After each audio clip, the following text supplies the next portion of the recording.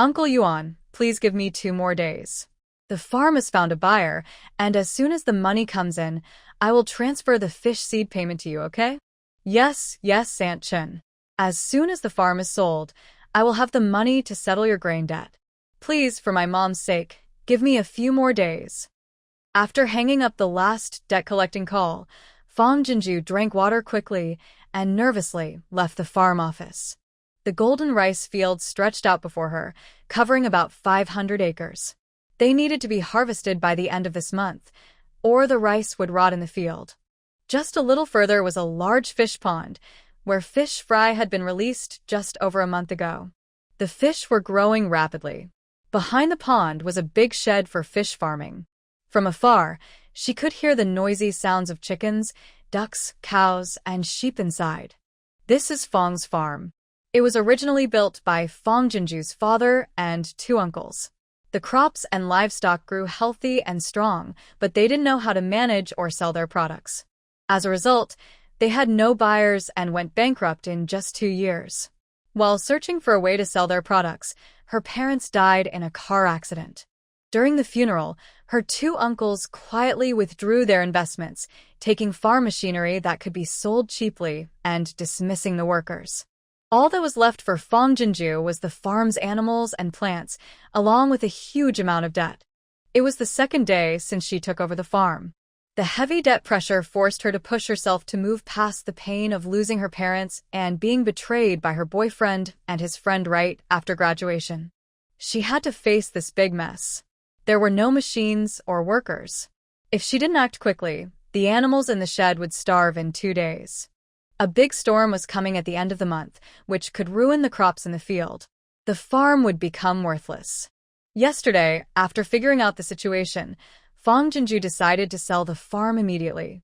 She had already contacted top companies in the same industry and chosen the highest bidder. They had agreed on a time for the buyer to come and inspect the farm. This afternoon, the buyer would come with a lawyer appointed by the local government.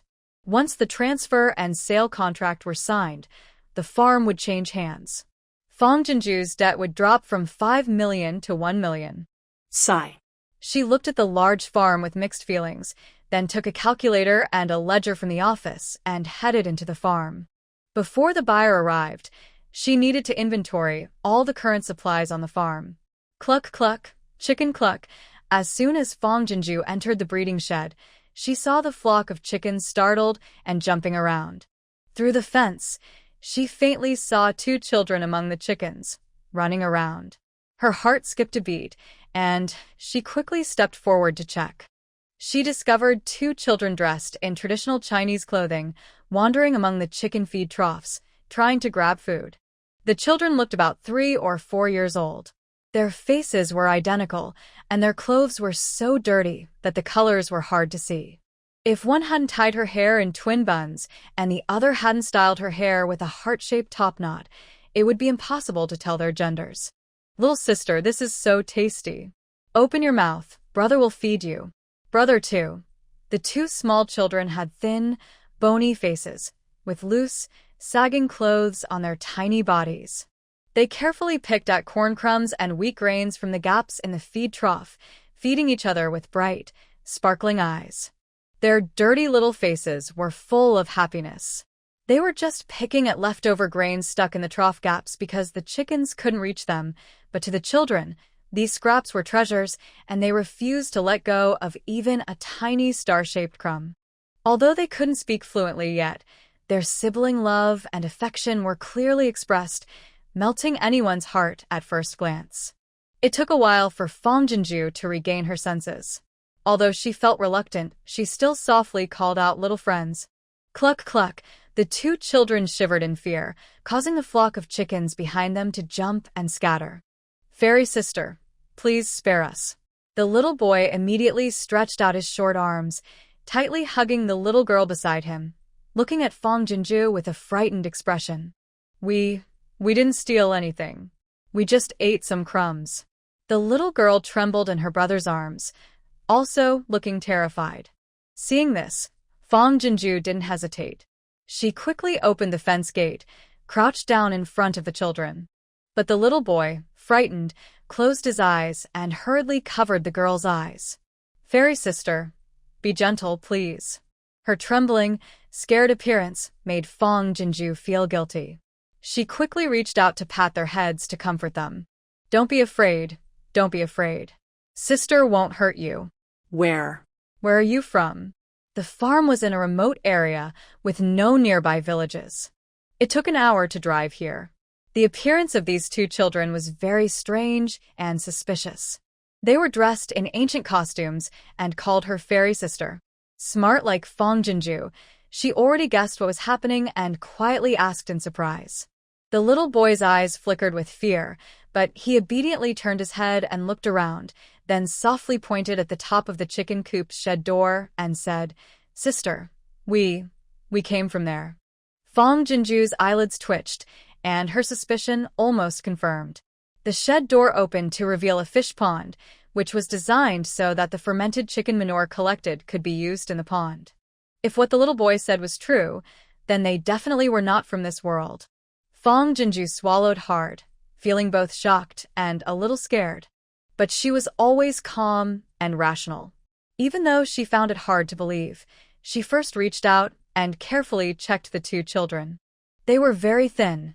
Her hand felt all bones, but their small bodies were warm and lively, clearly children who were alive. "You're very hungry, right? But these are chicken feed, raw, and full of bacteria. Eating them will give you a stomach ache. Come on, I'll take you to eat something else." Seeing the two children nervously glance at the leftover feed in the trough and swallow, Fong Jinju suppressed her rising shock and doubt, then kindly reached out her hand to them.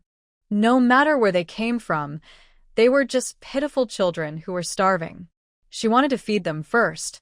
The two little kids looked anxious, timidly following Fong Jinju to the farm dormitory. After nervously sitting on a small stool, they obediently placed their small hands on their legs, clutching their pants tightly, afraid to move. Their big eyes flickered with cautious curiosity as they looked around. On the way out of the chicken coop, she picked up a few eggs and also pulled 2 bunches of greens from the vegetable garden in front of the dormitory. Fong Jinju skillfully made 2 bowls of egg noodles. "Can you use chopsticks? Would you like me to feed you?" she asked softly, uncertain about her own experience with children. She only instinctively thought that such small children should be fed by hand, as she had seen in her memories. The 2 children were stunned by the large, fragrant bowls of food, staring blankly, then nodded and shook their heads at the same time. They looked like adorable little kittens, confused and innocent. "Fairy sister, chouchou, Luigi, si fan fan." Yes, Rue can also eat by herself now. After regaining her senses, the 2 little ones looked at Fong Jinju with disbelief and warmth. Wow, such a fragrant and white-looking meal. They had never seen such a beautiful dish before. This is the kind of food only fairy sisters can eat. Can they really eat it? Rue, swallowing eagerly, asked carefully, "Sister, are these for us?" He tentatively poked his small chest with his little hand as he spoke. "Of course, they are all yours. If it's not enough, sister will cook more for you." Fong Jinju's eyes softened, and her pupils slightly dilated. Such a sensible and adorable little kid. They spoke 2 words at a time, bouncing out excitedly, especially the girl named Shushu, who spoke so softly it was adorable, completely charming. Hearing this, the 2 little ones' faces lit up with 3 small circles of joy, and their little hands couldn't help but clap happily. Seeing this, Fong Jinju couldn't help but smile brightly. All the worries and pain from the recent days seemed to fade away a lot. After the surprise, Rue's small face showed a hint of hesitation. He looked at the bowl of noodles, swallowing his saliva, and waved his little hand at Su Jinju. "Sister, this food, is it too expensive?" We don't have money." "Sister, do you have any leftover rice?" Shu also nodded seriously at Fong Jinju. "Sister, Shu just wants to eat leftover rice, that's fine." Seeing the 2 innocent and sensible big eyes, Fong Jinju felt a little emotional. She reached out and pushed the bowl of noodles toward the 2 little ones. "This is the leftover food I ate. Hurry and eat." Huh? The 2 little ones looked at each other with wide eyes, their mouths opening in disbelief again. Wow. Even the leftover food from the fairy sisters' house looks so delicious. No wonder Uncle Deepening said they would live in the sky someday. Living in the sky is so wonderful. There's food everywhere, and they'll never be hungry. Hearing that it was leftover food, the two little ones relaxed and quickly helped each other pick up chopsticks to start eating. Though very hungry, they ate very carefully and neatly, showing good manners. Meanwhile, Fong Jinju quickly went to the kitchen and storage room to look around. All the farm workers had left, so there wasn't much left. The fridge only had some simple food she bought: 2 bottles of calcium milk, 2 bags of croissants, and a pack of instant noodles. There was also half a bag of rice and a bag of flour in the storage cabinet. She set aside enough food for herself for 2 days and packed up the rest all at once. These items she planned to let the two little ones take home. Although she couldn't help much with long-term work, since she had the chance, it was good to let the children enjoy a full meal for a while. After tidying up and going out, she saw the 2 kids sitting patiently, still with more than half of their noodles left in their bowls. Fong Jinju approached with a puzzled look. "Are you full?" The children quickly nodded, but Shushu couldn't help glancing at her bowl of noodles. Her small mouth pouted slightly, showing she wasn't completely satisfied and still wanted more. Fong Jinju had an idea and pretended to reach for the bowl. "Are you really full? Then sister will take it away. There's still so much left, but we shouldn't waste it. We can feed the chickens with it." Ruerue's small hand hurriedly grabbed Fong Jinju's hand as she tried to take the bowl. Then, realizing her hands were dirty, she quickly pulled back, blushing. "Sister, can Ruerue take this food home?" Shushu also looked nervous and hopeful, worried that Fong Jinju might actually feed the leftovers to the chickens. Fong Jinju didn't want to tease them further. She sat face to face with them and softly asked, "Ruerue, do you want to take the food home to your family?" Hearing this, Ruerue's eyes lit up. He nodded repeatedly. "Yes, yes. Uncle is hungry, and Grandma is hungry too. Sister, can Ruerue take it home?" Fong Jinju couldn't help but gently pat his head. Of course you can. "If your family treats you well, I hope they won't go hungry either. But I worry that the food here is different from what you have at home. If you take it back, will it cause you trouble?" "No, no trouble at all." Ruerue stood excitedly, waving his small hands. "Uncle is very good, and Grandma is very good too." Fong Jinju felt relieved. As long as it wouldn't cause trouble for the children, she was happy to help their family. She got up, went inside, and brought out the packed items. She smiled and said, "These are foods I don't need anymore. If you eat all the noodles nicely, I can give you these to take home." Seeing the 2 big bags of rare foods they had never seen before in Fong Jinju's hands, the children's eyes widened again. They quickly sat obediently and finished all the noodles without leaving a drop of soup. "Fairy sister, can we come find you again?" After finishing their meal, Fong Jinju took the children to the door of the shed. Ruerue held Shushu's hand, looking at her with reluctance. Fong Jinju's eye sockets suddenly felt a bit sore. "Don't come back this time. Sister is moving. We don't know if new neighbors will be gods or monsters. If you accidentally come here again, you might be in danger." Hearing that she might never see her sister again, Ruiru and Shushu's eyes immediately filled with tears, but they nodded wisely. "We will be good and listen to sister." Fong Jinju stuffed a plastic bag into each of the 2 children's hands, then also forced the 2 white feathered chickens with tied legs into their small hands. She opened the shed door for them. She helped the children push their things outside the shed. Seeing that they might fall into the fish pond with one more step, Fong Jinju's heart was in her throat. But just as she withdrew her hand, the 2 children and their belongings disappeared at the same time. Fong Jinju was stunned for a while before tentatively walking out of the shed. She stretched one leg over the pond and waited for a long time, but nothing unusual happened. She then chuckled and shook her head, turning to leave. Tangwu, Beiliang County, Jinbei General's residence. Although called a mansion, it was old and dilapidated, lacking any luxury. At this moment, old Madame Chu was going crazy. She was searching the yard with her close maid for Ruiru and Shushu. Grandmother, Shushu is in the granary.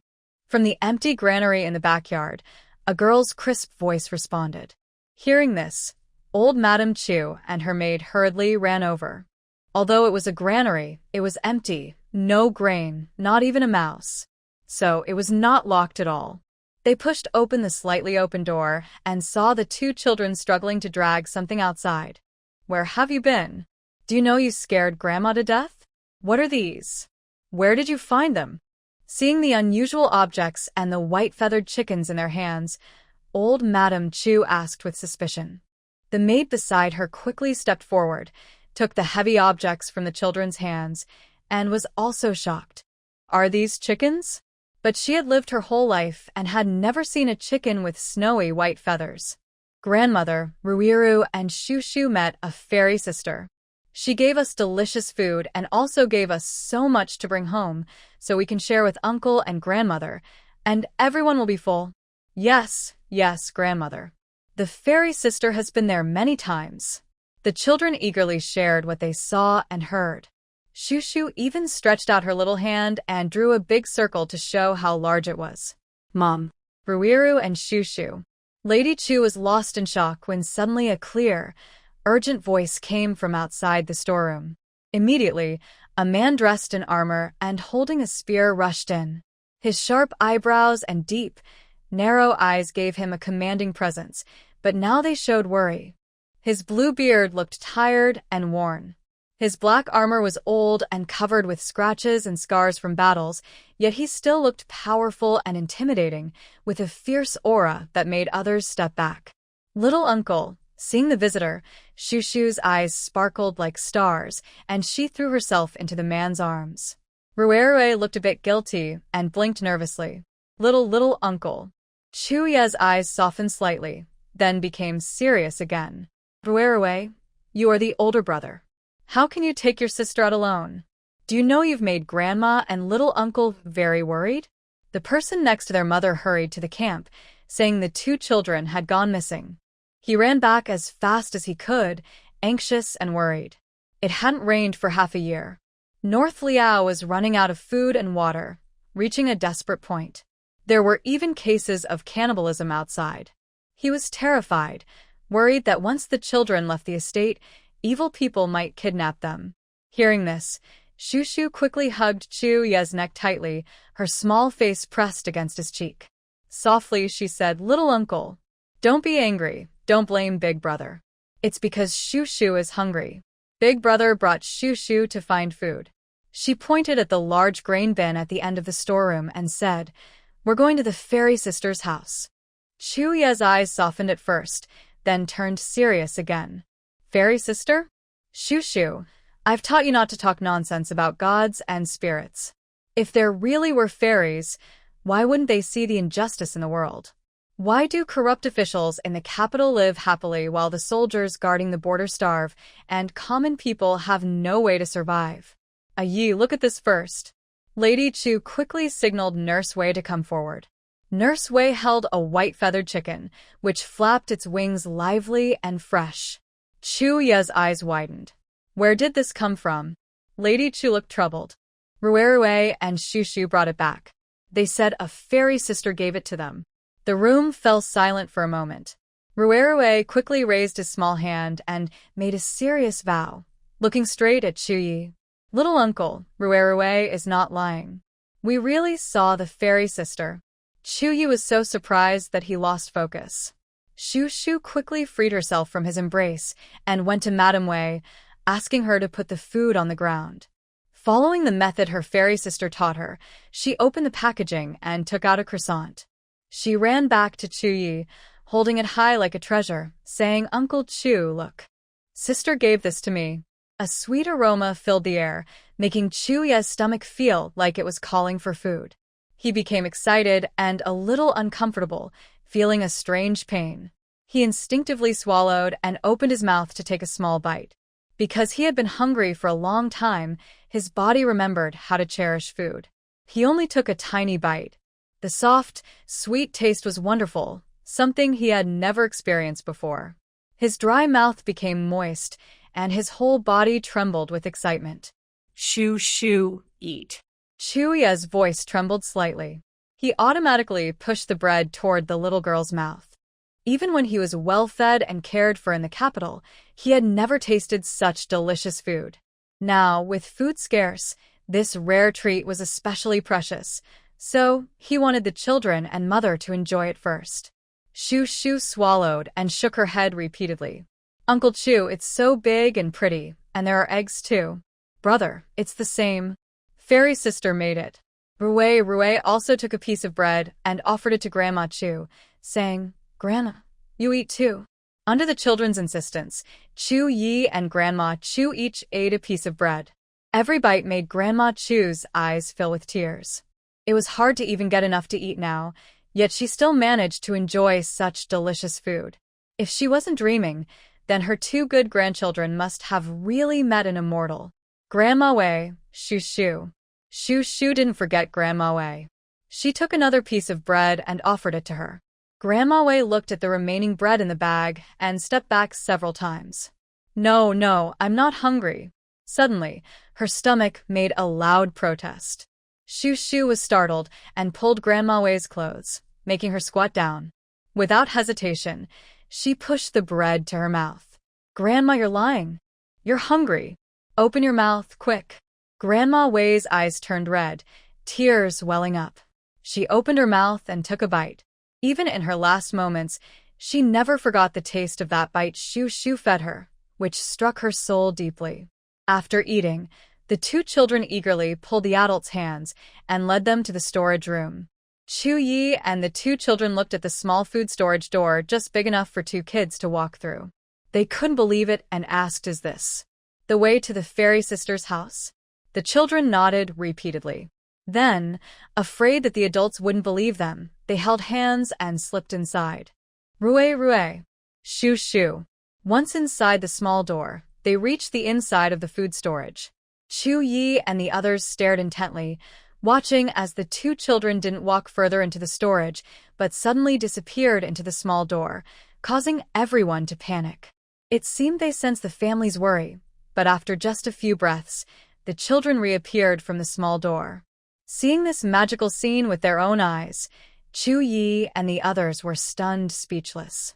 Little uncle, the fairy sister said she's moving away. She said other fairies and monsters will come, so she told us not to go there anymore. Yes, sister is afraid that brother and Shoo Shoo will be in danger. Rue and Shoo Shoo still remembered the fairy sister's instructions and carefully relayed them to their family. Thud, thud, thud. Chuyi felt as if his chest was thunderous, and his heart seemed ready to jump out. The fairy sister was moving away. Sister was worried that brother and Shoo Shoo might be in danger. Suddenly, Chuyi tore off his armor and threw away his spear. After removing all but his simple clothes, he crawled to the ground and tried to squeeze through the small door of the food storage.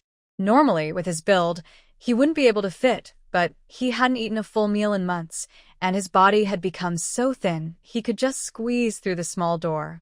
Old Madam Chu and Nurse Wei seemed to notice something and watched nervously, but they saw him crawl directly into the food storage through the small door.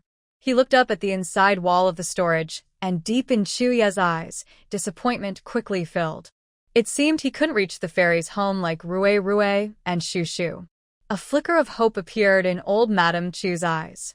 She also crawled into the small door to try. Sure enough, she failed too. Finally, even Nurse Wei, like a skilled craftsman, tried once more but still couldn't succeed. Mother, wait here for me a moment. Don't leave. Suddenly, Chuyi leapt out of the tall food storage, without even time to put on his coat, rushing outside.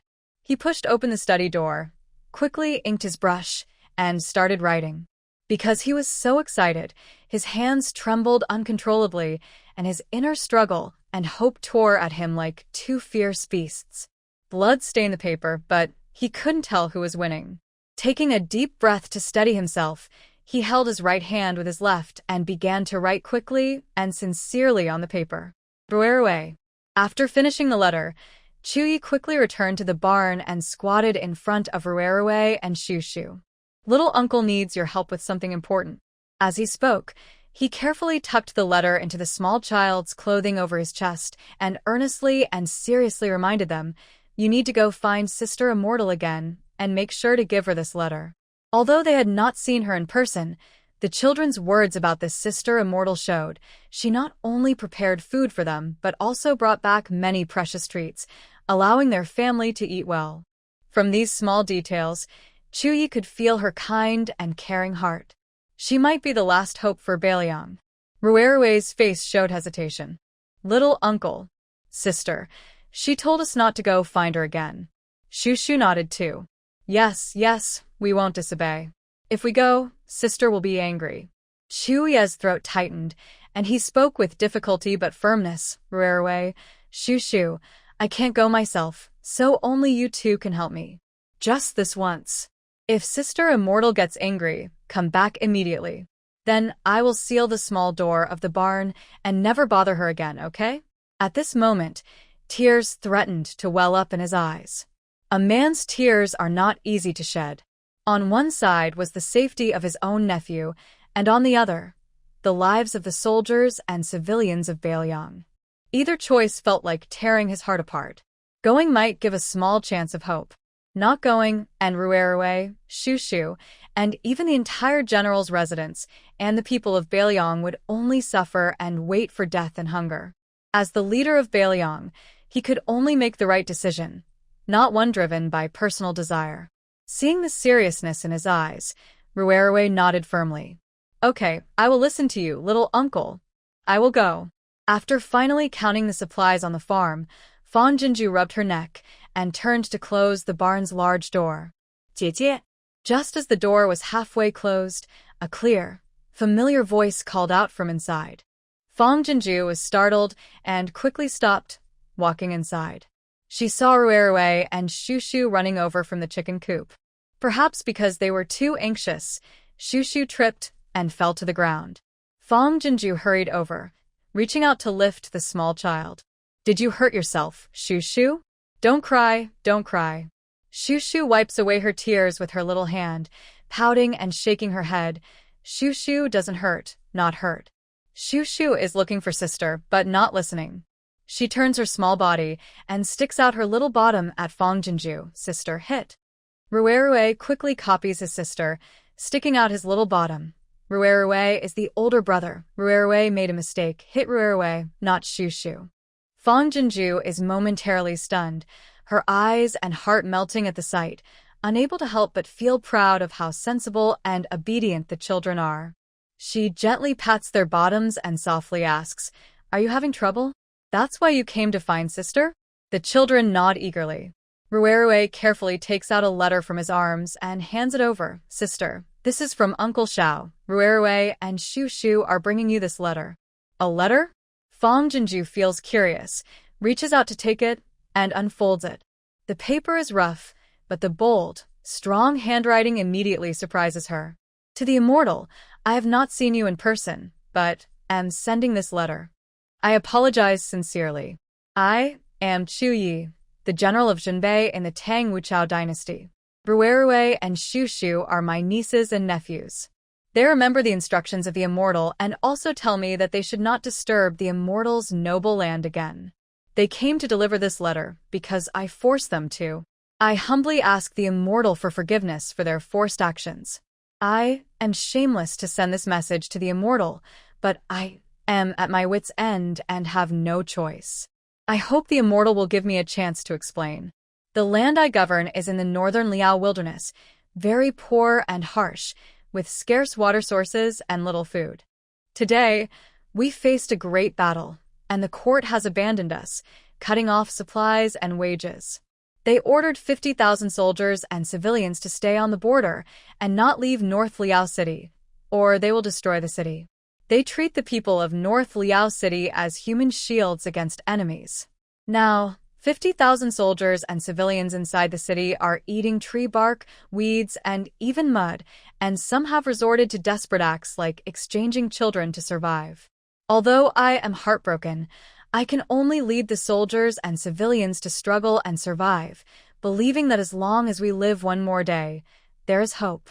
I have sold all valuable items from the government offices and the city to nearby counties to exchange for food, allowing the soldiers and civilians to survive temporarily. But even with 1 meal a day, the remaining food inside the city will only last 3 more days. If this continues, North Liao City will fall. By a fortunate chance, I met the immortal, and I am so excited I cannot speak. I dare to disturb the immortal and seek your help. I dare not ask for much.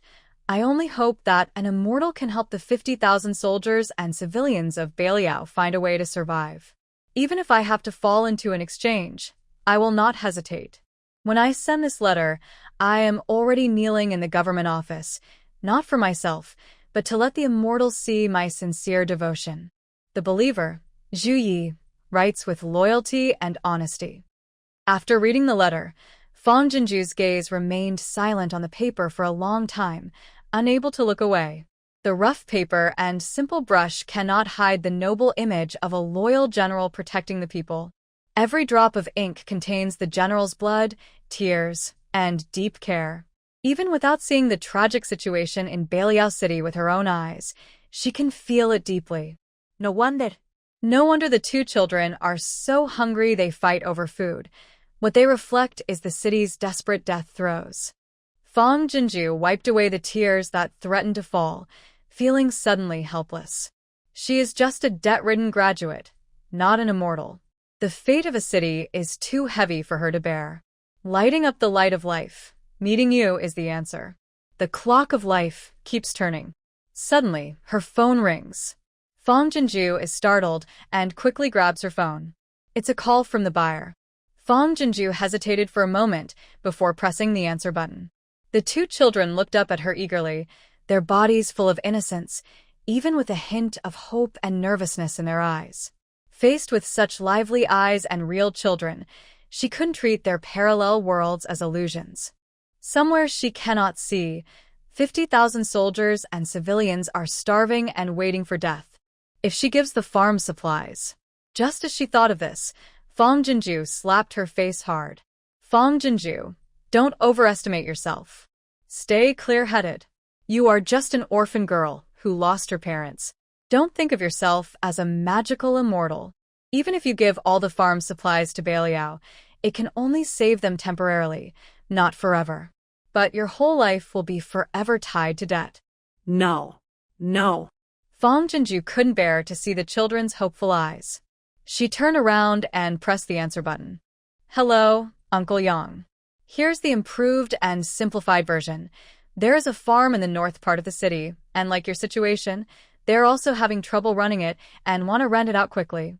They're asking for the same price as you, but their farm is much larger. Aunt Han wants me to go now and sign a contract with them. But since your dad and I are old classmates, I thought I should call you first.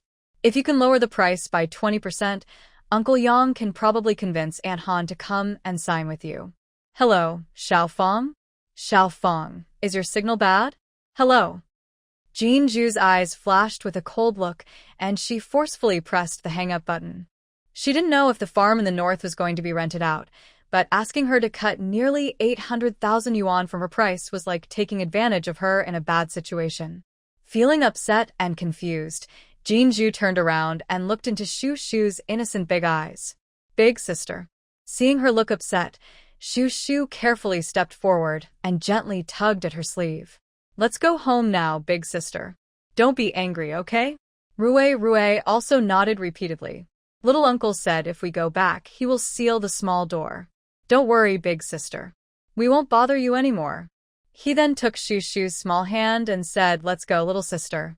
As they turned to leave, Jean Ju's hand holding her phone suddenly clenched tightly. Wait a moment.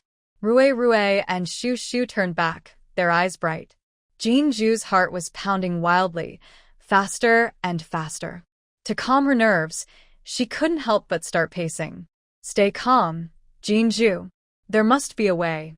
There must be a solution that works for everyone. I have sold all the valuable items in the government offices and the city to nearby towns to exchange for food, so the soldiers and civilians can survive. Valuable things for food. Her mind suddenly jolted, and many ideas started to come to her. Rue, Shu Shu, Wait here for me. Be good and wait. Big sister will be right back. She hurriedly told the two children, don't run around. Stay here and wait for me, okay? Confused but obedient, they nodded repeatedly, okay. We'll wait for big sister. After leaving the chicken coop, Jinju almost ran all the way back to her office. She grabbed a piece of paper from her notebook and started writing quickly. Rue, take this back to your little uncle. Big sister and Shu will wait here. Do you understand? Once again, she hurriedly ran to the chicken coop. Fong Jinju shoved a piece of paper into Ruerue's hand and solemnly instructed him, while also opening the door of the shed at the top. Ruerue nodded vigorously and hurriedly crossed the door to disappear. At the general's residence, Chu Yi and two others were kneeling respectfully in front of the grain storage, staring intently at the small door. When they saw Ruerue rush out from the small door in a hurry, their eyes suddenly tightened. Little uncle, the letter from sister. Before Chu Yi could speak, Ruerue quickly handed the paper in his hand to him. Chu Yi's eyes brightened immediately as he eagerly unfolded the letter. Old Madame Chu also couldn't help but lean in to look. The paper was very white, delicate, and fine. The handwriting was tiny, but it was very clear, not at all affecting reading. General Chu, I've read every word of the letter you asked Ruerue and Shu to deliver. I am deeply moved. I am not a fairy, just an ordinary person from a different time and space than the general. I am overwhelmed by your trust. Although I am weak and powerless, I cannot bear to see creatures suffer, starving and dying. I thought of a method that, if used properly, might help the general. The dynasty where the general is located is hundreds of years apart from mine. Items from your time might be worth a lot in our era. If you trust me, you can send me vases, paintings, or even pots and pans through Ruerue to bring here. I will sell these items and exchange them for enough food for Ruerue to bring back. I probably won't stay here long, so I ask the general to decide quickly. Fong Jinju left her signature. Chu Yi's brow furrowed and relaxed as he read the letter. After finishing, he stood up swiftly and said, Ruerue, go send a message to sister. Tell her I agree, and ask her to wait a moment. Mother, stay here with Ruerue to guard him in case the fairy asks him to bring back a message at any time. Mo, come with me quickly. Knowing that Chu Yi had agreed to exchange supplies, Fong Jinju heaved a sigh of relief. To show sincerity, she quickly caught and more than 10 chickens in the chicken coop, then told Ruerue and Shu to drag them back to the general's residence. Most of the valuables at the general's house had been sold. Chu Yi's study now only had 2 ordinary paintings and a flower pot in the corner. Though they didn't look very impressive, he decided to take the best items from the house. He emptied the soil from several carved ceramic flower pots in the corner and stacked them together. Mo also picked out a few slightly better bowls and plates from the kitchen. Worried that these items might not sell well, Chu Yi decided to let Fong Jinju from another world take a look first and think of a way. The 2 servants hurriedly rushed to the granary without delay, clutching the selected items. As soon as they entered, Madame Wei was startled by the flock of chickens inside, nearly dropping her flower pot and dishes in surprise. Chu Yi was also very shocked. He wondered whether he could sell his belongings first, but before they could be sent away, Miss Jinju had already brought over many livestock. It was clear she had taken everything from her own home. Although Jinju considered herself just an ordinary person, in his eyes, she was a kind and brave heroine who saved others. Rue and Shu ran back and forth several times, finally bringing all of Chu Yi's prepared items to the farm. Fong Jinju squatted down and roughly looked over everything. The paintings, flower pots, and dishes weren't very fancy, but they all had a strong old-fashioned charm. Unfortunately, Fong Jinju didn't understand antiques and didn't know if these unknown items from the Tang Wu dynasty were valuable. But she and the military family were both in desperate situations with no options. Even if her plan failed, at worst, she would follow the original plan. She carried huge debts, and North Liao City would be lost anyway. Fong Jinju had always believed that as long as she was alive, she wouldn't give up. Rue, Shu, do you want to eat full every day? Fan Jinju organized her thoughts and looked at the two children with a determined expression. Do you want everyone in the military family and North Liao to eat well? Although Rue and Shu looked confused, they understood the words eat full and nodded repeatedly yes. Good. I have an important task for you. Fang Jinju's eyes looked serious. Rue, Shu, only you two can come and go freely between my home and the military family. So, Shu will stay with me for now, and Rue, you need to go back to the military family. If I or your little uncle have any messages, you must deliver them for us, understand? When they heard about being separated, Rue and Shu looked at each other with big, sad eyes full of reluctance and fear. But then Rue patted Shu's head and said, Sister is not afraid. Little uncle is a great general. We need to become as strong as him, right? Yeah.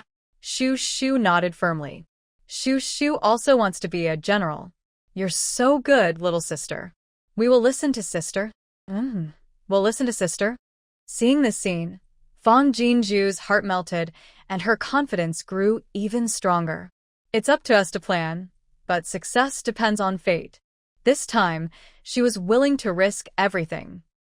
After returning to the dormitory, Fang Jinju did not rush immediately. Instead, she turned on the shower to wash and rinse Shu's hair. Shu's clothes were thick and dirty. Although it was already early autumn, some remaining heat from summer lingered. She was worried Shu might get heatstroke from being too covered. During the bath, Shu's big eyes stayed wide open, and her little mouth kept making surprise sounds. Sister has magic. She can make it rain. Wow, the bubble sister made look and smell so nice. Shu is so clean and fragrant now. Since there were no children's clothes, Fang Jinju put her own short-sleeved shirt on Shu. It just reached Shu's ankles, giving her a casual, dress-like look. After washing and dressing her neatly, Shu looked completely different. Although she was still very thin, with a slightly unhealthy yellowish tone on her face, her delicate features looked like a doll, making her small flaws easy to ignore. Especially her eyes, clear and bright like water, full of innocence and cleverness. Just one look made people feel fond of her. In ancient times, girls didn't cut their hair. Shu was only 3 years old, but her hair was almost down to her waist, soft and slightly yellow, flowing behind her, adding a gentle, calm charm to her already obedient appearance. Fang Jinju, who usually isn't picky about looks, couldn't help but be amazed. She couldn't resist giving Shu a few gentle pats on the head while drying her hair. After tidying Shu up, Fang Jinju quickly got ready to leave. She took Shu to her office, turned on a cartoon on her phone for Shu to watch, and sat down at her computer to start searching for antique sales channels. In this era, everyone is online, and Fang Jinju's keywords were very precise. She quickly found the information she needed. There are 3 ways to sell the items sent from the general's residence: antique shops, auction houses, or posting pictures on antique trading platforms and waiting for buyers. The last 2 options take too long, and she couldn't wait, so she chose an antique shop where she could exchange goods for money directly. After some effort, she found out there was a Red Star secondhand market in Dongcheng, which mentioned having an antique shop.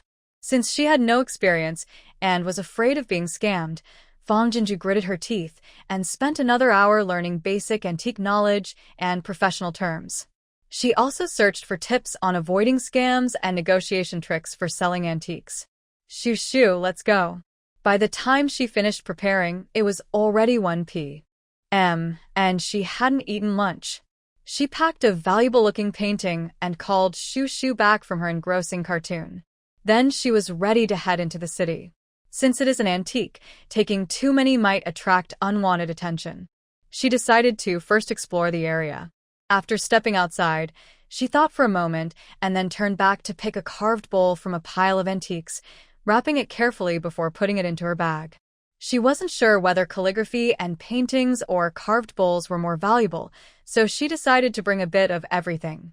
Sitting in the only vehicle her parents left her, a worn-out Wuling small truck that was almost ready to be scrapped, Fang Jinzhu felt very content. At least she had a free four-wheeled vehicle. Otherwise, she would still have to walk several kilometers to catch the bus and then transfer to another bus to get into the city. If she kept going back and forth like that, her plans would fall apart. As she drove into the city, Shushu couldn't help but gasp in amazement. Such a fast iron horse. Wow, so many iron horses. Wow, wow. Wow, such tall buildings. Wow, wow, wow, wow, wow, wow, wow. Fang Jinzhu drove for an hour, and Shushu marveled for the same amount of time. When they approached the second-hand market, she repeatedly warned Shushu, no matter what strange things they saw, she must hold back and not speak casually. With such a lively little antique with her, she was afraid Shushu might cause trouble if she spoke out loud. It wasn't that she thought Shushu would cause trouble, but she didn't want to waste even a moment on trivial matters or surprises. Although her family wasn't very wealthy before, Fang Jinzhu had never worried about food or clothing. Before today, she didn't even know there was a second-hand market in Anqing, let alone antique shops inside. After parking the small wooling truck in the outdoor lot of the market, Fang Jinzhu took Shushu inside. There were classical furniture, modern collectibles, stone carvings, antique-style restaurants, handmade jewelry and crafts, and shops full of old-fashioned charm. The dazzling variety of sights made Fang Jinzhu feel like she had traveled to a different world. The streets were still fairly wide, and the crowd wasn't too busy. About 200 meters into the market, she saw the first antique shop. It was called Treasure Gathering Antique Shop. The shop front looked very traditional, with a Chinese-style antique door wide open, revealing all kinds of antiques inside. Fang Jinzhu took a deep, calm breath, relaxing her tense nerves before stepping into the shop.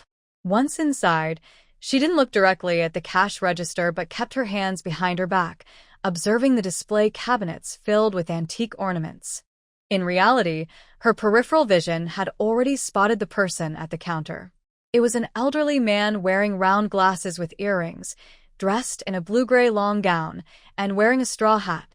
If it weren't for the busy traffic outside, Fang Jinzhu almost thought she had traveled back to the Qing dynasty. "Miss, are you here to sell something?" Fang Jinzhu tilted her head, examining a Qing dynasty straw hat bowl. She thought she would browse more to boost her confidence, but unexpectedly, the old man behind the counter spoke directly. Fang Jinzhu looked over and saw the old man pointing at the tightly held item in her arms. He smiled and stepped forward. "Miss, are you planning to sell this calligraphy and painting, or do you want it praised?" Liang Weigua, who had dealt with antiques his whole life, could tell at a glance that most customers in this shop had other intentions. This girl was definitely not here to buy her calligraphy and paintings in her arms. Liang Weigua's gaze was drawn to the scroll that was partly exposed. He couldn't help but lean in a little, instinctively wanting to see clearly. Seeing this, Fang Jinzhu's heart moved slightly. She looked up and politely smiled at the old man. "Old uncle, I'm just here on my family's orders to check the market today. But if the price is fair, I might consider selling." As she spoke, she took out the calligraphy and painting and generously handed it over. "Please help me take a look." Liang Weigua took the calligraphy and painting, but his attention was also caught by the girl beside her. When he saw her gaze turn toward him, Shushu smiled sweetly and opened her little mouth in a charming grin. Although she didn't speak, Liang Weigua clearly saw the words "grandpa," "hello" in her eyes. Instantly, he felt a tender affection and couldn't help but reach out to gently pat her soft little head. "Good girl, you're very polite." After saying this, his gaze shifted back to Fang Jinzhu, but now with a hint of displeasure. "Are you her mother?" Fang Jinzhu was momentarily stunned, then quickly responded, "No, I'm her older sister." Hearing this, Liang Weigua shook his head and stepped into the shop, waving his phone at Fang Jinzhu. Fang Jinzhu looked at him with a puzzled expression and walked over. Liang Weigua brought his phone close to her eyes and casually opened an album. A chubby, round boy appeared on the screen. "Look, my grandson is less than 2 years old, but he's almost as big as this girl," Liang Weigua said while gesturing at Shushu beside Fang Jinzhu. "You're much older than her. Your parents had you later in life, and judging by your clothes, your family must be well off. Why are you raising your child to look like this? Look at her. She's so skinny. Her face probably can't even pinch any flesh. It's pitiful. Fong Jinju finally realized what was happening. It turned out that the old man was feeling sorry for Shu Shu and thought her family must have been harsh on her. Uncle said. For some reason, seeing Liang Weigua like this made Fong Jinju feel more at ease. She smiled and explained my parents were busy with work and I was busy with school, so I neglected to take care of my little sister. But now I have graduated and am at home managing the farm for my parents. In the future, I will have more time to care for my sister. People who truly care about children are usually kind-hearted and won't hurt them. Hearing this, Liang Weigua's expression softened. After thinking for a moment, he took a piece of peach pastry from under the counter and, with a kind smile, handed it to Shu Shu. Here, little one, Grandpa has some tasty treats for you. Grow up strong and healthy. Shu Shu's eyes lit up. She looked up at Fong Jinju. Fong Jinju gently ruffled her little head and said with a smile, Grandpa is worried about you. Keep talking to him and say thank you. Shu Shu then raised her small hands to receive the pastry, tilting her big eyes and saying clearly, Thank you, Grandpa. Liang Weigua's heart felt warm and sweet. He immediately smiled kindly. You're welcome, you're welcome. After you finish, Grandpa will give you more. I have plenty here. Shu Shu sniffed the peach pastry, then stood on her tiptoes, holding it out to Fong Jinju. Good, sister, good. Her eyes sparkled with eager anticipation, making it hard for anyone to resist her charm. Fong Jinju was touched. She quickly squatted down, took her small hand, and took a tiny bite of the pastry. Shu Shu, you fed me so well. She then pushed the pastry toward the little girl. Your turn to eat now. Eat quickly. If you like it, I'll buy you more later. Shu Shu beamed with happiness, her eyes crinkling as she shook her head. No need. I've had enough. Shu Shu's full. Seeing this scene, Liang Weigua's eyes filled with love and envy. Oh, girls are so adorable. So young, yet so sensible and well-behaved. Unlike his eldest grandson, who not only snatched food from him, but also mischievously wanted to overturn the house. He thought he should go back and talk with his son and daughter-in-law about having another child, a little granddaughter like this.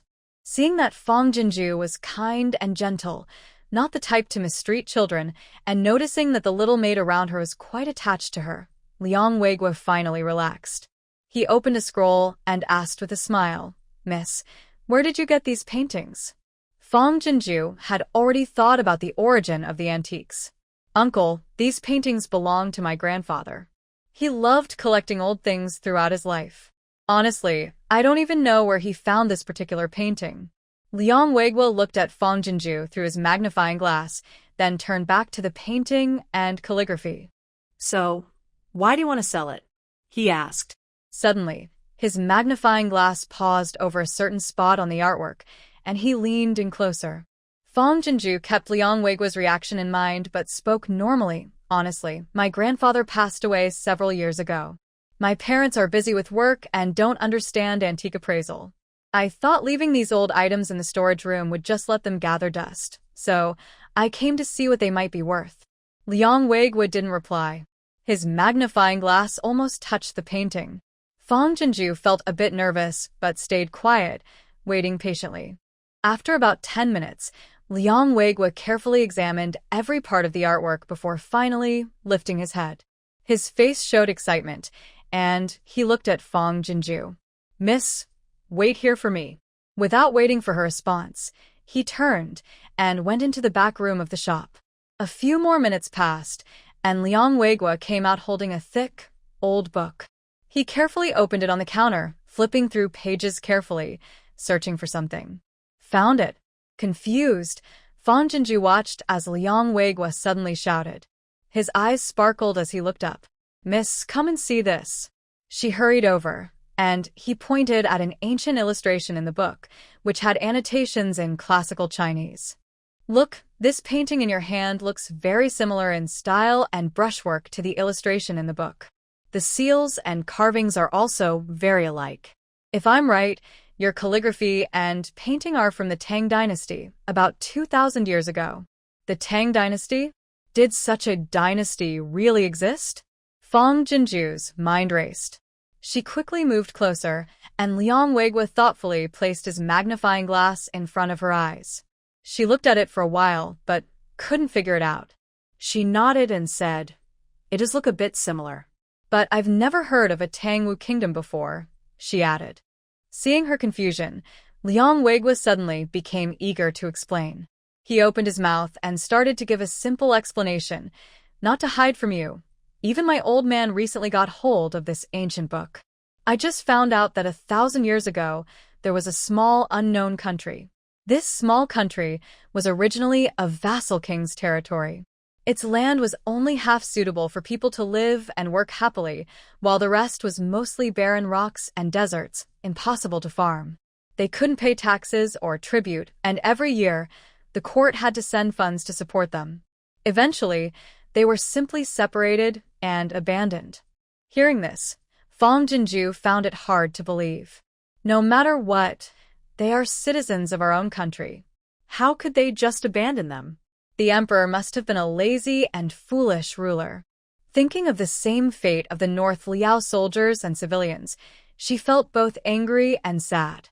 Is this what they call a crooked roof on top and a crooked beam underneath? Ha ha ha. Liang Weigua couldn't help but laugh. Who can say what was right or wrong thousands of years ago? You little girl are quite honest. But sometimes, losing something can be a blessing in disguise. Although this small country of Tangwu was abandoned by its main country, later, when enemies overran the main country, they looked down on this barren corner and left it alone. As a result, they managed to survive peacefully. However, in the end, this small country still fell. Not because of enemy invasion, but because the border general rebelled, leading to internal conflict and downfall. Rebelled? Fang Jinju was stunned. In the end, General Chu rebelled? Yes, everyone was pushed to the brink. If they didn't rebel, how could they watch their soldiers and civilians starve to death? She just hoped she could help North Liao get through this difficult time and avoid a big war with many casualties. Little girl. Seeing her lost in thought, Liang Weigua raised his voice slightly. You are truly lucky. The calligraphy and painting your grandfather left behind are rare treasures. They are worth this much. As he spoke, he held up. Fang Jinju was shocked. 200,000 almost slipped out of her mouth. She quickly held back, adding a zero uncertainly and asking, 200,000? If it was worth that much, then she would have enough money to hire harvesters to gather the crops. 500 acres of grain could temporarily solve North Liao's crisis. And with such calligraphy and paintings, plus some good bowls and plates from the farm, North Liao might still find similar ancient artifacts. Thud, thud, thud. Her heart pounded, as if it wanted to jump out of her chest. Fang Jinju used all her self-control to keep her face from showing any unusual expression. It's not 20,000. Liang Weigua's eyes and expression showed excitement. It's 200,000. Suddenly, Fang Jinju's mind exploded like a thunderclap, and she froze completely. 200,000? Well, it's lucky for you, girl. I just happened to find this ancient book, and a regular customer interested in this dynasty's artifacts asked me to keep an eye out. Seeing Fang Jinju silent, Liang Weigua continued, otherwise, your calligraphy and paintings might be gathering dust. Girl? Liang Weigua called out several times before Fang Jinju snapped back to her senses. She steadied her mind and smiled. Old uncle, you're joking. I know this calligraphy and painting are worth some money, but I didn't expect it to be this much. I was a bit shocked. She thought she could sell it for 3,000 or 5,000, enough to pay the machinery to harvest grain and relieve the urgent situation in North Liao. So she was worried the antique shop owner might cheat her or lowball the price, which made her cautious. But now, things are different.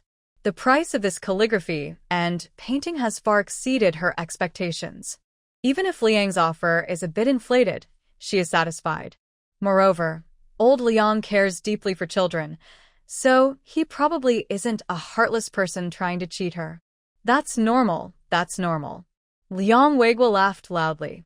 Not just you, old Liang, have dealt with antiques all my life. Even rare treasures excite me. And you're just a young girl? Girl, I'm not bluffing you. If you took this calligraphy and painting to another shop, they might not even recognize the dynasty, let alone offer such a high price. I have regular clients, so I have the confidence to offer you this amount. But you also know, people's hearts are hard to read, especially rich folks. Their spending on collectibles depends on their mood at the time. Over time, they might lose interest and focus on other collections. When that happens, if you come back to me, the price might not be the same. Why not contact your family now and sell the calligraphy and painting to me? We can both benefit. What do you think? Fong Jinju shook her head. No need. Old Liang sighed inwardly. His big bonus from raising grandchildren was about to fly away. No need to inform your parents. I can make the decision myself. Fong Jinju smiled brightly, showing her most radiant smile in a while. This calligraphy and painting can be handed over to Uncle right now. But I want a cash-in commodity deal. I wonder if old Uncle finds that convenient? The heart that had just fallen suddenly soared into the sky again. Liang Weiguo couldn't help but laugh out loud, showing his old, toothless grin. Convenient, very convenient. I'm not bragging, old Liang. The loyal customers I have trust me. No matter if it's just a few million or even tens of millions, as long as I verify the items myself, they will transfer the money to me with a single call. While speaking, Liang Weiguo had already dialed the phone of some wealthy collector and then walked into the inner room. He went inside, and Fong Jinju turned around, back facing the door of the inner room, smiling foolishly. 2 million. Now, not only North Liaogua, but also the farm is saved. Big sister is smiling. Shu Shu, who had been eating some crumbs, walked over to Fong Jinju, tilting her little head and smiling sweetly. Big sister is smiling, so pretty. Seeing the innocent, soft, and adorable eyes of the little girl, Fong Jinju couldn't help but reach out and hug her, kissing her little face. Shu Shu, we're saved. Shu Shu's dark eyes widened instantly, and her face turned a happy pink. She opened her short arms and gently hugged Fong Jinju's neck. Hee hee, big sister is happy. Shu Shu is happy too. Grandpa is even happier. Liang Weiguo came out of the inner room, smiling kindly. Then he waved the antique business contract in his hand towards Fong Jinju. Once you sign this contract, I can transfer the money to you immediately. After leaving the antique shop, Fong Jinju tightly hugged Shu Shu, pretending to be calm as she walked out of the market to the parking lot. She got into the car, closed the door, and fastened her seatbelt. Then she took out her phone again. Postal Savings Bank, September 13th, 2023, 1458, Ling Chi's account ending in 5268 transferred 2,000,000 yuan to your account ending in 354. Balance, 2,563.25 yuan. It was real. Fong Jinju couldn't help but laugh suddenly, tears streaming down her face. Then she slumped over the steering wheel, sobbing. Her thin shoulders trembled, overwhelmed by a mix of joy and sorrow. All the suppressed emotions of these days burst out completely at this moment. Seeing her cry with a voice hoarse, Shu Shu in the back seat looked a bit panicked and helpless. Big sister. The little girl quickly stood up, leaning forward from the space between the driver's seat and the front passenger seat. She reached out her small hand to touch Fong Jinju's shoulder and gently patted her to comfort her. Big sister, don't cry. Shu Shu is here. With her soft voice and warm little palm, she gently covered Fong Jinju's turbulent emotions. As she lightly patted, Fong Jinju gradually calmed down. Fong Jinju looked up, carefully wiped her tears in the rearview mirror, then turned around and hugged Shu Shu tightly across the gap. Shu Shu, from now on, you won't have to go hungry. Big sister will do her best to make sure everyone in Beiliang has enough to eat. Shu Shu's short arms try to hug Fong Jinju back, her big eyes shining with bright tears. Really? Yes, really. Big sister, you're so amazing. Even more than Uncle Xiao. Fong Jinju smiled brightly and started the Willing small truck. Let's go, Shu Shu, we're going to do something big. After casually buying a steamed bun from a roadside stall to fill her stomach, Fong Jinju drove with Shushu all the way to the agricultural machinery rental company. Although they had received 2 million yuan in funds, they still needed to save and spend wisely. The rental company had harvesters and drivers, which was convenient, professional, and cost-effective. Harvesting 1 acre costs 80 yuan. Since Fong Jinju planned to harvest 500 acres, the owner of the rental company couldn't help but smile widely. The owner, with a long-term view, wanted to impress the big customer and didn't bother to bargain, offering a good price of 70 yuan per acre. To avoid wasting time traveling back and forth, Fong Jinju also asked the owner to help arrange heavy trucks and loaders. After harvesting, threshing, and packing the grain, they still needed to take it into the city to shell and turn it into rice before bringing it back to the farm. A truck with a 5-ton capacity costs 800 yuan per trip, and labor for loading and unloading costs 150 yuan per person. Fong Jinju didn't mind how much profit the owner made from middlemen. She paid a deposit, gave the farm address, and only gave one instruction: speed is the most important. After leaving the rental company, Fong Jinju drove to the largest grain and oil wholesale factory in Anqing. The 5,000 soldiers and civilians of Beiliang were hungry. The 500 acres of grain on the farm were just a drop in the bucket for them. She needed to check the market first to prepare for future purchases. If the price was right, she would buy more as backup. The prices of rice and flour varied. The current season's new rice wholesale price was at least 95 yuan per bag, 50 pounds each. White flour is cheaper, but it still costs 85 coins per bag. For normal daily life, it's not too expensive. However, considering that the soldiers and civilians in North Liao are currently struggling to find enough food, this supply cannot be stopped in just a few days. It needs to be a long-term effort until they can find a sustainable way to make a living. Therefore, every penny must be spent carefully. Fong Jinju asked boss, "Do you have broken rice or last year's old rice and flour? I need them for various uses, so I have to consider the cost." Old rice and flour, aside from looking less nice and having a slightly worse taste, are similar in nutritional value. Once eaten, they are just as good. Besides, the soldiers and civilians in North Liao are already eating bark and yellow mud, so old rice and flour are quite rare for them. Seeing that Fong Jinju spoke as if she were a big customer, the wholesale factory owner took her directly to the warehouse. "Miss, if you want all these 30,000 jean, I can sell them to you at only 80 cents per jean, even if I lose money. Can I open and check?" Fong Jinju didn't reply, but asked directly. The grain sent to North Liao doesn't need to look perfect or have the best taste, but quality and safety must be guaranteed. Without hesitation, the owner opened a bag of rice and flour as Fong Jinju pointed. She pinched a little and chewed carefully to taste. 60 cents. How much do you want? Pay cash and deliver it to the Li Pingfang farm. How about that? After confirming there was no problem, Fong Jinju stood up and looked sharply at the owner. The owner was so excited he trembled slightly, then suddenly understood. So it's for feeding the animals at the farm. That makes sense. But animal feed usually contains hormones or rough feed like bran. Why would this girl use broken rice and old flour for feeding? That's a bit too luxurious, isn't it? But that wasn't his concern. He cared about his business. "Miss, if you're not in a hurry, I know several grain and oil wholesale factories in nearby towns. They probably have around 200,000 jean of this quality grain combined. If you can take it all at once, I'll give you a special price of 60 cents. Deal. Fong Jinju agreed quickly and decisively. "I don't care where the grain comes from, but it must be the same quality as what you showed me. If it's not, I'll hold you responsible. Is that okay?"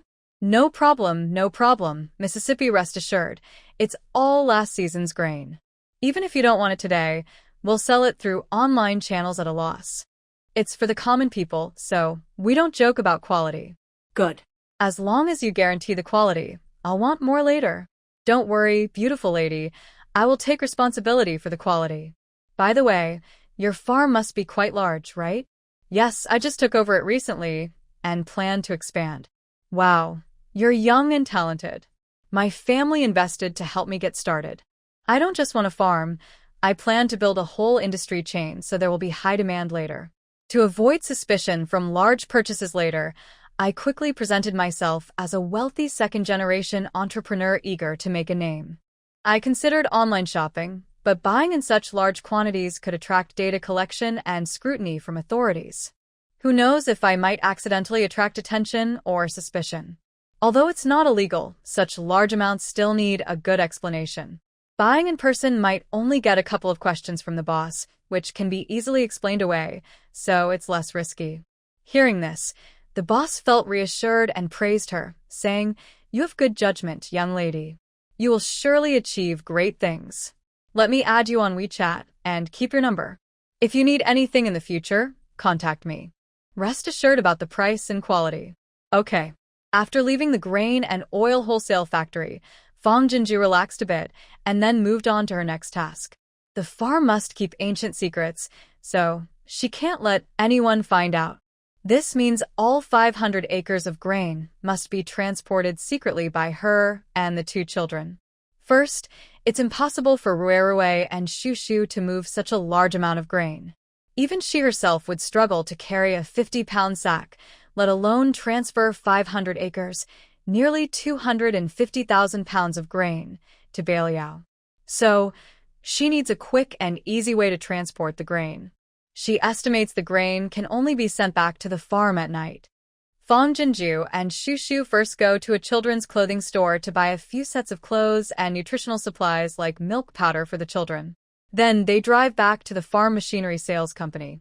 They find that there are mechanical arms that save time and effort for moving heavy loads.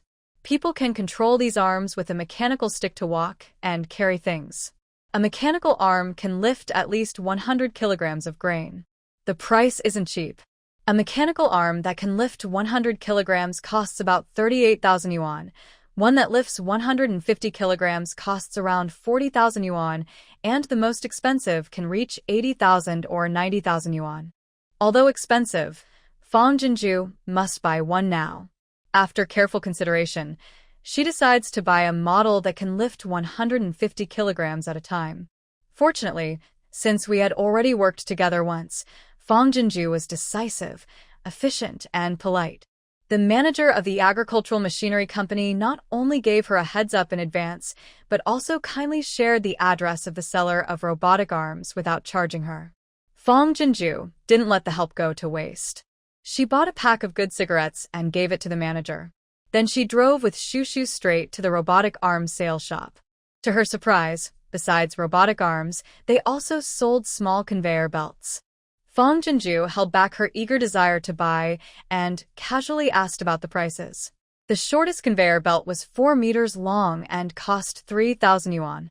Like the robotic arms, the bigger the size, the more expensive. Fang Jinju wasn't usually good at bargaining. But thinking that saving even 100 yuan could buy a bag of good rice and help dozens of people in Beiliang, she bravely asked for a discount. After some soft bargaining, she finally convinced the boss to give her a 4-meter conveyor belt at the original price, plus a free one. However, Fang Jinju didn't know how long the space-time tunnel was. Worried that 4 meters might not be enough, she paid an extra 1,500 yuan to buy a 6-meter belt and asked the boss to guarantee she could exchange it for a larger size if needed. Only then did she feel at ease to place the order. Seeing the boss's small truck carrying the robotic arm and conveyor belt heading to the farm, Fang Jinju's face, flushed from bargaining, lit up with a bright smile. Her eyes sparkled with a proud sense of achievement. Operating the robotic arm wasn't very complicated. After learning for over half an hour, Fang Jinju could operate it skillfully.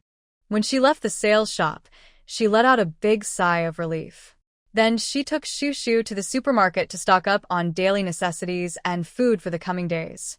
As soon as they entered the supermarket, Shushu instantly turned into a little girl version of Granny Lu. Sitting in the shopping cart, her big, dark eyes looked at everything with amazement. Her small mouth curved into a smile, changing from shock to joy, but she was very obedient and didn't make any loud noises or fuss. Watching the children running around shouting and causing chaos in the supermarket, Fang Jinju felt even more heartbroken seeing how sensible Shushu was. When she saw Shushu staring at the plush dolls on the shelves with big, Round eyes full of love and longing, she casually picked up a soft little bunny plush toy and put it in Shushu's arms. "Do you like it? Sister bought it for you." Holding the fluffy toy, Shushu's pupils suddenly dilated, looking just like a tiny kitten seeing 100 fish snacks. "Really? For me? Thank you." "Yes. You can also pick one for your brother." Upon hearing this, Shushu's little legs, suspended in the air, couldn't help but sway back and forth. She was so happy that her small face turned bright red. "No need to buy more," she said, shaking her head repeatedly. "Sister, Shushu and brother want to play together. Not many things, just one time, okay?" Hearing this, Fong Jinju felt a pang in her heart. The little one was probably having a stress response from hunger, thinking all money should be spent on food, and buying other things was a waste. She sniffed and, without hesitation, took another small dog plush from the shelf. "Okay, sister will listen to Shushu. For now, only buy these two. When everyone no longer worries about being hungry, sister will buy all the toys here for Shushu and brother, alright?" Fong Jinju didn't realize that her casual promise planted a bright and hopeful seed in the child's heart. Because her sister really made her full, Shushu believed that whatever her sister said would definitely come true.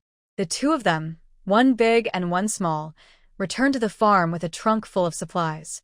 Vegetables didn't need to be bought. Late summer and early autumn were the seasons of abundant fruits and vegetables, and the farm had everything. Fong Jinju mainly bought easy-to-cook foods. After all, she was alone, and these days she would be busy day and night. Instant noodles, ramen, and ham sausages were essential. A quick fried egg and some greens made a delicious meal. Besides that, she bought several pounds of pork and some tender chicken thighs that cooked quickly. Steaming rice, stir-frying vegetables with shredded meat, or braising chicken thighs with mushrooms, all made for tasty, filling meals. There was plenty of meat and poultry on the farm, so why buy meat? Because she didn't dare to kill them herself. The machines worked efficiently. As soon as the Wuling small truck entered the farm, she saw workers already loading grain into a large truck. Fong Jinju had contacted the farm machinery boss in advance, asking him to arrange for workers to help her sign for the robotic arm and conveyor belt. When she returned, the workers told her that both items had been unloaded outside the chicken coop. Smiling, she watched the trucks leave the farm, then took Shushu back to the dormitory. After organizing all the food and daily necessities, Fong Jinju took Shushu to the office. General Chu was probably anxiously waiting for her news, so she needed to write a letter about the grain supplies first. North Liaoning, General's residence. Chu Yi and a few others, including little Rui, had been standing guard at the grain warehouse, not moving an inch. "Ah Yi, those things are probably not worth much." Madame Chu anxiously paced back and forth, then reached into her to take out a jade hairpin. "Even if we can exchange it for some food, it won't be enough. Should we let Rui send this hairpin to Miss Jinju?" Chu Yi shook his head, trying to keep his voice steady. "Mother, don't worry. Wait a little longer." This hairpin was the last dowry gift from his grandmother. Unless absolutely necessary, it must not be used. Even if the hairpin is more valuable than paintings or calligraphy, the food exchanged for it would only last a short time for the people of Beilu. Thinking about how the livelihood of a whole city's people depends on a girl they've never met, he felt guilty and uneasy. Chuya's hand behind his back clenched into a fist, his eyes flashing with determination.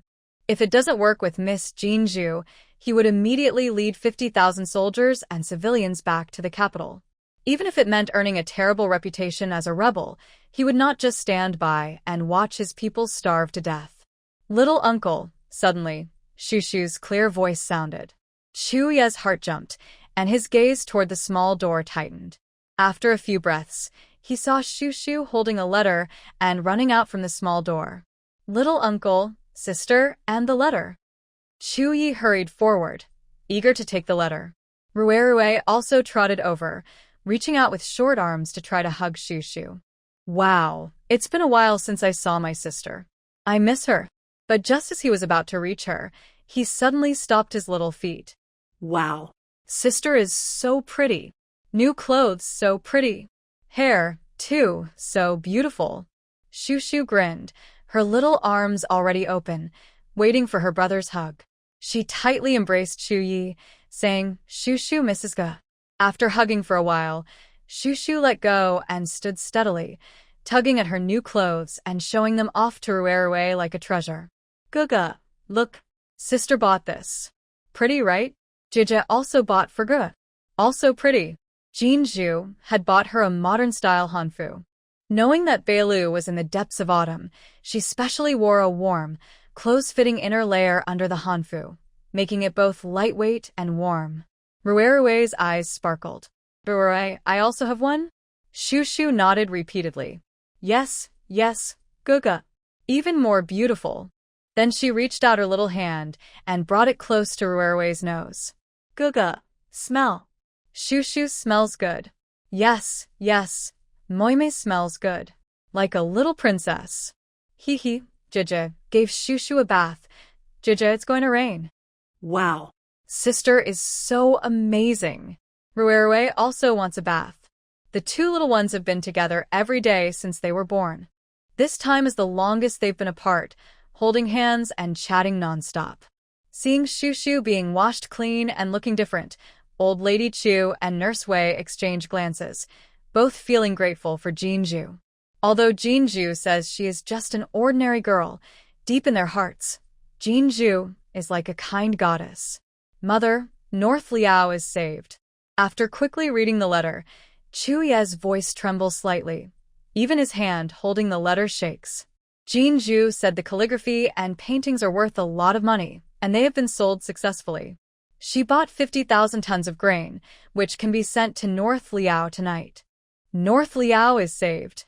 The shock and excitement in his eyes immediately spread to Old Lady Chu and Nurse Wei, shining brightly.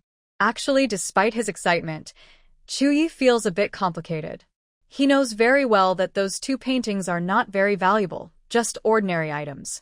Even if they're worth some silver in Jinju's world, they definitely can't exchange for 50,000 tons of grain. Most of that grain is probably Jinju's own contribution.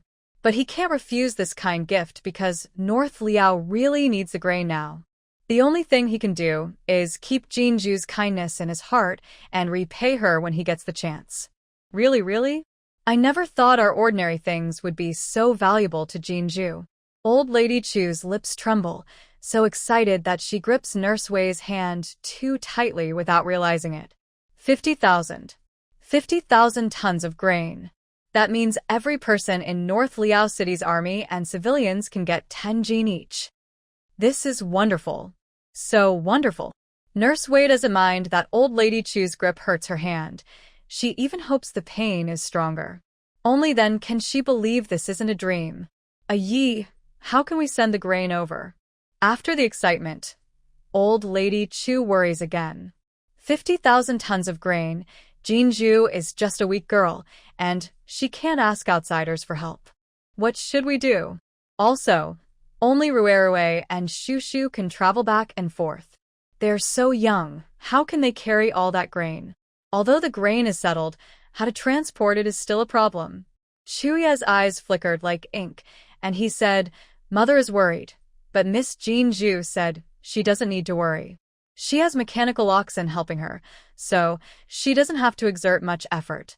However, here, we need to make proper arrangements to handle things smoothly. Although Miss Jinju said this, Chu-yi couldn't fully believe it and felt mixed emotions.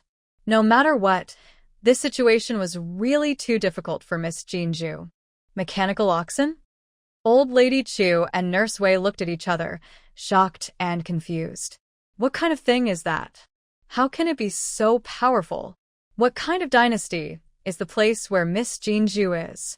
Not only is it wealthy in supplies, but it also allows a weak woman to face 50,000 jin of grain without feeling helpless? Little uncle. Shu walked up to Chu-yi, tilting her small head seriously, and asked, Can sister ask brother to go take a bath and wear new clothes? Chu-yi nodded. Go ahead. Grandmother will stay here to watch over you. Hearing this, the two children held hands happily and disappeared through the door. Chu-yi steadied his mind and looked at Old Lady Chu. He hadn't had a chance to speak when she spoke first, Yi can handle it himself. Your mother and Nurse Wei are here, so you can rest assured. Hearing this, Chu Ye's brows and whole body relaxed a lot. All right, I'll leave it to Mother and Nurse Wei. I need to go back to the military camp immediately. After saying that, he held his spear and hurriedly left. Dad, don't send Xiaodi away. Xiaodi won't eat bark anymore. Xiaodi will only eat guanyin soil, okay? Boo-hoo. Xiaodi, don't blame Dad for being cruel. Next life, Dad will be your child, and you can hit, scold, or sell me as you like. Don't cry, child. Not far from the general's residence, at the alley entrance, a child's heartbreaking silent cry and the helpless comfort of adults could be heard. Shui clenched his grip on the spear and frowned as he looked over. He saw a few thin, skeleton-like villagers exchanging their equally emaciated children. The oldest girl was about 7 or 8 years old. The youngest was not even as tall as an adult's knee, unaware of the approaching ordeal, with a confused face.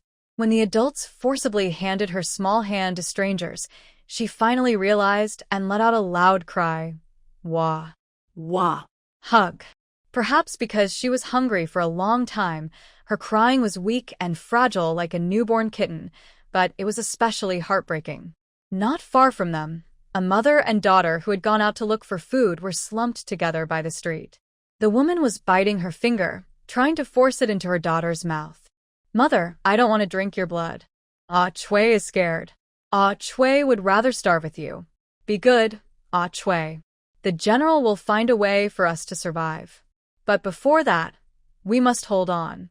I've lived long enough and am content. Ah Chui is still young. As long as we get through this tough time, better days are ahead. No. Although she knew the common people had started to turn to cannibalism and drink blood, seeing it with her own eyes made Xu Yi feel suffocated. He stepped forward quickly. What are you doing? He hurried past the mother and daughter and went straight to the group preparing to eat each other, his tone sharp and commanding. The villagers saw it was him and knelt down with their children. Besides their respect for him, their faces were full of bitterness and hopelessness. Everyone, pull yourselves together. I have found help with food supplies. General, since you've encountered us, just kill us now, a man choked out. It's better than losing our humanity to hunger and becoming beasts that eat their own children. He looked up, exposing his neck in despair. The others saw this and didn't beg for mercy. They all looked at Xu Yi with dull, hopeless eyes. It was as if they wanted to die, or as if it didn't matter whether Xu Yi killed them or not. If they didn't die today, they would die tomorrow or the day after. Seeing this, the anger in Chu Ye's brow eased significantly. He suddenly understood that these villagers had lost their reason due to hunger, but didn't want to become beasts who eat their own children. That's why they chose to trade near the general's residence. It was maddening, but also sad and helpless. Chu Ye's eyes grew moist. He heavily pressed the of his spear into the ground and said, "Everyone, pull yourselves together. I have found help with food supplies." The villagers' eyes first showed a dazed look, then shock and disbelief exploded in their eyes. The leading man trembled and asked, "Really? Truly?" The kneeling villagers held back from standing up straight, and even the mother and daughter nearby held their breath and listened carefully. They were afraid they were hearing things because of hunger, and also afraid that making a sound would change the situation. "Yes, really," Chu Yi said seriously, "just endure one more night. Tomorrow morning, I guarantee that all the people in Beiliang City will get enough food to save their lives." Thunder roared. His words sounded like a lightning strike in the dry, dying hearts of the common people. Instead of frightening them, it made them cheer with hope. Because after this thunder, there was the promise of life-saving rain. Clap. The man slapped himself both ears, his eyes shining with stars. Then he turned around, laughing foolishly, and looked at the children and villagers nearby. "It hurts so much. This isn't a dream. Xiaodi, did you hear that? The general said there is food now. We are saved." A few villagers immediately welled up with tears, bowing desperately to Xu Yi, but unable to speak a word. A mother and daughter nearby hugged each other and cried happily. "Mother, you're right. The general really has a way. Actually, Zhu Yi didn't want to take credit for saving Bei Liao by helping Jin Zhu girl. But after thinking carefully, he silently accepted the villagers' excited worship. Whether the villagers would believe it or not, besides the land of Tangwu, there might be another world where such divine things exist. Even he, from the moment Jin Zhu girl responded to him until now, had felt like he was in a dream, so unreal. Everything can change, especially that mysterious space-time door. Before the food was delivered, he couldn't allow any unknown risks that might insult Jin Zhu girl's good intentions. Only when the villagers truly had enough to eat could he announce Jin Zhu girl's merit to everyone. Fortunately, I stopped you in time, or you would have committed a terrible crime against humanity. After a moment, Zhu Ye's face hardened again. He pointed to the mother and daughter behind him. They are also on the brink of despair. You only know how to satisfy your greed by eating your own children, but she let her child drink her own blood to keep her alive. This is what a parent should do. Although this evil was born out of desperation, he wouldn't allow it to corrupt people's hearts. Otherwise, what's the point of giving up wealth and fame to stay loyal to Beiliang? The villagers kneeling on the ground lowered their heads in shame. Since your evil plans failed, I will give you a chance to make amends. He spun his silver spear swiftly behind him, commanding with authority, tell everyone about the aid supplies you've gathered, and warn them to stay at home from now on, not to wander or make noise. When the aid arrives, I will inform everyone to come and get it. Additionally, Chui spoke in a deep voice along with delivering the message, I will also issue an imperial decree. If anyone dares to switch children or commit similar evil acts again, I will personally cut them down without mercy. The land of northern Lia is vast, with scattered villages and towns. Relying on just a few villagers to spread the news is not enough. Soon, we must arrange for troops to patrol and announce it. However, he couldn't simply overlook these people's evil deeds. They must suffer some consequences to serve as a warning to those whose spirits are broken and who are preparing to commit violence or evil. Thank you, General, for sparing us. A few villagers, upon receiving the order, felt like they had been released from a heavy burden. They kowtowed heavily to Chuyi several times before dispersing. Chuyi turned around and paused when he reached the mother and daughter. He raised his silver spear and cut off a piece from the end of his armor. Keep this safe. Tomorrow, when you receive grain, give it to the soldiers distributing food. They will give you extra grain. He handed the item into the hands of the mother and daughter, then quickly left. The mother and daughter, now realizing what had happened, were overwhelmed with tears. They bowed 3 heavy times to his back. Farmstead. Fang Jinju was directing workers to unload grain from the heavy truck to the chicken coop. 50,000 jin of shelled rice had been piled into a mountain in front of the shed. Even with mechanical arms and conveyor belts, Fang Jinju couldn't help but feel nervous. It seemed tonight there was no way they would sleep peacefully. The general is back. General, are Rue and Shushu okay? As soon as Chuyi entered the camp, several deputy generals hurried forward, each looking pale but unable to hide their concern for the 2 children. Rue and Shushu shared the same bloodline as the general, embodying the noble kindness of the Chu family. They were also exceptionally obedient and sensible, rare good children in the world. They weren't just the darlings of the general's household, but also the beloved of the entire Chu army. If the general hadn't forbidden them from leaving the camp on their own, they would have insisted on going back with him to find them. Rue and Shushu are safe. They're fine. Inside the military tent, after sitting down behind an old, worn desk, Chuye's tense expression finally eased slightly. His armor was soaked with sweat. In such a brutal situation, what about the war horses? Most of the horses had already died in battle. And now, the city was an hour's walk from the eastern suburb camp. Even rushing at full speed, Chuyi took more than half an hour. General, open your mouth. When everyone heard that the 2 children were safe, they all breathed a sigh of relief.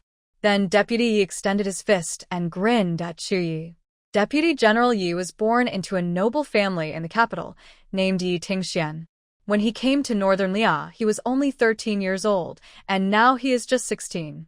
Originally, he could have chosen to return to the capital, but he refused to leave and insisted on staying to defend Northern Lia with Zhu Yi. Currently, the Zhu family army and the camp are all brothers who swear to fight and die together. The young general's face was thin but full of excitement, like he had found a treasure. This made Zhu Yi smile with a hint of sadness. "Did you find something good again?" Only then did Deputy General Yi hold out his hand as if presenting a treasure. Between his fingers, he was holding a live cricket. "General, I searched all day to find this. Open your mouth." He reached out and offered the cricket to Zhu Yi's lips, his eyes shining brightly, and his throat involuntarily rolled. "General, I also found something good." "I have some too, but not many." Not only Deputy General Yi, but several other deputy generals also grinned widely and held out their hands to Zhu Yi. They had roots, unknown shriveled beans, and even one deputy general's palm held a dozen dead black ants that had been crushed long ago. Although these were trivial and insignificant, they were the most precious things they had right now. Zhu Yi's throat felt tight and sore. After rolling his throat a few times, he finally said, "We have food now." Everyone's faces froze in shock, and for a moment, the camp was so quiet that you could hear a pin drop. "General, should we rebel?" Xiong Dali, with a full beard, suddenly spoke in a deep voice. He was nearly 9 feet tall, the strongest and most burly man in the camp, but now he was so thin that his armor could almost fit 2 of him. No one knew what the general had sold again this time, but even if it only brought a little food, it was still a drop in the bucket. The people of Northern Lia suffered, but no one suffered more than the general who exhausted himself for Northern Lia. He had long wanted to rebel against that court.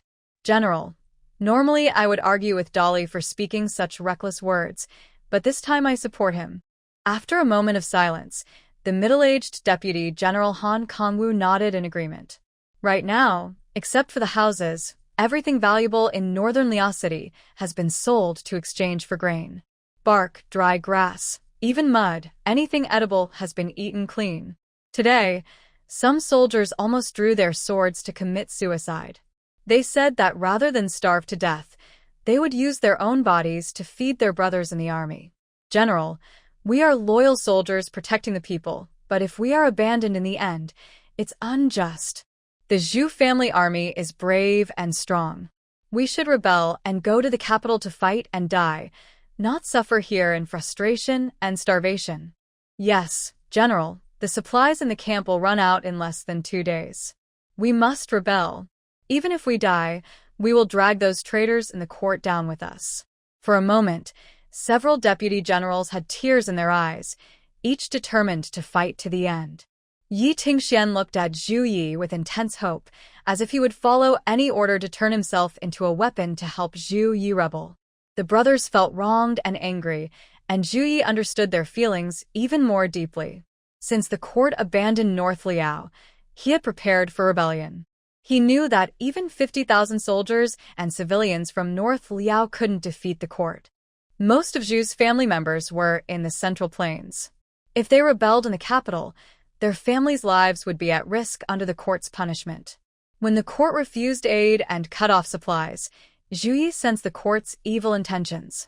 He secretly sent trusted people into the Central Plains and made careful plans to minimize harm when they rebelled. Now, the appearance of Miss Jin Zhu brought hope to North Liao. Zhu Yi stood up, patted Yi Tingxian on the shoulder to comfort him, then looked at the others and said, "I know you all feel wronged and angry, but let me finish first." By chance, the general's residence connected to another world, and with the help of a goddess, we received 50,000 jin of grain. North Liao will be saved. Another world? A goddess? 50,000 jin of grain? 50,000 jin of grain. The deputy generals were shocked instantly, their expressions different as they looked at each other. Finally, Yi Tingxian reached out and gently touched Zhu Yi's forehead, worriedly saying, "General, are you feeling unwell?" "No, I need to find a doctor to check on you." He turned to leave. "All officers listen up." Zhu Yi sighed and gave the order directly. Hearing this, Yi Tingxian stopped abruptly, straightening his back. The other deputy generals also changed their expressions, standing respectfully and ready. Lu Qi, immediately send 500 men into the city, spread the news about the grain collection, and tell the people to stay indoors tonight. If anyone commits crimes or harms others, execute them on the spot. Xiong Dali, Yi Tingxian, each of you take 100 elite soldiers, those strong and disciplined, and follow me to the general's residence. Han Kongwu, stay at the camp and wait for orders. Understood, sir. Understood, sir. The soldiers' obedience to orders is deeply ingrained. When 4 deputy generals received commands one after another, they showed no hesitation, but each face was filled with confusion or shock. What's going on? Could it really be that some mysterious goddess from another world has come to help Beiliang in the snow? It's almost unbelievable. But they also knew the general would never lie or joke about military orders. Though they were filled with doubt, the 4 immediately began to make arrangements. Half an hour later, Chu Yi returned to the general's residence with 200 soldiers and headed straight to the warehouse. The warehouse was empty, likely because Madame Chu had already taken care of the livestock sent by Jinju. Chu Yi then spoke, explaining how the 2 children accidentally entered another world, met Jinju, and how Jinju sold his calligraphy and paintings to raise 50,000 jin of grain for Beiliang. He told the story to the Chu family soldiers. As he finished, Xiong Yi, along with others, was shocked and felt sorry for Chu Yi. The general was under so much pressure that he was imagining things. No wonder they didn't believe him. 50,000 jin of grain. They had sold all the valuable items in Beiliang County, but only got 5,000 jin of grain. Although dishonest merchants had profited from Beiliang's suffering, how could a single painting possibly be worth 50,000 jin of grain? That's just a daydream. General, Madame Chu asked me to cook meat soup noodles. She said before working, the soldiers should eat their fill. Xiong Yi and the others were trying to think of how to comfort Chu Yi when Wei Mama and a few servants approached. At the same time, the smell of food wafted over, filling the air and drifting into the Chu soldiers' noses. Everyone stretched their necks to look. They saw Wei Mama and 4 or 5 servants carrying buckets and pots. The buckets and pots were steaming hot, and the aroma was coming from them. Wow. Uncle Xiong, Tingxian, older brother. Madame Chu, along with Ruerue and Shushu, arrived one after another. When the children saw Xiong Yi and the others, they happily ran over. Xiong Li held Ruerue, and Yi Tingxian held Shushu. Usually, they would spend a long time admiring the children, but right now, their eyes couldn't help but focus on the buckets and pots in front of them.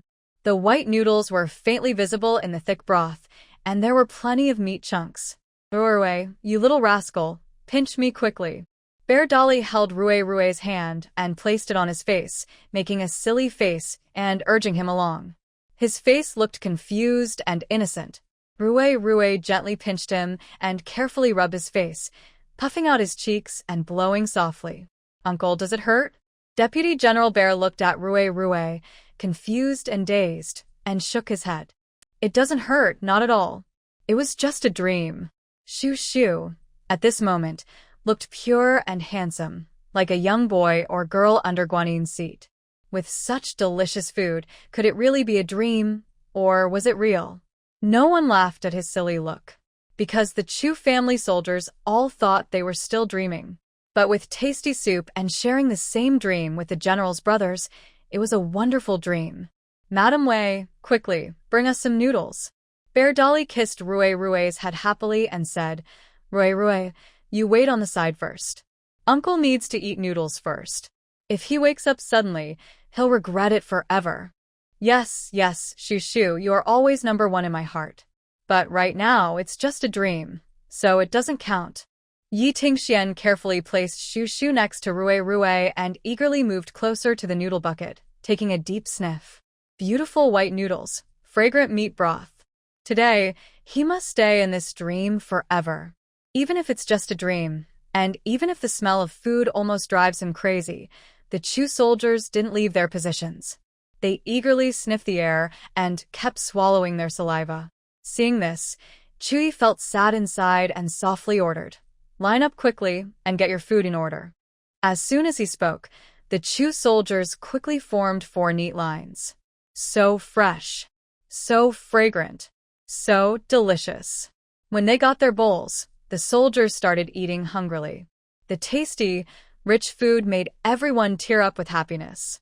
They couldn't remember the last time they had such good food. Even in their most luxurious dreams, they only got to enjoy a single bun. Do dreams also burn your tongue? Isn't it said that you can't taste anything in dreams? Between reality and illusion, the Chu soldiers scraped the bottom of the buckets and bowls, leaving nothing behind. They even licked the bottoms clean, making sure no soup was wasted, then reluctantly put down their bowls and chopsticks. Everyone exchanged glances, and in each other's eyes, they saw satisfaction and happiness. Bear Dolly took a deep breath and said eagerly, "This dream was really exciting." Rue then tugged at his hand and said with a small smile, "Uncle, it's not a dream, it's real." These good things were sent by the fairy sister. Bear Dolly chuckled and teased, all right, Rue says it's true, so it must be. Can the fairy sister send some more? Uncle still isn't full yet." Suddenly, Chuye's gun swung towards him, causing him to wince and clutch his arm, grimacing, "General, it hurts. It hurts. Why are you hitting me for no reason? Do you understand how much it hurts now?" Chuye's eyes showed a hint of sadness as he looked serious. "Do you still think you're dreaming?" Bear Dolly rubbed his sore arm and immediately became honest. This is just too unbelievable." Yi Tingxian, along with the Chu family soldiers, nodded in agreement. Yes, it's really too unbelievable. Even when they ate real food, they couldn't believe this was real. No matter what you think, you must calm down now. You've already eaten enough, but others are still hungry. When will the brothers in the camp and the people of Beiliang City fill their stomachs? It depends on how fast we work. Time was tight, so Chuyi didn't bother explaining further and directly ordered everyone to start working. The grain was transported to the camp first before distributing it to the people. No one could afford to lose out, especially the soldiers fighting for the people. 200 people carried the grain on foot to the camp. It was slow and easy to attract attention. Although a curfew was in place and patrols were set, when people are starving, they might do anything. If someone loses their mind and turns into a beast, it could cause chaos. Grain was precious, and he wanted to minimize risks. There were 3 wagons at the government office, even though they had no horses, for soldiers could operate them. 2 pulling and 2 pushing. Each trip could carry 2,000 jin of grain, much faster than carrying it by hand. Chuyi ordered Bear and Yi to lead 50 men to guard the granary, while others went outside the government to gather more wagons or ox carts. More carts meant faster transportation. Finally, he had someone move the desk, ink, paper, and brushes into the storage room so that he and Jinju could communicate more easily through letters. After bringing the desk over, Chuyi quickly wrote a letter and asked Shushu Rue to deliver it. Seeing the 2 little ones holding hands and disappearing through the small door of the warehouse, Yi Tingxian and the Chu family soldiers were all stunned. Yi Tingxian was more excited than Chuyi at first. He went back and forth inside the warehouse several times before he finally believed what he saw was real. Wow. There really is another world somewhere hidden from view. On the farm side, Fang Jinju had already started preparing. With the help of a mechanical arm, work was much faster and easier. In just an hour, a row of grain had been stacked along the corridor near the chicken coop door. Big sister. Little uncle's letter. Just after stacking a bag of grain, Fang Jinju saw Rue and Shushu running out of the barn. Shushu immediately hugged Fang Jinju's leg and gently rubbed her face against her sister's leg. After handing the letter to Fang Jinju, Rue eagerly hugged her other leg. The siblings looked at each other from the side and both grinned happily, full of love and affection, like little stars. Although they hadn't known her for long, in their hearts, Sister Jinju was the best woman besides their grandmother and Granny Wei. Having no parents since birth, the 2 little ones didn't fully understand their deep attachment and love for Fang Jinju. It was like seeing their mother when they saw her, feeling safe and at ease. While reading the letter, Fang Jinju reached out with one hand, gently patting the little heads of the children, sharing their love with warmth. General Chu's letter this time was brief, but respectful and sincere. He had already arranged for people to help transport the grain, just waiting for her to send it over. At the end of the letter, Chu Yi wrote, Miss Jinju, even with mechanical cattle helping, moving 500,000 jin of grain is an enormous burden for a weak woman like you. I know you are kind-hearted, but I hope you take care of your health first. North Liao has me here supporting, so you don't need to worry too much. Just send over what you can manage. A warm feeling suddenly flooded Fang Jinju's heart. The situation in North Liao was extremely urgent, and she felt heavy with the responsibility. But General Chu's concern for her, even in such a tense moment, eased some of the pressure. Rue, Shu, start working. Fang Jinju stretched her arms and legs, full of energy, and cheerfully told the two little ones to get to work. Although Rue and Shu didn't understand what was happening, they mimicked Fang Jinju by stretching their small arms and legs, cheerfully saying, Start work. Let's go. Fang Jinju gently pushed Rue from one end of the conveyor belt while she bent down. Shu, also close to Fang Jinju, blushed and helped push with all her might. As they watched Rue and the other end of the conveyor belt disappear behind the door, everything seemed to go smoothly. Just as Fang Jinju was about to breathe a sigh of relief, the conveyor belt suddenly stopped. She pushed harder, but the conveyor belt remained still. It was clearly blocked by something. Fang Jinju's heart sank. Oh no, what now? Could it be that the space portal has restrictions? Maybe large objects can't pass through? On the other side, Zhu Yi and his team were guarding the small door of the storage bin, staring intently without blinking. But after a long wait, there was no movement, and even the two little ones seemed to have vanished without a trace. General, do you think Rue and Shu are in trouble? In just a short while, Yi Tingxian was so anxious that his throat felt swollen, shouting, We can't wait for food anymore. We need to find a way to bring the kids back. Xiong Dali directly lay down at the small door of the storage bin and shouted inside, Rue, Shu, come back quickly. That door was strange. Who knew what kind of world was behind it or if there was any danger? The goddess from that other world had given Beiliang 50,000 jin of grain. Could she be using the children as bargaining chips? The soldiers of the Chu family were also frantic, ignoring military rules. General, do you think something bad has happened? Yes, General. Is there any way to get the kids back quickly? Their anxious voices grew louder and louder.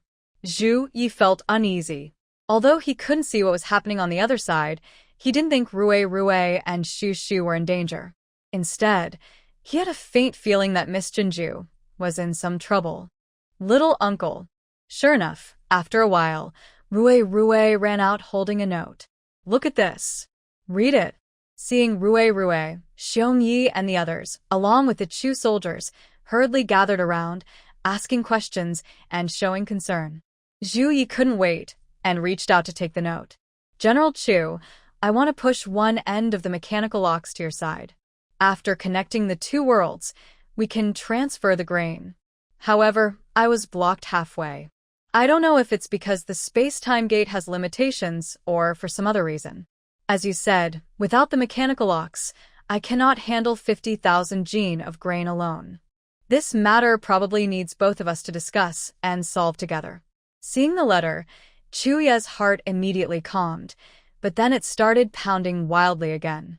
If he previously doubted Miss Jinju's words about being an ordinary woman, after seeing this note, he fully believed that Jinju was indeed a real person, just like him. Although she can help North solve its difficulties now, she is not all-powerful. No matter how kind and strong she is still a delicate woman who needs protection. Not wanting to delay, Chu Yi sent someone to find an axe and saw, while replying to Miss Jinju. Elder sister is very good, very, very good. Do not doubt her anymore. Surrounded by the Chu family army, Jingrui looked angry. He frowned seriously and loudly defended Miss Jinju.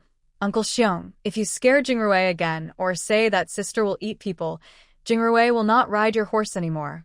Then he turned around, crossed his arms, and gave Uncle Xiong a serious, stubborn little back view. Uncle Xiong. Chu family army. Jingrui is actually angry. They've never seen Jingrui so angry before. Could this little kid be under some kind of spell from his sister? While waiting for Chu Ye's reply, Fang Jinju didn't rest. She kept checking her phone for alternative plans. If the conveyor belt can't pass through the space-time gate, she will try the pump siphon pipeline. If that doesn't work, she will divide the grain into small bags and have Jingrui and Shu transport them with small carts. People can't be kept from urinating to death. A dozen minutes later, Jingrui returned with Chu Ye's reply.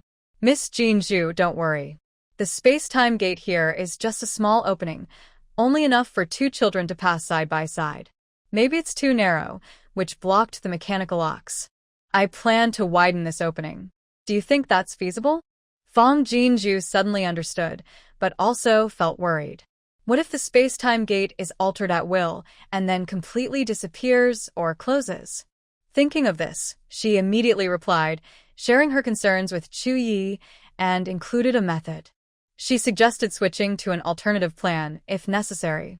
After all, if the space-time gate disappears, it doesn't affect her much, but for North Liao, it would mean cutting off their only hope. In her letter, Jinju's casual worry about Beiliang touched Chu Yi deeply. After thinking for a moment, he decided to write back with more determination. Miss Jinju, I have decided to expand the space-time portal. This will be a one-time effort that solves everything. If this causes the tunnel to disappear, it is our fate in Beiliang. I have other ways to solve our problems. Please do not worry or blame yourself. Any accidents are due to my stubbornness and have nothing to do with you. But, Miss Jinju, if the door of space and time truly closes, please take care of Rui and Shu for me. Your great kindness will be repaid in kind. As the leader of Beiliang, he was used to thinking several steps ahead. Although Jinju mentioned other options in her letter, he could see that only connecting the 2 worlds with a mechanical cow would be easiest for her and the children. Other methods, even if tried, would be like pouring water into a dry desert, ineffective. If food supplies appeared but were insufficient, it would break Beiliang's current desperate silence. If not controlled well, it could cause rebellion, making it impossible to proceed with the uprising. Since fate had given such an opportunity, it was better to take a bold risk. Holding Chu Ye's decision, Jinju felt a tightness in her chest. She knew very well what Chu Yi meant by other ways. When cornered, rebellion was the only option. Historical records only briefly mention him as a traitor, but they do not reveal what he truly endured. She was fortunate to know the truth of history and to witness the loyalty and bravery of a great general. Knowing that words were useless, Jinju's reply was simple. I respect your decision, General. If anything happens, I will raise Rui and Shu as my own children. Please rest assured. These few words made Chu Yi feel especially at ease. After sending Rui with the reply to Jinju, he ordered people to begin modifying the space-time portal. Jinju had never felt that half an hour could be so long and painful. Chu Yi asked her to wait for a stick of incense, then let Rui try crossing through the space-time door. Finally, after half an hour, Jinju carefully sat Rui on the top of the teleportation belt. She took out a long rope she had prepared earlier, tying one end tightly around Rui's waist and the other around her own. Rui, are you hungry? When you come back, Sister will cook a big chicken leg for you, okay? Really? Really? Wa, sister iso goto Rui. Rui, I like Sister so much. Sister also likes Rui and Shu very much. Very, very much. Worried that the child might be scared, Fang Jinju did not tell Rui about the possible unknown dangers.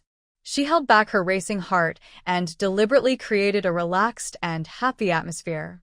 She slowly pushed the conveyor belt forward, watching Rui sit obediently on it, smiling carefree at her. Fang Jinju also smiled at the little one. Suddenly, tears of mixed emotion welled up in her eyes. Granary. A group of Chu soldiers guarded both sides of the modified space-time exit, their eyes wide with tension, clutching their fists tightly. Chuyi stood in the middle, calm on his face, but his hands were already sweaty. Shoo, shoo. A sound of heavy objects rubbing against the ground came, and both the conveyor belt and Ruerue appeared at the transformed space-time gate. Everyone's hearts seemed to stop for a moment. "Little uncle." Ruerue's soft voice brought everyone back to their senses. The Chu soldiers excitedly rubbed their hands and tapped their feet. Because Chuyi had given an early order not to guess or scare the child, everyone stayed silent, all holding back their embarrassment. Xiongdali didn't care about that. He hugged Ruerue and showered him with kisses on his head. He couldn't speak, but gestures could express his feelings, right? "Uncle Xiong, let Ruerue down, it hurts." Ruerue frowned and pointed at the rope around his waist. Everyone saw the rope tied to him. Chuyi's heart moved slightly. Jinju was so thoughtful and careful. She really cared about Ruerue and Shushu's safety. Suddenly, the rope around Fong Jinju's waist was sharply, making her break out in cold sweat. She quickly stopped her actions and tentatively called behind the door, "Ruerue?" Seeing the conveyor belt stop just as it emerged, Chuyi seemed to sense something. He glared fiercely at the careless Xiongdali and hurriedly told Ruerue to go back and inform Fong Jinju that everything was successful here. After Ruerue returned, Fong Jinju immediately hugged him tightly. Her tense body trembled like a leaf. Confused, Ruerue smiled so broadly that his eyes crinkled, and he reached out his short arms to hug his sister tightly. Wow, sister really loves Ruerue so much. When she learned that the space-time gate was unaffected by the modifications, Fong Jinju finally pushed the conveyor belt into position. Then, after giving Ruerue a letter to deliver to Chuyi, she led the two children back to their dormitory. "General, I promised Ruerue I'd make him chicken legs when he came back. I won't break my promise. Please wait a little longer. I'll be back as soon as I can." After reading the note, Chuyi's lips unconsciously curled into a smile. A child who keeps his promises so faithfully, Miss Jinju truly exceeds her expectations. Seeing this scene, Yiting Xuan's eyes widened in surprise. He couldn't help but elbow Xiongdali to signal him to look at the wonder. The general smiled. The general has never been a man of many words. Since the Northern Liao fell into trouble, he rarely even relaxed his brows. But now he was actually smiling at a note. The Chu army, noticing the general's happy face, became silently excited. Chuyi realized he was acting out of line, quietly hid his smile, and put the note into his pocket.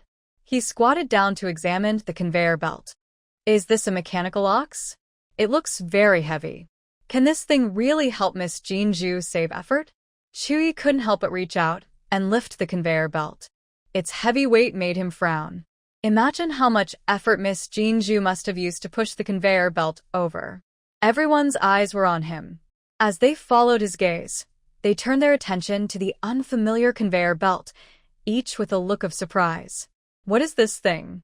Objects from another world look so strange. While waiting, the soldiers who had collected the carts returned. They brought back 12 wagons, 6 ox carts, plus the 3 original ones from the general's residence, enough to transport the grain. "Brother Xiongdali, do you really think there's a goddess behind that door?" After waiting another incense stick, Yiting Xian grew a bit anxious and quietly asked Xiongdali beside him, "Will she really send us 500,000 jin of grain?" Xiongdali secretly glanced at Chuyi and whispered, "We haven't seen it with our own eyes. Who knows if she's a goddess or a monster? I don't think so. 500,000 jin of grain? Tesca. Impossible. Definitely impossible. I don't believe it either, but the general. Sure, don't say it.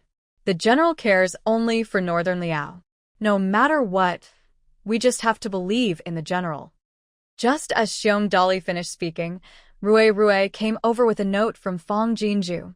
Chuyi almost saw through the opening of the storage compartment. The space in the time portal was now wide enough for 3 or 4 adults to walk side by side. "General, I am about to start transmitting the grain." Seeing the hurried handwriting, Chuyi smiled and ordered, "Everyone, get ready. The goddess is transmitting the grain now." The Chu army suddenly became tense. They quickly moved to stand on both sides of the conveyor belt, watching nervously and curiously. Fan Jinju pressed the switch, and the conveyor belt started to hum happily. The Chu army was startled, staring at the suddenly moving conveyor belt in shock and amazement. This thing can actually move. Could it be the Divine Maiden's spiritual beast? That looks too complicated to describe. Shoo, don't forget to drink water after eating your small cookies. Fan Jinju pushed the mechanical arm easily, dropping a bag of rice onto the conveyor belt, and turned to remind Shoo, who was sitting obediently on a small stool eating cookies. Shoo quickly took a sip of warm water through a straw, smiling happily. Yes, Shoo will listen to sister. With a little companion, Fan Jinju felt very happy and motivated. In a blink, she had loaded 7 or 8 bags of rice onto the belt. Bang! A heavy white snakeskin bag fell to the ground, startling even the quick-moving Chu family soldiers. Why are you just standing there? Hurry up and move it. Chu Yi was also secretly shocked and quickly reminded everyone. Xiongdali was so excited that he rushed forward to carry the bag. Wow, it was so heavy, at least 80 or 90 pounds. There really is a divine maiden. There really is food. In just 3 or 4 breaths, the rice kept flowing onto the conveyor belt, bag after bag. The Chu soldiers, now alert, hurried to catch the supply. 1 bag, 2 bags. 10 bags, 100 bags. Oh my, so much rice. Such generosity from the Divine Maiden. 200 Chu soldiers took turns helping, running with the rice, almost faster than the conveyor belt. The servants in the mansion quickly stepped in to help. Chu Yi was also busy. If rice fell because it was too late to carry, he would quickly drag it aside to avoid obstruction, silently counting in his mind. In just 1 hour, Jinju had sent over 1,000 bags of rice. Watching the exhausted Chu soldiers, while the rice kept flowing on the belt, Chu Ye's brow furrowed more and more. They had been working for an hour straight, and the soldiers couldn't handle it anymore, not to mention a young girl. Even if there were mechanical oxen, they couldn't escape exhaustion. Thinking of this, he quickly signaled Rue to come over. Almost at the same time, Fan Jinju looked at her watch, paused her rice delivery, and stopped the conveyor belt. I'm not tired, she thought, just pushing the mechanical arm back and forth, her arms and legs a little sore. But delivering another 1,000 bags was no problem. However, Fan Jinju remembered that the workers on the other side relied entirely on manual labor, and the soldiers had been hungry for a long time. Their energy wouldn't last. The current work time and intensity were probably their limit. They needed a break. The conveyor belt was still running fast, so Fan Jinju quickly wrote a note and placed it on top. When the note reached the door and disappeared, she pressed the switch and stopped the conveyor belt. 姐姐. Almost as soon as the conveyor belt stopped, Rue appeared at the door holding a note. Fan Jinju was stunned, took the note and unfolded it. A smile naturally spread across her face. Miss Jinju, we have received 1,051 bags of grain you sent. I don't know your situation, but I am very worried about your health. The situation in Beiliang can't be rushed, so please don't push yourself too hard. Take a rest and take care of yourself. The note contained 3 such pleas, showing how worried and urgent the sender was. Meanwhile, the conveyor belt slowly stopped. Chu Yi relaxed, but then he saw the note on the belt and eagerly bent down to pick it up. General Chu, we've been working for 2 hours. I think the soldiers are tired. Let's take a 15-minute break before continuing. Chu Yi felt warm inside and couldn't help but smile. It turned out that 1 hour for them was equal to 2 hours for Miss Jinju. He never expected that Jinju would stop sending grain not because she was tired, but because she was worried about the soldiers' hard work. What a kind-hearted, overly caring girl. Oh. Xiongdali suddenly bumped into Yi Tingxian, who had stopped walking. Yi Tingxian was already exhausted and a bit weak, so the rice bag on his shoulder fell to the ground with a thud. The heavy impact caused the rice bag to tear, and white rice spilled everywhere. Everyone's eyes widened in shock, then burst into disbelief and joy like fireworks. Wow. Such pure, white rice. Not even a single husk or grain of chaff could be seen. Even the most noble, like the emperor's consort, probably never ate rice this finely processed. They never expected that the goddess not only gave them grain, but such high-quality grain. All the soldiers who had doubted the goddess before wished they could tear out their hearts and slap themselves. They were truly ungrateful. Even Chu Ye's eyes widened in surprise. He had calculated that 50,000 jin of grain, even if it was just cheap coarse rice, would cost Miss Jinju a lot of her savings. But even so, he couldn't repay her kindness in a moment. He never imagined that Jinju would give them such excellent grain. What could he do to repay her? Why are you just standing there? Hurry up and pick up the grain. Xiongdali was heartbroken and quickly urged loudly. The Chu family soldiers finally regained their composure, quickly removing their grain bags. They carefully picked up the scattered rice grains, making sure not to miss a single one. Hey kid, what are you daydreaming for? Look at this, such a good rice bag, and you just dropped it and tore it apart. Da Xiong was upset and grinding his teeth with worry. His eyes looked like they were about to shoot fire at Yi Tingxian. This is disrespectful to the goddess's kindness. The goddess didn't just send excellent grain. Even the bags used to carry the rice were as thin as cicada wings, light, beautiful, and obviously valuable. Now one of them was damaged. Yi Tingxian scratched his head, feeling annoyed and hanging his head in regret. He also felt very sorry. But he dared not say that he was distracted because he was dazzled by the general's smile. Oh, goddess, please don't blame me. The general's smile was just too charming. All right, finish tidying up quickly and rest for a while. We need to keep working in a moment. Chuyi took the note and put it in his pocket, his expression returning to normal. I'll apologize to the goddess myself. She probably won't blame us. He patted Yi Tingxian on the shoulder. Grain is precious, so don't slack off. Don't think too much. Just work hard now and make up for it later. Yi Tingxian looked at him with a resentful gaze and nodded. Little uncle, a letter. Ruerue came back holding the note, happily waving his small hands. Sister, look. Little uncle's letter. He's smiling now. Sister, so pretty when she smiles. His innocent words made the Chu soldiers all turn around and stop in their tracks. Da Xiong and Yi Tingxian also instinctively looked at each other. They were very curious. What did the general write that could make the goddess smile? Chu Ye's heart stirred with waves, but his face remained calm. Everyone work hard. Then he turned around and took the note from Ruerue. General Chu, I was worried about the North Liao famine earlier and didn't pay attention to your title. Jinju is just an ordinary girl and doesn't deserve the general's respect. Recognizing each other is fate. If the general is willing to be friends with Jinju, I will just call myself that. Shui suppressed a smile and silently walked to his desk to write a reply. Good. Miss Jinju has done me a great favor in North Liao. I will do whatever she asks. Are we really friends now? On the other side, Jinju was eating a small cookie given by Shu Shu, smiling with her eyes as she replied to Chu Yi. Of course, whenever I think about being friends with a brave and loyal general, I feel proud. It's not because of his status, but because among all the men I've met, no one has the integrity and sense of responsibility like him. So having a friend like him is a fortunate thing. For example, my ex-boyfriend only became my best friend's clingy boyfriend because her father is a government official who could help him find a job after graduation. He quickly betrayed me, showing no mercy or kindness, which was shocking. I don't regret that relationship, but I am angry that I didn't see through his and my friend's false faces. I was so upset about being deceived. Luckily, I kept my boundaries during the relationship and didn't give myself completely to his sweet words. Otherwise, I would have been disgusted with myself forever.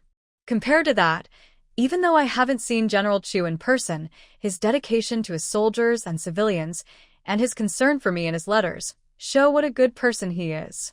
When I saw his reply, I felt comforted but also frowned slightly. My friend Jean Zhu mentioned a man from her side with concern in her tone. Did she get bullied? Thinking of this, my hand on the desk clenched into a fist. How could any man be so blind and cruel to bully such a kind girl? If I could cross through the time portal, I would definitely cut off the heads of anyone who dares to hurt Jinju. Brother Xiong, look, the general is frowning. Is the goddess blaming us? Shu, kid, speak more softly. Don't rush. Let's wait and see. Not far away, Xiong Dali and Yi Tingxian were watching Chu Yi closely. When they saw his expression suddenly change, they became nervous. After calming down, Chu Yi picked up his brush again. Miss Jinju, you saved the people of Beiliang with your own strength. Compared to that, I feel ashamed to be called a general by you. Since we are friends now, just call me by my name in the future. Also, your virtue is worthy of heaven and earth. Ordinary men can't compare to you, so don't worry about them. Jinju smiled and casually wiped away the tears at the corner of her eye. When her ex-boyfriend cheated on her, he mocked her for having no family background or education, saying she was only fit to find work in a trash heap. After her two uncles withdrew their investments and broke apart, they even accused her of being an unfilial daughter who caused her parents' death, saying she couldn't repay her parents' debts. Before her parents invested in the farm, her family was quite well off and the people around her were kind and good. But after the business collapsed, everyone tore off their masks and revealed their true, malicious faces.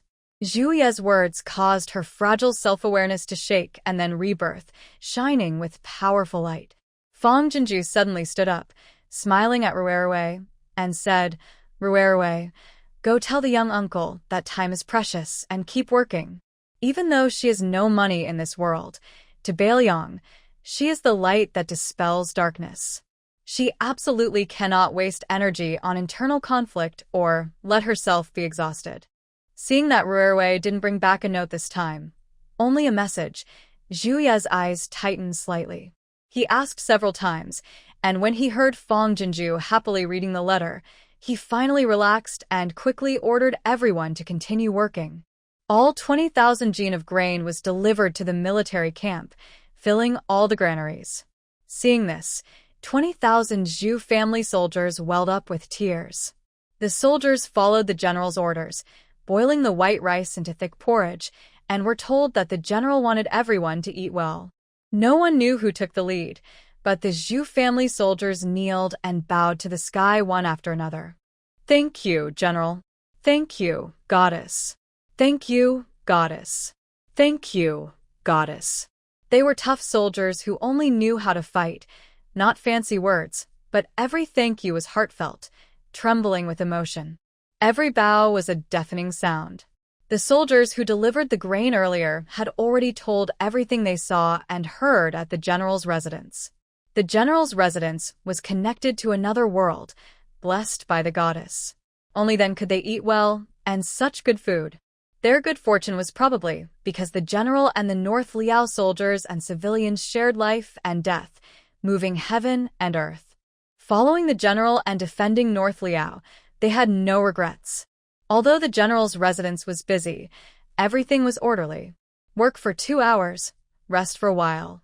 After several rounds, the sky outside was gradually brightening. Finally, the last bag of grain was loaded onto the conveyor belt. Fang Jinju sat down heavily on the ground, feeling as if her arms and legs weren't her own, her head dizzy. Fortunately, high-tech help was available. Otherwise, how could she dare take on such tough work? This batch of grain could sustain North Liao peacefully for at least half a month, giving her some time to breathe. Fang Jinju asked Ruerwei to deliver a note, then dragged her tired body, along with Shushu, back to the dormitory to sleep deeply. So exhausted. Zhu Yi finished delivering all 500,000 jin of grain. He decided to take Shushu home to rest, while Ruerwei had stayed up all night. The young boy was exhausted, so Zhu Yi quickly arranged for him to go to sleep. Seeing Fang Jinju's weak and slack handwriting, Zhu Yi felt a pang of pity. All 200 soldiers of the Zhu family army were exhausted and collapsed. During the process, he ordered 300 soldiers from the camp to come and take turns. A young girl supporting everything alone from start to finish must be very tired. Though he felt sympathy, Zhu Yi quickly collected his emotions and focused on planning the next steps. There were 300,000 jin of grain. Not only was the granary full, but several rooms in the neighboring Tingfeng garden were also packed with supplies. Zhu Yi ordered Xiongdali to lead 500 soldiers to guard the granary and Tingfeng garden carefully. Better safe than sorry. Then, he ordered Yi Tingxian to take soldiers to inform the villagers, bringing household registration documents to the general's residence to collect their grain. The villagers had been eagerly waiting. Since last night, almost everyone hadn't slept. They admired the general deeply, but they couldn't believe there was grain available. In a great battle, 30,000 Zhu family soldiers fought against 100,000 Qiangu enemies. The grain supplies from Beiliang were completely looted by the Qiangu. Qiangu never intended to conquer Beiliang. They only wanted to use their overwhelming military force to seize the limited grain resources. This situation had lasted for 2 years. Qiangu looked down on Beiliang as a useless place, but whenever they thought about it, they couldn't help but want a taste of its meat. The Tangwu kingdom and nearby neighboring countries mostly consisted of deserts, with very little arable land. Although Qiangu's land resources were slightly better than Tangwu's, their grain production only just met the needs of their people. If a severe drought occurred, they would face food shortages and hardship. So, these countries had been fighting over grain and farmland resources for a long time. Beiliang was the most barren land among them. It couldn't pay its taxes on time or in full each year, and sometimes needed the court to send grain for relief. Plus, the military expenses for maintaining soldiers were not small, and the court had long considered abandoning Beiliang. Qiangu's provocative actions, like playing tricks on the court, made the court see Beiliang's existence as a great shame for Tangwu, and they decisively ordered to give it up. They reclassified Beiliang's Mengzhou prefecture as a border region and stationed 50,000 troops there. This treated the people and soldiers of Beiliang as enemies. Fortunately, the general didn't abandon them. Instead, he tried everything to exchange grain with merchants from neighboring counties to save Beiliang. Not to mention the general's residence at this moment, the entire North Liao city probably cannot produce a single valuable item. How could food appear out of nowhere? Although feeling complicated, the common people, summoned by the Chu family army, still gathered in groups of 3 or 5 and headed toward the general's residence in the city.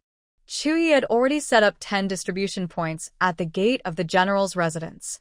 Each point was managed by 10 Chu family soldiers responsible for handing out food. Additionally, 1,000 Chu family soldiers were dispatched from the military camp to maintain order and prevent stampedes. Why are there so many Chu family soldiers? There's food. It seems to be rice grains. Near the front of the general's residence, the people quickly saw the distribution points, where large, white rice grains spilled from open rice sacks. The general really got the food. There's so much food. Such clean, white rice. Am I seeing things because I'm so hungry? Where did the general get so much good rice? Almost instantly, the despair on everyone's faces disappeared when they saw the food. Their previously weak steps, driven by hunger, suddenly gained strength. Everyone line up in order. No running or shouting. To receive food, you must have your household registration documents. No documents, no food. Those without, go home and get them now. The prepared Chu family soldiers quickly brandished their spears, with the spear tips pointed inward, toward the crowd. Seeing the food, the hunger in the people's hearts surged like a tidal wave. They wished they could turn into 4-legged animals and rush forward to grab and eat. But they still kept some reason. When food was scarce before, the general would boil it into porridge or soup to ensure everyone could eat a little, which was fair. Today, it seemed they would be handed dry rations for them to cook at home. The food was plentiful, but if they lost control and rushed forward to grab it, they would be pushed back and perhaps lose the chance entirely. Under the Chu soldiers' restraint, the people's excitement gradually calmed, and soon they formed 10 pairs of lines. That's the general. General? Long live the general. Long live the general. When Chu Yi stepped out of the general's residence, the crowd went wild again. Ignoring decorum, they knelt and bowed to him. The emperor had abandoned them, but the general had not. Right now, the general had brought hope for their survival. In their hearts, the general was a hero worthy of eternal praise. Everyone, get up, Chuyi said, finally feeling that the general's status was no longer a burden weighing him down. All the common people stood up obediently, looking at him with sincere eyes. The entire gate of the general's residence was waiting in silence, with not a sound to be heard. This time, the grain we gathered is not thanks to me, but thanks to the divine girl Jinju. Chuye's anger was deep inside, and his steady, clear voice sounded like thunder in everyone's ears. It didn't matter what status Miss Jinju had. In his eyes, she was the savior goddess. Divine girl Jinju? The people looked confused. Liao North has been without enough food for a long time, and we are at the end of our rope. I can't sit still or sleep at night. I can't help but ask the heavens why my people of Liao North must suffer so much pain and injustice. Before the people could respond, Chuyi continued. Later, during a rest, divine girl Jinju appeared in my dream. The crowd leaned in, eyes wide, listening with respect. Divine girl remembered my loyalty during these years guarding Liao North.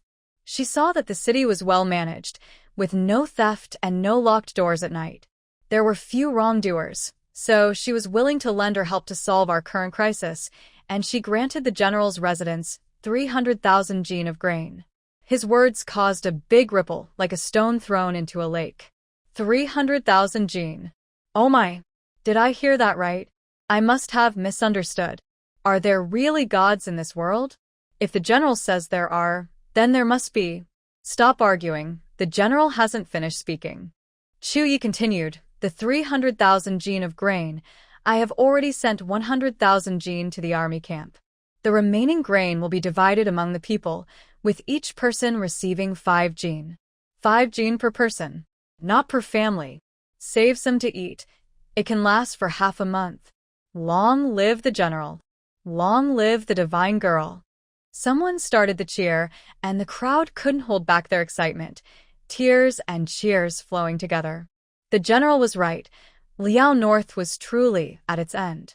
Without warning, 300,000 jin of good quality rice appeared out of nowhere. Even the bags looked like they were blessed by immortals. If not divine gifts, what else could they be? Divine girl Jinju. Divine girl Jinju.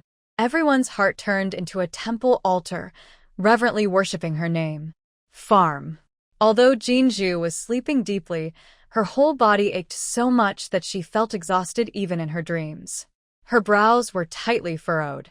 Suddenly, in an instant, her brow suddenly relaxed, as if countless invisible forces had lifted her exhaustion and nourished her restless soul. Fong Jinju smiled sweetly, murmuring in her sleep, so good, so wonderful. Then she turned over, hugged the little person, and fell into a sweet, peaceful sleep. But, amid the noisy crowd, Zhuyi suddenly broke the silence with a deep voice. Just one word, but it silenced the waves of the crowd. The people held their breath. Let the goddess speak. I will deliver her message to every soldier and civilian of North Liao. Zhuyi's face suddenly became serious, and his tone grew stronger. Her food will not be given to unfilial or disobedient people. Not to those who lack morals. Not to bullies and wrongdoers. As long as the North Liao people unite and work together for good, she will help us get out of trouble. But if anyone on the North Liao household register disobeys her warning, she will withdraw her kindness, and North Liao will be left to fend for itself. 3 not giving statements and 1 withdraw her kindness and let them fend for themselves sounded like a cold wind blowing through everyone's hearts. It made ordinary people feel afraid, and those with bad intentions nervous and scared. The months of hunger had already made the people suffer greatly. Fortunately, the goddess was sent by heaven to save them. They cherished and were grateful, so they dared not disobey her wishes.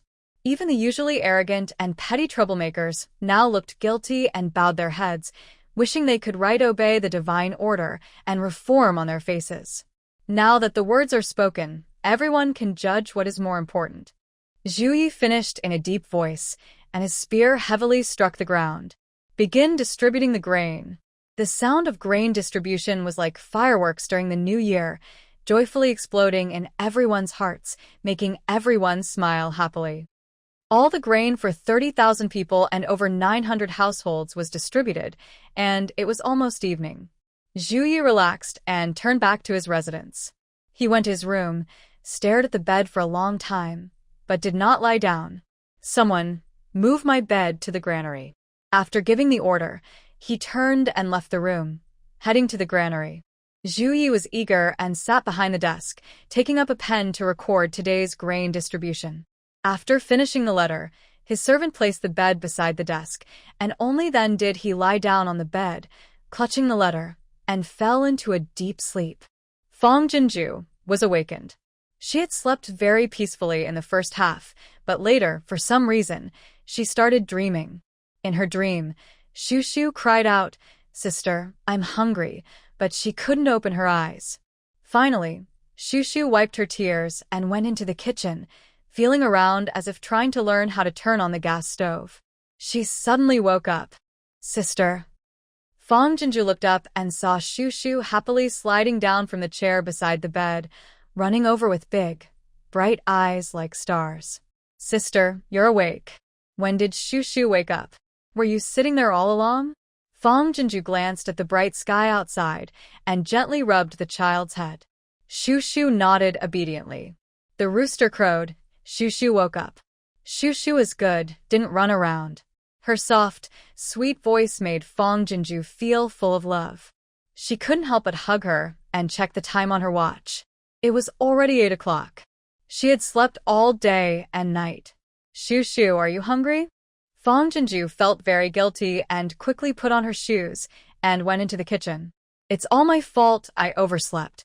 I'll cook for you now." Shushu followed into the kitchen like a little tail, shaking her head. "Sister is tired. Shushu isn't hungry." Suddenly, her little stomach made a protesting sound. A shy pink blush appeared on her face. She quickly lowered her head and seriously patted her tummy. "Tummy, be good. We're not hungry, right?" Fang Jinju was charmed by her cuteness, but also felt even more guilty. She quickly took out noodles and eggs. Yummy! Soon, the big and small ate together. Shushu buried her face in her bowl but kept occasionally looking up and nodding seriously at Fang Jinju. "Sister, the food is delicious, really tasty." Fang Jinju couldn't help but smile. "Wow, sister, your smile is so pretty." Her words made Fang Jinju feel very happy, and she ate her noodles with a full heart, feeling like she was at a grand feast. After finishing, Fang Jinju checked the time and guessed that Chu Yi was probably awake. She quickly wrote a note and asked Shushu to deliver it back. At the grain warehouse of the general's residence, not only Chu Yi, but also Old Lady Chu, Nurse Wei, Ruerwei, and Xiong Yi and Air were all gathered in front of the space-time gate. Everyone held something in their hands, and the items on the ground piled up into a small mountain. "Little uncle." Shushu appeared just as expected, in front of the waiting crowd. Chu Yi almost ran forward and reached out to take the letter. "Chu Yi, I slept so long this time. How are things on your side? Do you need help?" Chu Yi's slightly restless heart instantly calmed down. He quickly asked Shushu to take back the prepared letter. "Miss Jinju, the 50,000 jin of grain you sent has been partly delivered. 20,000 jin to the army, 20,000 jin to the common people. To be cautious, I kept back 10,000 jin at the general's residence. Also, I can't claim all the credit for your kindness, so I told everyone that the grain was a gift from the goddess to North Liao. The people are very grateful to you, and the Chu family soldiers also thank you deeply. However, they currently lack the silver and gold to repay your kindness, so I feel a bit ashamed. Today, many common folk and Chu family soldiers have prepared small gifts for you. There are quite a few items. Do you think this mechanical ox can help deliver the gifts to you?" This letter surprised Fang Jinju a little and made her feel a bit shy. The things Chu Yi gave her far exceeded her own contributions. One painting sold for 2 million yuan, and she still has many antiques unsold. The money from selling these items could easily support the North Liao army and civilians for a year or more. She didn't expect Chu Yi to be so honest and straightforward, openly sharing the details of the grain's whereabouts and the current situation in North Liao. He even felt guilty for not being able to repay her properly. Thinking of this, Fang Jinzhu couldn't sit still. Chu Yi was completely unguarded with her, and she couldn't hide anything either. Chu Yi, to be honest, the paintings you sent are very valuable here. One painting sold for 2 million yuan. The rice I delivered was from my own farm. If sold, it would be about 1 yuan per jean. A bag has 100 jean, so about 100 yuan per bag. 50,000 jean of grain would cost around 50,000 yuan. So, this grain is basically like you bought it yourself. The money paid for the grain also helped solve my current problem in a roundabout way. This is a mutual benefit, so you really shouldn't feel guilty. Also, just thinking that I only put in a little effort to feed so many people makes me very happy and proud. The emotional value of nourishing others is more precious than money or gifts. So I hope you tell everyone that there's no need to go to trouble for me. Last time, I didn't know the market, so I only sold one painting. Over the next few days, I will find opportunities to sell the antiques you sent. Don't worry about supplies from North Liao. If you need anything, just tell me, and I will do my best to help. How does the goddess say? Would she think the things we gave are too cheap? She would definitely overlook these items, but right now, these are all we can offer. Seeing Chu Yi finish reading Fang Jinju's reply, everyone around couldn't help but gather closer, eagerly asking. Chu Yi frowned and said, "Don't assume what the goddess thinks. Rest assured, she will accept these things." Then he turned to his desk and quickly wrote a reply. Knowing they couldn't get much out of Chu Yi, the Chu family soldiers surrounded Shu Shu and Ruerwei, asking about the goddess's preferences. What? The goddess can cook? The goddess raises chickens? The goddess's carriage is an iron horse? The goddess's house is so tall, it seems to touch the sky. Farm. Fang Jinju was pacing anxiously in front of the shed door. Just now, calls from debt collectors kept coming, as if they had arranged it, one after another, even the government's rent reminder calls. These people seemed to have made an agreement, giving her an ultimatum. She must pay the debt today, or they will sue her. Although she still had over 1 million in her account, the farm rent alone was over 2 million, not counting other creditors, totaling nearly 5 million. Not to mention, this money wasn't enough to pay all the debts, and the key point was, she could only use 50,000. The rest was just held in trust, not hers. Just as she was overwhelmed, Shu Shu returned with Chu Ye's letter. Fang Jinju quickly unfolded it but paused in surprise. "Miss Jinju, are you in trouble? Have you solved it? How can I help?" Her heart was slightly moved. She had written so much, only a small part about her difficulties, but it was to tell Chu Yi that her help to Beiliang wasn't free. He only cared if she was in trouble. Lighting the light of life. Meeting you is the answer. The clock of life keeps turning. The phone rang again. Fang Jinju sniffed and took out her phone. It was Uncle Yang. She frowned but still politely pressed the answer button. "Hello, Uncle Yang." "Xiao Fang. Why didn't you call me back? You're so impolite. Have you decided yet? If you sell the farm at a 20% discount, you can still make over 2 million, at least enough to pay your rent. Otherwise, the government's lawyer will sue you. And your creditors are also in a cooperative relationship with me. As long as you transfer the farm to me, I don't mind helping you persuade them to give you more time. If that doesn't work, I can lend you some money first." Ding, ding, ding. Fang Jinju forcefully pressed the hang-up button, almost throwing her phone away in frustration. It paused in midair for a moment, then she angrily pulled it back. It's not worth damaging her belongings over a scoundrel trying to take advantage of her. Yang Jihuai's call came just in time. She suspects he might have informed those creditors on purpose, letting them pressure her to sell the farm cheaply to him. The phone rang again. Still Yang Jihuai. Fang Jinju didn't answer. She simply pressed the hang-up button. Call again, hang up again. Finally, she turned off her phone completely. "Big sister." A soft, cautious voice came from behind. Fang Jinju's furious steps suddenly halted. She looked toward Shu Shu.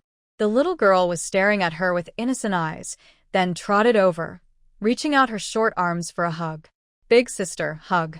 Her irritation and anger immediately eased. She quickly reached out and hugged Shushu. As soon as the little girl was in her arms, she hugged Fong Jinju tightly and pressed her small face against her cheek. Big sister, don't be angry. Shushu, pay. Bad guy. Bullying big sister, right? Shushu, help big sister fight him, okay? Shushu first waved her tiny fists, then stretched out her small hands, cupping Fong Jinju's face gently to soothe her. Good big sister. Don't worry. Don't be scared. Fong Jinju suddenly burst into tears. Tears couldn't stop flowing. What does it matter if this world is good? She is all alone, with no family or friends, surrounded by people who want to push her to the edge. So far, all the kindness she has encountered has come from another time and space. Fong Jinju sat on a small bench, holding Shushu, crying uncontrollably. Since her parents passed away, she has been facing malice, constantly telling herself to hold on. Because if she shows even a little weakness, her mind will collapse. The road ahead will be even harder. But now, facing Shushu's pure concern, all her grievances and fears, like a bursting floodgate, cannot be stopped. She longs to be the child protected under her parents' wings again. She doesn't want the harsh reality to force her to grow up. She was afraid to face everything alone. Seeing Fong Jinju break down and cry uncontrollably, Shushu's big eyes filled with tears of worry and helplessness. She could only hold her sister tightly, pouting her little mouth as she comforted her in her own way. Big sister, don't be afraid. Shushu is here, and big brother too. Little uncle. And Uncle Dobby too. Little uncle is the best. Help big sister fight the bad guys. Sniff. Big sister, don't cry. With a soft, tearful voice, Fong Jinju hugged Shushu tightly, as if holding all her courage to keep going in this world, unwilling to let go for a long time. She should thank heaven. When she was alone and helpless, it sent Ruerue and Shushu to her side. As long as someone is behind her, even just the warmth from a child, it's enough to support her to go very far. Big sister. Ruerue ran out holding a letter from the shed door. Seeing the big and small figures crying with their heads in their hands, his little mouth froze in a smile. Big sister? Shushu? He quickly ran over, stretching out his short arms to try to hug both of them. His big eyes were full of worry. What's wrong? Did the bad guys bully you? Ruerue looked around cautiously. Don't worry, Ruerue will protect you. It's okay, Ruerue, no bad guys. Fong Jinju sniffed and stopped crying, reaching into her pants pocket for a tissue to roughly wipe her tears. Gently, she pushed away Ruerue and Shushu, feeling guilty and heartbroken as she wiped the little one's tears. Sorry, Shushu. Did I scare you? She also reached out to pat Ruerue's head. It's my fault. I lost control of my emotions for a moment. Shushu shook her head repeatedly. No. Shushu cares about big sister. Ruerue's small hand also tightly held Fong Jinju's, pressing against his face. Big sister is very good. Very, very good. Fong Jinju fought back tears that threatened to come out again, forcing a smile. Ruerue, Shushu are also very good. Meeting you too, I feel very lucky. Did little uncle send you another letter? Ruerue quickly took out the letter. Miss Jinju, if you have any trouble, please tell me. I may not be able to help much, but having one more person gives you one more idea. You said we are friends, and friends shouldn't hide anything from each other, right? Fong Jinju looked up, quickly wiping away the tears at the corner of her eye with her finger, and forced out a smile. She was not alone. Besides Ruerue and Shushu, she also had a great general friend and the soldiers and civilians of the city. Calming her mind, Fong Jinju quickly wrote a reply letter and asked Ruerue to bring it back. What's wrong? Seeing Ruerue return with a sad, frowning face, Jui felt worried and hurriedly asked. Ruerue pouted her little mouth, tears starting to fall. Sniff, sister is crying. Not only Zhu Yi, but everyone else was also panicked. Ruerue, what happened? Did the goddess get bullied by a more powerful immortal? Everyone surrounded Ruerue and asked questions, while Zhu Yi quickly unfolded the letter, his chest feeling heavy. Zhu Yi, thank you. Your courage to ask for help means a lot to me. In the letter, Fong Jinju explained her parents' death in a car accident, how her uncles turned against each other for profit, how her farm was heavily in debt, and how debt collectors pushed her to the edge. She told everything honestly. At the end, she shyly said, "Zhu Yi, I am in a desperate situation just like you. It's hard to say, but I have no family or friends here. Only you can help me. Can you lend me some money from selling antiques to pay off my debts? Don't worry, I will work hard to earn money and pay you back." In her careful and sincere words, Zhu Yi felt a deep sense of pity. No wonder Jinju said on the first day that she was about to leave. It turns out her life was going through such a big change. He, who has family and many brothers and villagers around him, still finds the hardship hard to bear. It's hard to imagine how lonely Jinju must feel facing all this alone, feeling so helpless. Despite such a desperate situation, she still bravely held on and helped North Liao get through the tough times. Jinju truly is a rare and kind girl in this world. As he finished writing, Zhuya's grip on the pen was so tight it felt like he wanted to pierce through the paper. It seemed that only this way could Jinju understand his sincerity. Farm. Fong Jinju nervously unfolded the letter Ruerue brought back. She immediately asked for 5 million. For most people, it would be better to just slap her in the face rather than ask directly. Does Zhu Yi think she's taking advantage of the situation? Jinju, don't be afraid. I'm happy to help you. Those antiques aren't worth much in North Liao. Even if you exchange them for grain, it won't be much. It's you who gave them their true value, and you are the one who has the right to decide what to do with them. If it's not enough, I will find more for you. No matter what difficulties you face, you must tell me in time. Don't suffer alone. North Liao needs you. Only when you are well can North Liao be well. Snap. Fong Jinju's tears fell onto the letter paper. This time, it was tears of great relief and trust, given wholeheartedly. She took a deep breath, wiped away her tears with force, and smiled at the two little ones like blooming flowers. Your little uncle is truly a very good and impressive person. Ruerue and Shushu looked at each other and also grinned happily. Chuyi, thank you. I will take good care of myself, for myself, and for Beiliang. The conveyor belt can transfer backwards. Come on, send the heartfelt wishes of the brave people of Beiliang to me without mercy. Seeing the reply, Chuyi smiled, revealing a set of bright white teeth. Both Grandma Chu and Nurse Wei were stunned by the sight. Even the Chu family soldiers were amazed. Miss Jinju, I am a Yes mother. Your great kindness and generosity are beyond what I can express. This is a small pouch that Nurse Wei and I sewed overnight, containing my lucky charm that I carry with me for many years. I hope it brings you safety and smoothness, Jiang Nianci wrote. Miss Jinju, I am very poor and cannot give you anything valuable, but this short dagger was given to me by my father. It is my most treasured possession. Today, I give it to you to thank you for saving Beiliang City, Yi Tingxian wrote. Miss Jinju, I can't read or write.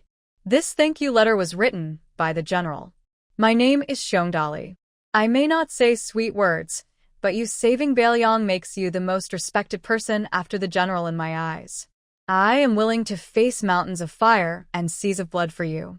Since I joined the army, I have carried my big sword, fought enemies, and made achievements. Now I give it to you. Whether facing monsters or powerful gods, if anyone dares to bully you, just use it to cut them down. Reading the letters from the soldiers and civilians of Beiliang and carefully examining the gifts they sent, Fong Jinju felt a warm wave fill her heart. Most of these gifts were from the Chu family soldiers, either big swords, spears, or even bows, arrows, and shields. Some gifts were from ordinary people. There were old, worn wooden basins, unidentifiable clay jars, and very smooth vegetable bowls. All simple objects, but Fong Jinju knew these were the most precious things the common people had right now. She carefully tied the small pouch to her phone as a phone charm, placed the portable short blade into her small bag, and stored the other gifts in the storage room of her dormitory. I prepared mushroom chicken leg rice for the two little ones and played Peppa Pig on the computer for them. Fong Jinju was eating and opening her phone at the same time. Ding, ding, ding. Several messages kept popping up. Fong Jinju opened them. Fong Jinju, you ungrateful little brat. I wanted to give you a way out, but you dared to hang up on me. Old Fong, you're such a coward, raising a tough kid like you. I want to see how tough you really are. Your debtors are my partners. With one call, I can ruin you. I suggest you follow my instructions and transfer the farm to me, or you'll suffer the consequences. Fong Jinju's face darkened, and she suddenly lost her appetite. She instinctively looked at the two little ones.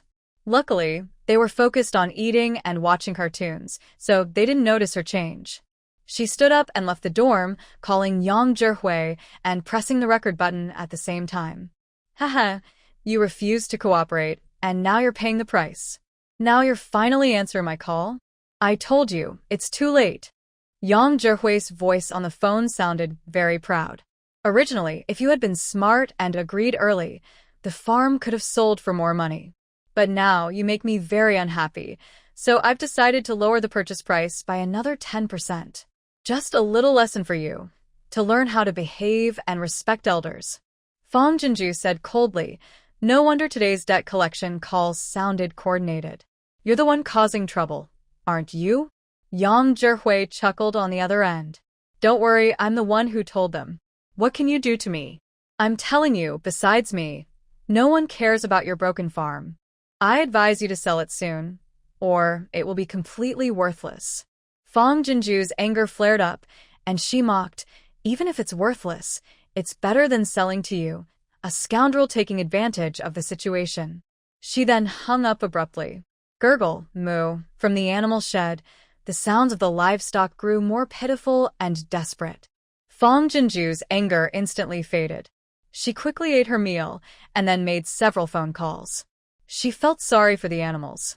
She hadn't had time to feed them yet. It wasn't the right time to send the animals to Beiliang. They needed to be raised for a while longer. Over an hour later, the feed factory delivered several trucks of feed and brought some temporary workers. The workers were hired by Fong Jinju to feed the animals. Each was paid 150 yuan, plus an additional fee to the company. Unfortunately, Fong Jinju has important matters to attend to today. If she tries to feed 5 large barns of livestock alone, it will waste too much time. The money that needs to be spent still has to be spent. With more people and machinery, the work gets done faster. In less than an hour, all the animals will have their first proper meal in days. While the workers are busy, Fong Jinju is not idle either. She posted a job advertisement online. Her wages are quite good, 5,000 yuan a month per person. They only need to feed the animals twice a day and take care of the vegetable garden. Given the workload and pay, it's a good job with little work and high pay. Within minutes of posting, she received over 10 applications, many from recent college graduates. Thinking about her own experiences right after graduation, Fong Jinju naturally sympathizes with college students. After talking with some applicants, she chose 2 female students. She is working alone on this farm, which is far from town, and she has 2 young children. Hiring male workers might not be safe. The female graduates just out of school haven't yet faced the tricky workplace politics and are full of positive hopes for society. They also share common interests with her, making them the best choices. Of course, Fong Jinju also explained the farm's work requirements to the 2 girls in advance. First, accommodation is not provided. They must arrive at work before 9 a.m. Each can cook and rest in the farm dormitory at noon. After feeding the animals at 4 p.m., they must leave the farm. They can drive their own vehicles or take taxis. Those who drive get an extra 500 yuan monthly for transportation. Taxis are reimbursed based on receipts added to their wages. If the workload increases later, their wages will also go up accordingly. Apart from the remote location and the inconvenience of commuting, the conditions are very generous. The 2 girls gratefully promised to work hard. Having solved the livestock problem and seeing Ruerue back at the general's residence, Fong Jinju finally started preparing to go to the city.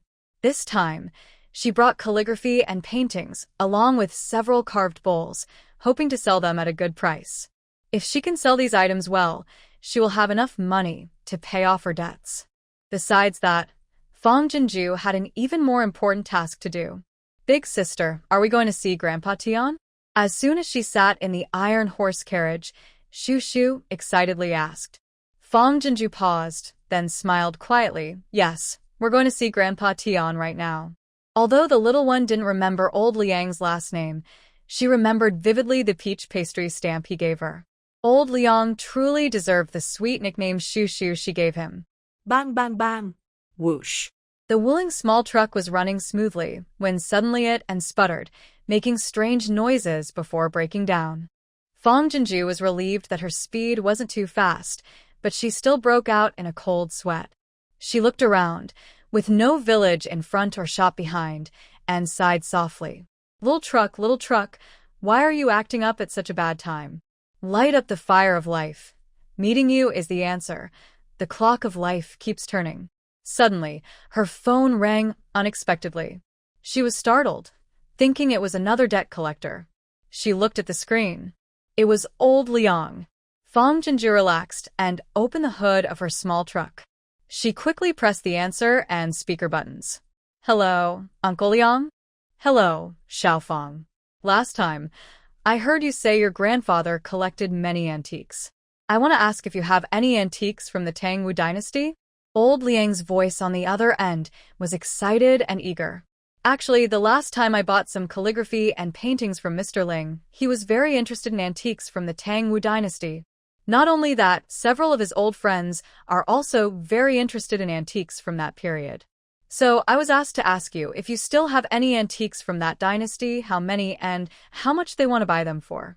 Fong Jinju almost dropped her phone in excitement. She covered the receiver, took a deep breath to calm herself, then replied, Uncle Liang, I was just about to find you. I brought several antiques this time. If Mr. Ling's price is reasonable, I can sell them anytime. Anyway, I also...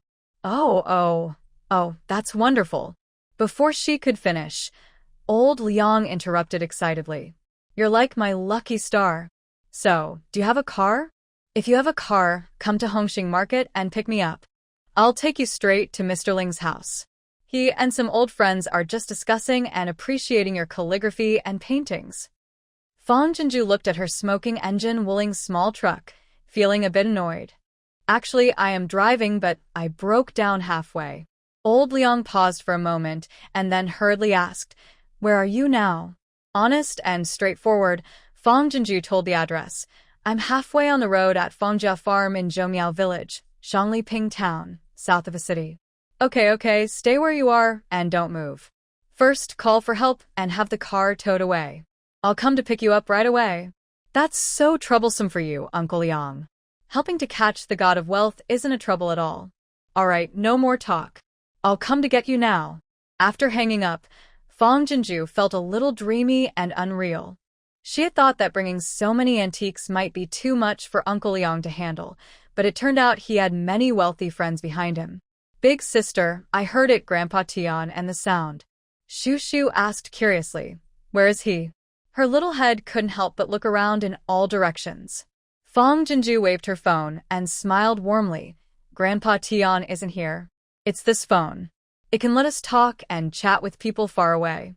Shu Shu's eyes widened with surprise. Wow, that's amazing. Shu Shu, can you also talk to Gaga? Fong Jinju was stunned, then suddenly had an impossible idea. She knew very well that in order to communicate with Beiliang, she had to temporarily separate the two children. They would miss each other very much. If she bought each of the children a kid's watch, wouldn't they be able to talk across time and space anytime?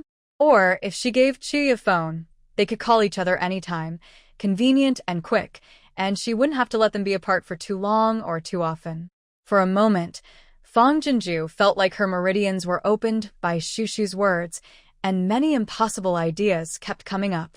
But now wasn't the time to worry about that. And even if they had phones, without communication towers, remote calls would still be impossible. Moreover, they were in different time spaces. Shu Shu, not for now. Goga doesn't have a phone and we need other things to help us talk. Seeing Shushu's hopeful eyes suddenly darken, Fang Jinju felt a little sad. She changed the subject, but give me some time, and I'll do my best to make it possible for you and Gerger to talk even if you're apart, okay? Hearing this, Shushu stepped forward, hugged Fang Jinju's leg, and smiled up at her. Yes, I believe in Jiji. Fang Jinju sighed in relief and gently patted Shushu's head. She wasn't just giving false hope to Shushu. After calling for a rescue truck to tow away the small wooling van, Fang Jinju took Shushu to sit on a nearby rock and started looking up information. To my surprise, she actually found a few ways to try. But before I could investigate further, a taxi suddenly stopped in front of them. Then Lao Liang stuck his head out of the window. Xiao Fang. His gaze fell on Shushu's head, and he immediately smiled kindly. Little girl, I knew you were here. Get in the car quickly. Grandpa brought you something nice. The taxi driver was very skilled. With a quick move, he turned the car around. Lao Liang sat in the back seat. Fang Jinju helped Shushu into the back, and she took the front passenger seat.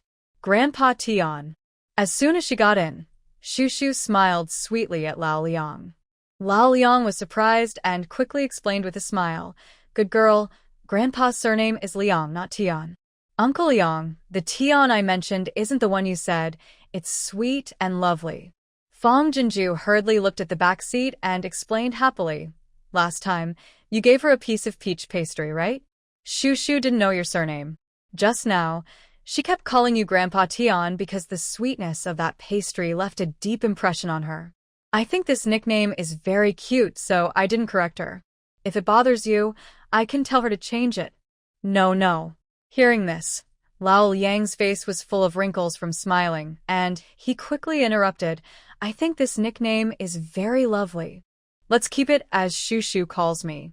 No need to change it. Come here, Shushu, Grandpa Tian didn't mean to offend you. Look what I brought you. Seeing the pink packaging, Shushu's eyes immediately sparkled with joy. Wow, but she didn't reach out directly to take it. Instead, she looked expectantly at Fang Jinju. Fang Jinju smiled and nodded. Only then did Shushu happily accept the lollipop and grinned at Lao Liang.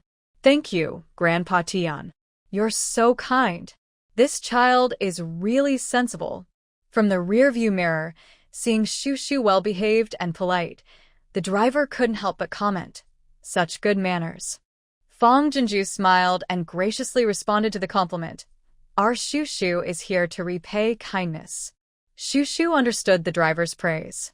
She tilted her head thoughtfully for a moment and said seriously, Uncle, you drive really well. You're so amazing. Uncle often said that how others treat us, we should treat them the same way. Since Uncle praised Shushu, she thought she should also praise Uncle. Yes, Shushu did the right thing. She's great. Everyone in the car was initially stunned, then burst into cheerful, happy laughter. Shushu, being thoughtful and sweet-tongued, made the atmosphere inside the car lively and warm all the way. Everyone was unaware that the taxi had already arrived at Onqing's most luxurious residential area. Beishun Villa. This area is filled with standalone villas, only 28 in total. Each villa is very spacious, making land extremely valuable and expensive, comparable to first-tier cities like Beijing, Shanghai, and Guangzhou. The tall, handsome security guard confirmed and then allowed the taxi to proceed. The inside of the estate is luxurious at every turn, with each view showing elegance and wealth.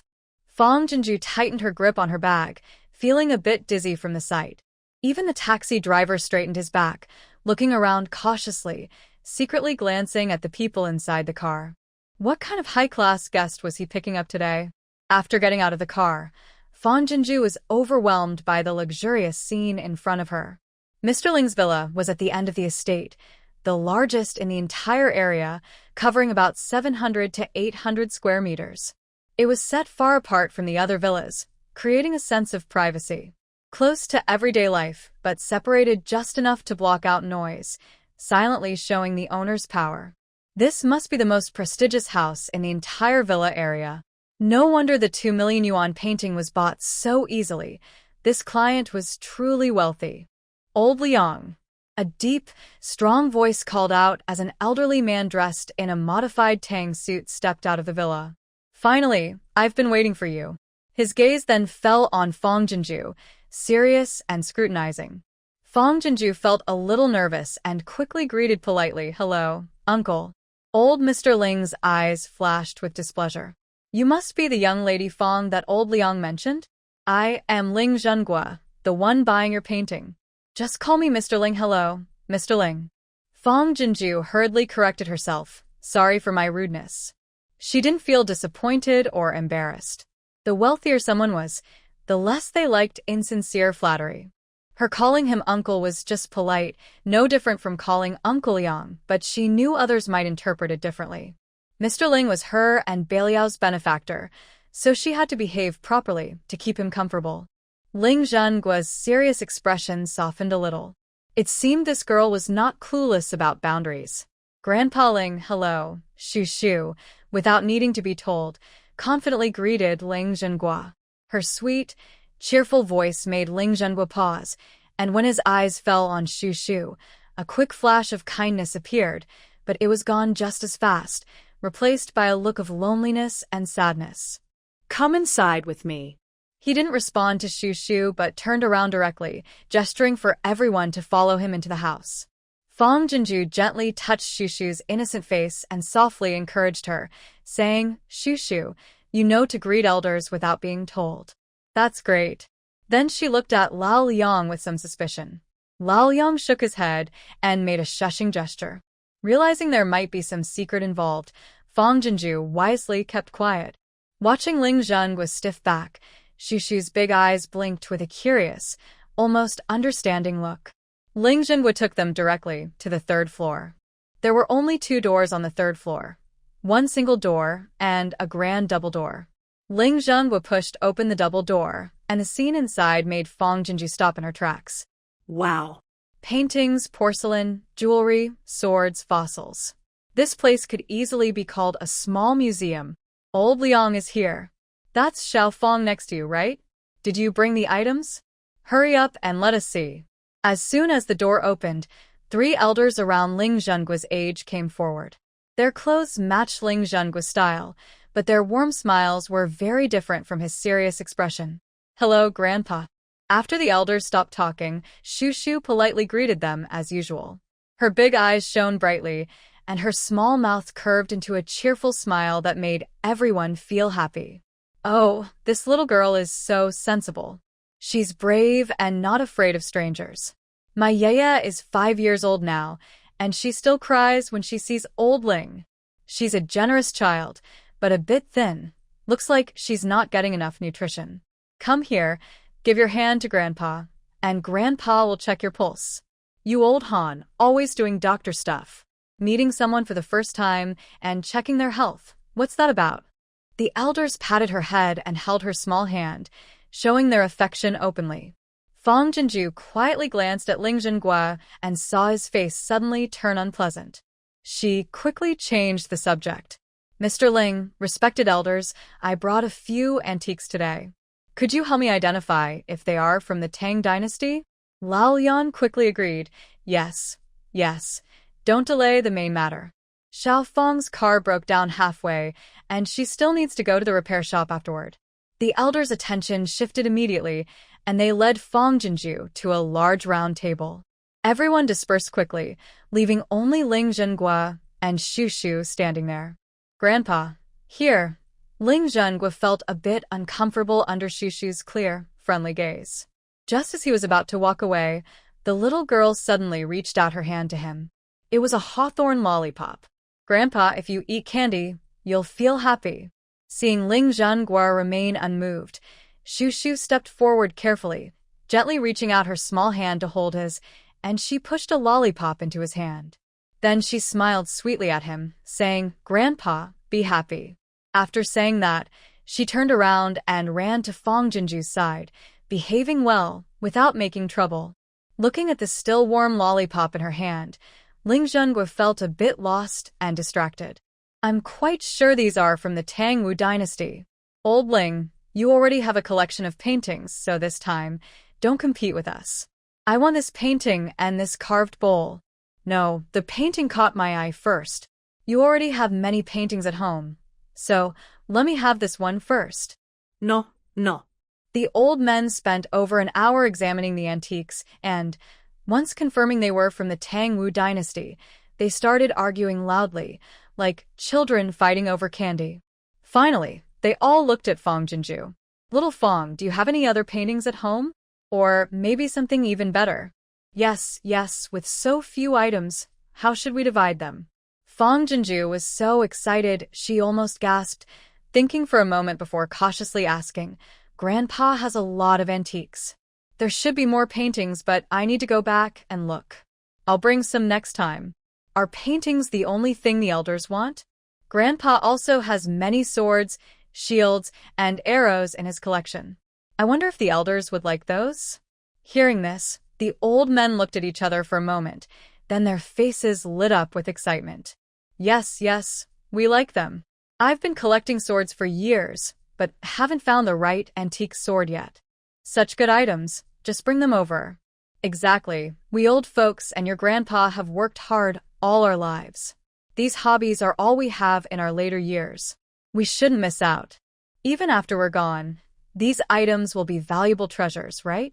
Fong Jinju felt confident and nodded repeatedly. Knowing she still had many good items, the old men no longer argued, but each chose their favorite antiques. The paintings were sold for 2.2 million yuan, the 3 carved bowls for 1.8 million yuan, and a carved ceramic basin for 1.5 million yuan. Because it was large, Fong Jinju only brought 2. The old men paid quickly and smoothly. Watching the steadily rising numbers in their bank accounts, Fong Jinju felt she urgently needed to take a deep breath. Now, not only can she fully pay off her debts and save the farm, but North Liao's supply worries for the upcoming period are also resolved. Light up the flame of life. Meeting you is the answer. The clock of life keeps turning. While Fong Jinju was lost in a daze, her phone suddenly rang unexpectedly. It was a landline. She pressed the answer button. Hello? Miss Fong, I'm calling to inform you that your car's engine is completely ruined, and the car is nearing the end of its usable life. There's no need to repair it. Please let us know how you like to handle it. The caller was from the car repair shop. Fong Jinju had already guessed this, and although she felt a bit regretful, she decisively said, All right, since that's the case, I won't repair it. Please send the car back to Li Ping Fong's farm. Yes, contact me once it's delivered, and I'll transfer the money. After hanging up, Han Zhengwo couldn't help but ask, Little Fong, the car is scrapped. Why do you want to bring it back? Han Zhengwo was a short, plump old man with a round face, always wearing a friendly smile. A flicker of sadness appeared in Fong Jinju's eyes. Her voice unconsciously carried a touch of sorrow. This is one of the few keepsakes my parents left me. Even though it's broken, keeping it is a kind of memory. She looked apologetically at Lao Liang, who was shocked. Uncle Liang, I'm sorry. Actually, my parents recently died in a car accident. They used to run a farm, but due to poor management, they accumulated huge debts. I just graduated from university and didn't know how to turn things around, so I had to sell the inheritance my grandfather left me. Last time, I didn't understand the market and was worried that others might deceive me once they found out I was an orphan girl, so I lied to you. But through these 2 interactions, I've realized you're a good person. I shouldn't hide things from you anymore. She realized that since meeting Shu Shu and Ruerue, although her surroundings still had malice, her luck was beginning to change. She was meeting benefactors and kindness. When faced with trustworthy people, especially those who help her out of trouble, whether knowingly or unknowingly, she should be sincere to keep this good fortune flowing. Hearing this, Lao Yang was shocked, and his eyes welled up with tears. Girl. Suddenly, he felt a bit choked in his throat. What you did before was right. People's hearts are hard to read. How can you trust a stranger easily? I don't know what big trouble you and Shu Shu are going through. When I spoke to you last time, please don't take it to heart. I truly felt sorry for the child and couldn't help expressing my concern. I understand, Uncle Yang. Fong Jinju forced a smile through her slightly sour tears and said, If it weren't for your natural affection and care for Shu Shu, I wouldn't have trusted you so quickly and agreed to sell the antiques to you. That's why I have the chance to tell you all this now. Honestly, I really want to thank you, as well as the elders you introduced me to. If it weren't for your keen eyes in buying these antiques, I wouldn't know how to face such a huge debt. The elders exchanged looks, their faces filled with shock and sympathy. Even Mr. Ling, who usually doesn't show much emotion, looked at Shu Shu with softer eyes. Little Fang. Han Jiangwo spoke kindly. Your farm is far from the city, and not having a car makes things difficult. Now that you have some money, you should buy a new car. Coincidentally, I know all the car dealers in Anqing West. I'll give you a business card. When you go to buy a car, show them this card, and they'll give you the best price. He fumbled in his pocket for a while before taking out a business card and handing it to Fang Jinju. Seeing the card, which looked very expensive but was made of an unknown material, Fang Jinju waved her hands quickly. Uncle Han, I appreciate your kindness, but I really don't need it. It's just a car for getting around, so I plan to buy the cheapest one. No need to trouble you. Hearing this, Ling Jingguo's eyes flashed with admiration. This girl has good character. Han Jiangwo didn't hesitate and pressed the card into Fang Jinju's hand. If I tell you to take it, then take it. Those people are eager to give me favors. You don't need to feel any burden. But next time, remember to bring some nice things. The other two elders also chimed in, yes, Uncle Han's business cards are valuable. He doesn't give them out easily. If you don't accept it, it's like insulting him. Ha! Unable to refuse, Fang Jinju gratefully accepted the card. The elders accompanied her and Shu Shu downstairs, but unexpectedly, Ling Jinghua had already arranged for a driver to wait at the door.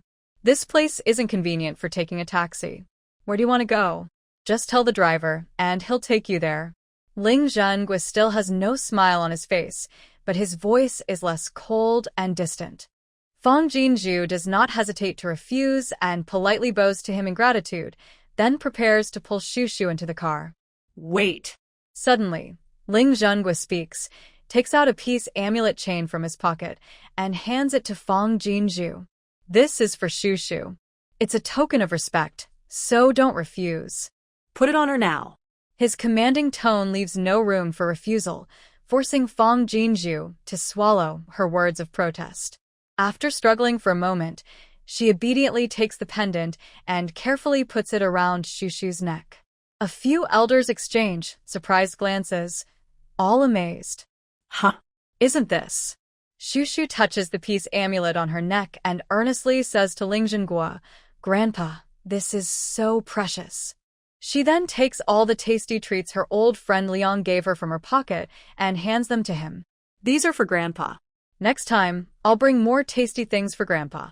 For the first time, Ling Zhenghua does not refuse and quietly puts the treats into his pocket. Not only the elders, but Fang Jinju also feels a bit incredulous and proud. Sure enough, a well-behaved child is loved wherever she goes. Her Shu Shu truly makes her family proud. With money in her pocket and no worries, Fang Jinju asks the driver to take her directly to Anqing West Science and Technology Innovation Road. This area is full of car dealerships of various brands. She needs to buy a new car for commuting. Since the Wuling small truck has worked diligently for many years without any problems, Fang Jinju plans to buy its upgraded version. It should be economical and practical with enough space. With a clear goal, Fang Jinju holds Shu Shu's hand and starts looking for Wuling dealerships along the way. Fang Jinju. Passing by the Mercedes-Benz dealership, a familiar yet surprised female voice comes from inside, causing Fang Jinju to stop abruptly. She doesn't need to turn around. She already knows who it is. It's her college roommate, who shared a dorm with her for 4 years, and her former close friend, Wu Qian. Oh, it's really Fang Jinju. Another familiar male voice, full of teasing and sarcasm, sounds out, more arrogant and aggressive than when he cheated and broke up with her before. Fang Jinju feels a wave of disgust in her heart and quickly tries to walk away. Hey, don't go. Even though we broke up, we're still old classmates. How can you just leave without saying hello? That's so rude. Yes, Jinju, Zhejiang and I are about to get married. My dad only has me as his daughter, and he insists I choose a luxury car as my dowry. Although Zijiang ultimately chose me, we've been friends for 4 years. Since you're here, please come in and help me pick a car? Fan Jinju wanted to stay away, feeling disgusted. But the untrustworthy man and the unkind woman thought she hadn't left yet and came out to show off together. The salesperson who was helping Wu Qianqian and Feng Jiqiang heard the name Fang Jinju and shivered. They hurried to follow her outside. She was in her early 20s, with a gentle and delicate look, holding a cute, shy little girl. And her name was Fang Jinju. This was definitely a key customer the boss had told her to watch closely over the next few days. The female salesperson had sold cars for over 10 years. She had seen all kinds of people. When she heard the tense words between Feng Jiqiang and Wu Qianqian, she guessed their relationship with Fang Jinju. Oh my goodness! Today, she not only met an important customer but also saw them betrayed by their ex-boyfriend and best friend at the same time. Thinking of this, she felt things might be complicated. She quickly asked her colleagues to keep an eye on the customer while she hurried upstairs to report to her boss. Fan Jinju's eyes flashed with anger. She stopped and turned around, looking coldly at the smug man and woman. "Who are you?" Shu Shu, who was nearby, sensed that the uncle and aunt in front of her didn't mean well.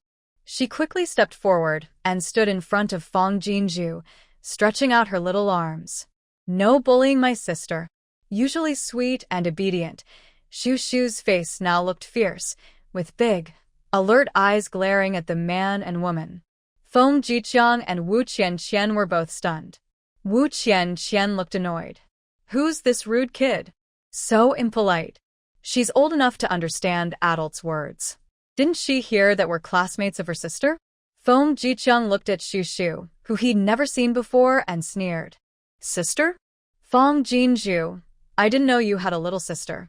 Could she be your new girlfriend's daughter? Well, with someone like you, so ordinary and unremarkable, any man would be lucky to look at you. Who are you to pick and choose?" Ha ha. Looking at the ugly faces of the scoundrel and the mean girl, who no longer bothered to hide their ugliness, Fang Jinju, despite her usually good temper, couldn't help but retort, "You don't need to remind me. I may lack many qualities, but self-awareness is my best virtue. I really don't have the right to pick and choose with my conditions, or I wouldn't have been fooled by a scoundrel like you back in college. But luckily, there's Qian, who likes to collect trash and even helps me cut losses. She also gave me a free lesson on how to spot bad people. I'm grateful for that. Want me to help pick a wedding car? I was just looking for a chance to thank Qian, so I'll help you pick one." Ignoring the twisted, angry faces of the scoundrel and the mean girl, Fang Jinju pulled Shu Shu into the 4S shop without saying a word. "Which car here is the most expensive?" she asked. Just then, a female salesperson came out, having received the boss's orders. Seeing Fang Jinju, her face lit up with a respectful smile that almost reached her ears. She quickly understood her request and led her to the most luxurious car, saying, "Madam Fang, this is our most luxurious family SUV right now. It costs 1.39 million. Before the scoundrel and mean girl could get close, the salesperson leaned in and whispered, "Madam Fang, Old Han has already given instructions, and the boss has told me everything. As long as it helps you feel better, I will do my best to cooperate." Fang Jinju was stunned. How could Old Han happen to know she was coming to the Mercedes-Benz shop? And that she was disgusted by the scoundrel and mean girl? Could it be that he had already told all the 4S shops in this area? In that moment, Fang Jinju felt the power of capital and was deeply touched. Wow, if that's true, Old Han is so generous. And the boss and the salesperson here are really on the ball. Feeling grateful, Fang Jinju nodded slightly to the salesperson and whispered, "Thank you." The salesperson felt a surge of excitement. Seeing the scoundrel and mean girl come in, she immediately kept her composure and asked, "Madam Fang, what do you think of this car?" With Old Han's backing, Fang Jinju straightened her back even more and reached out to touch the car door. Not bad. Then she turned to look at the scoundrel and mean girl and smiled. What do you think? Qian, a girl from a wealthy background, naturally wants to buy the best for her wedding. I have poor taste, but I think this car is already luxurious enough. She looked at Qian with a half-smile, mockingly saying, but Qian, with your high standards, I wonder if you even look up to this one? Then don't forget to seriously introduce the science products to the female salesperson. This is my college classmate. Her family is very well off, so she has high standards. Please don't show her cheap products, or she might think you're looking down on her. The female salesperson quickly smiled and looked at Wu Qianqian. Ma'am, I was wrong earlier. I shouldn't have introduced the entry-level model. No wonder you didn't place an order. It turns out you thought it was too cheap. How about this one? It's the best and most expensive model in our store. If you feel it doesn't match your status, we can also customize a fully imported version, but it will take longer to deliver. Do you think that would delay your wedding? Seeing the arrogant man and woman look uncomfortable, Fang Jinju almost couldn't hold back her laughter. She silently praised the female salesperson in her heart. She seemed respectful, but was actually subtly mocking, pushing them to embarrass themselves. Didn't ask yet. What are you here for? Seeing Wu Qianqian's face look unhappy, Feng Jiqiang quickly changed the subject with a sly look, as if scrutinizing Fang Jinju. So you're here to buy a car too? No. I heard your parents lost a lot of money running a farm. It's strange if you have money to buy a car. Hearing this, Wu Qianqian suddenly got excited again. Are you here to apply for a luxury car sales job? Well, with your education, it's hard to find a high-paying job. Even if you do, it wouldn't make much difference for the huge debt your parents owe. Being a luxury car salesperson is different. The chance to meet rich clients is very high. If you're lucky and a wealthy newcomer with not-so-great taste takes a liking to you, that could be much faster money than working a regular job. The two of them took turns, deliberately hitting Fang Jinju's sore spots. Fang Jinju's face darkened. She hadn't talked much about her family situation with Feng Jiqiang and didn't know how he found out. During her parents' funeral, they didn't even say a word and just swaggered in with Wu Qianqian. They weren't genuinely there to pay respects but to show off and watch her suffer, hoping to add salt to her wounds when she was at her most vulnerable. At that time, her two uncles were eager to take away valuable farm assets and use the funeral as an excuse to pressure her into signing over the property. This farce of betrayal and abandonment made the two scoundrels and petty women laugh at her humiliation. Fang Jinju looked at Wu Qianqian without paying attention to their teasing and slander, and instead turned her anger into a counterattack. Scumbags and mean girls. Fang Jinju suddenly looked apologetic. Oh, I forgot. Your dad is just a department-level official, earning at most 6,000 or 7,000 a month, right? Unless he's involved in corruption or has other ways to make money, how could he afford a luxury car worth over $1 million? The female salesperson looked at Wu Qianqian with just the right expression. Half of her was surprised by the revelation, and half thought, no way, with such family conditions, she dares to look at our most expensive cars? Ma'am, I think the model you two were just looking at, costing over 20,000, is very suitable. Would you like me to introduce it to you? The salesperson's expression and tone successfully provoked Wu Qianqian. She angrily said, What do you mean? Are you looking down on us? At the right moment, Fang Jinju added, spending 1.39 million on something you can afford. I believe your department-level dad definitely has that ability, right? Wu Qianqian's face turned red with anger. You. She couldn't say a word in reply after all that, because she really couldn't afford it. Not to mention over $1 million. Even for the 20,000 car, her dad only agreed to pay the down payment. The rest would be paid monthly by her and Feng Jiqiang. Feng Jiqiang felt a bit embarrassed and took Wu Qianqian's hand. We just graduated from university. Being able to buy a Mercedes costing over 20,000 already puts us ahead of many peers. To compare us to a service worker is just lowering our standards. Then he sneered at the female salesperson with a complex expression.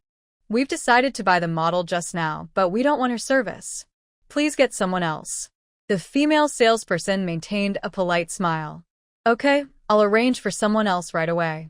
She waved her hand, and a handsome male salesperson immediately approached. I have distinguished guests here. Please attend to this couple, they want to buy the cheapest model. Then she pulled the male salesperson closer and lowered her voice. Remember, that's a discounted model. The company isn't making money, so don't promise to give the customers anything unnecessary. Although her voice was quiet, everyone present could hear her clearly. Ha ha ha. Fong Jinju couldn't help but chuckle. Soon, she planned to thank this female salesperson. Her quick help was just too satisfying. Seeing her smile, Shushu also giggled happily. Hee sister's happy, so Shushu is happy too. Wu Qianqian rolled her eyes in frustration. Feng Jiqiang's face also turned extremely ugly. Who is your leader? I want to complain about you. Hearing this, the female salesperson looked panicked.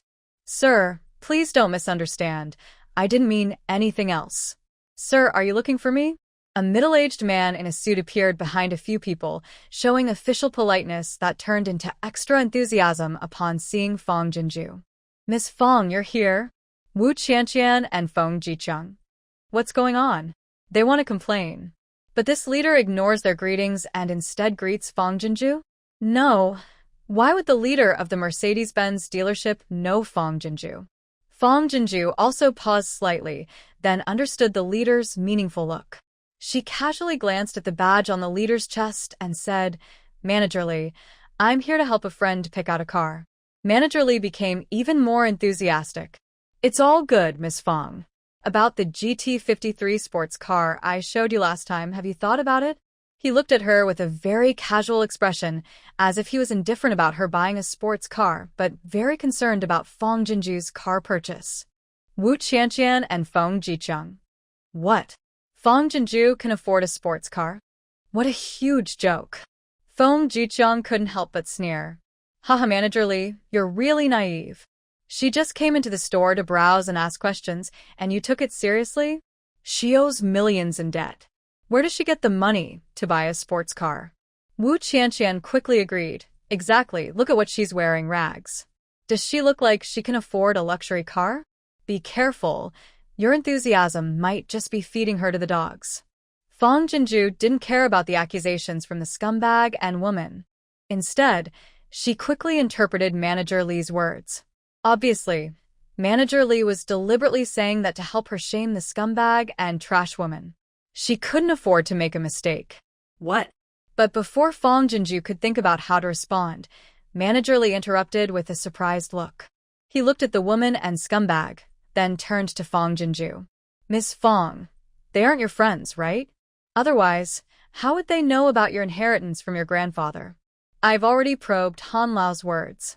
He said that just buying a calligraphy painting from your grandfather's collection cost over 2 million yuan. Add a bit more money, and it would be enough to buy 2 sports cars. Moreover, your grandfather left behind more than just 1 or 2 antiques. Hearing this, Manager Lee looked at Wu Qianqian and Feng Jiqiang with expressions of shock and disbelief, then glanced at Fong Jinju, who was covering her mouth. Miss Fong, am I overstepping? Let's go to the VIP room to talk. Without further ado, he insisted on taking Miss Fong to the VIP room and waved to the female sales assistant, saying, That small order is for Xiao Wang. Quickly come and give Ms. Fong proper service. She's interested in a luxury car worth millions. Wu Qianqian and Feng Jiqiang. What does this mean? They originally wanted to complain to the manager, but it turns out he was also quite snobbish.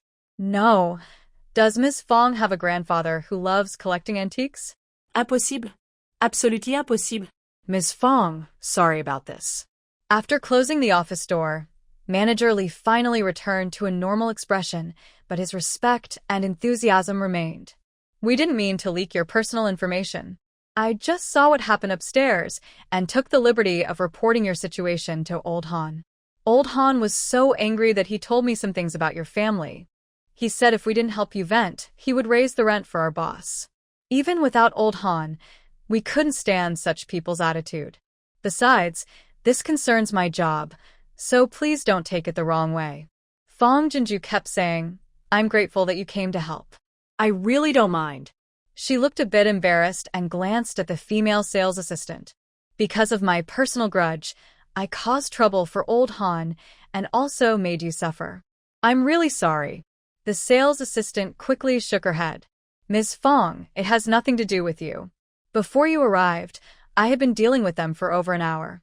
I saw their true nature, but I didn't expect they would still be such immoral scoundrels and homewreckers. They do wrong and don't hide it, even proudly showing off and hurting others. It's simply hateful. Manager Lee pulled back the blinds and looked downstairs, annoyed. Those two haven't left yet.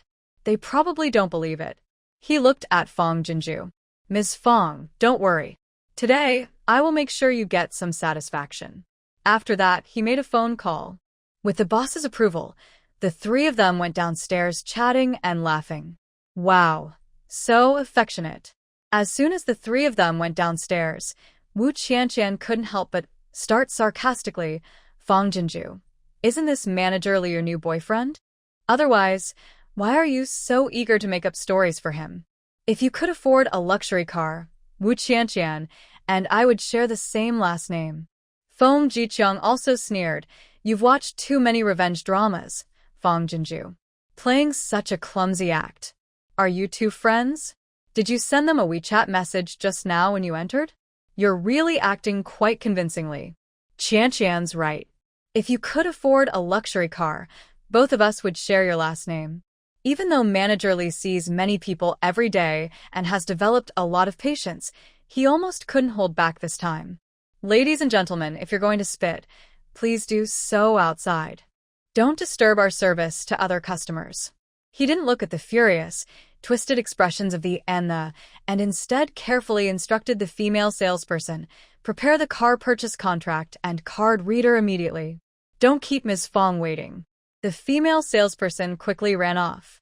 Manager Lee led Fong Jinju to a nearby negotiation area and earnestly explained the maintenance and driving tips for the sports car. Wu Qianqian and Fong Jiqiang exchanged glances. Are they serious? Seeing the salesperson really bring out the purchase contract and card reader, looking excited like she was closing a big deal, the couldn't sit still. They secretly leaned behind Fong Jinju. Fong Jinju calmly took out her wallet from her bag and then pulled out her bank card. The salesperson excitedly pressed the payment amount. The both stretched their necks, eyes wide, secretly peeking. 1,688,888.88.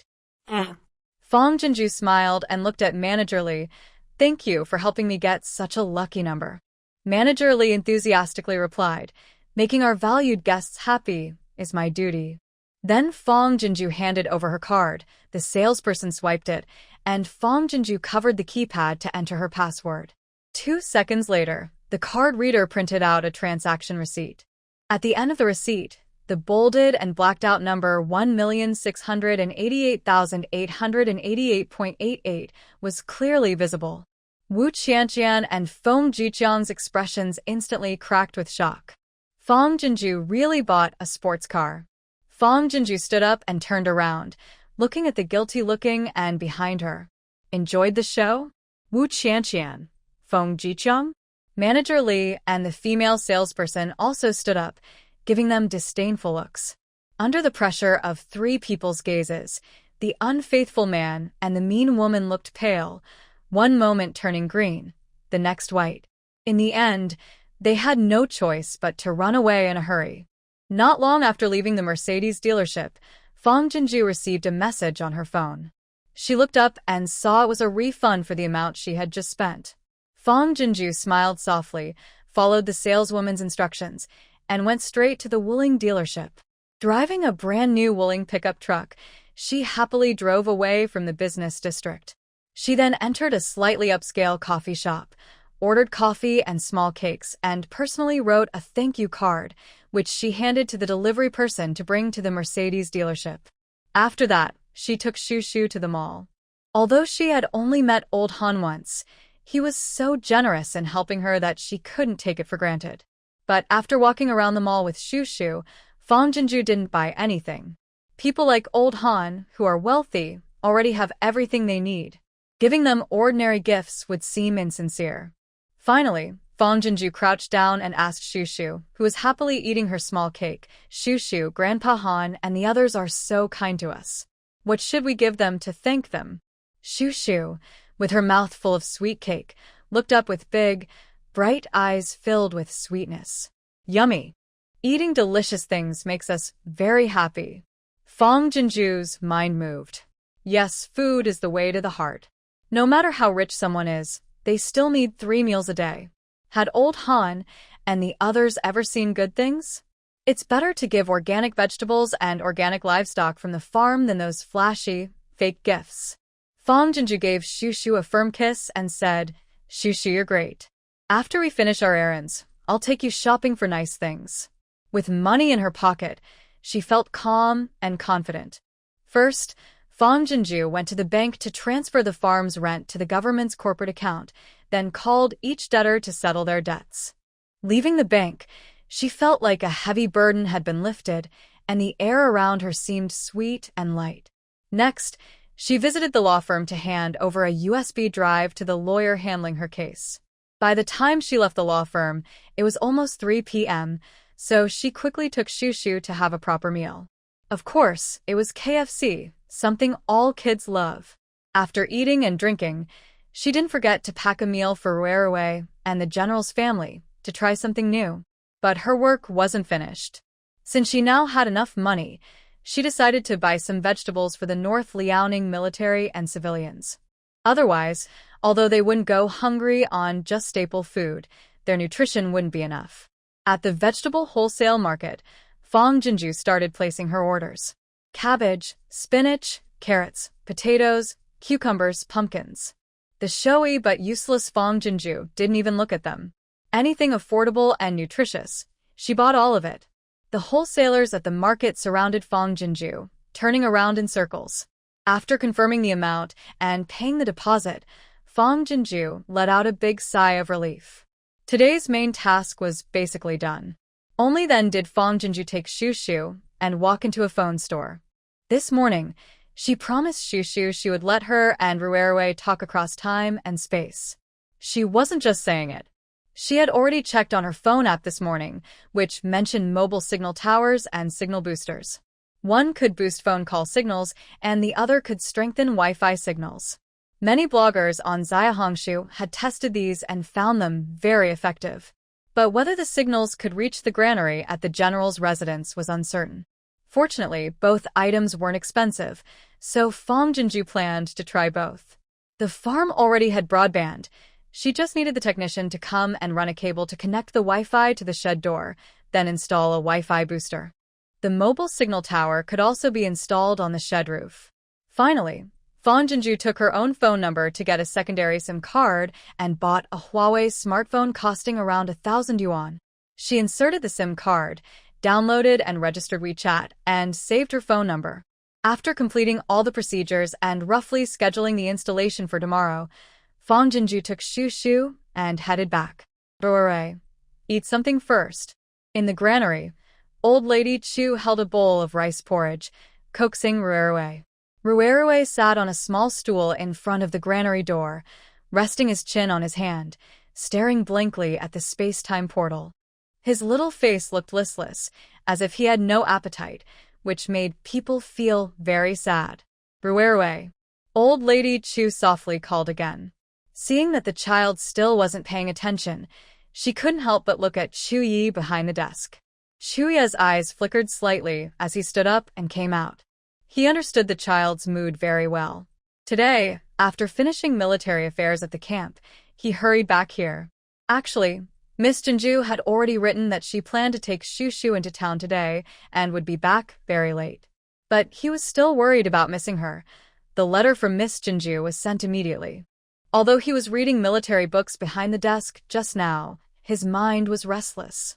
Ruerue, how about you and Shushu take turns staying with sister and little uncle from now on? Chu Yi crouched down, looking a bit worried and helpless. The two children have been inseparable since birth. They haven't seen Shushu for a whole day, so it's no wonder Ruerue has no appetite. But the door of time and space cannot be opened by just the two of them. Separating the children is the only way, even if it's very difficult. This is the best solution he could think of. Hearing this, Rue finally snapped out of his thoughts, looked stunned for a moment, then shook his head repeatedly, saying no, no. Shushu like sister. If she can't see sister or Rue, Shushu will cry. Then he gathered his courage, reached out his small hand to take the rice bowl from Grandma Chu, and said, Rue will eat. Eat nicely. He then started to eat the porridge eagerly. Finally, the little boy seemed to remember something important, wiped his mouth, and seriously told Chuyi, little uncle, don't tell Shushu or Grandma what I just said, okay? He looked at Grandma Chu and added, Grandma, you're not allowed to say anything either, okay? Shushu is so well-behaved. If little uncle says something, she will agree, but she will be sad inside. Grandma Chu and Chuyi exchanged looks, feeling more heartbroken than happy. Chuyi couldn't help but ask, what about you? Aren't you sad? Rue sniffed. Actually, I am a little sad. But I am a boy, so I have to be brave. He patted his chest and said, little uncle said, right? A real man can carry mountains and rivers. Mountains, rivers, lakes, and seas. Cheheu je softy prompted. Rue's eyes lit up instantly. Yes. Mountains, rivers, lakes, and seas. So, when there's a problem or difficulty, a real man must be brave and face it. Not only to protect girls, but also to protect more people. Chuyi patted Rue's head, a proud smile on his face. Our Rue will grow up to be even stronger than little uncle. Rue's eyes shone brightly. Little uncle. Big brother. As soon as they finished speaking, Shushu ran out excitedly from the door of time and space, holding a letter in her hand. Her face was full of excitement. The two boys quickly stood up. Shushu, Rue hurried over, and the two hugged tightly. Big brother missed Shushu. For a very long time. Yes. Today Shushu and sister have so many things to do. Wow. Come on, big brother, I want to talk to you. Shushu pulled Rue to sit on a small stool. Rue quickly perked up his ears, his face very serious. Older sister said, Shushu, older brother, it's okay if we don't meet. We can still talk and chat. Huh? I didn't understand, brother. It's like this. At percent Zhu Yi hurriedly unfolded the letter after walking to the desk. This letter was very long. Elegant handwriting filled the entire page and quietly filled Zhu Ye's heart. Miss Jean Zhu has met a benefactor. Her antique was sold for millions, enough to pay off her debts and still have enough left for the soldiers and civilians of Beiliang to enjoy good days. Looking at the content of the letter, a smile unconsciously appeared on Zhu Ye's face. As his gaze moved down, his smile slightly froze. Did Miss Jean Zhu's iron horse break? Did she encounter a bad man and a mean woman when buying a new iron horse? Although he had never heard such words as bad man and mean woman, he understood their meaning at a glance.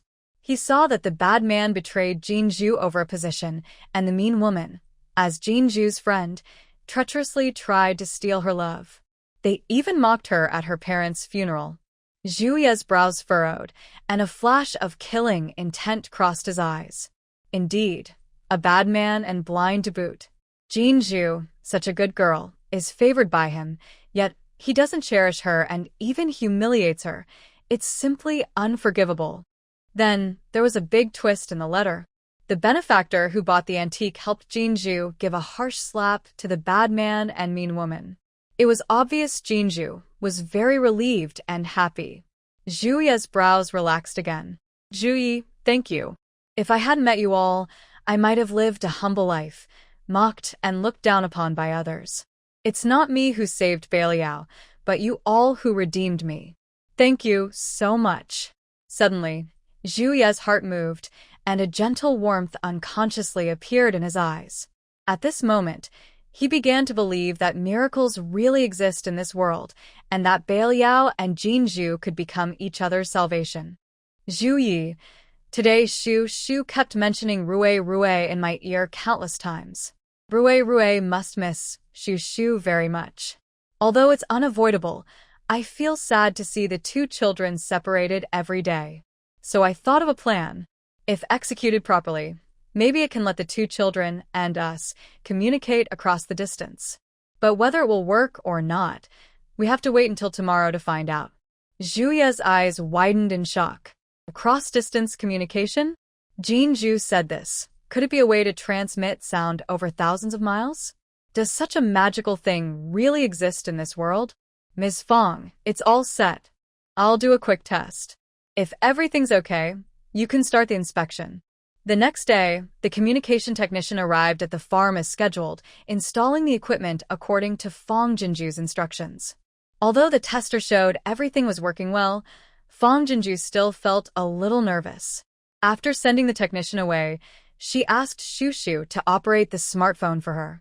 Old Madame Zhu comes from a scholarly family and taught her children to read and write early. So, even at a young age, Shu knew many characters. Shu is very smart and has a good memory. Last night, Fong Jinju taught her for a few hours, and now she could use the phone smoothly, turning it on, off, adjusting the volume. She found Fong Jinju's contact in the phone and called her. When she heard her sister's voice from the receiver, the little girl was much calmer than yesterday, but her big eyes still sparkled with surprise. Fong Jinju then asked her to open WeChat, click on the chat, and send voice messages and videos. Seeing her face and her sister's face appear on the phone at the same time, Shu couldn't help but open her mouth wide, full of excitement. After practicing 3 or 4 times, Fong Jinju finally told her to take the message and the phone and go back. At the granary of the general's residence, Zhu Yi woke up early. Because Miss Jinju said perhaps they could transmit sound over 1,000 miles, he was so excited that he tossed and turned all night, almost unable to sleep. He was full of anticipation and nervousness. Although he hadn't seen it with his own eyes, Zhu Yi understood what transmitting sound over 1,000 miles meant. If it really worked, not only Shu and Ruerue could talk across distances at any time, but he could also speak with Miss Jinju. Every time he thought of this, Zhuya's chest felt like a startled sparrow, flapping wildly, as if trying to escape. Ruerue was just as excited, sitting down, and then jumping up repeatedly. It was as if tiny needles had grown on his backside. His eyes fixed intently on the space-time portal. Brother. Little uncle. Not sure how long he waited, Shu finally appeared at the door, holding a letter and her phone. Phone. Phone. Zhu Yi hurried forward. Ruerue jumped up happily. Look, brother. This is a phone. As soon as they got close, Shu couldn't wait to show Ruerue her new skill, call sister. On the other side, Fong Jinju sat still near the door of the shed, nervously staring at the phone screen. Beep. While Chu Yi was reading the letter, he couldn't help but glance at the small, novel square device in Shu's hand. Just after reading the beginning of the letter, he heard a strange sound from the small device. Lighting the light of life. Even though Fong Jinju was prepared, her phone suddenly rang, and she excitedly jumped up. She quickly pressed the answer button. Hello, Shu. Have you already gone over? Can you hear me talking? Is Uncle and Ruerue next to you? Fong Jinju asked nervously 3 times in a row, holding the phone tightly to her ear. A gentle, clear voice came from the small device, causing Chu Yi to shiver all over. Is that Jinju's voice?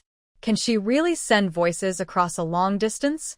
Big sister, Shu, I hear you. Uncle is here. Brother is here too. Shu held the phone up to Ruerue's wide-open eyes and said, Brother, talk to big sister. Ruerue, excited, couldn't keep his tongue still. Big sister. I am Ruerue. On the other side, Fong Jinju was so excited she was pacing back and forth. Ruerue, it really is you. It's a success. It's really working. Oh my God. God, you really love me. Shu, Ruerue, give the phone to Uncle. Fong Jinju's smile stretched wide with excitement as she paced swiftly. Shu held up the phone and tugged at Chu Yi, who was still in shock. Uncle, answer the call. Chu Yi snapped out of his daze, trembling as he carefully took the phone in his hands, his face full of uncertainty. Chu Yi? General Chu? Fong Jinju's excited voice came from the receiver. Can you hear me? I'm Fong Jinju. Chu Ye's heart pounded like thunder, his throat moving, voice slightly hoarse. Jinju, I am Chu Yi. I hear you. Fong Jinju suddenly froze, her eyes wide with amazement. The voice from the receiver was like a mountain avalanche, sweeping away rocks and dust. Clear, powerful, yet steady and deep, shaped by years of experience. At this moment, the words ear pregnancy became real to Fong Jinju. Ah! Who would believe it? Fong Jinju, from 2,000 years ago, connecting with a general. Jinju, are you there? Seeing no response from Jinju in the small device for a long time, Chu Ye's heart tightened. Fong Jinju snapped back to herself, her smile bright and lively. Yes, I'm here. Chu Yi, your voice is so beautiful. It even distracted me. A cheerful and clear voice of a woman came from inside the small box, expressing generous admiration. It made Chu Yi blush slightly at the tip of his ear. His lips moved for a while, but he didn't know what to say in response. Should he also praise Miss Jinju for her nice voice? But would that be disrespectful to a goddess? Cheheoye? Realizing his reaction was too intense for the person on the other end, Fong Jinju continued with a smile. Sorry, Chu Yi. We're used to speaking openly among friends here, so I didn't mean to offend. You don't mind, do you? But I'm serious. Your voice is really very nice. Chu Ye's ears turned even redder. He steadied his mind, leaned closer to the small box, and said earnestly, Whatever Miss Jinju says, I won't mind. Miss Jinju, your voice is also very nice. Fong Jinju was momentarily stunned, then she burst into a bright smile. She could almost imagine how sincere Chu Yi looked on the other side of the phone. Chu Yi, let's try a video call. Eager to see the mighty general from ancient times, Fong Jinju couldn't wait. You give the phone to Shushu. Shushu can make a video call. I've taught her how. Chu Yi was surprised. He quickly, carefully handed the small box to Shushu, then leaned over to watch how she operated it. Shushu, what is a video call? Seeing Shushu's tiny fingers skillfully jumping on the screen of the small box, Chu Yi couldn't help but ask. Shushu grinned and said, It's when sister can see little uncle. Little uncle can also see sister, too. Chu Ye's whole body trembled. Huh? Miss Jinju can actually see him through the small box? Chu Yi instinctively rubbed his unshaven face, which hadn't been shaved for days, and looked at his armor covered in scratches. His ears turned completely red. His clothes were disheveled, his face unclean. How could he meet a noble like Jinju? This was a great disrespect. Thinking of this, Chu Yi turned to leave. Chu Yi. Behind him, Fong Jinju's excited voice rang out, I saw you. Chu Yi froze completely, as if his heart was about to burst out of his chest. Looking at the tall, armored figure on the screen, Fong Jinju's almond-shaped eyes suddenly widened with excitement and joy. Wow, I really saw the ancient general. It feels like a dream. Cheheoye. Chu Yi did not turn around. Fong Jinju did not think anything was wrong. She only felt that Chu Yi looked so thin that his armor seemed empty, which made her feel sad. These days must have been very hard for you. It's okay. All the suffering is now in the past. With me here, I will definitely help you. Ruerue, Shushu, and everyone in Beiliang stay strong. The voice behind her was full of pure concern. Tears welled up in Chu Ye's eyes. He steadied his mind and slowly turned around. In the small square, Fong Jinju's face lit up with joy. She waved at him happily, smiling like a flower. Cheheoye. Although Chu Yi still felt a bit confused, he also smiled and waved back at her, trying to imitate her cheerful gesture. Miss Jinju. The girl inside the small square had bright eyes and white teeth. She was not stunningly beautiful, but her clear face and warm smile made people feel at ease. Her black hair was casually draped over her shoulders, and she wore a plain white outfit. Seeing the joy of the divine maiden, Chu Yi was silently overwhelmed by it. His eyes suddenly felt as if they were burned, and he quickly looked away, turning his back hurriedly. Miss Jinju, I didn't mean to. As he spoke, his face also started to feel hot. Fong Jinju was momentarily stunned. Then she looked down at herself and suddenly understood everything. She was wearing a slightly fitted round-neck short-sleeve shirt, with her collarbone and arms exposed. In her world, this was normal and modest clothing, but in the presence of ancient people, it might seem inappropriate. Chuyi, it's okay. Our world is quite open-minded. Women can dress freely without restrictions. My outfit is also quite common. Fang Jinju explained with a smile, then casually put on a sun-protective coat that she had taken off nearby. But I know that your civilization hasn't fully developed yet.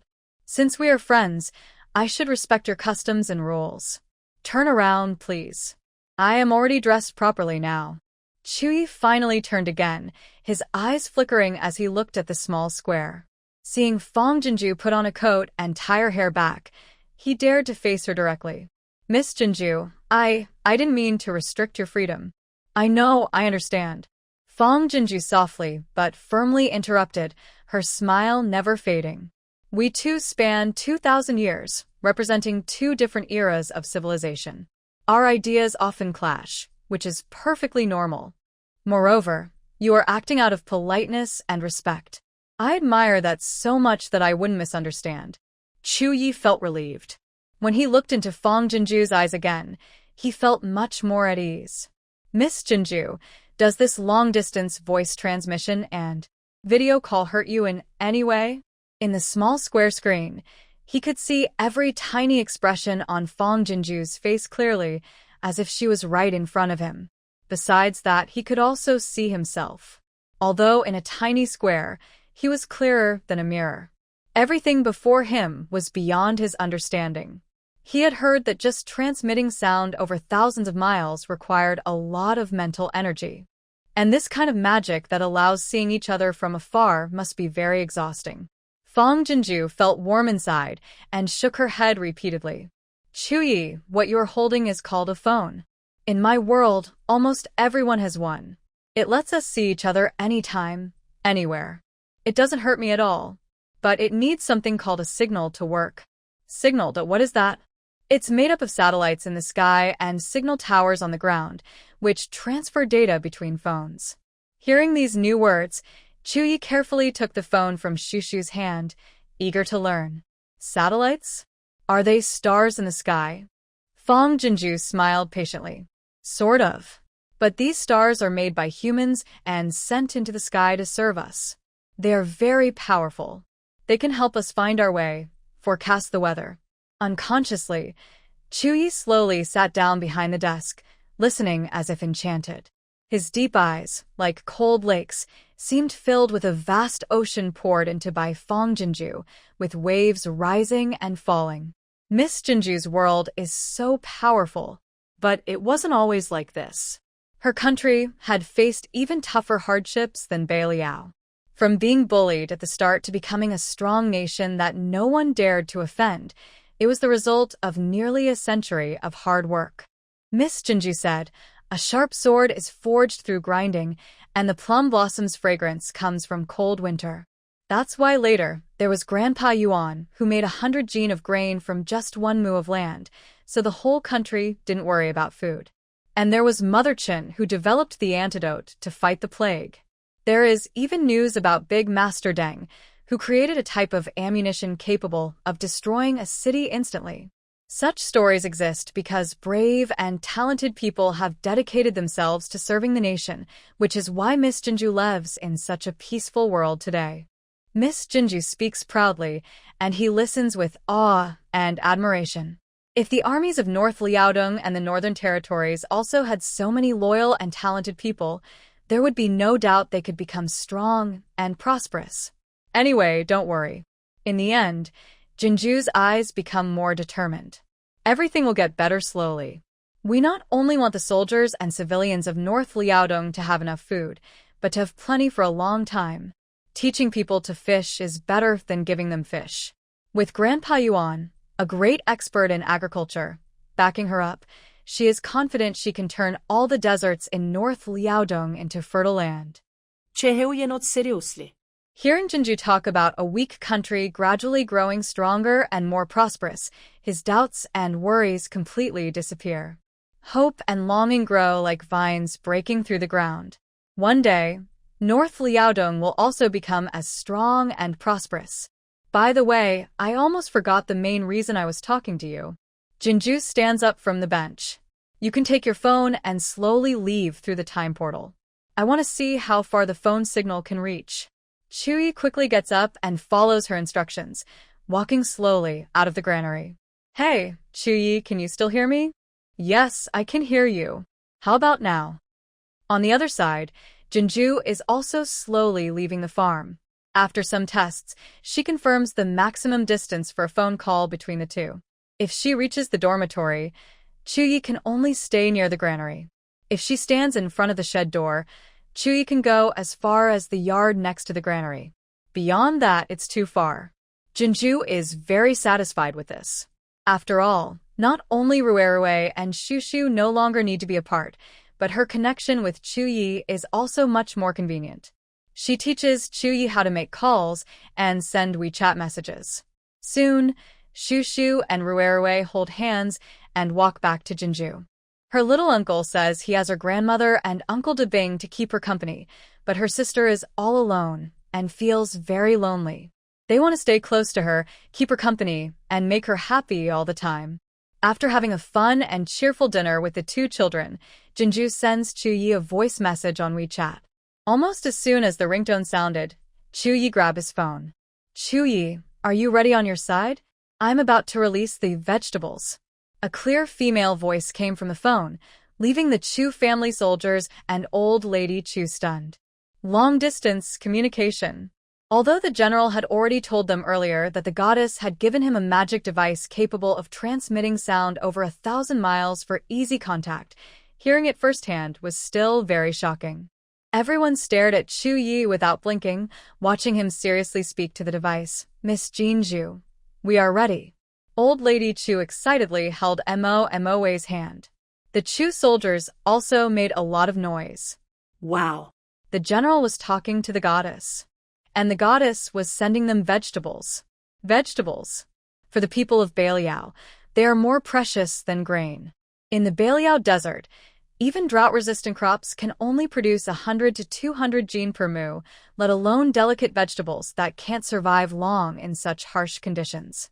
Just as everyone was excited, the device beeped again. Oh, Chuyi, I forgot to ask, do you have a water shortage there?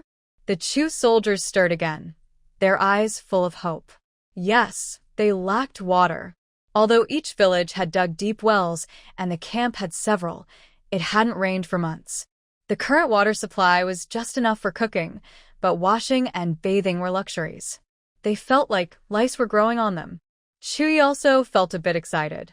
He responded on his phone, Miss Jinju, the drinking water is barely enough, but we're short of water for washing. He only stated the facts, not mentioning the water shortage explicitly. Not just Beiliang, even the water sources in Tangwu country were somewhat scarce. Water was precious to them too. Unless absolutely necessary, he didn't want to ask for it recklessly. Beep, okay, I understand. Do you have a pond or a deep well? I can start bringing water to you. As Jinju's voice finished, the Chu soldiers erupted in cheers. The goddess was going to send them water. From the tone, it seemed she might be sending a whole pond of water. Chuyi suppressed his excitement and asked, There's an abandoned lotus pond next door. I'll prepare buckets and basins to transport water. Hearing this, the soldiers were ready to act. As soon as he gave the order, they would rush out to fetch containers for water. Beep, no need to trouble yourself. I'll have Ruerue and Shushu bring a pipe over. You just need to connect the pipe to the lotus pond. Beep. Wait a moment, I need to prepare a few things. Since the goddess had agreed, she would definitely send water. But waiting was still very hard. Yi Tingxian couldn't help but lean closer to Chuyi and ask, General, can I take a look at this magic tool? Hearing this, Xiong Dali also gathered around eagerly. Chuyi decisively shook his head, no. Yi Tingguan. If you just let me see it briefly, that should be fine, right? Xiong Dali looked at him with anticipation, and the Chu army soldiers stretched their necks, eager to see. They always got to see the best things first from the general, so they thought they might get a chance to glimpse the artifact. Chuyi glanced at the two of them silently, then quietly put his phone into his pocket. He was willing to give his life for his brothers, but not this. This was the only thing connecting him to his divine lady. If it got damaged, he would regret it forever. Ding! Chuyi, Ruerue, and Shushu are bringing the tubes over. They're a bit heavy, so hurry and guard the door to help out. Fong Jinju's voice came through. Yi Tingxian stopped teasing and immediately rushed to the side of the space-time door.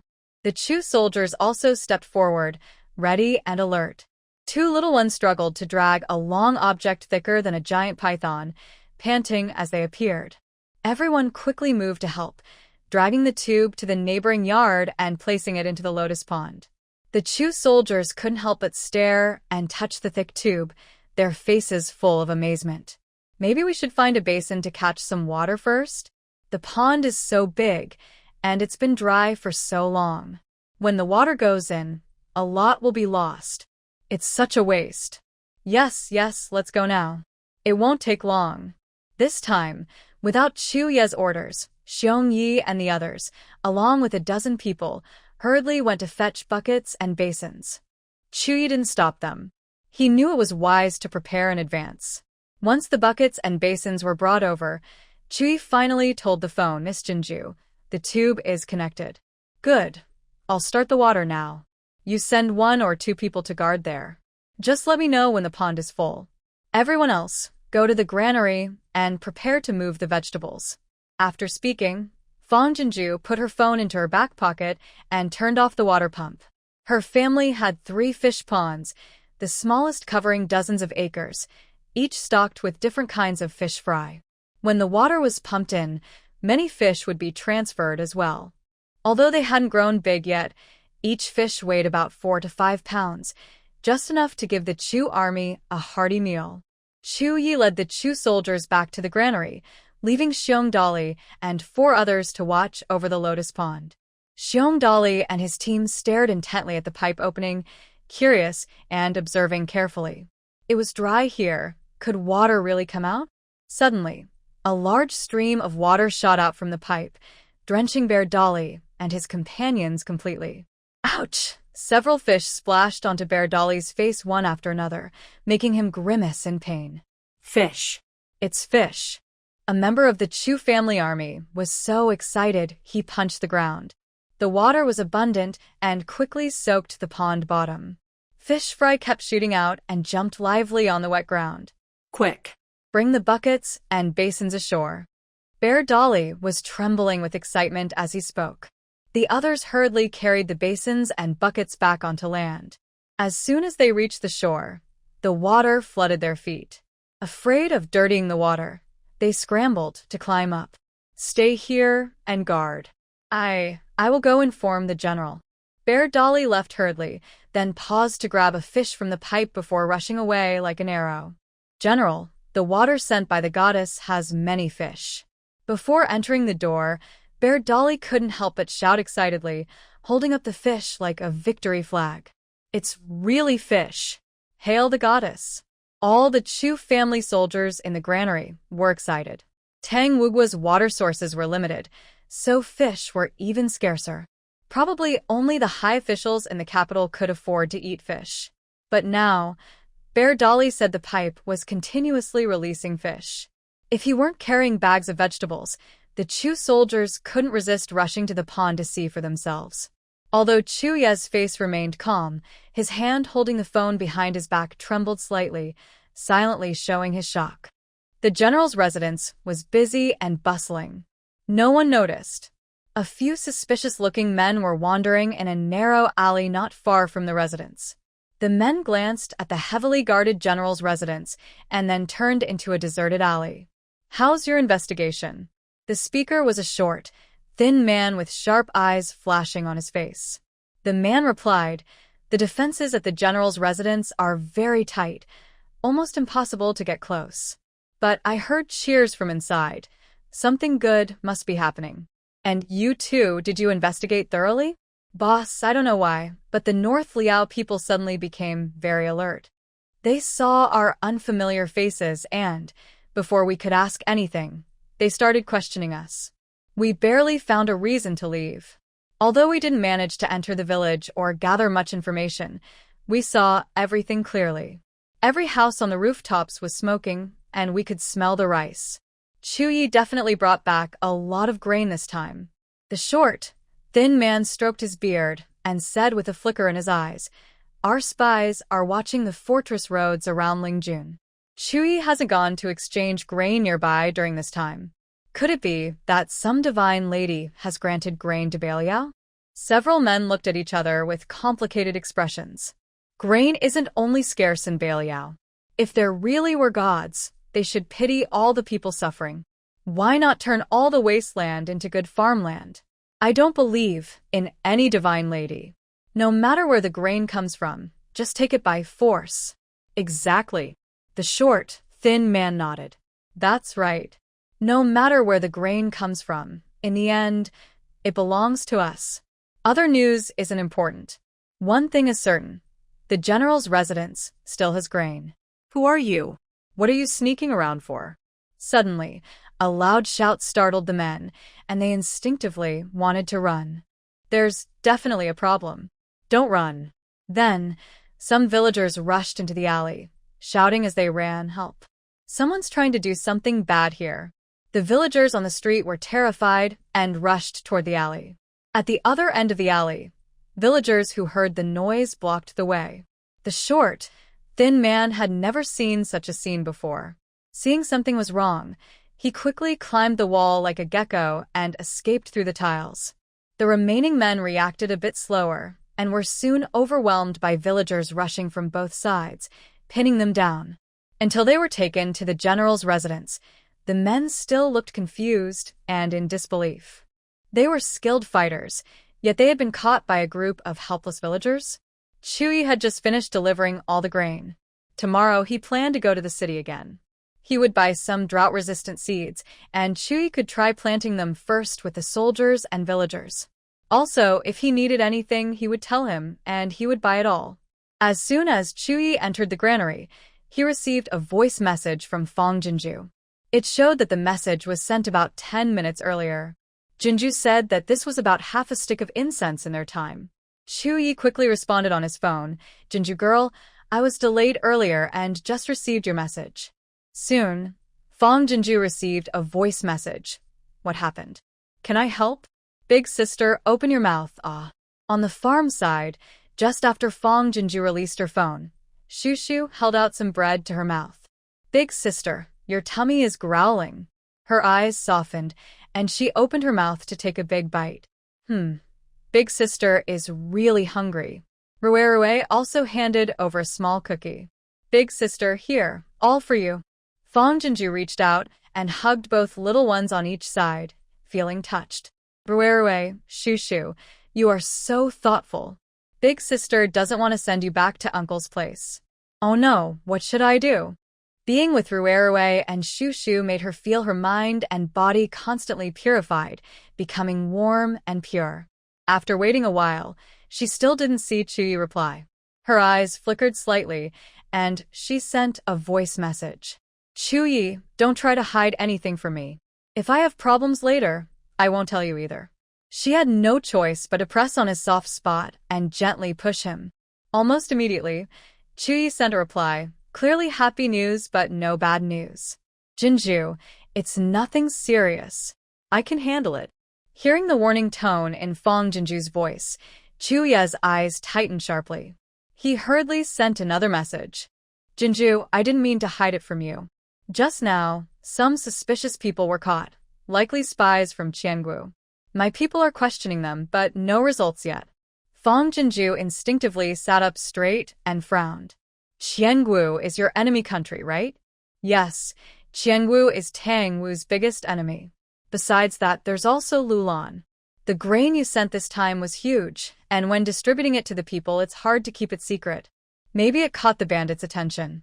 Chuyi no longer concealed anything and honestly explained the overall situation in his world. After listening, Fong Jinju couldn't help but stand up and start pacing anxiously. She never expected that the difficulties faced by Beilu were far beyond just basic needs. According to Chuyi, The three countries on their continent generally had lots of wasteland and little farmland, with scarce water sources. Beilu was always under threat from Qiangu, which had much stronger military power and was watching them closely. The supplies she sent were like a big piece of fat in the rabbit's mouth, sure to attract the greed of Qiangu's wolves and beasts. They might end up devouring both the rabbit and the meat together. While Fang Jinju was observing her surroundings, Chuyi sent a voice message. Miss Jinju, it's confirmed. Those people are spies from Changwu. The leader escaped. I've already sent the Chu army to chase and patrol. Fang Jinju's heart tightened again. Changwu's spies in Beiliang wouldn't be just this one group. She had just sent over 100,000 pounds of vegetables. If she distributes them now, it might trigger more conflict. Thinking of this, Fang Jinju quickly sent a voice message, asking Chuyi not to rush to give the vegetables to the people to avoid causing trouble. Chuyi also thought of this. But he knew very well that even without distributing the vegetables, just the fact that everyone in Beiliang had enough food would be enough for Changwu to raise an army and start a conflict. A big war was unavoidable. After settling the two children to sleep, Fang Jinju was exhausted. But she couldn't sleep at all, constantly scrolling her phone, trying to find a way to help Beiliang solve the hidden crisis. On the other side, Chuyi issued several military orders in quick succession. The people must hide their grain and not go outside. The scouts at the front line must stay alert for 12 hours, reporting any movement immediately.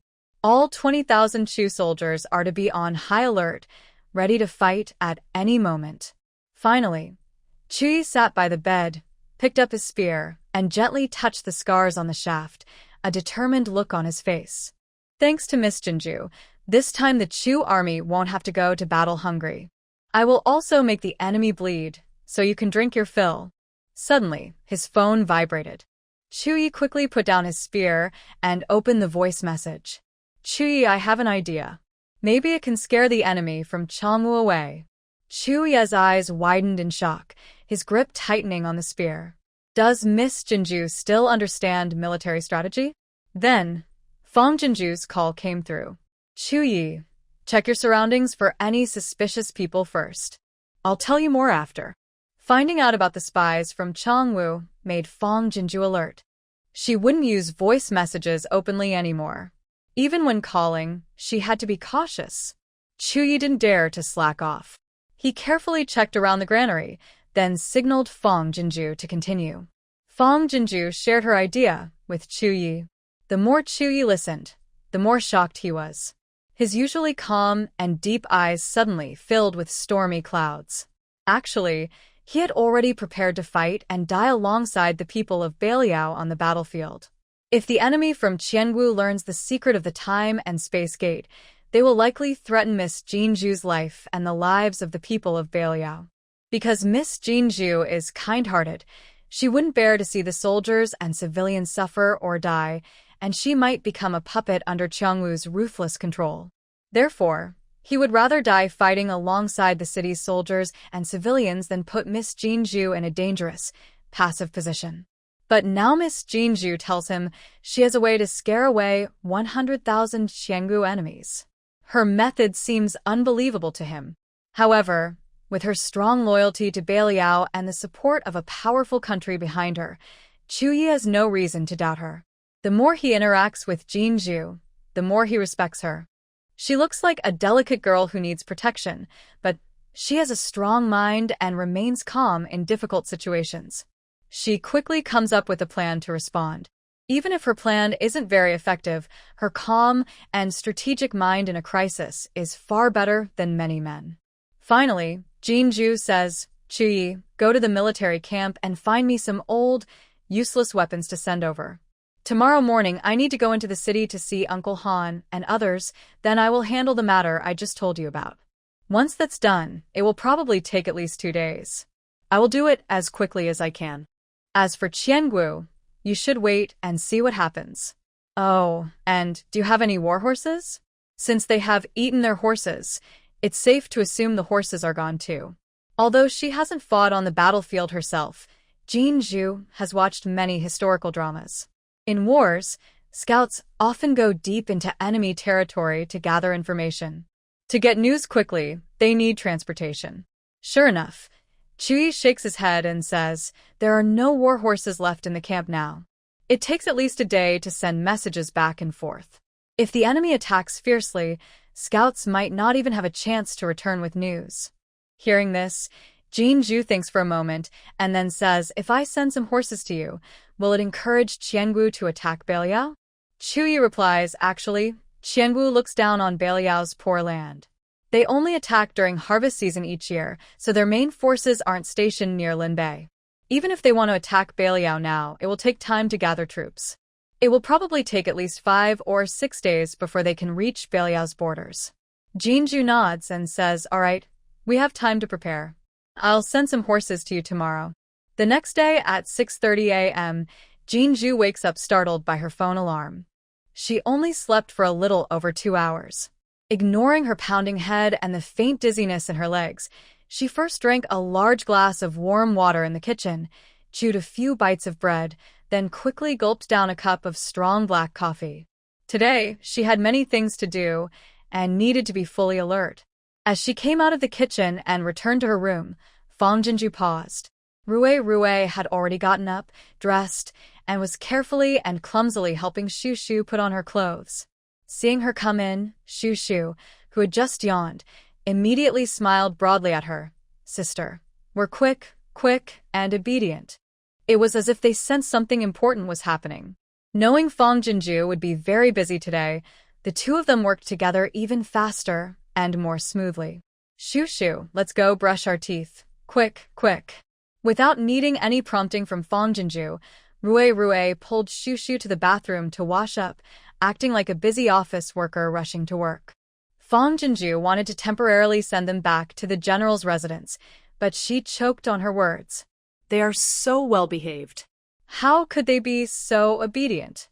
She couldn't bear to part with Rue and Shu, even for a moment. While Fang Jinju was tidying up the dishes, Rue slung her bag across his small body and held Shu's hand patiently at the door. Shu was still holding Fang Jinju's water cup. Seeing this scene, Fang Jinju's heart felt like it was melting. What kind of virtue did she have? Without experiencing the pain of childbirth, she had somehow received 2 angelic babies as a gift of gratitude. "Miss Jinju, today you must be extremely busy and won't have time. Why not let Rue and Shu go back to the general's residence first?" As soon as she left the dormitory, Zhu Ye's voice came through. Fang Jinju calmly replied, "Zhu Yi, your family's genes are so good. You must have more children in the future to carry on these excellent genes. You don't know how obedient and sensible Rue and Shu are. So don't worry, with them so well behaved, I can take care of them without delaying my work at all." The woman's heartfelt feelings were clearly transmitted through the magical device Zhu Yi was holding. Old Madame Zhu and Nurse Wei exchanged glances, both smiling warmly like ants. "Yi, the goddess is right. You should start planning early and think about your own marriage." Old Madame Zhu couldn't stop smiling, treating Fang Jinju's words as divine decree. Her Yi was already 28 today. Men of that age could be discussing marriage, but Yi only cared about Beiliang, with no interest in her own affairs. As parents, how could we not feel anxious? Even though I know it's not the right time to mention this now, I can't help it. "Mom, I told you in chaotic times I will never marry." Chu Ye's face was firm, but inside, he felt a wave of emotion. He had never thought about his own marriage before. Tang Wu was from a weak country and later stationed in North Lia, which made him see the hardships of the world. If he couldn't ensure his future wife and children could enjoy peace and prosperity, he would rather live alone forever. But now, things are different. The heavens sent Miss Jinju to help him, and his dream of creating a prosperous era no longer seemed impossible. "Ding, Chuyi, I've already taken Rue and Shu out. They might come back late. I will take good care of them, and won't delay work. Don't worry." Fang Jinju's voice was lively and fresh, like a spring of energy quietly nourishing Chu Ye's heart. It seemed something was awakened and started to sprout. Last night, She prepared everything in advance. The first place she visited in town was the fireworks supplier, following the address she found. Ms. Fong, don't worry. We will deliver the goods on time. When they came out, it was almost 10 o'clock. The general manager of the supplier personally saw Fong Jinju to the door.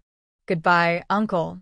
Rue politely waved his small hand at the chubby general manager. Shu also cheerfully chimed in. Thank you, uncle, for the candy. Uncle, you're so nice. The general manager smiled so broadly that his eyes disappeared. Today, I didn't expect little friends to come, so I didn't prepare anything.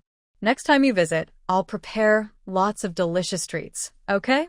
Who can resist such a cute and well-behaved child? While discussing business with Fong Jinju, the two little ones sat quietly on the sofa. They didn't run around or touch things, and in the middle, they held their cups, reminding Fong Jinju to drink water, and also suggested he drink tea to soothe his throat. Raising such well-mannered children shows how good their family is. Because of this, his impression of Fong Jinju was very good. The business meeting ended happily for everyone. Rue quickly shook his head. Uncle, the tasty food is for your baby. Shu nodded eagerly, her big eyes shining with friendliness. The general manager couldn't stop smiling and gestured a thumbs up to Fong Jinju, saying, You're so lucky to have such a caring sister-in-law. Yes, they are truly grateful children, sensible and smart. Fong Jinju smiled generously and said, Our family has invested a lot to raise them, so this batch of goods is also carefully managed. Manager Wei has been instructed to ensure quality and quantity. If the film crew needs more later, I might have to buy large quantities to supply them. No problem, you can trust the quality. I will personally supervise. Manager Wei promised repeatedly, come back again later. Remember to bring your younger brother and sister. I promised the children I would prepare good food for them, not just talk. Okay, thank you, Manager Wei, for caring so much about the children. After leaving, Fong Jinju drove straight to Beishan Villa. Early in the morning, she had arranged for Lao Liang and Uncle Han to wait at Mr. Ling's house. Mr. Ling probably called the gatekeeper in advance, so Fong Jinju smoothly entered the villa area.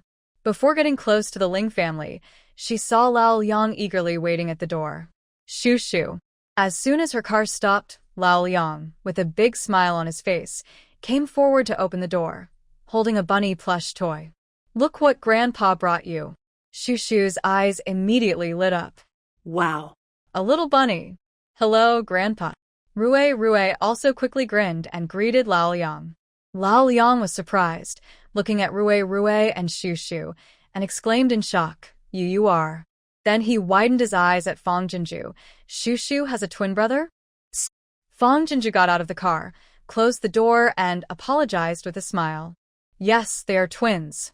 Rue is the older brother, and Shu is the younger sister. A few days ago, I was busy with my parents' funeral and couldn't take care of everything. I left Rue with relatives for a few days. I just picked him up yesterday. Lao Liang suddenly understood. Although it was their first meeting, seeing Rue and Shu with identical little faces, he naturally felt very fond of them. Oh, your sister didn't tell me in advance. Grandpa was just about to prepare a toy. Come, luckily Grandpa also brought some treats. One for each of you. Rue, how about Grandpa sending you another toy next time? Rue waved the lollipop in his hand happily. No need, Grandpa. Grandpa giving candy makes Rue very happy, very happy.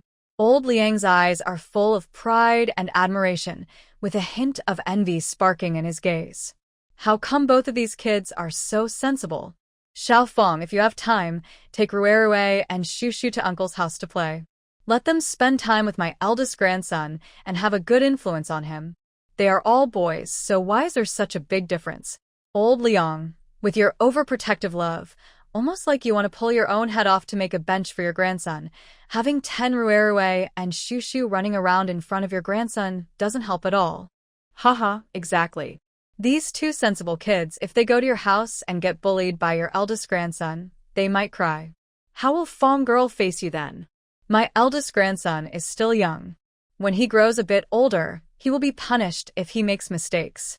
While they were talking, Uncle Han and the others came out after hearing the noise, teasing old Liang for a while. Mr. Ling. Unple Han, Unple Yang, Unple Wei, hello. Fong Jinju smiled and greeted the elders, quickly opening the trunk of the car and taking out the prepared gifts one by one. This is free-range white-feathered chicken from my family farm and this year's newly harvested rice, all natural and organic. I hope you enjoy trying it and please don't mind. The elders all paused in surprise, then happily stepped forward to help carry the gifts.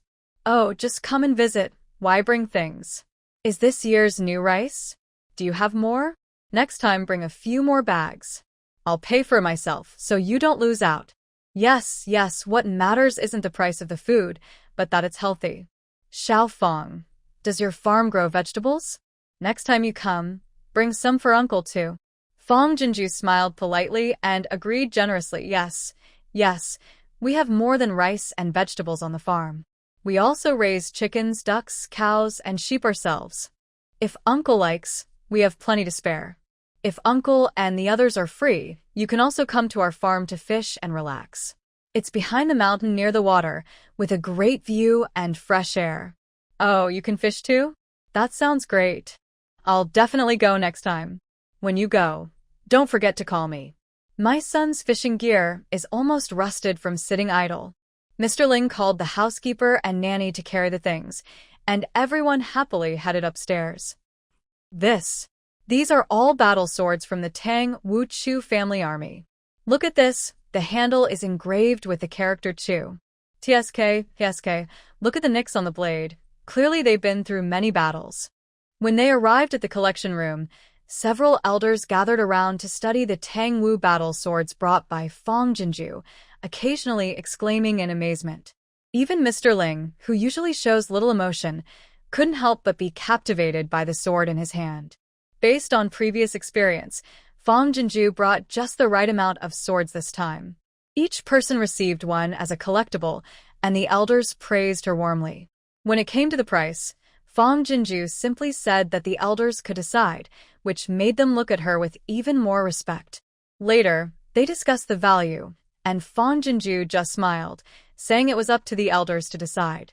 This made the elders see her in a new light. After some discussion, Han Jiangwo and the others agreed that these swords had witnessed a chaotic time and were very valuable. Their worth would only increase over time, much more than paintings. They decided to set the price at 10 million yuan for one sword.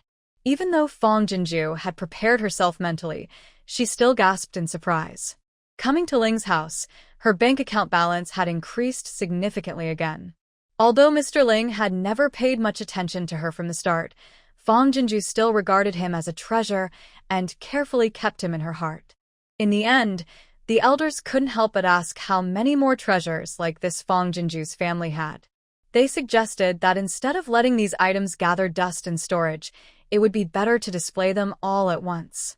They each had their own circles of friends, and they could gather everyone for a small auction in Mr. Ling's collection room, managed by old Liang, where the highest bidder would win. This way, Fong Jinju could sell her treasures, and her friends could choose a few favorite collectibles. It would benefit everyone. Fong Jinju was naturally tempted, but hesitated a little.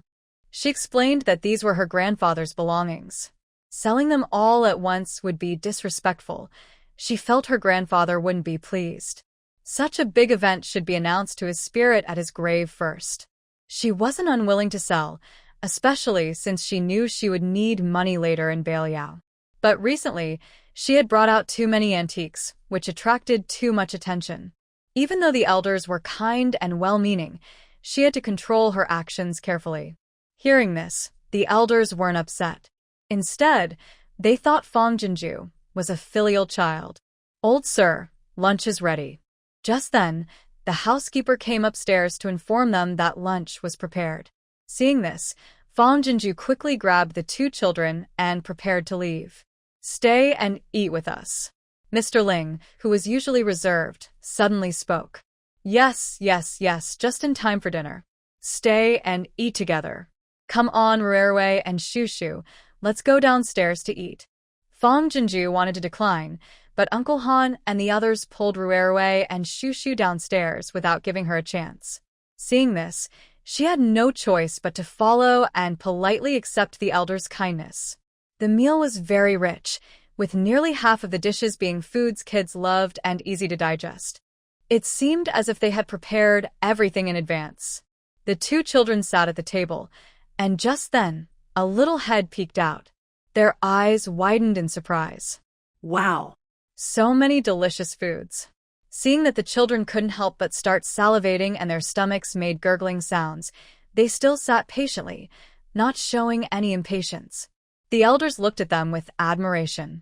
Old Masterling picked up his chopsticks and said, "Eat up, everyone." When all the elders started eating, Ruerue carefully picked up his chopsticks and handed them to Shushu. Shushu grinned warmly at Ruerue and said, "Thank you, big brother." This kind of everyday interaction between the children drew a look of loving approval from the elders. Growing up, these two kids will be extraordinary. Old Master Han couldn't help but ask, "Shushu, are you in kindergarten?" Shushu's big eyes paused slightly, then she shook her head confusedly. Sisters and little uncle said, "If you don't understand something, don't talk nonsense." Fong Jinju quickly explained, "We were planning to send them to school this year, but something happened at home, so it's been delayed. But we've been teaching them to read and recognize characters since they were little, so they can catch up even if they start school a bit later." Ruerue and Shushu suddenly understood. So, in their family, going to kindergarten means learning to read and recognize characters. They already know that. The elders exchanged glances, and a silent understanding sparked in their eyes. Oh? Ruerue and Shushu can recognize characters and recite poems at such a young age. Can they recite a poem for us? Yes, anything is fine. Just recite something. As they spoke, the elders straightened up, looking eager and interested. Even old Master Ling looked over quietly, with a faint sparkle of anticipation in his eyes. Fong Jinju couldn't help but purse her lips. This scene feels so familiar. Sure enough, no matter the family, there's always a bit of show-off about the kids. Seeing Fong Jinju nod in approval, Ruerue was the first to stand up. He also bowed slightly with his small fists clenched and said, "Ruerue, I'll try my best to perform." His polite and mature manner made the elders laugh happily. Big rat, don't eat my millet. I've been reciting for 3 years, but no one cares about me." Behind Ruerue's small hand, she shook her head and nodded along as she recited. Although some words were not very clear, her pronunciation was very fluent. The old men around the table heard her and put down their bowls and chopsticks. They listened carefully, their eyes wide with shock. Fong Jinju's heart suddenly tightened. She thought Ruerue could only memorize simple texts like the 3-character classic, but she didn't expect that when the child spoke, she was reciting a poem from ancient Wei China. This difficulty was as hard as solving a science problem that even top science students couldn't figure out, something a humanities student like her would find confusing. If she didn't love classical literature and had taken an elective in college, she might have been completely lost listening to Ruerue recite this poem from the Book of Songs. Joyful fields, who will sing forever. Note from the author. Ruerue lowered her small hand and respectfully looked at the elders. "Grandpa," Ruerue finished reciting. After a moment of silence, old Han excitedly jumped up. Good. This is from the Book of Songs, the big rat poem. Amazing kid, you can recite the whole thing? Who taught you? Was it your sister?" Not only old Han, but the other elders also looked at Ruerue with excitement and warmth. Old Ling was also visibly shocked. This child, if properly guided, could become a great talent in the future. Fong Jinju's back was covered in a light sweat, worried that Ruerue might say her sister Chuyi taught her. Ruerue looked at her slightly restless sister and then at the excited elders, blinking her big eyes and asked, "Grandpa, Ruerue is hungry. Can I eat first and then recite poetry after dinner?" Her sincere and slightly pitiful look made the elders slap their foreheads in self-blame. Yes, eat first. Look at this, the child is starving." Fong Jinju's heart dropped back into her chest, and she secretly praised Ruerue with a glance. She once again marveled at how powerful the Chu family's genes were. Such a small child, not only sensible and obedient, but also gifted. And her talent was extraordinary. Her ability to adapt on the spot far surpassed that of a college student like her. Ah, She felt both proud and deeply frustrated. After dinner, ignoring the elders' sad looks, who still wanted to keep the children for more lessons, Fang Jinju hurriedly led the two kids away from the Ling family. If she stayed any longer, she was afraid Uncle Han and the others would dig up all the ancestors of the Chu family. After leaving Beishan Villa, Fang Jinju hurriedly went to the only horse farm in Anqing. Before entering, Fang Jinju thought her bank card money would last her quite a while. But once inside and asking, she immediately felt it was not enough. Far from enough. Who would have thought a single horse could cost $2,000 or $3,000? That's still cheap. Better breeds can cost $5,000 or $6,000. Remember, a motorcycle only costs around $7,000 or $8,000. However, motorcycles are too shocking for ancient people, and their loud noise would alert enemies from afar. Though more economical than horses, motorcycles are not an option for Fang Jinju at the moment. After bargaining, she chose 10 decent horses, spending $250,000. For a product with low circulation like horses, her spending made her a top-tier customer. The horse farm owner eagerly sent her out and promised to deliver all the horses to the farm before 5 p.m. Outside the farm, Fang Jinju went to a digital store to buy 30 sets of walkie-talkies. Walkie-talkies transmit signals via radio waves, allowing communication about 5 kilometers away without internet or relay towers. In an open environment like ancient times, they could work even farther. With the walkie-talkies and horses, scouts could gather enemy information much more efficiently. While the shop assistant showed her how to operate them, Fang Jinju asked the staff to record the process for Chu Yi and others to learn. After buying the walkie-talkies, Fang Jinju bought a phone watch for Railway Shushu and added 2 extra SIM cards. Children love these gadgets, bringing many good things. The salesperson, amidst Ruerue and Shushu's continuous calls to their pretty sister, gradually lost focus. They received small snacks and gifts, and when leaving, their love for the 2 little girls almost brought tears to their eyes. On the way back to the farm, the 2 kids chattered happily on their phone watches, spreading joy out the car window, filling the air with happiness. At the general's granary, General Chong Wu has already started gathering troops. Just now, a scout rushed back from the northern Liao border, reporting enemy movements. As soon as he finished, the people disappeared. Chu Yi, sitting upright behind the desk, immediately looked serious. Yi Tingxian, Xiong Dali, and many Chu family soldiers all looked sorrowful and heavy-hearted. The northern Liao border is over 100 miles from the camp. Even if horses make a round trip, it takes about an hour. What about the people? The scout was a 15-year-old boy. When he ran back to the camp, his face was already turning blue and purple. Just after reporting the enemy situation, he suddenly collapsed and passed away. His worries about Beiliang were forever fixed in his eyes, which still held a hint of innocence, even in death. De Li Xiong clenched his fists, eyes red with anger, and said, "Chong Wu, this time, I will fight with all my strength to stop them from taking even a single grain of rice from us. General, although our forces are much smaller than Chong Wu's bandits, I suggest that everyone eat all the grain sent by the goddess over these days." Yi Tingshuan's eyes showed a firm resolve to risk everything. Then, 50,000 soldiers and civilians will go to battle together and fight Chong Wu's bandits to the death. Even if we all perish and Beiliang City falls, we must not let those greedy bandits get even a little. The Chu family army also stared with red eyes, shouting silently in their hearts. A fight to the death. A fight to the death. Chu Yi stood up, his throat dry and hoarse as he spoke. Well said. This time, we must not let Chong Wu take even a single grain from Beiliang. But it's not yet time to risk everything. The goddess said she would help us intimidate Chong Wu.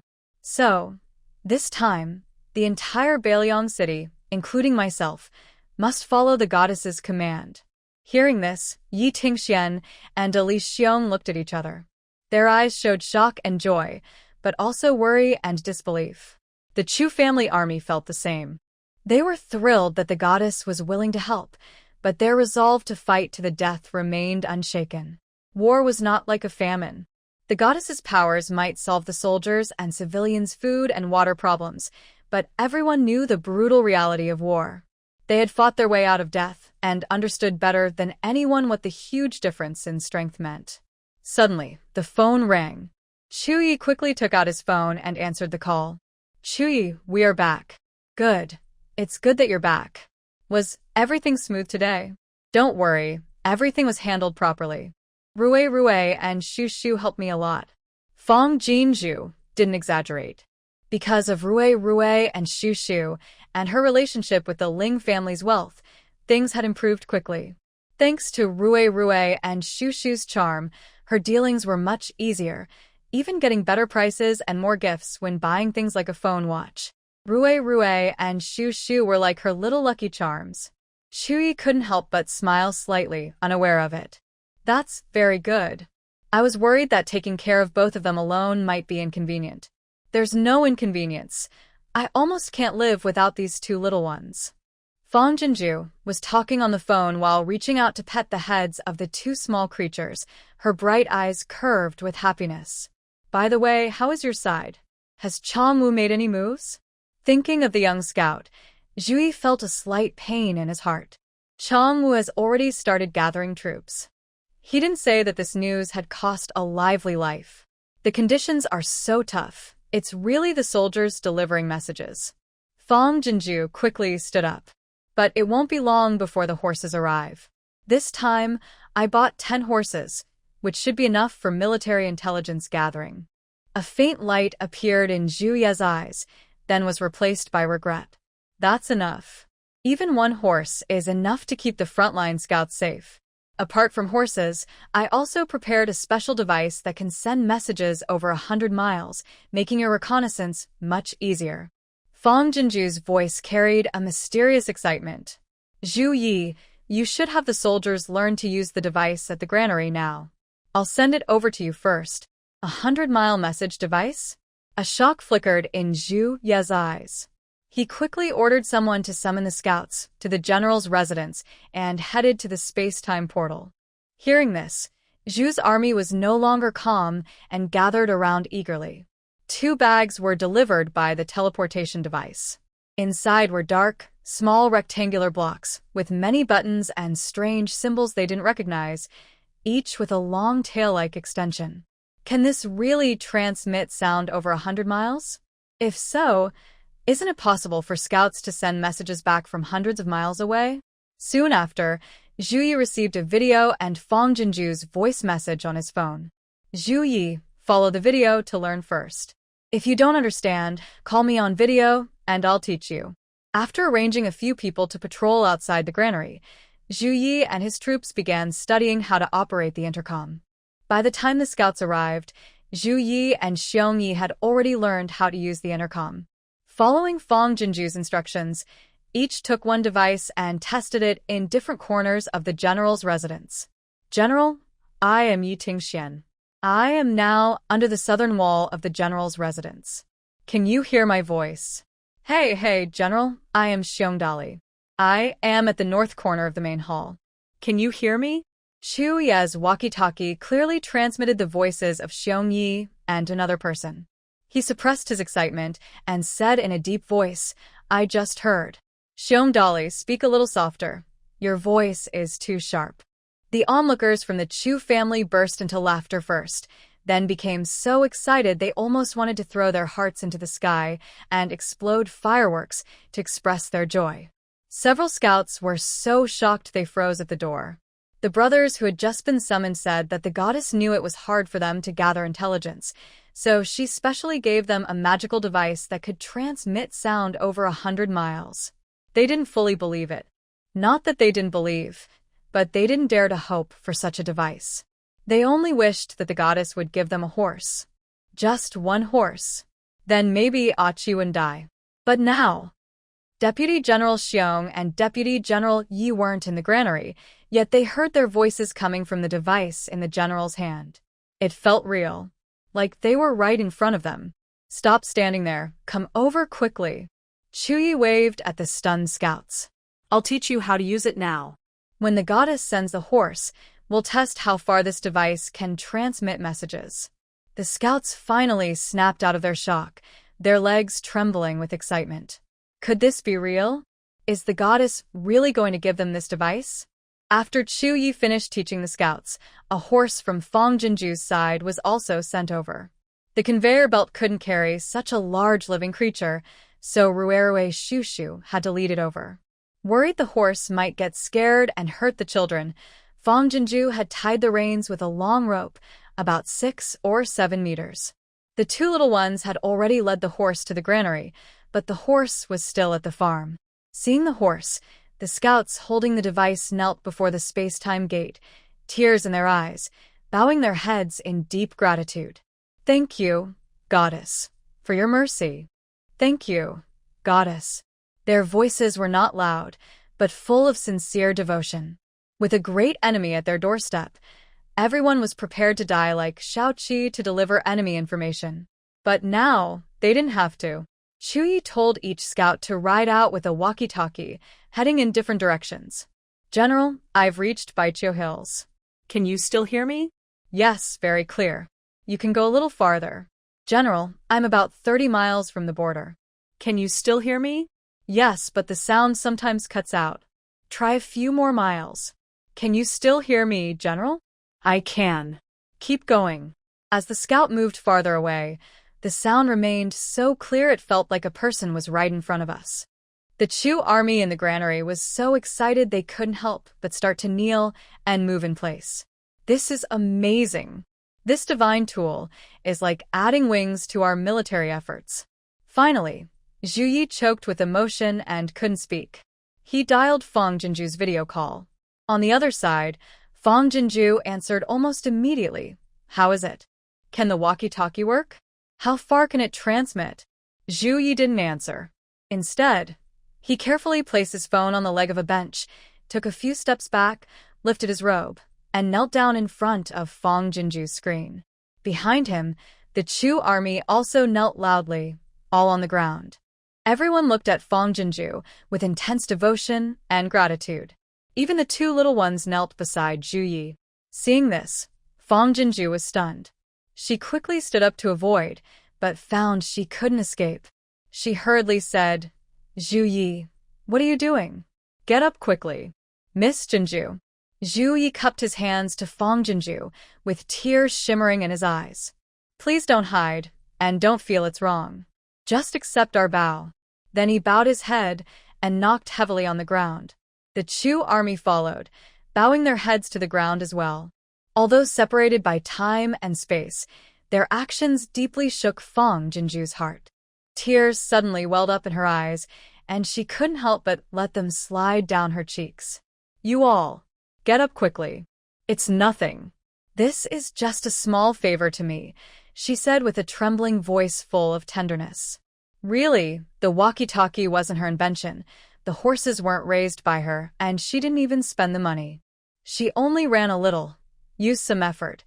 How could she accept such a heavy bow? Zhu Yi slowly straightened up and shook his head. "Miss Jinju, what is a small favor to you might be a mountain of kindness that saves countless lives for us. But since your kindness is so great, we cannot repay it. The only thing we can do is offer our sincere hearts. When we receive your help and kindness, we can find some peace of mind." Fong Jinju quickly wiped away her tears.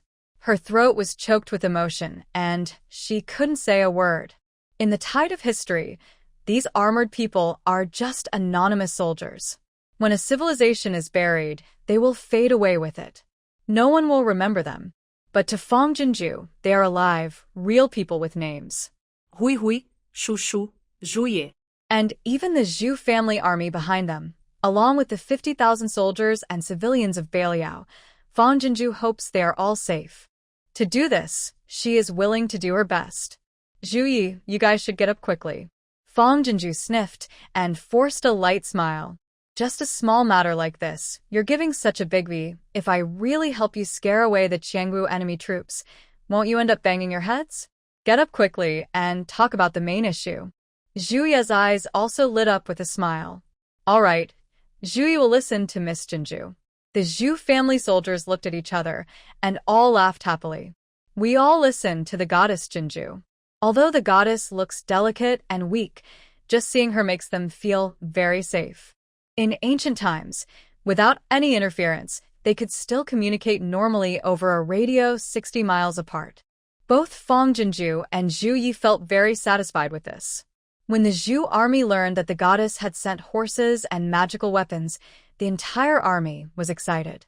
Everyone in Beiliang knew that a big battle was coming. But they weren't panicking or afraid like before, because they had a general, and the general had a goddess.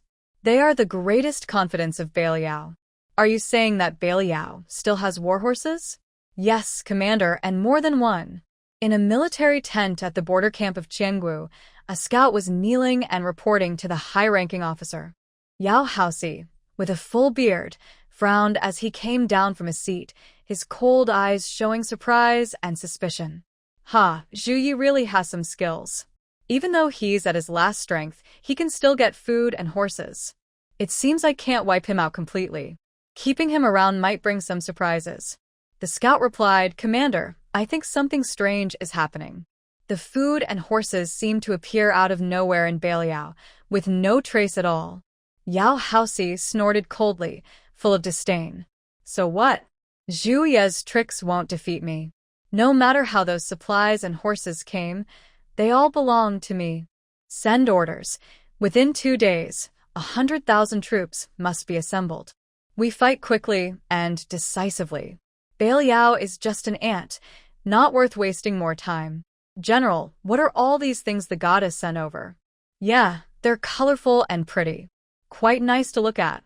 The granary of the general's residence was filled with enormous, cube-shaped supplies being transported through a portal in space and time.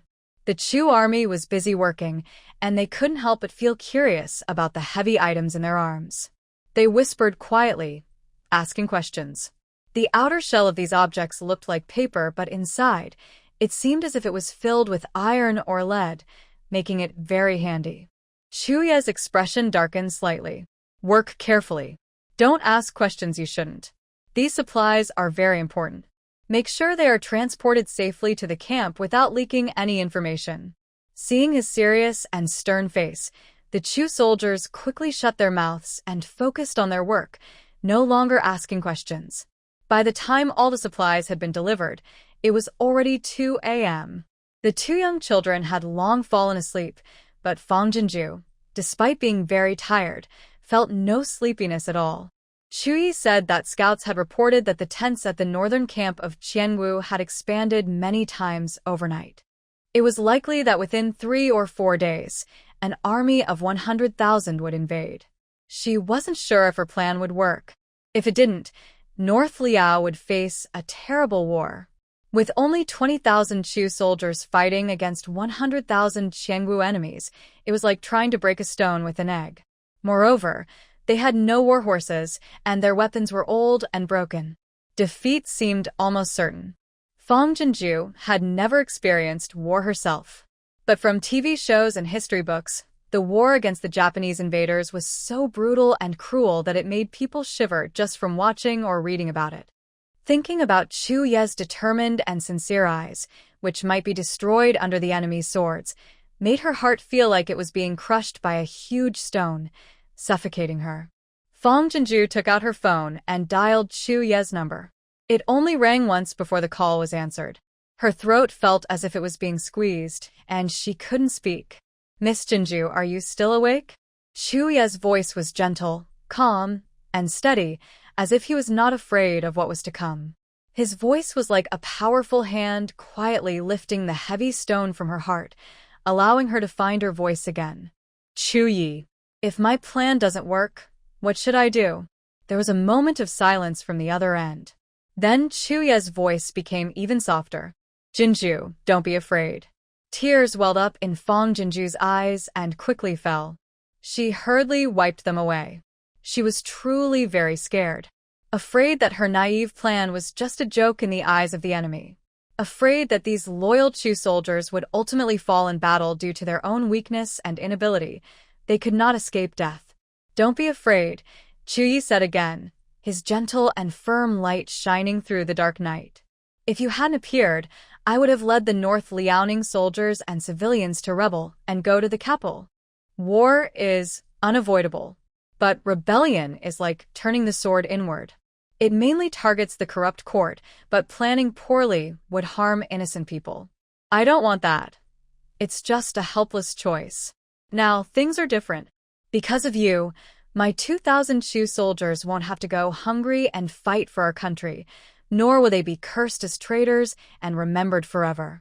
Instead, they can eat well and fight openly against the enemy. This is the right way for soldiers to die with dignity. So, Miss Jinju, don't be afraid.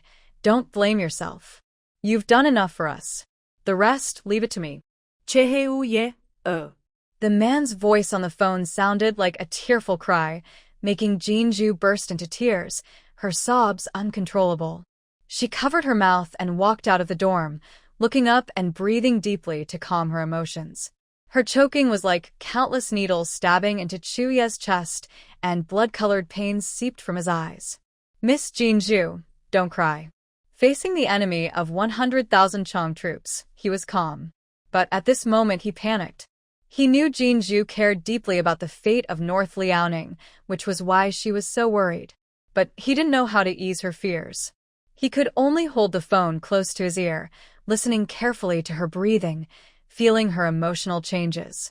"Chu Yi, I don't want you all to die with dignity. No matter what, I want all of you to stay alive." Jinju finally steadied her emotions, her voice thick with nasal sound. "There is still time and there is a way." She took a deep breath, gradually calming her trembling voice. "That way will continue, but we must also prepare to fight to the death. Tomorrow, I will send you some supplies. Even if we have to fight, we will minimize casualties." Chu Ye's eyes showed more pain. Good. He began to regret and blame himself for placing such a burden on Jinju.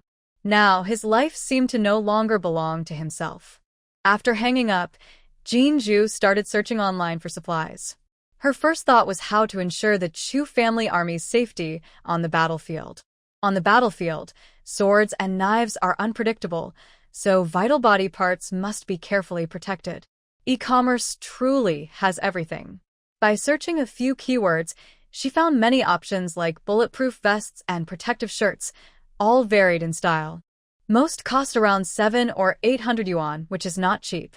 But when it comes to human life, that amount is insignificant, barely noticeable. There are many sellers like this, offering products that are not guaranteed to be real and can be refunded if not satisfied. However, it was midnight now, and she had messaged several customer service representatives, but received no reply. Unwilling to give up, she continued asking each seller. Eventually, she found 2 shops with 24-hour customer service. "Hello, could you tell me how much force this neck protector vest can withstand without causing injury to a person?"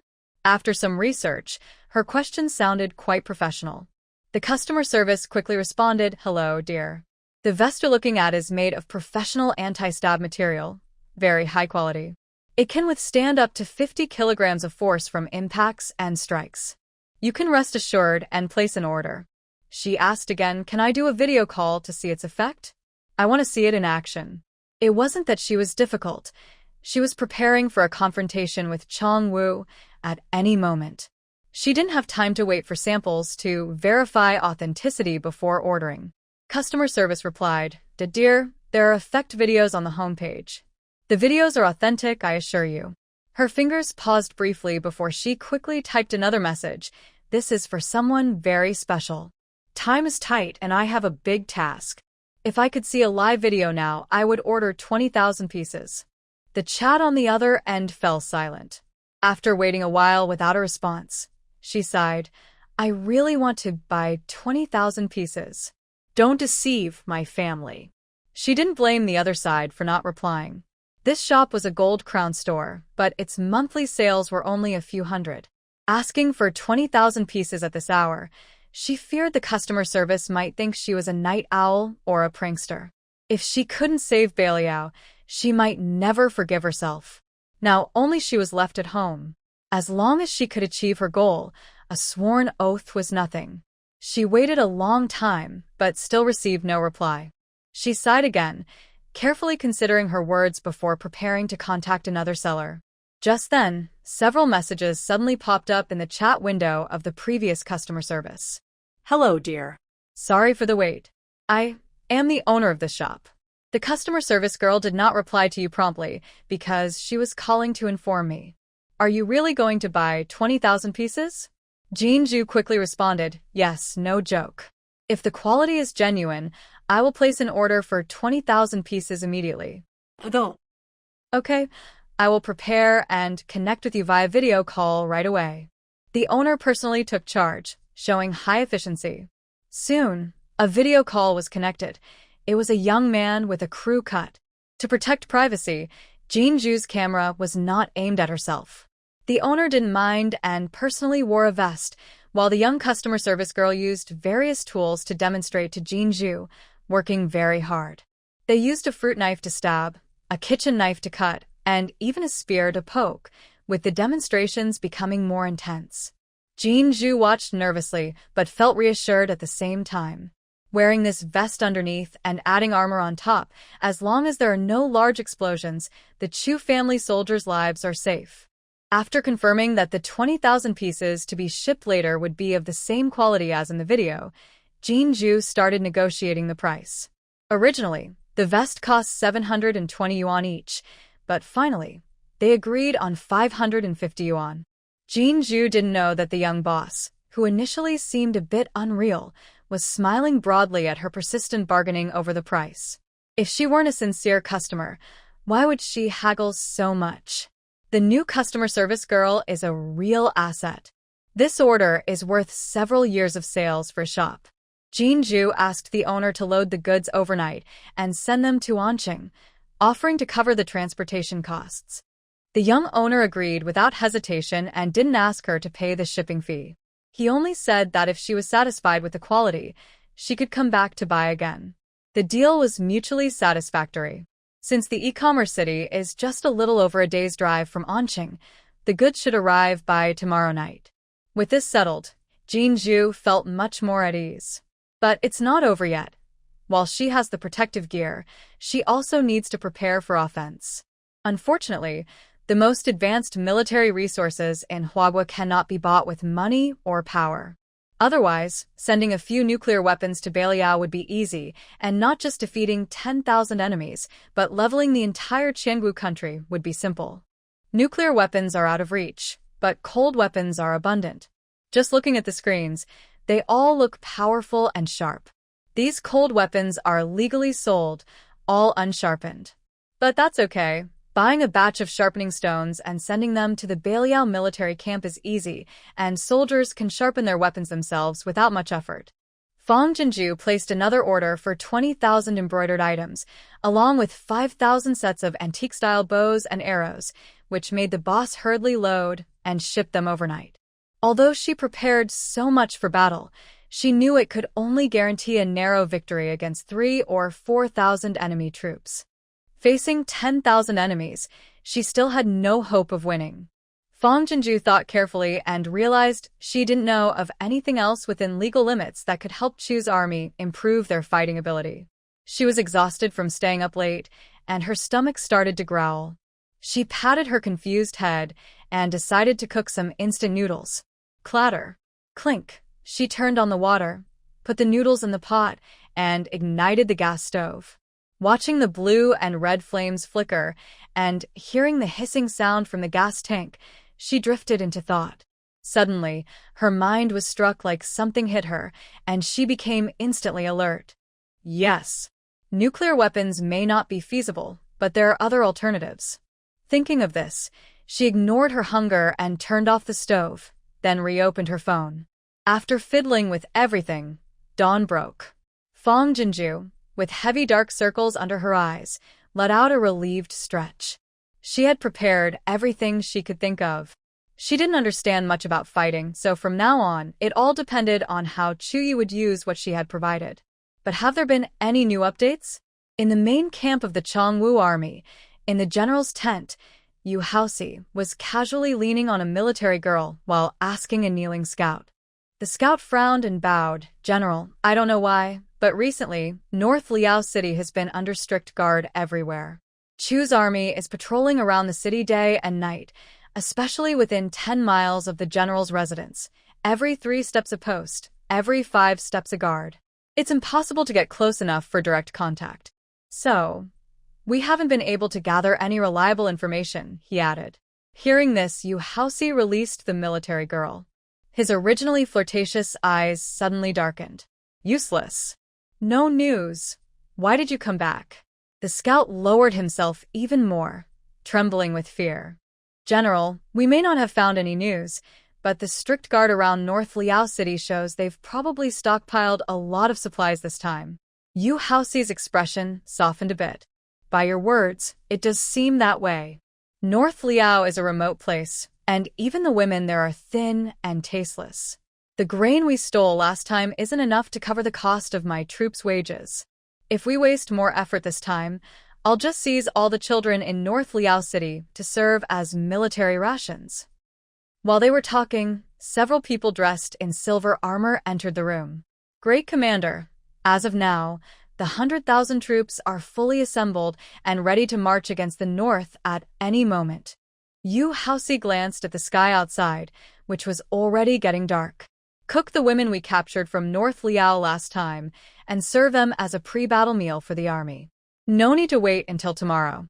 Tonight, we will catch North Liao off guard and withdraw before dawn." "Understood, sir." At the general's residence, Yi Tingxian ran hurriedly to the granary. Zhu Yi, sitting behind the desk, looked up as if sensing something. Their eyes met, and without needing to speak, they understood each other perfectly. "Go outside and wait for a moment. I need to inform the goddess first, then I'll come." Zhu Yi's expression was calm, with no visible emotion. Yi Tingxian nodded and quickly turned to leave. Zhu Yi took out his phone from his pocket, paused for a moment, then dialed Fang Jinju's number.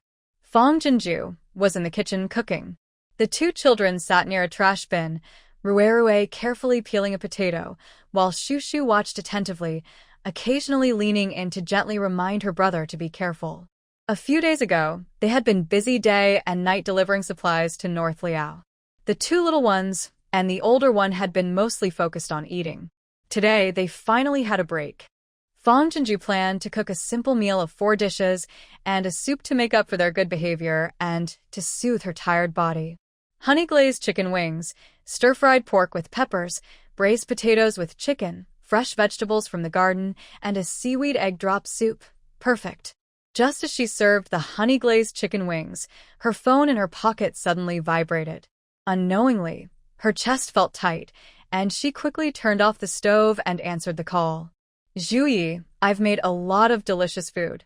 Brewer will bring some to you soon." Although her tone was relaxed, her voice trembled unconsciously. Zhu Yi's lips curved into a faint smile. "Good. It seems I'm lucky today. Jinju will keep the food warm for you. Wait until you're back to eat." Fang Jinju's eyelashes fluttered. "Keeping it warm for too long isn't good.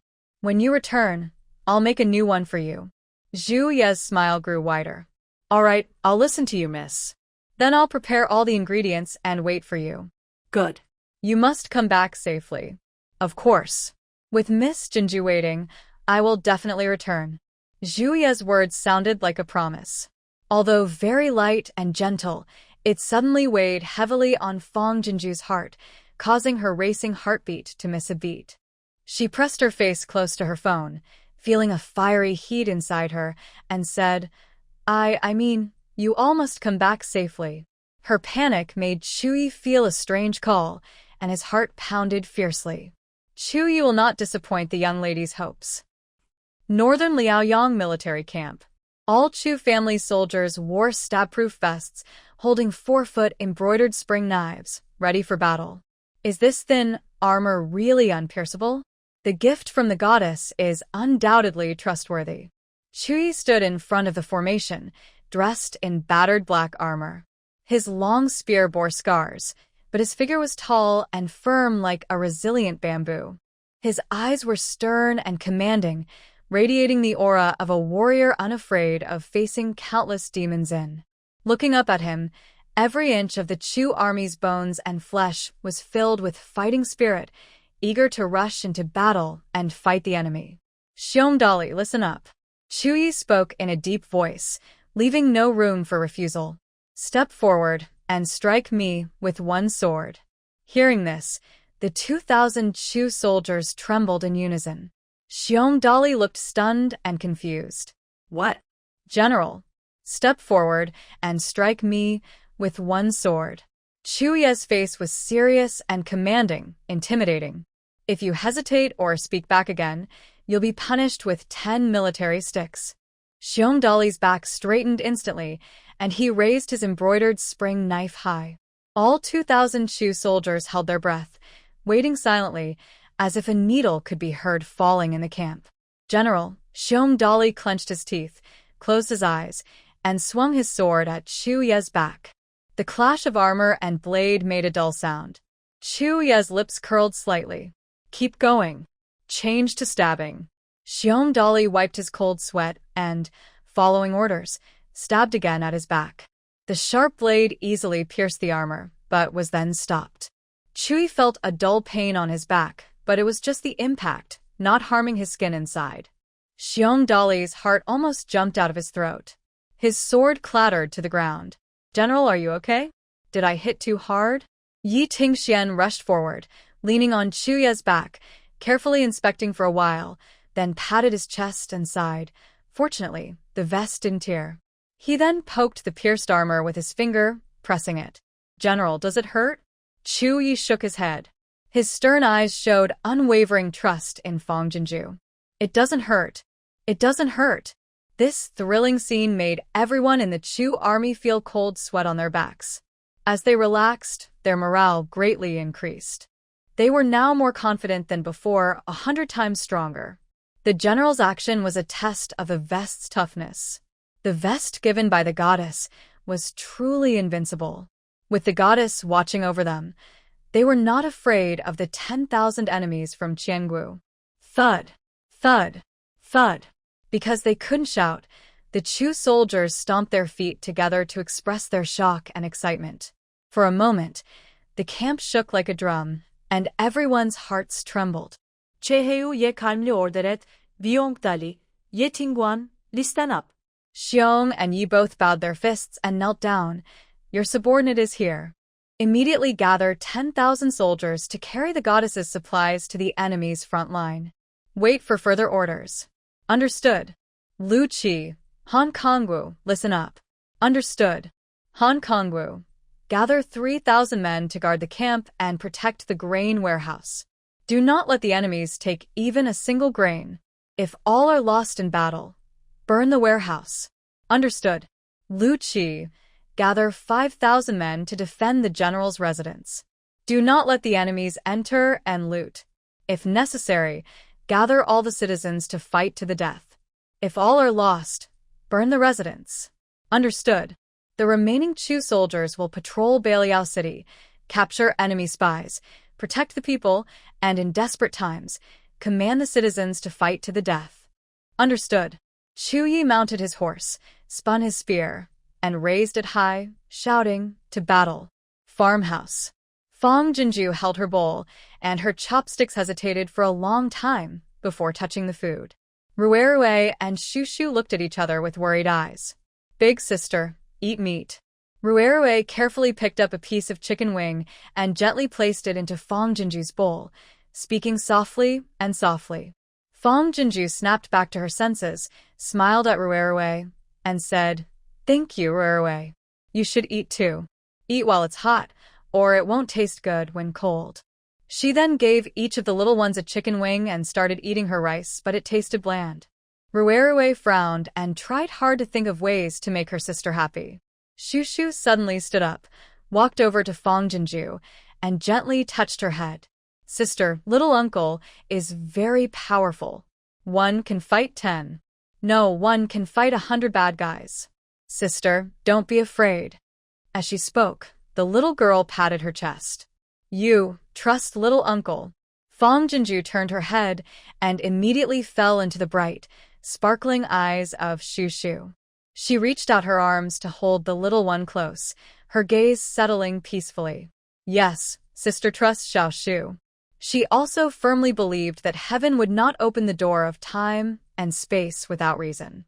Perhaps in her previous life, the fall of Northern Liao was too tragic and unjust, leaving countless restless spirits in the city. Because of this, heaven tore open the space-time to send them a little help, allowing them a second chance. At first, she didn't understand why someone as ordinary as herself could become the chosen one. But now, she seemed to have some insight. Although heaven pitted the unjustly fallen of Northern Liao and her family's destruction, in this second chance, it only arranged a fleeting encounter. It was Chu Ye's decisive, unwavering choice to break through all obstacles, and her own unyielding conscience and kindness that, in that fleeting moment, kept them connected. This led to their later mutual salvation. People can influence fate. Human effort can triumph over heaven. She should believe in herself and also trust Chu Yi. On the border of Northern Liao, 100,000 armored soldiers advanced like a crushing wave. In just an hour, they traveled 20 miles. Their weapons and horses buried the nearby desert hills, and even before fighting, they had already shaken the hearts of all. Suddenly, under the night sky, a horse galloped swiftly toward the Changwu army like lightning, unstoppable and fierce. Great commander. When the scout on horseback was about 5 zhang, roughly 16 meters, away from the Changwu enemy army, he pulled his horse to a stop, then swiftly dismounted and knelt before Yu Haoxi, who was at the center of the army formation. Great commander, I have urgent military news. There's a conspiracy in Northern Liao. Yu Haoxi reined in his horse and raised his hand to halt the 10,000 troops. He looked coldly at the kneeling scout, a hint of killing intent flashing in his eyes. Speak. The scout, aware of the deadly aura from his superior, trembled but reported truthfully, the Chu family army has already gathered 3 miles ahead. Yu Haoxi frowned. Oh. So, it seems I am a step late compared to Chu Yi? This attack was sudden. Even if Chu's army had horses now, it would take more than an hour for the scout to report the military situation. Even if Chu Yi learned the news immediately and set out, it would still take most of the day to arrive here. He couldn't have arrived before Chu Yi. This was indeed suspicious. But Yu Haoxi paid no mind to this suspicion. He asked calmly, how many soldiers does the Chu family army have? About 10,000 or more. Ha ha ha. Yu Haoxi burst into loud laughter, mocking all around him. Then, when he looked at the scout, his killing intent was clear. Drag him down and cut him down. Even if the Chu family army had come out in full force and set an ambush ahead, it wouldn't be so frantic. It was simply shameful to lose face like this. Immediately, some soldiers from the Changwu army stepped forward, dragged the scout away, and with a swift strike, his head rolled to the ground. Yu Haoxi waved carelessly. Keep marching. Suddenly, a thunderclap sounded in the sky ahead. The Changwu army, about to move forward, all stopped in surprise. Yu Haoxi's face changed instantly. He quickly raised his hand to order a halt. He looked up at the sky. Although the silver moon was faint and the stars sparse, it was a clear night with no signs of an approaching storm. Why did a sudden thunder appear in the sky? Meanwhile, 3 miles away, the Chu family soldiers holding detonators froze in shock. He actually released a thunderbolt with his bare hands? All the Chu soldiers looked stunned. This lightning strike also reflected in Chu Ye's eyes. Miss Jinju said this object must be carefully preserved, kept away from water and fire, or it would fail. She also said it must be used within 3 miles of the enemy to have a deterrent effect. And it must be used in the order and method she listed, so the deterrent effect would gradually increase. If that still couldn't scare the enemy, then they could only fight to the death. Chu Yi believed in Miss Jinju, but he didn't fully rely on this item. After all, He had never practiced with it and couldn't see its effects in advance, so he prepared for the worst. But Unexpectedly, the artificial thunderbolt described by Miss Jean Zhu truly could rival natural lightning. Xu Yi suppressed his excitement and asked via radio, "Has the Qiangu army stopped moving?" Behind a hill about 300 meters from the Qiangu army, 3 Chu scouts pressed their ears to the ground to detect enemy movements. Excitedly, one scout replied, "General, the Qiangu has stopped marching." The general said that the Divine Maiden had given them the thunderbolt to scare the enemy, but they needed to get close and work together tightly. This was their first time probing so deep into enemy territory, so they had already prepared for a possible sacrifice. But just now, they really heard the thunder explode, and the Qiangu army had truly been stopped. Hope surged uncontrollably in their hearts. "Good, keep watching the Qiangu army. If they move, report immediately." "Understood. I will obey the orders." On the other side in the Qiangu army camp, "Great Commander." The deputy beside Yu Haoxi asked with doubt, "It's clearly a clear sky. Why did we suddenly hear thunder?" Yu Haoxi looked ahead at the vast night sky, his expression flickering with uncertainty. Then he snorted coldly and waved his hand again. "Keep moving." He urged his horse forward. Although the Qiangu army was surprised, they still followed orders and stayed behind him. Scout from the Chu family army noticed the ground starting to shake again and quickly reported via radio, "General, the Qiangu army is moving again." "Understood." Chu Yi ordered, "Release 3 bolts of thunder." The Chu soldiers, holding firecrackers, were eager and immediately lit them. boom, boom, boom. 3 bolts of thunder tore through the night sky, creating a gap in the darkness and echoing loudly. Yu Haoxi's horse reared in fright, nearly throwing him off. Other horses also became restless and agitated. Several deputies showed expressions of surprise and fear. They had heard rumors about the divine gift from the North Liao goddess. Now, with this strange natural phenomenon, it was very suspicious. "Great Commander." One of them rode closer and lowered his voice. "Such strange signs are not a good omen." Yu Haoxi waved his hand, smashing his unsheathed sword onto the deputy's head. "Shut up. It's just Chuya's tricks, trying to scare us. They are only 3 miles away. I want to see what they are really up to." Full speed ahead. He sharply slapped his horse's rear, startling the horse into a fast run. 10,000 Qiangu enemies charged forward. The ground within 100 miles began to tremble violently. Without waiting for scouts to report, Chu Yi already sensed it and ordered sharply, "Lower the detonators forward. All release." 200 Chu soldiers immediately moved forward, holding firecrackers and lighting them. Boom, boom, boom, boom, boom. 200 bolts of lightning shot diagonally toward the enemy, tearing apart the night sky above them and shaking the earth. Hiss, hiss. The Qiangu horses running ahead reared and turned around in panic, fleeing back toward their army. 5,000 cavalry, half of them were knocked down. Yu Haoxi also couldn't escape, falling hard to the ground. The infantry, already frightened by the deafening thunder, panicked further with the charging horses, fleeing in all directions. The army of 100,000 was shattered and in chaos. "Everyone stay calm. Stay calm." Seeing this, Yu Haoxi, who had just gotten up, shouted fiercely, "Don't run. Stop all the horses." What? In a chaotic world where food is as valuable as gold, only Qiangu can afford to raise war horses. Because of this, only Qiangu has ever invaded neighboring countries. No other nation dares to challenge them. These 5,000 war horses are 100 times more precious than 10,000 soldiers. However, his voice was drowned out by the chaos of battle, and he could only watch as the sound of hooves grew distant. Fortunately, the 10,000 soldiers, frightened and confused, only scattered to avoid the horses. Once the horses broke through the formation, the soldiers quickly regained their composure and did not run away. Deserters would be punished by military law. Even if they were scared, no one dared to challenge this rule. Yu Haoxi was furious and pacing back and forth. He loudly ordered, All cavalry turn around quickly and go after the horses. If you don't catch them, come back with your heads. Then, he turned and stared fiercely at the Chu family army under the night sky, veins bulging on his neck. Chu Yi, you little thief, you think pretending to be a god can scare me? Dream on. He laughed wildly, ha ha ha. The spirits of the unjustly dead I've killed number in the millions.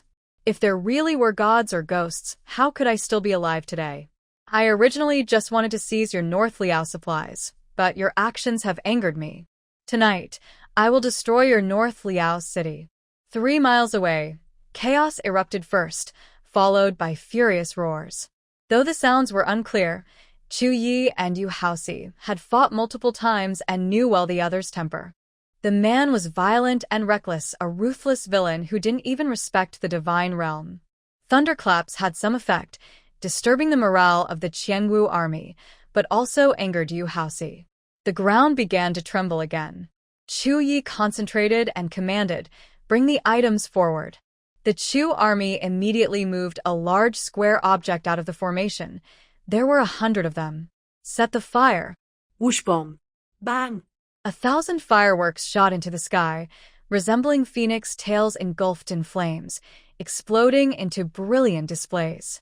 The fireworks formed huge characters that lit up the desert night. Ignite the war, kill, loot, oppress, heaven's justice. After a few moments of hanging in the night sky, the fireworks disappeared, but just as they did, another wave of fireworks burst forth, illuminating the night again. Ignite the war, kill, loot, oppress, heaven's justice. The spectacular display stunned the 10,000 Qiangwu enemies, causing panic and chaos among them. Even Yu Haoxi, who was just now acting wildly and arrogantly, staggered to a stop, looking up at the sky with a face full of shock. The fireworks and subtitles continued without pause, lighting up the sky wave after wave. After a full moment, they finally disappeared completely. Great General.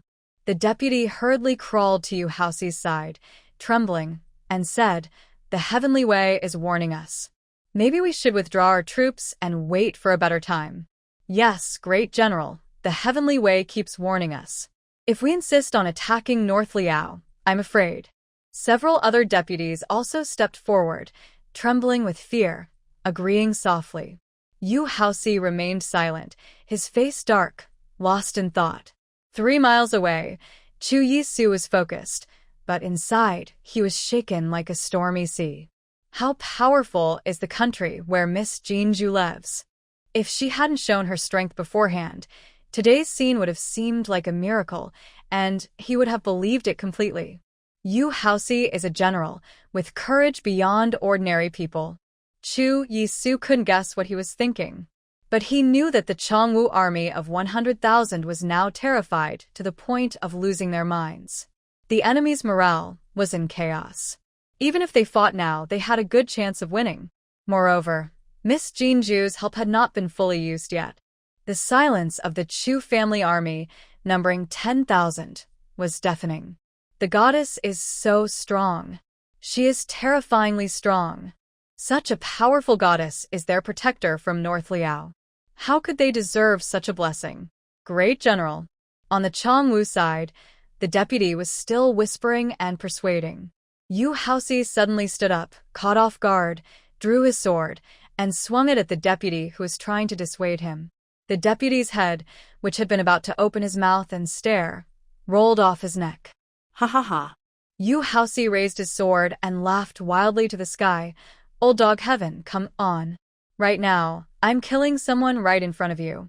If you have the guts, strike me down with a lightning bolt from the sky." Ha ha ha. His madness was like a demon from behind him. The restless Qiangwu army instantly fell silent, like chickens. At least the heavens might send some warning, but with the great general laughing and talking, they could lose their heads in an instant. In their eyes, Yu Haoxi was more terrifying than heaven itself. The spies from the Chu family looked grim, quickly using the walkie-talkie to report Yu Haoxi's actions to Chu Yisu. Hearing this, Chu Yisu's eyes darkened with anger. "Bring the communication device given by the goddess forward." Someone immediately brought out a huge speaker. Chu Yisu spoke sternly into the microphone. You housey. You housey. Sounds of loud shouting came from the speaker, so clear it reached 3 miles away, like a divine voice angrily scolding from the heavens. Yu Haosi trembled all over, eyes wide with disbelief, looking around anxiously. A look of panic appeared on his face. Zhu Yi, you little thief. Come out if you dare, don't play tricks. The Chu army was 3 miles away, so why did Zhu Ye's voice sound so close, almost like a divine voice? The scout immediately relayed Yu Haosi's words back. Zhu Ye's tone grew angrier. Yu Haosi, I saw it with my own eyes, heard it with my own ears. Do you still think I'm just pretending? If I had that ability, I wouldn't wait until today. You are full of killing intent, already angered the gods. If you don't stop, you will face divine punishment. Hearing this, Yu Haosi suddenly took a few steps back in shock. The Qiangwu army also felt unsafe and became very nervous. Clearly, Zhu Yi heard what the commander said earlier. But they were so far apart. How could an ordinary person hear that? And Zhu Ye's voice, coming from such a distance, was still so clear. How could that be possible without divine help? Zhu Yi, you little thief, don't think you can scare me. Yu Haosi's words were tough as usual, but his hands holding the sword trembled uncontrollably. I don't believe it. I'm not afraid either. Zuyasın needed. You can choose not to believe or ignore your own life, but as a military commander, do you also want to risk the lives of your 100,000 soldiers behind you? If possible, he wouldn't want to start a fight. Not because he was afraid, but because he didn't want to see killing and death. With a magic sound device given by Miss Jin Zhu, perhaps they could win without fighting. Zhu Ye's words made the Qiangwu army fall silent and reflect. North Liao City was abandoned, but Zhu Yi, as a city commander, didn't abandon the civilians. Instead, he chose to fight and die with them. That's why divine help came to save them and find hope. But their leader, the commander, always saw human lives as worthless. Whether North Liao or Qiangwu, their lives meant nothing to him. He would kill or torture at will. So, angering the gods or inviting divine punishment was inevitable. Yu Haosi's eyes flickered wildly, shouting hysterically, Zhu Yi, you little thief, don't think I don't know your plan. Be a man and come out to fight to the death. Don't act like a coward trying to stir up the troops. If Zhu Yi kept talking like that, the soldiers' morale would drop and they might stop obeying orders. Wouldn't that mean losing without a fight? Then, his position as commander would be finished. Chu Yi smiled slightly, holding a long spear heavily planted on the ground.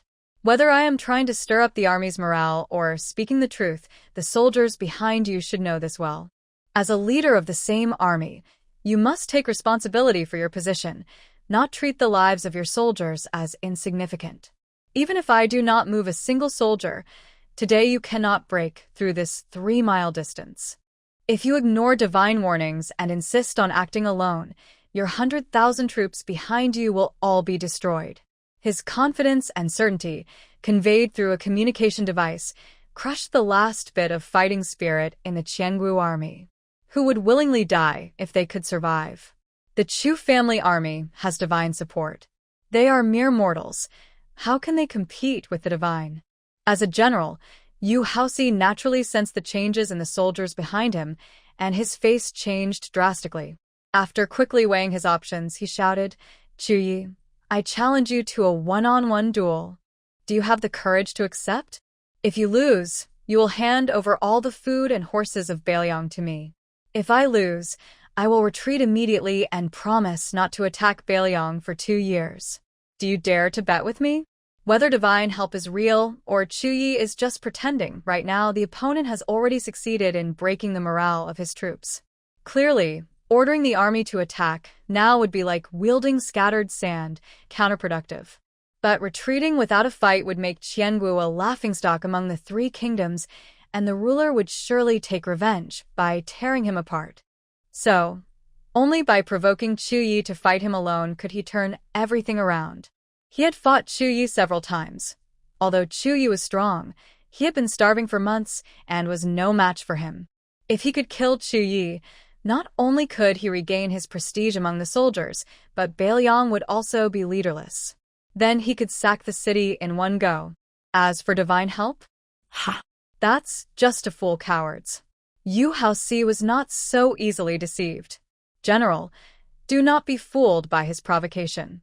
Yi Tingxian hurried forward. We have divine support from the goddess. Why fear him? Just attack directly. The Chu family soldiers looked nervously at Chu Yi, worried he might accept. Chu Yi raised his hand to signal them not to worry, and immediately agreed, all right. The Chu army was restless and uneasy. Yu Haoxi suddenly felt a surge of joy, a bloodthirsty smile appearing on his face. But unexpectedly, 3 miles away, Chu Ye's thunderous voice rang out again. If I can protect the lives of the 100,000 innocents behind you, I will fight you in single combat. Chu Yi is not as great or selfless as people think. When facing the Qiangu army that once burned and looted the soldiers and civilians of Beiliang, if he felt pity, it would be a cruel injustice to his fallen brothers. But today, with all the miracles created by the goddess's camp, he must make them serve the greatest purpose. The more merciful he appears, the more it highlights how ruthless and unkind Yu Haoxi and the leaders of Qiangu are. Earlier, power was heavily skewed. Even the weak soldiers, no matter how unwilling, dared not oppose the leaders. Now, things are different. The 100,000-strong Qiangu army has seen divine anger firsthand.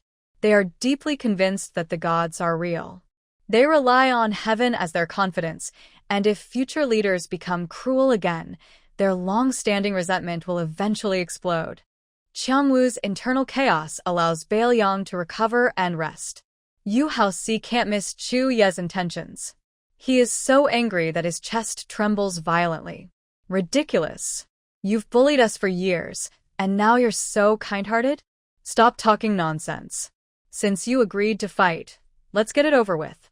He waves his hand, and nearby cavalry quickly lead their horses forward. Yu Haoxi mounts his horse, snatches a Guangong sword from a deputy general, and charges. Chu Yi turns around, picks up something to hang on his horse's back, then leaps onto his horse and raises his spear to fight. Chu family soldiers tighten their fists, eager to see the general's safety clearly in the night. Clang! In just a moment, 2 horses meet head-on, with Guangong's sword and a silver spear clashing in the air, sparks flying wildly. Yu Haoxi guessed right. Chu Yi, who had been starving for months, was indeed weaker in strength. His silver spear was forcefully pushed back, and Chu Yi was at a disadvantage from the first move. Ha ha ha. Yu Haoxi lets out a triumphant, fierce laugh. Chu Yi, you little thief, today is your death day. Hearing this, Chu family soldiers' hearts tighten in their throats.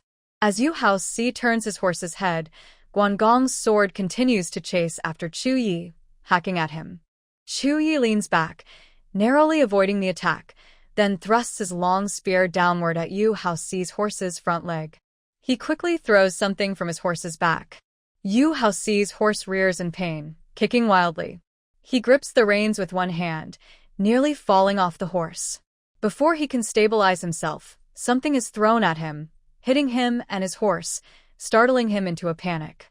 Chu Yi smirks, quickly pulls out a lighter given by Jinju girl from his boot, and ignites a firecracker fuse in his hand.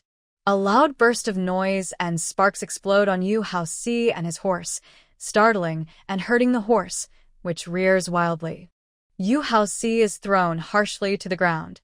Sparks and medicinal stones flew, startling Zhu Ye's horse to neigh and rear. In an instant, Zhu Yi seized the moment, leaping onto his horse's back, and fiercely his spear into Yu Haoxi's chest as he just landed. The spear pierced through armor, killing Yu Haoxi instantly on the ground. Yu Haoxi stared in horror, eyes wide with disbelief, and exclaimed, You dared to play dirty. This is unfair. In the dark night, Zhu Yi smiled as he picked up the Guangong sword that had fallen to the ground. As long as I can make you die. He raised the Guangong sword high and struck it down hard at Yu Haoxi's neck. Blood splattered, staining Zhu Ye's lips with a bright, relieved red. With Yu Haoxi's death and the divine miracle arranged by Miss Jinju, the Qiangwu army would no longer dare to invade the north in a short time. The northern Liao finally could breathe easily for a while. Zhu Yi placed Yu Haoxi's headless body on his horse's back, letting it carry him back to the Qiangwu army camp. When he led his injured horse and carried Yu Haoxi's head back, Zhu Ye's army erupted in thunderous cheers. The general has won. The general has won. As expected, with no leader, divine intervention blocking the way, and the 100,000 Qiangwu soldiers losing their fighting spirit, the tide receded. The general has taken the enemy commander's head. Our Zhu family army suffered no casualties and achieved a great victory. In the camp, Han Songwu's voice crackled excitedly through the walkie-talkie, inspiring the soldiers and stirring their spirits. We won. We won. The general is mighty. The divine maiden is mighty. The Zhu family army's cheers shook the heavens instantly. Soon after, Lu Qi from the general's mansion in the city also received the good news, and the mansion erupted in excitement. The general has won. We won. The general is mighty. The Zhu family army is mighty. Long live the divine maiden. Hearing the thunderous cheers of the Zhu family army, the common people poured out in full force. The once empty streets filled with crowds in an instant. At this moment, regardless of whether they knew each other or not, the people embraced each other excitedly. Children cheered and jumped, elders cried and laughed. The city of northern Liao experienced a celebration never seen before. In the granary of the general's mansion, old Madame Zhu held Wei Mama's hand, tears streaming down her face. Shalon, did you hear? A Yi has won. A Yi has won. Wei Mama was overwhelmed with joy, nodding repeatedly. The old servant always said it. The general is wise and brave, and with the divine maiden's help, victory was certain. When she reached this point, Madame Chu suddenly seemed to remember something. She quickly stood up, pulling Wei Mama to kneel at the gate of time and space. Thank you, goddess, for protecting my son and North Liao. On the other side in the desert, Chu Yi explained the situation to his deputy beside him. Then he rode his horse at full speed back to the general's residence. Before his horse stopped, he jumped down, hurried through the corridor and courtyard, heading straight for the granary. Seeing him enter, Madame Chu stood up happily. She was about to speak when Wei Mama nearby gave her a look and held her back. Mother, please give me a moment. Chu Yi quickly greeted Madame Chu, then sat down at the desk and took out his phone. Madame Chu was initially stunned, but then immediately smiled. No rush, no rush. First, contact the goddess. Mother and Wei Mama will go prepare some food for you. They then pulled each other out of the granary and left, instructing the guards outside not to disturb them. Farmstead. Two little ones were sleeping peacefully, cuddled together in bed. Fang Jinju lay beside them, aimlessly scrolling through her phone. Red potato, TikTok, some novel. She kept switching between apps but couldn't focus on anything she was reading. After a few scrolls, Fang Jinju clicked on WeChat for the nth time and opened Chu Ye's chat window. No messages. She checked the call history. Chu Ye's name was at the top, with the last call made yesterday at 6:10 p.m. It was now 2 a.m. Almost 8 hours had passed. Suddenly, her chest was pounding wildly, making her breathe feel tight and uncomfortable. Fang Jinju sat up, stared blankly into the darkness for a moment, then put on her slippers and went to the kitchen. After the little ones fell asleep again, she prepared 4 dishes, washed, cut, and neatly arranged them on the stove, ready to cook. There was nothing else to do. Staring at the side dishes, Fang Jinju was lost in thought for a while, then sat on the sofa in the outer hall, crossed her legs, and continued to stare at her phone screen, spacing out. Buzz. Her phone suddenly vibrated strongly, Chu Yi calling. Fang Jinju shivered and quickly pressed the answer button. Hello, Chu Yi. Miss Jinju, are you still awake? Chu Ye's voice came through the receiver. Her heart skipped a beat, then calmed down. I promised to wait for you to come back and cook for you. I was afraid I might fall asleep and mess up. She smiled broadly, and wiped the tears from her eyes, saying, "It's good you're back. I will go make you something to eat right now." Her restrained, trembling voice made Zhu feel a soft ache in his heart. "I'm not hungry." Actually, on the way back, he was very hungry, extremely hungry. But now, he didn't want to waste a moment. He just wanted to talk with Miss Jinju like this. Jinju smiled as she put on her shoes. "Don't try to trick me. No one comes back from a war not hungry. I've prepared some food. It will be quick to cook." "Okay, I'll hang up now and send you a video. I'll cook while you tell me about tonight's battle." Deal? Zhu smiled. Yes, yes. Soon, the video was sent over, and he quickly answered the call. The woman in the small square window was smiling brightly and waving at him.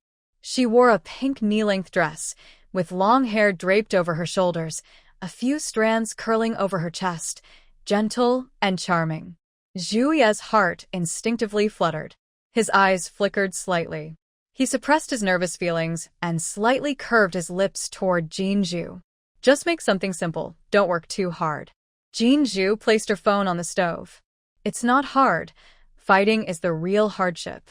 As she spoke, she couldn't help but lean closer to the screen, her eyes showing concern.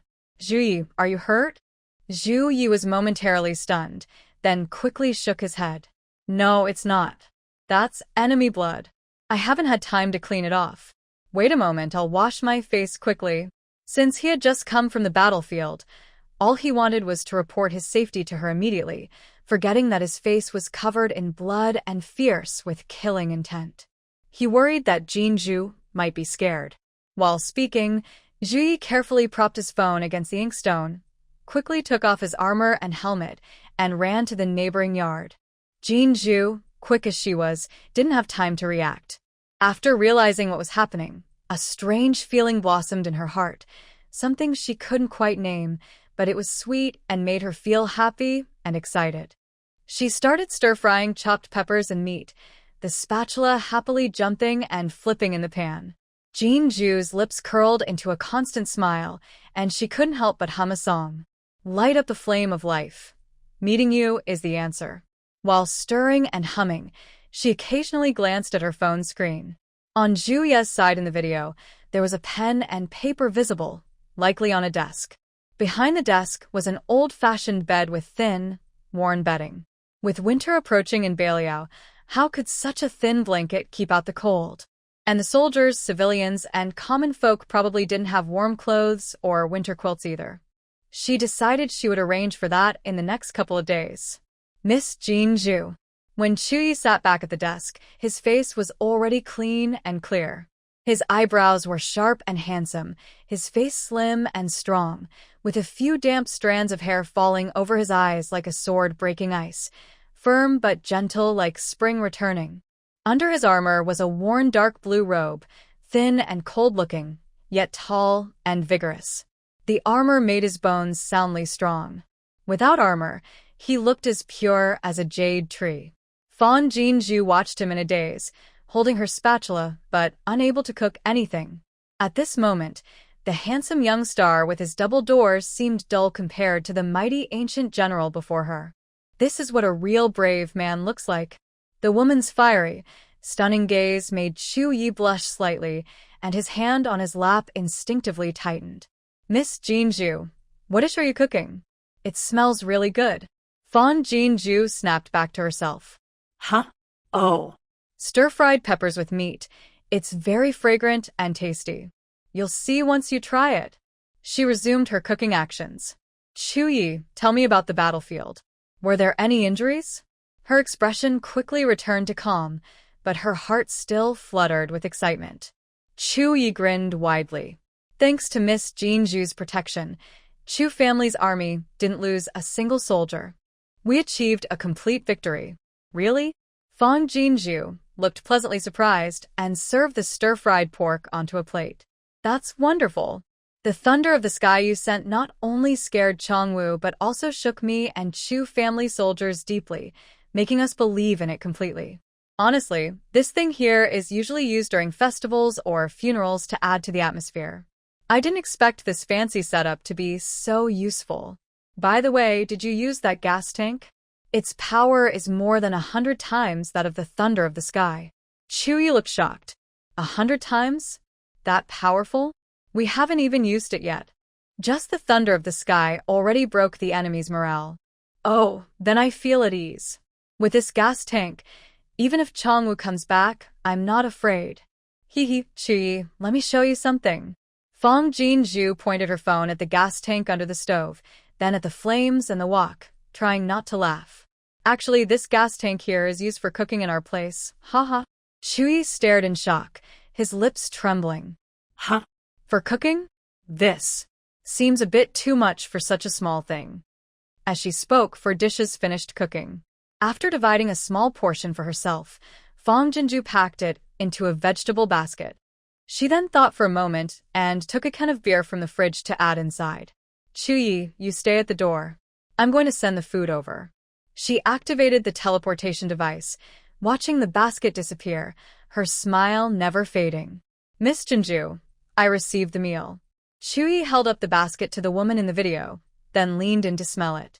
It smells so good, better than any meal I've had before. He had never heard of bell peppers, but he was familiar with pork. When he was in Beijing earlier, he ate meat every day, steamed, boiled, grilled, but he had never heard of stir-frying. The dishes in the plate seemed to be transformed, with aroma after aroma filling the air. Suddenly, hunger overwhelmed him. What is this? Carefully placing the food on the desk behind him, Chuyi curiously asked while holding the canned beer. Fong Jinju is back in her dorm, sitting at the dining table. This is beer, a drink that's hard to get drunk. Beer? Chuyi couldn't help but shake the can. The liquid inside made a flowing sound, making him even more eager to learn about Fong Jinju's country. Beer? Is it made from grains too? Fong Jinju nodded with a smile. Yes, beer is just one of the most common drinks here. We also have fruit wine, cocktails, and hundreds of other drinks. I'll send some over later for you to try. Eat some food first to fill your stomach. Later, we'll have a drink to celebrate North Liao's victory in battle.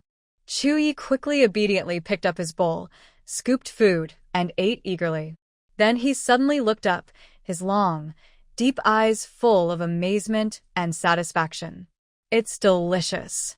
The shredded meat was rich and fragrant, the bell peppers crispy and slightly spicy, and the broth thick and flavorful. This bite was so satisfying that no other delicacy made by others could match the taste on his palate afterward. Is it good?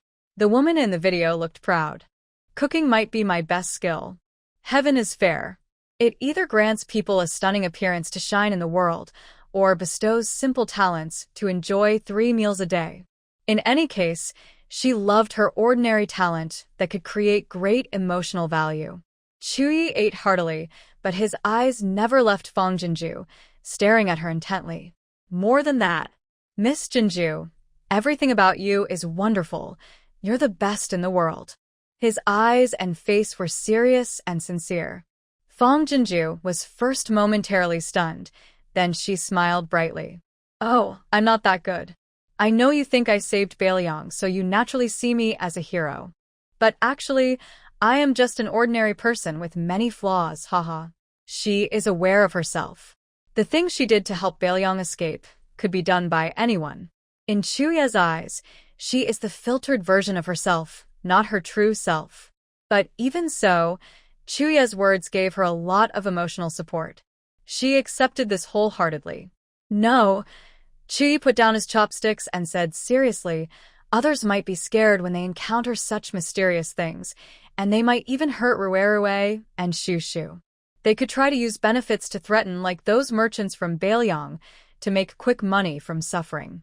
But for Beiliang, that isn't salvation, it's making things worse. Kindness, justice, wisdom, thoughtfulness, and unwavering original intentions when faced with great wealth. Without any of these qualities, there can be no salvation for Beiliang. And you, Miss Jinju, possess all these wonderful traits. That's why I have returned victorious today. If this isn't the best, then I don't know who else in this world truly deserves the word good. Miss Jinju, you are beautiful but unaware of it. Do you know how precious that is? Fong Jinju fell silent, overwhelmed by shock. When she helped her roommate with her meals, she would hear, "You're really kind." When she helped her mentor organize materials, she would hear, "You're very careful." Many such compliments, countless. But no one had ever sincerely and purely praised her, fully recognizing her. Does she really have so many good qualities? Chuyi watched the woman in the video be stunned by his words, feeling a slight pang in his heart. Has no one ever told her these things before? Such a good girl, if she is covered in dust, it only means the people she has met are blind and deaf. Miss Jean Ju, how do you open this beer can? After a moment of silence, Chuyi picked up the beer can and asked with a smile. Fan Jinju suddenly came back to herself and quickly showed him how to open the can. With a pop, Chuyi was so startled that he almost dropped the can. Fan Jinju was amused, her eyes curling into a smile. Don't worry, there's gas in the beer. When you shake it and open it, it will make a sound. That's normal. Try a sip and see how it compares to the beer back home. Chuyi obediently took a sip, then looked surprised and frowned. Miss Jinju, something is running out of my nose. Fang Jinju laughed so hard, she leaned forward and backward. Haha. That's just air. The air you breathe every day. Her hair flew around, her smile like the bright moon shining in the sky, making Zhu Yi unable to look away. When the woman was not paying attention, his eyes filled with affection. He raised his cup and offered it to the phone screen. Though we can't dine together, Zhu Yi still wants to toast you, young lady. When the woman looked over, Zhu Yi's eyes became sincere and respectful. Thank you for appearing. Fang Jinju also raised her cup and clinked it with the phone screen, smiling but serious. Thank you for coming too. At the grain storage door, old Madame Zhu leaned by the door, listening to the voices inside, smiling so much her mouth almost reached her ears. Momo Wei also had a kind smile, but a hint of worry flickered in her eyes. Old Madame, about the food. Old Madame Zhu quickly signaled silence. Shu, didn't you hear that Yi has already eaten the meal made by the goddess herself? She took the food box from Momo Wei and handed it to the soldiers guarding the door. Kids, you've worked hard. Share this meal as your midnight snack. Remember to speak softly so you don't disturb the general and the young lady talking. Yes, old madam. Thank you, old madam. A few soldiers from the Zhu family happily nodded and agreed. What's hard about that? Listening to the general and the goddess chat and laugh while eating late-night snacks, nothing could be better. One jar of wine was finished, but Fang Jinju still felt it wasn't enough, so she handed over a few more cans of beer. Later, she couldn't remember how much they drank or how long they talked. She even forgot when she fell asleep on the sofa. All she knew was that she had a very long dream. In the dream, Grandpa Yuan appeared in Beiliang, teaching the people to grow rice that yielded thousands of jin per mu, so no one went hungry because of land.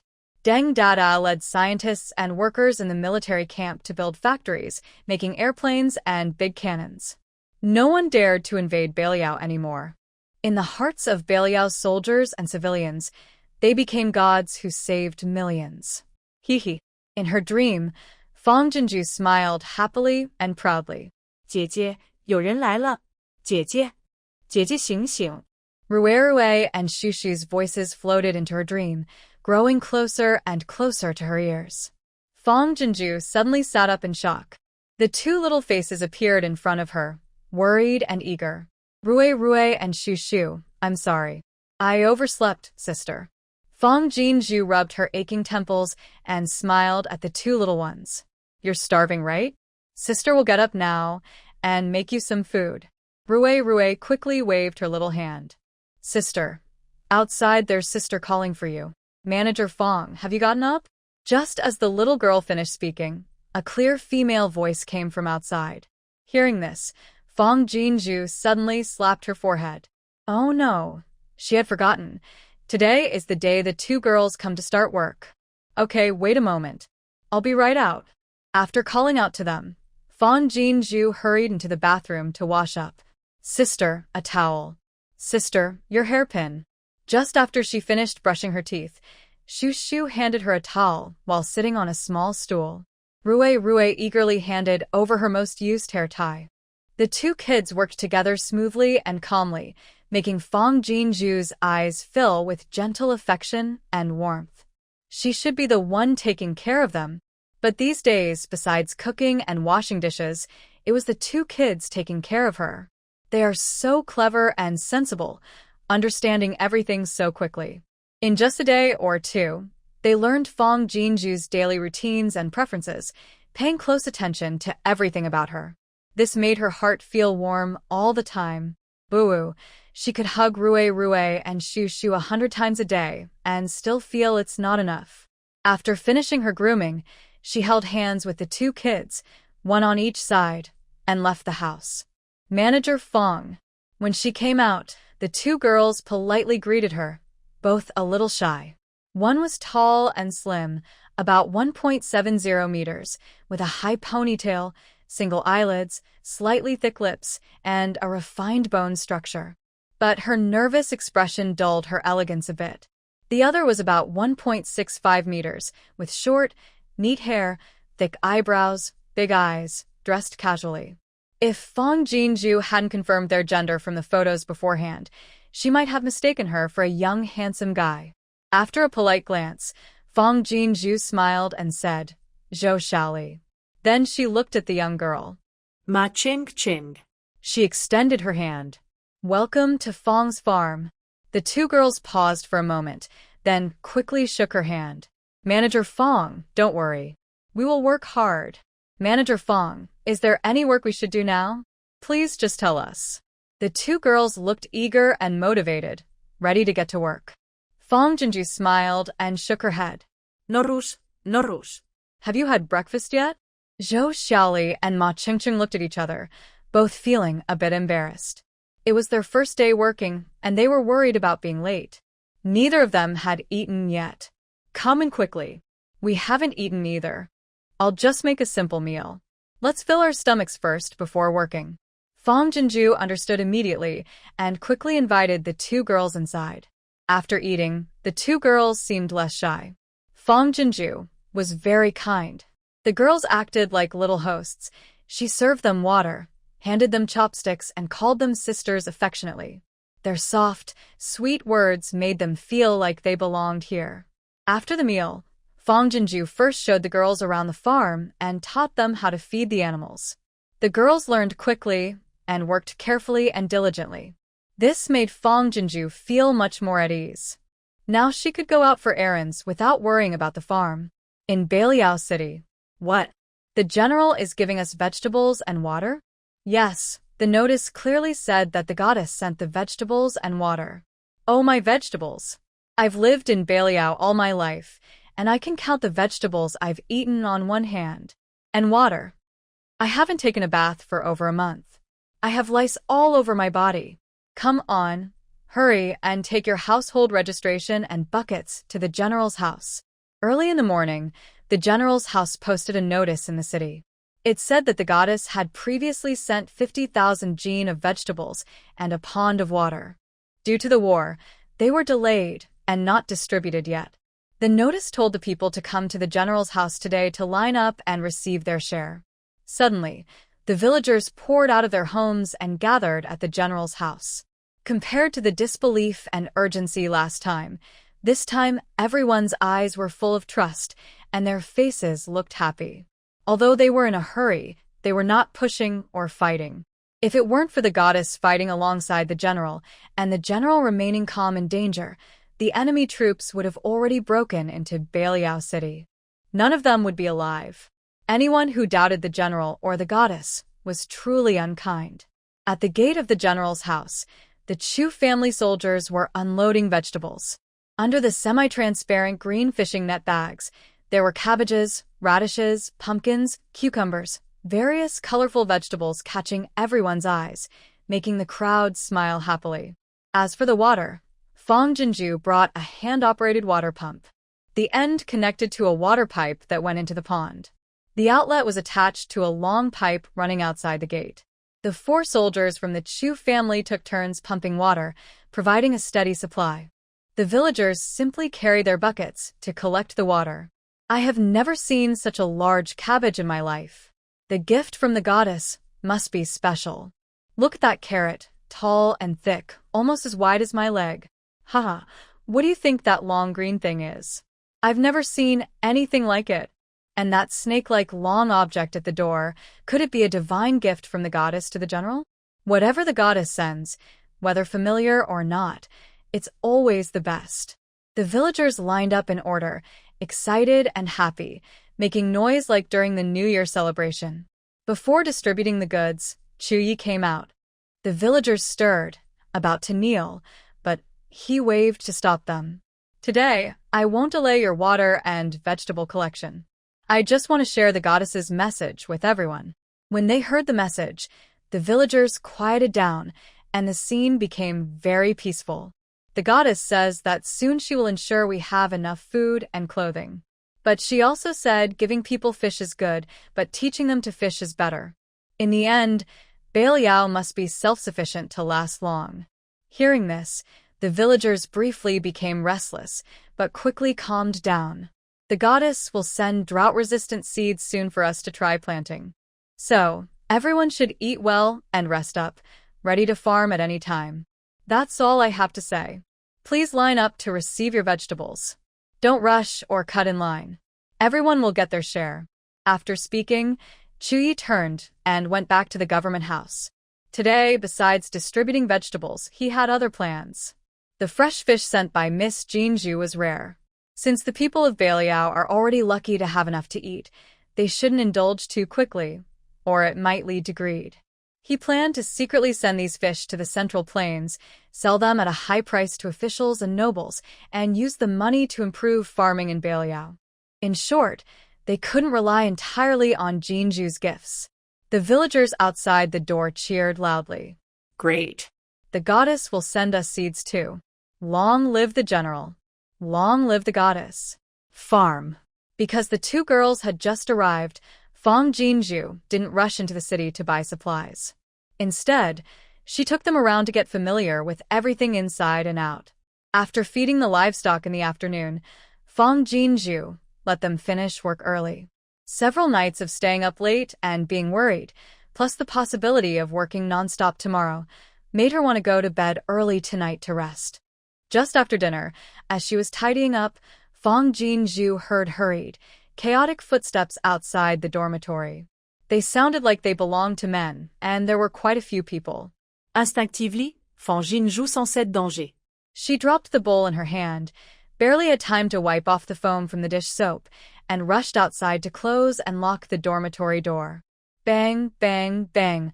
Almost immediately after she closed the door, someone began pounding on it loudly, with such force it seemed they wanted to break in. Fong Jinju, open the door. Outside, Yang Zhihui shouted angrily. You dare to call the police? Now you're scared? Little brat, I only helped you because of your parents. Now you dare to call the police and ruin me.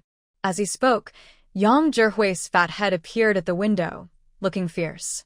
Hurry up and open the door, or I'll break it down myself. Crash. One of the thugs beside him smashed the window with a stick. Fortunately, the dorm windows were old-fashioned with iron bars, spaced just enough for an adult man to reach through with an arm. Big sister.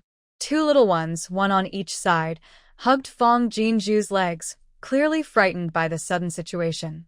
But even so, Shushu held back tears, pouting her little mouth without crying out loud.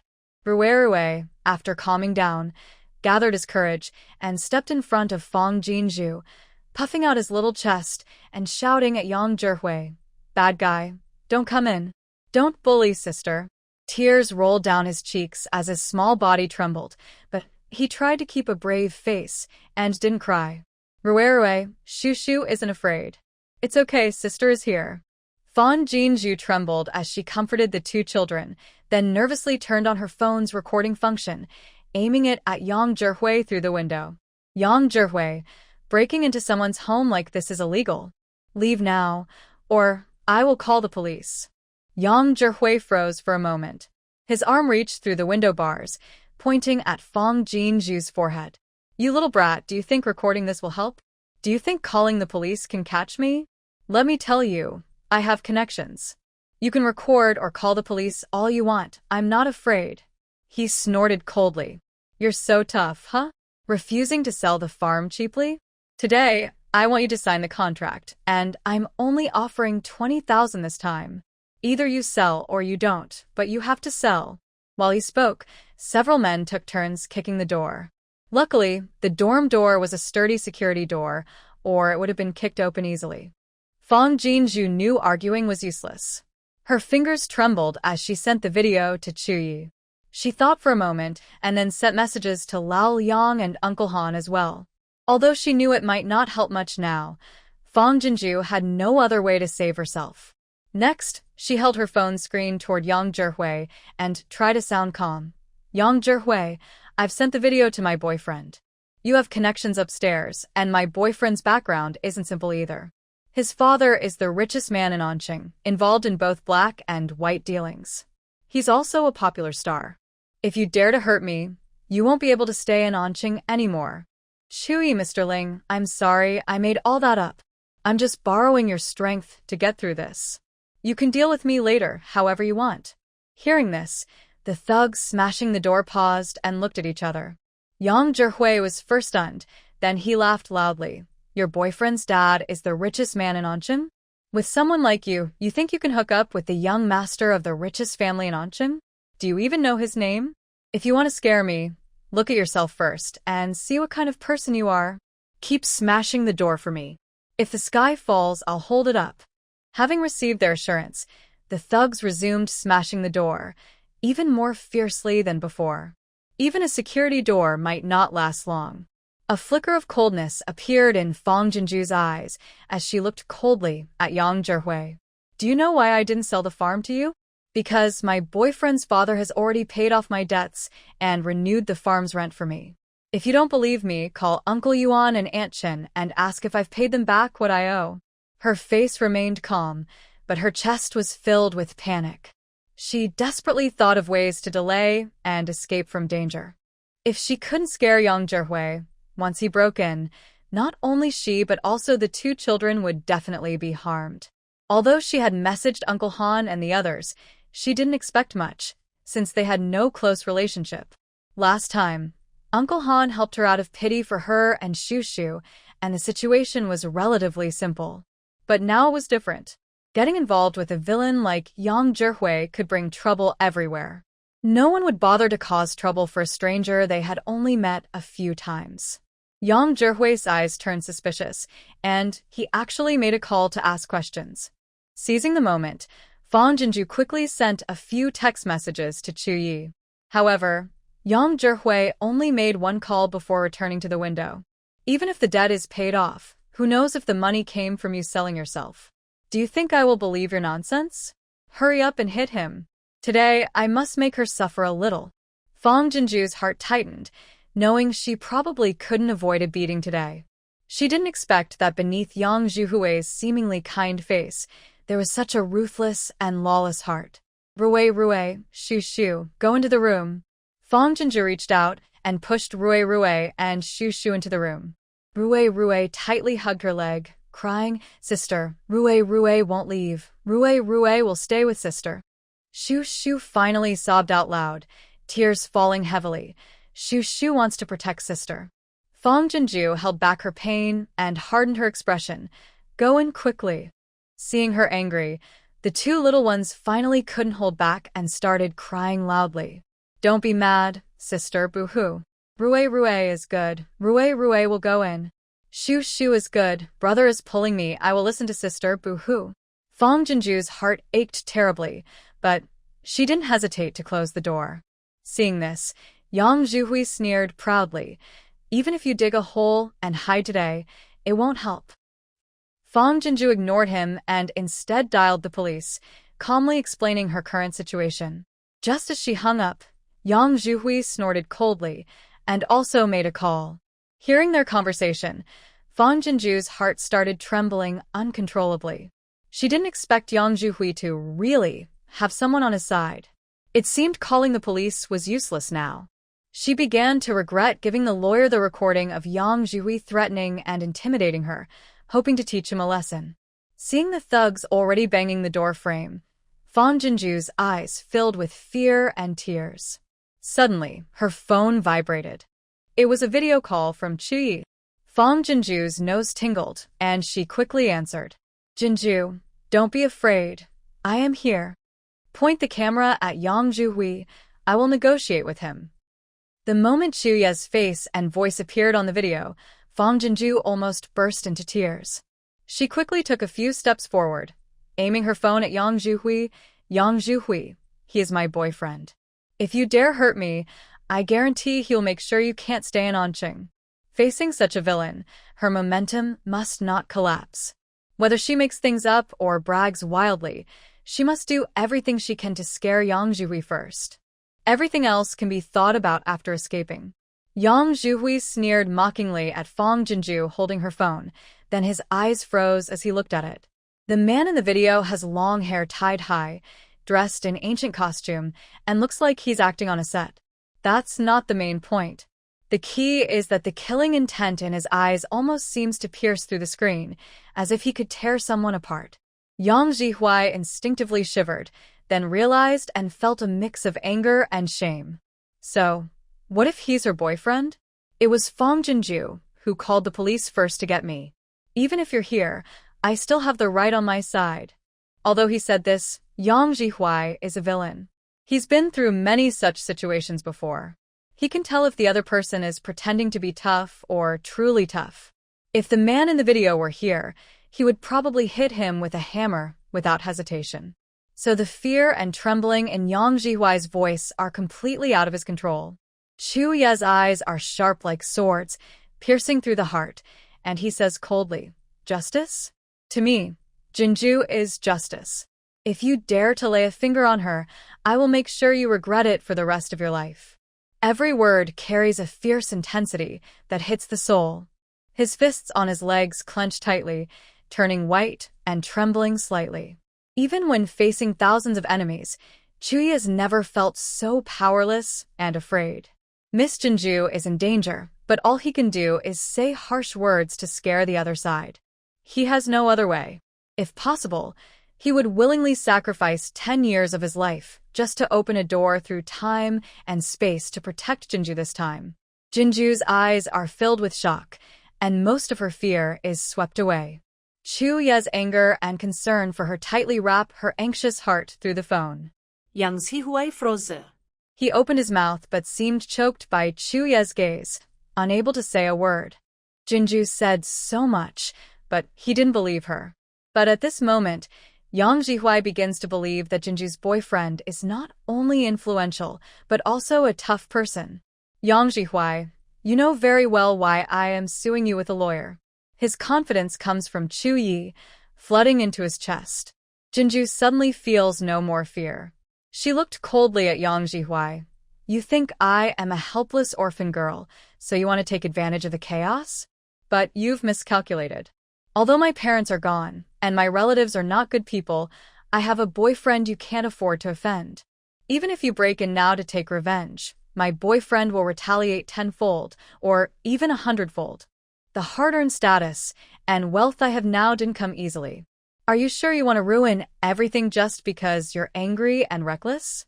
If Chu Yi defeated Yang Jihui's arrogance, then the sudden confidence and fearlessness that appeared in Fong Jinju's eyes completely shattered his courage. Fong Jinju was right. He knew she was an orphan with no support, so he dared to act recklessly. But there are always people better than others, and higher powers beyond that. If he didn't understand this, how could he have achieved what he has today? Yang Jihui never expected that Fong Jinju would end up with a boyfriend who had a strong background. Although he didn't know who her boyfriend was, not knowing made him more cautious. Boss, are we still smashing it? The little nearby asked at the right moment. In just a few breaths, Yang Jihui had already weighed hundreds of thoughts, and he glared at Fong Jinju with a stiff neck. Considering your father's kindness, I won't argue with you this time. But if you dare to do anything behind my back again, I won't be so easy to deal with. After making this threat, he cursed and led a few thugs away. As their footsteps faded, Fong Jinju's legs buckled, and she sank to the ground, cold sweat pouring down her back. Miss Jinju? The screen on her phone suddenly flickered, and Chu Ye's voice was tense and worried. Are you okay? Big sister. Big sister. Rue and Shu also pounded on the door, crying loudly. Fong Jinju finally snapped out of her shock, quickly turning the camera around. I'm fine. Then she called out to the room, Rue, Shu, the bad guys are gone, big sister is okay. She stood up and opened the door. As soon as Rue and Shu came out, they tightly hugged her legs from both sides. Fong Jinju's heart softened, and she felt guilty. It's okay. Big sister is fine, don't be afraid. She realized she had been too naive and reckless, which caused trouble and scared the children. She sat on the sofa and Rue and Shu snuggled close, holding her hands tightly, perfectly obedient. Her heart gradually calmed down. 최혜우예. Thank you. On the phone, Chuye's face showed clear worry and tension. Fong Jinju's eyes welled up with tears. If it weren't for you, don't be afraid. Chuyi gently comforted her, but he felt his words were powerless. There were many bad people earlier, and if he hadn't been at the granary, he couldn't imagine what might have happened to Jinju. Miss Jinju. Seeing Fong Jinju's face soften a bit, Chuyi spoke again, but was gently interrupted by Jinju. Chuyi, from now on, just call me Jinju. Miss Jinju, that sounds too distant. Although he was just acting out of urgency earlier, hearing Jinju's name made her feel that the gap of time and space between them was broken. She felt a real sense of closeness and comfort. Chuyi was slightly surprised, then his heartbeat became chaotic. All right, whatever Jinju says, I will do. Jinju's eyelashes fluttered slightly, and she forced a small smile. It's a good thing you're in the granary, or I wouldn't know what to do. You're truly a great general, able to scare the bad guys even through the screen. As she spoke, she held up her thumb and waved it at the screen. Chuyi, you're really amazing. Chuye's eyes darkened a little. But I can only scare them like this. If they find out the truth and come back stronger, I won't be able to protect you. Jinju's heart moved, and she quickly smiled lightly. Don't worry. This time was sudden, and I wasn't prepared. Think about it. I was able to help you scare away the 10,000 Chongwu army. Naturally, I have ways to protect myself too. Tomorrow, I will prepare some self-defense items. Even if they come back again, I won't be afraid. As she spoke, the phone rang. It's Uncle Yang. Jinju quickly greeted Chuyi and then answered the call. Hello, Uncle Yang. Jinju, are you Rue and Shu all right? Uncle Yang's voice on the phone was worried and urgent. I was just eating and didn't have my phone. Old Han called me, and that's when I found out what happened. Don't be afraid. Uncle Han has already taken people to your place. Tell the troublemakers who bullied our Jinju that we, the elders, won't let them go.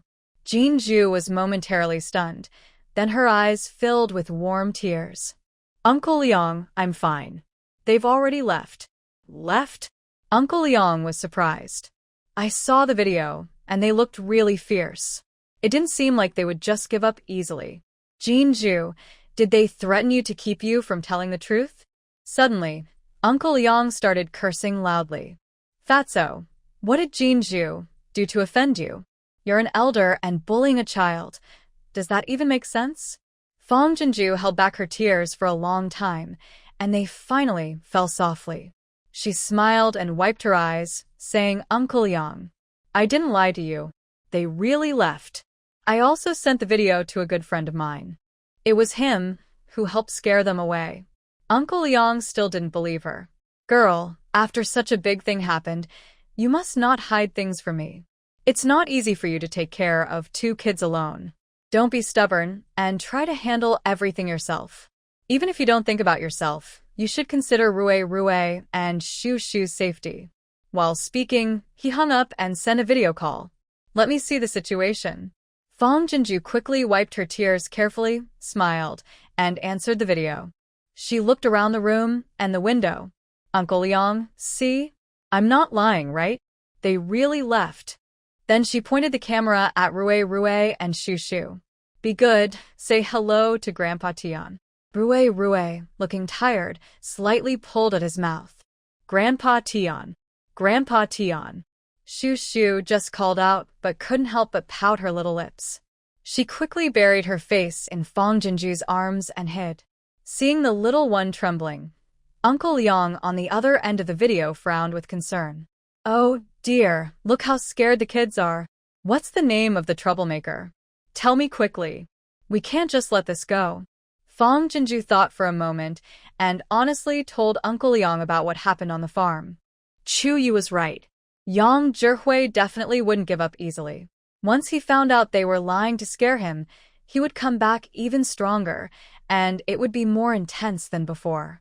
Even if they had some self-defense tools, fighting against a group of grown men as a woman was clearly hopeless. After hearing this, Uncle Liang on the video was furious, stomping his feet and cursing Yang Zhihui badly. But Fong Jinju felt these words were very comforting. She vaguely had the illusion that her grandfather was still alive. Among her grandchildren, her grandfather loved her the most. If he knew she was in danger, he would definitely risk his life to protect her. Then another video call came in. This time it was Uncle Han.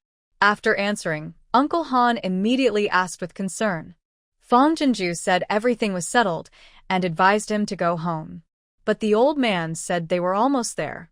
Finally, Uncle Han specifically instructed, "Girl, just stay quietly in the house and don't come out.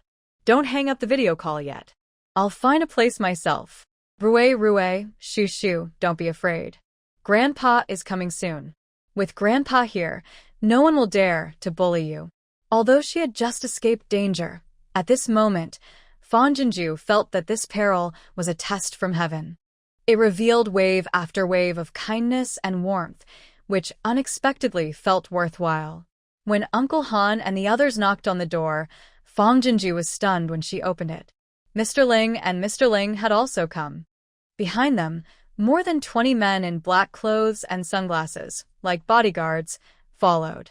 "Miss Fong, I just happened to be at Uncle Ling's place. I heard you had an accident, so I hurried over. These people are all under Uncle Ling's command." As soon as they entered the house, Uncle Han eagerly squatted down and pulled the two little ones into his arms. "Oh, Rue and Shu Shu, don't be afraid. Grandpa Han is here. Look, the kids are scared and look so sad." Seeing that the two children were safe and sound, Ling Jinggua's tense face suddenly relaxed, then showed a hint of concern. Uncle Han's caring seemed to turn on a switch for the children's feelings, and they burst into tears. "Grandpa Han, bad guy, so mean. Sister's scared. Shu Shu is scared too. Grandpa Han, will the bad guy come again? Boo-hoo." The two children hiccuped from crying, looking so pitiful. Uncle Han felt both distressed and angry. "No, Grandpa Han promises, the bad guy will never dare to bully you again." While speaking, he looked seriously at Ling Jinggua. Ling Jinggua understood immediately. In a moment, his men stepped forward. "Xiao Fong, tell me what happened clearly. I will send someone to handle this." Fong Jinju was overwhelmed, but didn't refuse. She honestly explained how Yang Zhihui took advantage of the fire to steal. The two elders finally understood. No wonder Fong Jinju wanted to sell her collection. Now they knew the reason. This girl really is incredible. Grandpa Ling hug. At the end, Shu Shu carefully stretched out her little arms to Ling Jinggua, her big eyes full of tears, looking so pitiful. Ling Jinggua instinctively stepped forward and reached out his hand, but froze. Unexpectedly, Shu Shu hurriedly jumped into his arms and tightly hugged his leg. "Grandpa Ling, Shu Shu isn't afraid." Her soft voice was full of trust and dependence, breaking the coldness and distance in Ling Jinggua's eyes. His heart melted with love, and he finally reached out to hold Shu Shu in his arms. Not afraid. Grandpa is here. No one will bully you anymore." Shu Shu finally smiled and tightly hugged Ling Jinggua's neck. "Grandpa, I like you." Seeing her sister smile, Rue also smiled, blowing a big bubble of snot. "Ha ha ha." Uncle Han couldn't help but laugh out loud, while Fong Jinju wiped the tears from her eyes and smiled broadly. She knew very well that having the elderly protect her was mainly because of Rue and Shu Shu. What kind of virtue or ability did she have? What kind of virtue or ability? When Mr. Ling left, he left 8 strong men to guard the farm at night. They patrolled until the next day, when other bodyguards and security personnel arrived with repairs and surveillance equipment. Then they left. All of this was arranged by Mr. Ling himself. When Zhou Feng's 2 girls came to work, they saw many unfamiliar workers busy around the farm. Although curious, they didn't ask much, thinking Fang Jinju was just making arrangements for the farm's safety. This made them feel more at ease. After all, the farm was remote, and with only the 3 girls and 2 children, safety was very important. After giving some instructions to the 2 girls, Fang Jinju took Ruerue and Shu and drove into the city. Compared to the current situation in Beiliang, everything that happened last night was nothing. Plus, Mr. Ling had already spoken out, so Fang Jinju relaxed her mind. She needed to quickly arrange buying winter quilts and grain seeds. The sooner Beiliang becomes self-sufficient, the more stable the military and civilians will be. After entering the city, Fang Jinju first treated the 2 children to a warm breakfast, then went to the seed and pesticide company. It was harvest season, so the company's storefront was very quiet with few customers. The lobby was empty, with only 2 male staff members sitting and playing on their phones. "Excuse me, is the person in charge here?" she politely asked as she led the 2 children inside. One of the older employees looked up and glanced at her, then lowered his head and continued playing on his phone. It was clear he heard her, but didn't want to waste time talking. Most buyers for grain seeds were middle-aged or older, and a young woman with 2 children didn't seem like a serious buyer. Another young man in his 20s quickly stood up and approached her. "Hello, beautiful lady. Our person in charge is on leave today. If you need anything, you can tell me first. If I can't solve it, I will call the person in charge. Is that okay?" He smiled politely and spoke courteously. Fang Jinju nodded with a smile. "Okay, I'd like to ask about your grain seeds. Do you have Hengmai 30 available?" The young man's eyes flickered with surprise. Hengmai 30? It was a grain variety developed in 2017, known for its extreme drought resistance. Anqing is a land of fish and rice. In the suburbs, farmers mainly grow rice and rapeseed. How could anyone be looking for drought-resistant seeds to buy? Fang Jinju had already done her homework. Seeing his expression, she was not surprised. "We probably don't sell this type of seed in Anqing, right? That's why I wanted to find your manager to see if there's a way to buy this seed."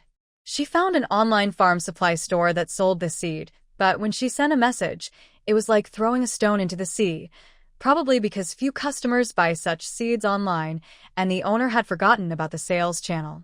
Unable to find help online, she had to go to the store in person. "Miss, we don't have this seed here in Anqing either, so we really don't carry it. If only 1 or 2 people want to buy, the owner probably wouldn't bother." The young man scratched his head. "Miss, how many bags do you need? Are you in a hurry? Maybe you can add my WeChat, and I can ask my cousin. He's in Jizhou, where this seed is widely grown." "Xiaobei, there's no need to bother the store about this." The older clerk impatiently spoke to Fang Jinju. "You should check other stores." "Big sister, this good kid." Fang Jinju's face stiffened. Before she could say anything, Shushu suddenly spoke up. "Uncle, no, Shushu, be polite."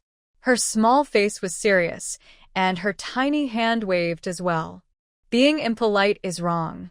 Ruerue also nodded in agreement, waving his thumb at the young man called Xiaobei. "Big brother, good kid." The older clerk's face instantly turned red. Just as he was about to reply, Fang Jinju softly interrupted. "Shushu is great. Even at such a young age, she can tell right from wrong. Who should we learn from?"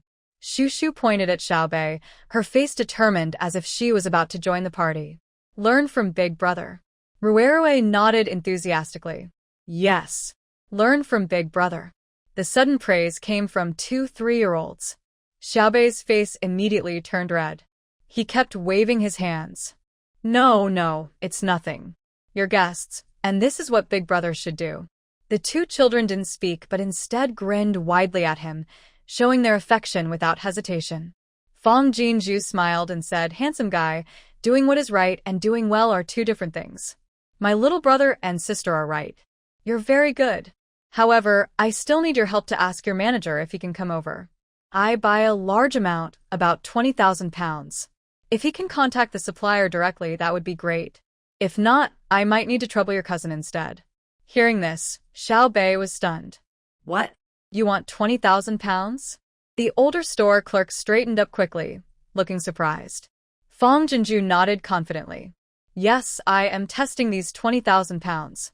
If the results are good, I will buy more later. Also, I need sweet potato seeds, and other drought-resistant grains.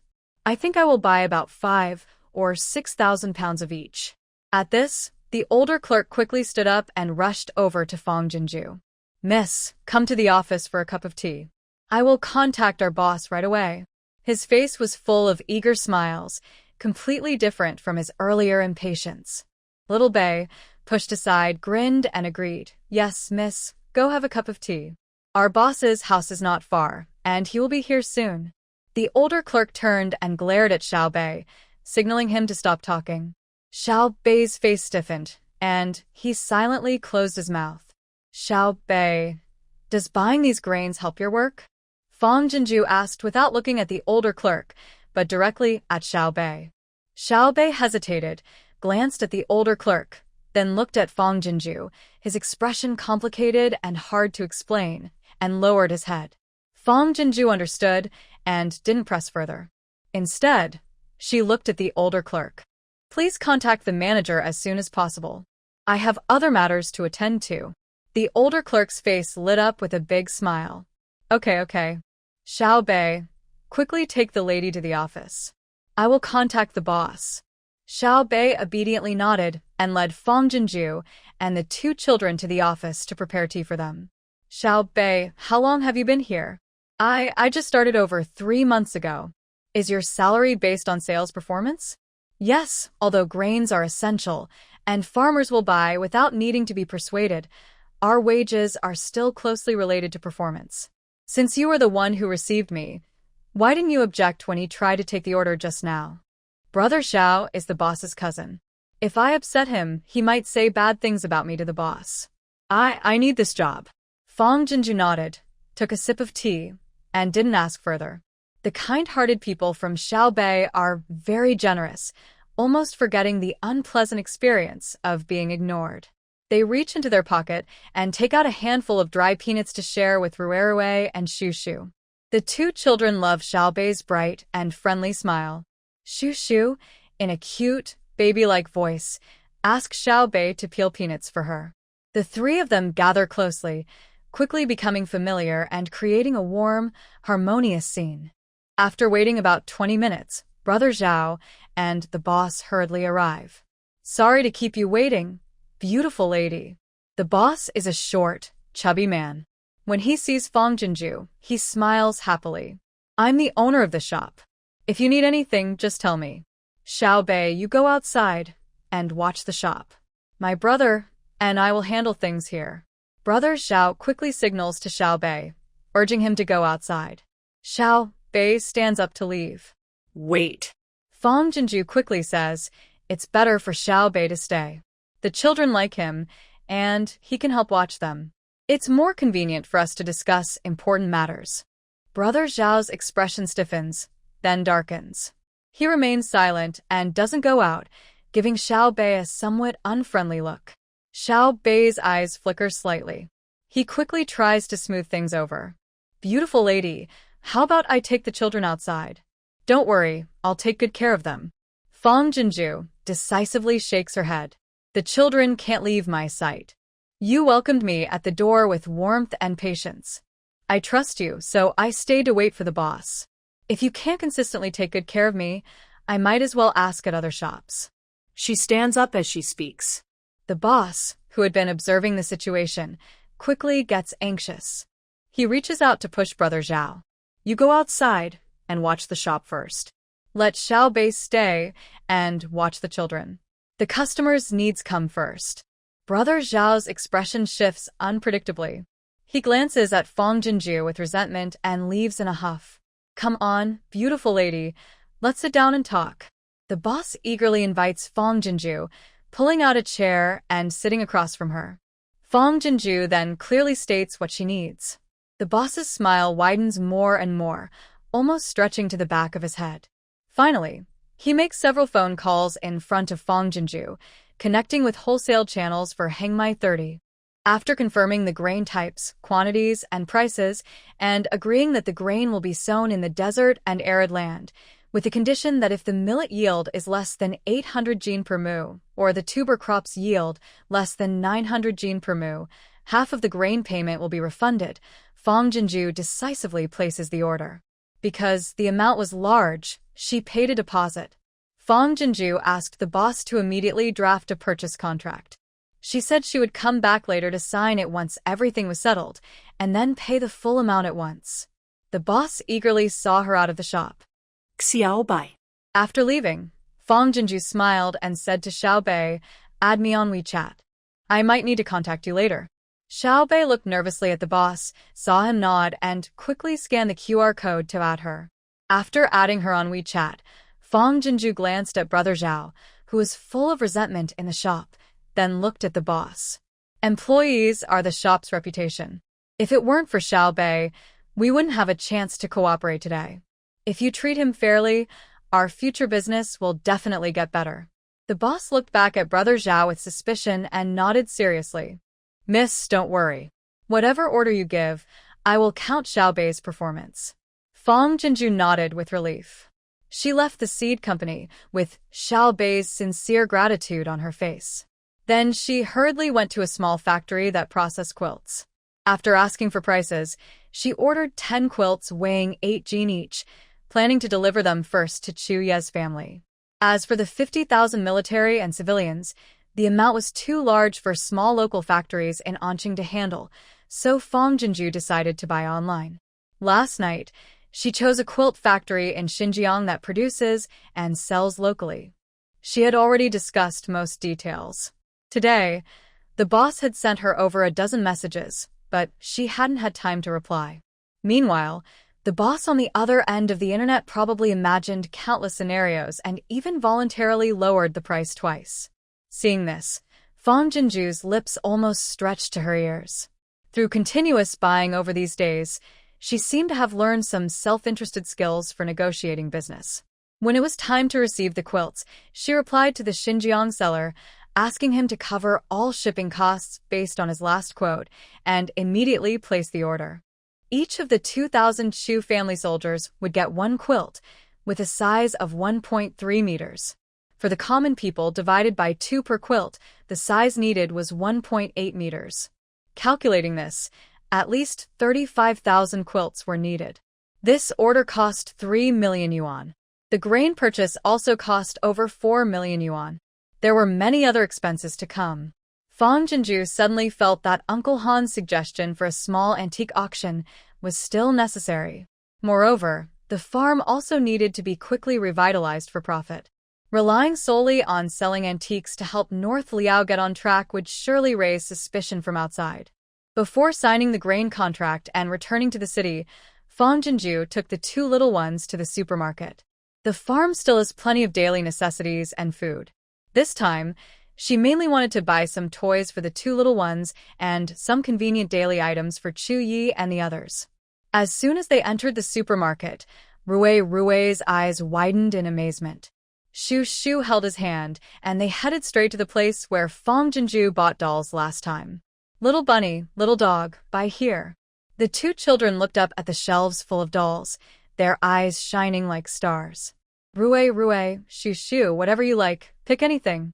Their eyes were full of dolls, and Fong Jinju's eyes were filled with love for the children. She smiled as if her eyes were filled with honey. Sister has money now, so she can buy. Shu and Rui looked at each other, grinning happily, their small mouths forming 2 happy crescent moons. But then they both shook their heads at the same time. "No," they said. Shu, you already have 2. That's enough. Rui, you have a little dog now, no more. Finally, Shu looked up at Fong Jinju and pinched her finger, making a small egg-shaped gesture. "Sister, Shu can look at more toys for a while, just a little longer, okay?" Rui nodded repeatedly. "Sister, no more buying, save money. Next time, take us to see more, okay?" The two children spoke softly and sensibly, their innocence making passers-by turn to look again and again. Everyone's eyes seemed to say the same thing. Such well-behaved children. Just buy them everything. Fong Jinju reached out and grabbed two big dolls, one for each child, and put them into their arms. Today, you have to listen to sister. Without hesitation, she pushed the shopping cart and started choosing toys for the children, full of love and care. Building blocks, dolls, toy guns, electric cars, storybooks. Whatever other children had, Rue and Shu wanted to have too. Plus, with these toys, they could spend less time on electronic devices. That would be so good. Sister, no more buying. The money is all gone. Sister, enough. Shu, no more. Then, an unusual scene appeared in the supermarket. A young girl eagerly buying toys for the children, while the two little bundles of joy hugged dolls bigger than themselves, trying to stop her from spending. Any adult in charge of children couldn't help but feel envious. Which way could produce children like these? Pretending to be deaf and mute, she kept shopping, finally buying some better things for Chu Ye's family. Only then did Fong Jinju stop. The advantage of a pickup truck is that it can carry a lot. 10 bedsheets, for big bags of supermarket goods, easily packed without trouble. When buying, I felt so guilty I couldn't bear it. After returning to the farm dormitory, the two little ones immediately dove into the pile of toys, happily losing themselves in play. Their happiness made Fong Jinju feel 10 times happier. She checked the farm's security cameras and watched the two female workers leave. Only then did Fong Jinju happily carry a big bag of things toward the shed door. Chuyi, are you free now? I have something good to give you. She sent a voice message, but waited a long time without any reply. Fong Jinju pulled up a stool in front of the conveyor belt and dialed a video call. The phone rang for a while, but was not answered. She frowned, feeling a strange unease deep inside. Could Changwu be causing trouble again? Just as this thought appeared, Fong Jinju shook her head to dismiss it. If that were true, Chuyi would definitely send her a voice message before going into battle. He wouldn't leave her waiting without any word. While she was thinking, Chuyi's video call came through. Fong Jinju quickly answered. Seeing Chuyi in casual clothes, she felt a little relieved. Chuyi, is everything okay on your side? Jinju, I just came back from the military camp. Nothing serious. Chuyi smiled at her, but his brow was slightly furrowed with a subtle seriousness. Have you been waiting for me all this time? As soon as he spoke, he suddenly felt something was off. But he couldn't quite put his finger on what was wrong. He just felt his face heat up inexplicably after his words fell. Fong Jinju directly caught the main point of his words. Nothing serious? What happened? Tell me. Hearing this, Chuyi's mind briefly shifted back to normal. He honestly explained, this afternoon, the military camp reported that about a dozen soldiers might have lost control of their stomachs. They've been eating too much and too quickly these days, and today some had severe diarrhea. I went to the camp and just got back. Severe diarrhea? Fong Jinju sat up straight. Did they have stomach pains? Long-term hunger can weaken intestinal immunity. Eating too much and too fast can easily cause gastrointestinal disorder, leading to diarrhea. Is the fever serious? She quickly asked. Any cough? Chuyi shook his head. No cough symptoms. Just vomiting and diarrhea. The fever isn't very obvious. I told the cooks to prepare some thin porridge and light food for the next couple of days. They should recover in a few days. Fong Jinju frowned and continued to ask, how many people have diarrhea? Are they all in one tent or scattered across the camp? Chuyi honestly replied, 16 people have diarrhea. Only 2 have a slight fever. All in the same tent. Are you sure about this? Recently, besides the food I sent, have you eaten anything else? Fong Jinju carefully asked, like bugs, mice, or roots. I didn't ask about that. Zhu Yi was amazed by Fong Jinju's concern for Beiliang and felt very touched. But the military doctors have already checked. It's just that hunger caused you to eat too much, which hurt your stomach. Don't worry.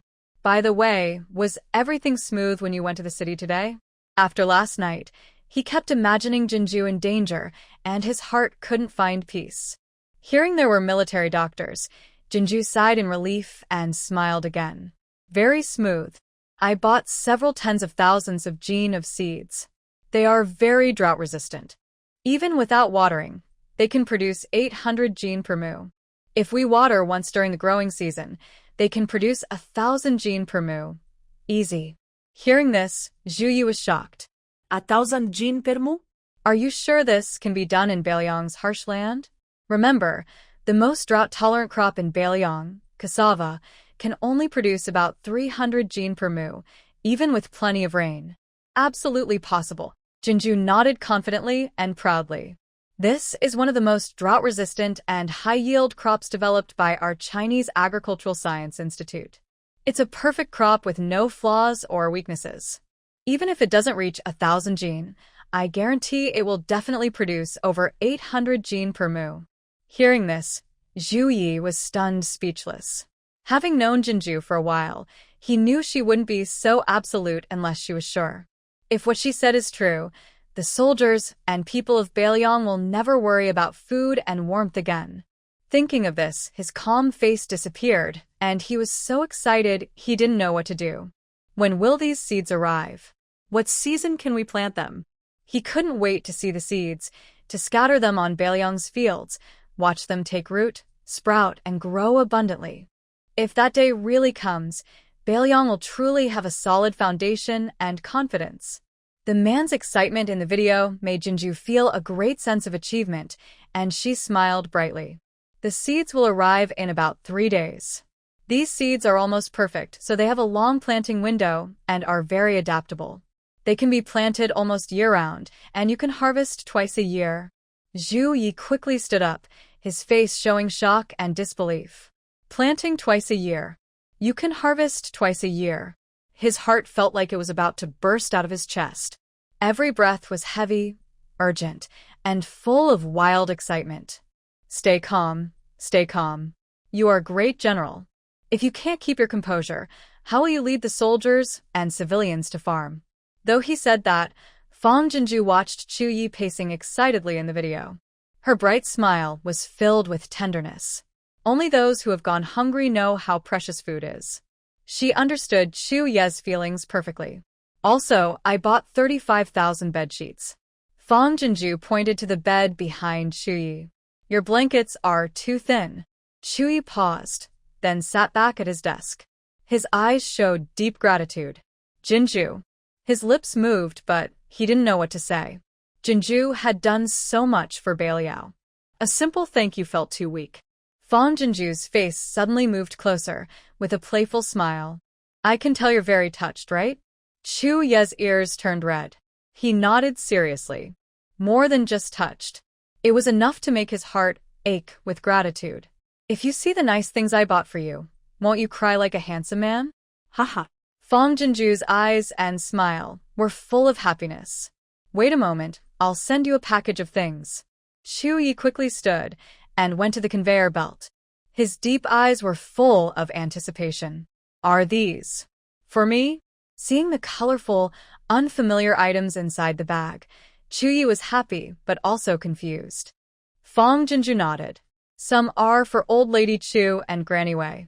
I've written notes on all of them. Later, I'll send you instructions on how to use everything. Just follow the videos and you'll learn quickly. Try to figure it out first. I bought 10 bedsheets for the general's house. I'll go get them now and send them to you. The video was still on. The scene shook slightly because the woman was jogging. Her face flashed occasionally as she kept talking and reminding him of things. Gentle feelings mixed with unknown emotions flowed out of Zhu Yi's deep eyes. He reached out unconsciously, wanting to touch the face of the woman so close to him. But when he touched the cold screen, he trembled and quickly pulled his hand back. How could he have inappropriate thoughts about a goddess? Zhu Yi, I've thought about it. You should order those soldiers with diarrhea to be isolated. For some reason, Fang Jinju didn't sleep well all night. When she opened her eyes in the morning, the first thing she did was send a voice message to Zhu Yi. It's best to assign a military doctor to treat them alone. The doctor should also be isolated. Feces are dirty. Don't handle them casually. It's better to dig a hole, burn the waste, and bury it deep. Don't face-to-face contact when delivering food and drinks. It's best to find a middle point for dropping off supplies, making it easier to send and retrieve things. Until they recover, make sure they don't contact anyone. Today, I will buy some medicines and protective supplies for you, just in case. In short, be careful and cautious. Listening to her caring chatter, Zhuyi felt more at ease than ever before. He agreed wholeheartedly and immediately sent someone to handle it. In the past, he was the sky of Beiliang. No matter how difficult things were, he held up the sky with his own strength. But now, Jinju, this gentle girl, is helping him support half the sky. Fang Jinju didn't go into the city, but directly arranged for same-city express delivery through a certain team. She bought masks, diarrhea medicine, thermometers, disinfectant water, disinfectant powder, alcohol, and more. She even bought 50 boxes of cold medicine for emergencies. Having gone through an epidemic, not just her but most adults in Huagua have become almost like pharmacists. These preventive measures are deeply ingrained in their bones. Express delivery is fast. 2 hours after placing the order, a worker arrived with the goods. There were 2 large sacks of supplies. Most of the medicines were disinfectants. There weren't many drugs. Fang Jinju immediately delivered the supplies and also sent the usage instructions to Zhuyi. Seeing her cautiousness, Zhuyi didn't dare to be careless either. He personally delivered the supplies to the military camp. In the southwest corner of the camp, 2 military tents had already been set up, about 30 to 40 yards from the main base.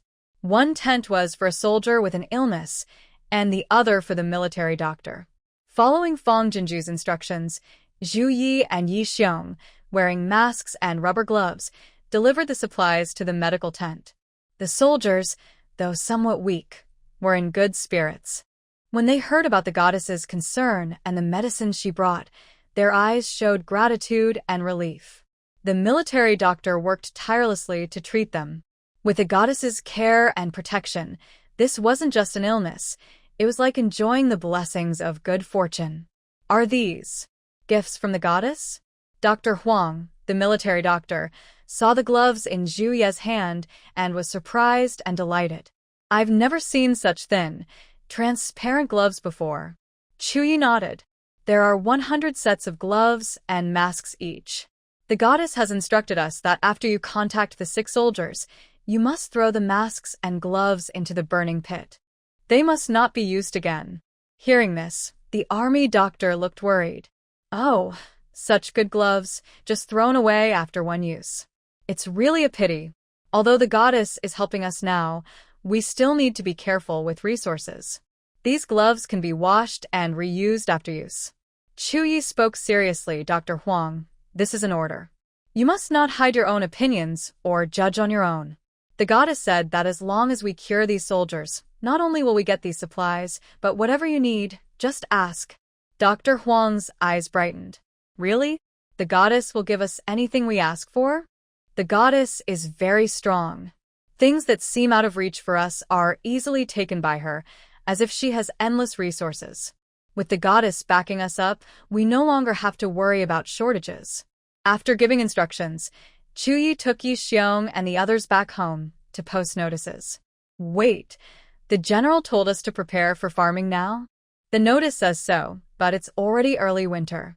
No matter what crops we plant now, they'll probably freeze and die. Yeah, farming at this season is just wasting seeds. Uft. What are you talking about? We just follow the general and the goddess's arrangements. Even if it doesn't work out, we can't complain. Yes, we only care about the seeds. We definitely don't mean to criticize the general or the goddess. Caring about the seeds? Are they your family's? If you have time to worry about that, you'd better focus on farming. Okay, we're wrong. Stop talking. Let's go quickly to the general's residence to get the seeds. Strange. Why is the general arranging for us to pick up the seeds so late at night? Did you forget what was just said? Whatever the general arranges, we do. Stop talking so much. The notice was posted in the afternoon. By nightfall, the villagers gathered around the general's residence. Chu's troops had already sealed off the area around the residence, like iron buckets blocking the way. Although the full moon was high and stars sparse, the darkness of night was still overwhelming. The lanterns in front of the general's residence barely lit up the nearby common people. From the gate, all I could see were dark heads and restless figures stirring the crowd. If it weren't for the lively sounds of laughter and chatter coming from the crowd, it would feel like a spooky ghost town. The general has come out. Chuyi stepped out of the door, causing the crowd to cheer and become excited. He looked around and then loudly ordered, "Open the divine lantern." Suddenly, a bright light shot out from the tall gate of the residence, instantly pushing back the night sky in front of the house. Within a radius of about 100 jong, it was as bright as daytime. The people in the front row raised their arms to shield their eyes, frightened. Chuyi was also surprised. The divine lantern was a gift from Miss Jinju. It was brought through a time-space portal, connected by a long string, and finally delivered to the gate. Miss Jinju said that people gathering at night could easily cause accidents, so with this lantern, they could act as if it were daytime without worry. At first, Chuyi wondered how a brighter light could compare to daytime. But having learned a lot from Miss Jinju, he was mentally prepared. Still, he couldn't help but be shocked on the spot. Divine lantern. It's really a divine lantern.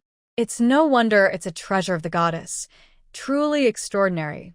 It makes this place as bright as day. As the crowd reacted, they burst into cheers, staring at the dazzling spotlight. What they had seen and heard recently had completely exceeded their normal understanding. They became more convinced that as long as they kept a kind heart, the goddess would continue to protect Beiliang. This abandoned city would eventually become a land of fairy tales everyone yearned for. Start distributing the grain and seeds. Don't rush to leave after getting your supplies. The goddess has even better things to give everyone. After giving the order, Chuyi turned back to the residence and hurried to the granary. He smiled and sent a voice message to Fong Jinju. "Goddess, your divine tool has caused another shocking event." Fong Jinju received the message and smiled softly. "Great General, did it shock you?" 최혜우의 그린빛 brightly. "Of course. It's very impressive." The Chu family soldiers guarding the granary couldn't help but whisper among themselves.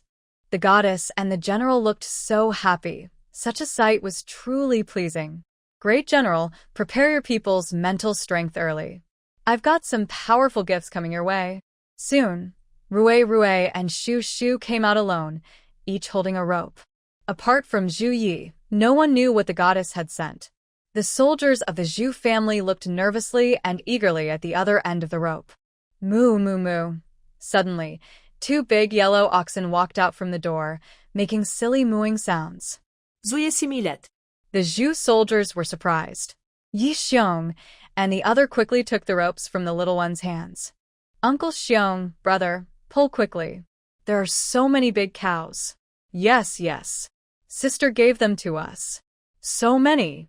Rue and Shu pulled Li Xiong and Yi Tingxian forward. The 2 men stared in shock and quickly pulled the ropes to walk outside. Moo, moo, moo, 1, 2, 10 hundreds. A long line of big yellow oxen was linked together by the ropes, following behind Li Xiong and Yi Tingxian from the farm to the general's residence. Because they didn't know how many more were behind, Li Xiong and Yi Tingxian didn't dare to stop. They kept leading the oxen all the way to the main courtyard of the general's residence. The Zhu soldiers behind also hurried to help, diverting the oxen into several groups. Seeing the last ox disappear into the space-time portal, Fong Jinju heaved a big sigh of relief and quickly took out her phone. "Zhu Yi, there are a total of 200 oxen. Count them and send me a message." The farm originally had 50 oxen, but that was far from enough for Beiliang agriculture. So Fong Jinju contacted 2 more small farms, buying 150 more oxen at 2 yuan above market price. After the girls finished work, Fong Jinju arranged for them to be cleaned and sent to the farm at dusk. She had considered sending a plowing machine, but first, the space-time portal was too small, making it impossible. Even if it could be sent, She thought such a device would be too shocking for ancient people. She didn't want to cause unnecessary trouble, nor did she want the honest, hard-working villagers to become lazy. Everything had to progress gradually to maintain balance. As for Feng Zhou and the others asking about it, she could say the 50 oxen had already been sold to a buyer earlier, and they hurried to take them away last night. She also had other plans for the farm's livestock. With the oxen cleared out, the farm's future operations could begin immediately. Old antiques have their time, but only by making the farm profitable can it truly stand firm in the future. I think I heard cows mooing. I heard it too, and it seems like there are quite a few. Strange, there was no sound before, and now they just appeared out of nowhere. There is nothing strange about it. The general's residence is dedicated to the goddess, who must have blessed the land with fertile cattle. In the residence, the cows mooing sounds continuously, causing the villagers outside to stretch their necks and look inside, their faces full of excitement and anticipation. Soon, Zhu Yi arrived at the gate. The villagers immediately fell silent, holding their breath in anticipation. The goddess has blessed us with 200 plowing oxen from North Liao. Ah! Before Zhu Yi could finish speaking, a villager couldn't help but scream out, 200 plowing oxen. Long live the goddess. Long live the goddess. Long live the general. One person broke the silence, and the villagers' excitement burst out like a wave, soaring into the sky.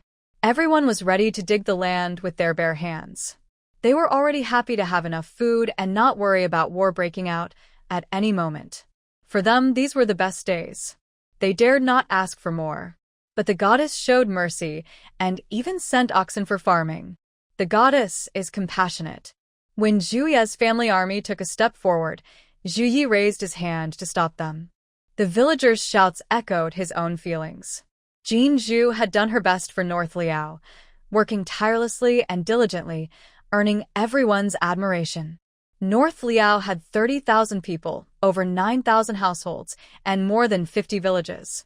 Divided evenly, each village could get 4 oxen. The oxen sent by the goddess are for farming help. Please feed them carefully, let them rest properly, and do not mistreat or slaughter them. After distributing the oxen, Zhu Yi sternly ordered, if any plowing ox dies without reason, I will cut off that village's food and water supply, leaving them to fend for themselves. The villagers nodded in agreement. Even without his orders, they would take good care of the oxen. Anyone who dared to mistreat the oxen would be the first to suffer. Sending the oxen was not the end. There were also hundreds of sets of farming tools to deliver. Seeing these large items, Fang Jinzhu's muscles trembled. Food could be transported by mechanical arms and conveyor belts, and oxen could be led there. But these sharp plows and harrows had to be moved entirely by human effort. Jinzhu, tie those farming tools with ropes, and have Ruerue and Shushu pull the ropes over. We'll support and pull from the side. Just keep an eye on the direction. Fortunately, she and Zhu Yi were both clever. After a quick brainstorming session, they thought of a way to save effort. Even so, transporting hundreds of sets of farming tools took most of the night. Late at night, the city of North Liaoying was lively and busy, just like during the daytime market.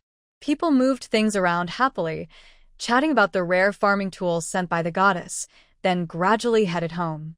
On the farm, Fang Jinzhu held Shushu, resting her head lightly on her small shoulder, feeling tired. So tired. I really wish I had super strength or 3 pairs of arms. Shushu's big eyes were full of concern, gently patting her sister's back to comfort her. Sigh, sister works so hard. If only Shushu could help her and transfer all these big things to her little uncle. Unnoticed, as her thoughts settled, a bright light suddenly flashed on the peace talisman given by Grandpa Ling around her neck. Boss, are you still hiring? Are we not doing well enough? Yes, boss. Based on your arrangements, we can do some other work too. The next day at lunchtime, Fang Jinzhu and Feng Zhou sat eating and chatting. When they heard Fang Jinzhu plan to hire more workers, both of them immediately felt worried. The work on this farm was almost perfect for them. The boss was kind, The work was easy to learn, and even the two little girls were very sensible. They worked hard, and the children often brought water and snacks to them. Most importantly, the wages were above average for the city. Many of their classmates, who graduated at the same time, still hadn't found jobs. They could do the farm work well, so why did the boss want to hire more people? Could it be that she thought they didn't do enough work, so she wanted to replace them? Fong Jinju swallowed her food and smiled. Chung Chung, I remember you studied computer applications in university, right? Fong Chung Chung nodded repeatedly. Xiaoli, you studied marketing, right? Although she didn't fully understand what she meant, Zhou Xiaoli also nodded repeatedly. That's right. Fong Jinju continued. After working so hard in college, do you really want to stay on the farm doing odd jobs for the rest of your lives? Fong Chung Chung and Zhou Xiaoli looked at each other, their eyes complicated and anxious. Of course, they wanted glamorous jobs, but with their limited education, it was hard to find a suitable job in Anqing for now. But they couldn't just stay at home and live off their parents after graduation. They chose the farm to have some income first, then slowly plan for the future. Could the boss be worried that they're just riding a donkey looking for better opportunities and not being loyal? Before the two girls could speak, Fong Jinju continued. When I first recruited you, I asked you many questions related to your profession. Didn't that seem strange to you? Farm workers who raise livestock don't need to understand these professional skills. They just need to be hardworking and strong. But your value goes far beyond that. The two girls looked at each other, suddenly understanding and feeling excited. The boss has other plans for them, and it's very likely related to their professional skills. Eat first. Fong Jinju smiled and said, after we finish eating, I will tell you more about my plans for the farm. In Beiliang, villages are spread out across a vast area. The houses in the villages are also scattered and disorderly. The only organized part is where most houses are grouped together, with barren farmland stretching endlessly around the outskirts. Looking out, everything appears dull and gray, with no signs of greenery, and hardly any grass roots can be seen. Until yesterday, there were very few people in the area within 100 miles. But now, farmers are calling out loudly, oxen are snorting and breathing heavily, and the fields are full of life. The yellow cattle are in their prime, working hard under the control of farmers, fast and steady. Not only that, but besides the elderly and children, no one in the village is idle. Some are digging with hoes, and groups of 3 or 4 are working together, pulling and helping each other, using only human effort to plow the fields. Everyone works together, and their combined effort is unstoppable. In just one day, they have turned over dozens of acres of land around the area. The fresh soil gradually covers the barren land of Beiliang, transforming it completely. Big sister. The bad guy is here again. At the farm, Fong Jinju was explaining her future plans to the two girls when Rui and Shu, who were playing with remote-controlled cars at the door, suddenly ran and panicked. Before Fong Jinju could speak, the two children worked together to close the heavy safety door. Fong Jinju was startled and got up to check. The two girls quickly followed. The bad guy? How could there be some villain appearing out of nowhere? Miss Fong. A man in black clothes and sunglasses appeared at the window, politely nodding to Fong Jinju and then removing his sunglasses. Sorry, I scared the children. Seeing who he was, Fong Jinju relaxed a little. It's okay. He was a bodyguard from Mr. Ling's team. She hurriedly opened the safety door. Yang Jihuai, with a face full of bruises and scars, was surrounded by 4 or 5 bodyguards at the door. He hung his head low, eyes flickering with fear, completely different from his arrogant and fierce attitude that day. When he saw Fong Jinju, he suddenly knelt on the ground. Jinju, Uncle Yang was wrong. Uncle Yang didn't recognize his own limitations. Please forgive me. Forgive our family. As he spoke, he slapped himself fiercely, looking like a frightened dog that had been bullied by wolves and was now being attacked and bitten back. Fong Jinju repeatedly dodged, her expression turning icy cold. I'm just an orphan girl. I can't afford to care about this. Also, you don't deserve to call him Uncle Yang. Hearing this, Yang Jihuai froze for a moment, then slapped himself even harder. Fine. Jinju, I was just talking nonsense. Please don't take my words seriously. As long as you forgive me, I'll do anything you ask. You know, my family and career are all in city. My son is in his 3rd year of high school, and this is a critical time. If I leave in city now, our family will be finished. Hearing this, Fong Jinju understood and couldn't help but feel a sense of awe for Mr. Ling Yongjihuai was well-connected and in city, or he wouldn't be so arrogant. But Mr. Ling could make him unable to survive in city with just a flick of his finger.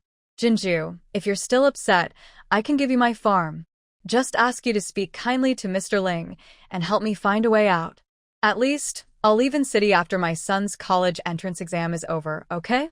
As he spoke, Yang Jihuai started crying, his face swollen like a pig's head, full of humility and looking extremely pitiful. But before Fong Jinju could say anything, the lead bodyguard coldly said, "The chairman said only that you should apologize to Miss Fong.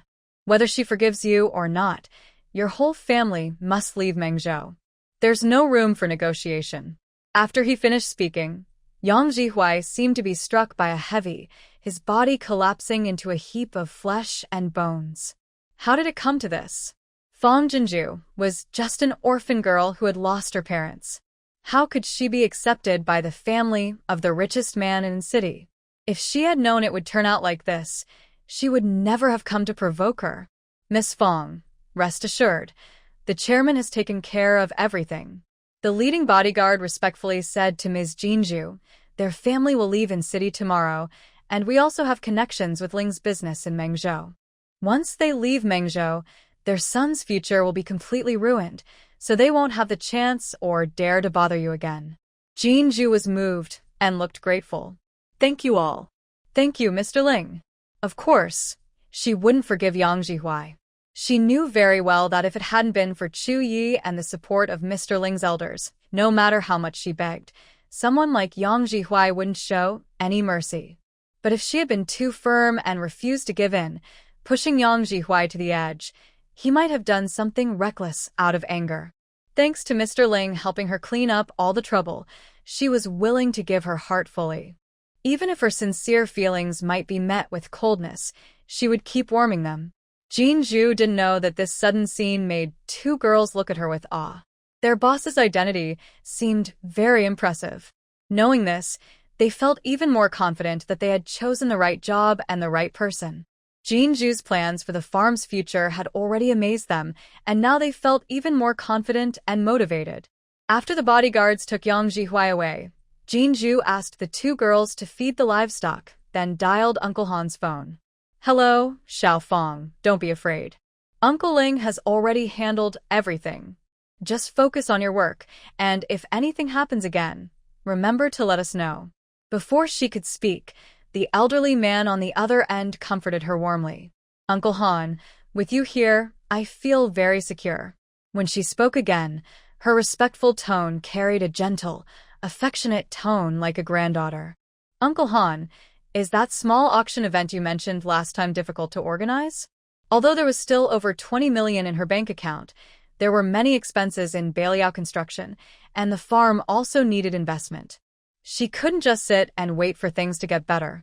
Uncle Han's previous suggestion was very helpful to her right now. On the other end of the phone, Uncle Han hesitated first, then excitedly said, "Not difficult at all. Miss Fong, you don't know. The other day, a few friends came to visit me and saw Chu family's war swords.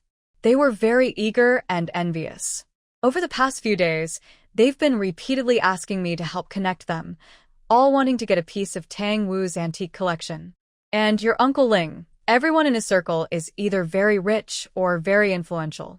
I heard he acquired a rare antique, and several people flew from Shanghai and Beijing that very night to see it. They even offered double the price to Uncle Ling to buy one. But is Uncle Ling short of money? Now, the small niche of Tang Wu's antiques has become widely known. Miss Fong, have you decided to go ahead with this auction exhibition? If so, we would be very happy." Hearing this, Fong Jinju smiled slightly. "Yes, Uncle Han, I've thought it over. These things just sit here as useless objects. It's better to let those who like them give them value."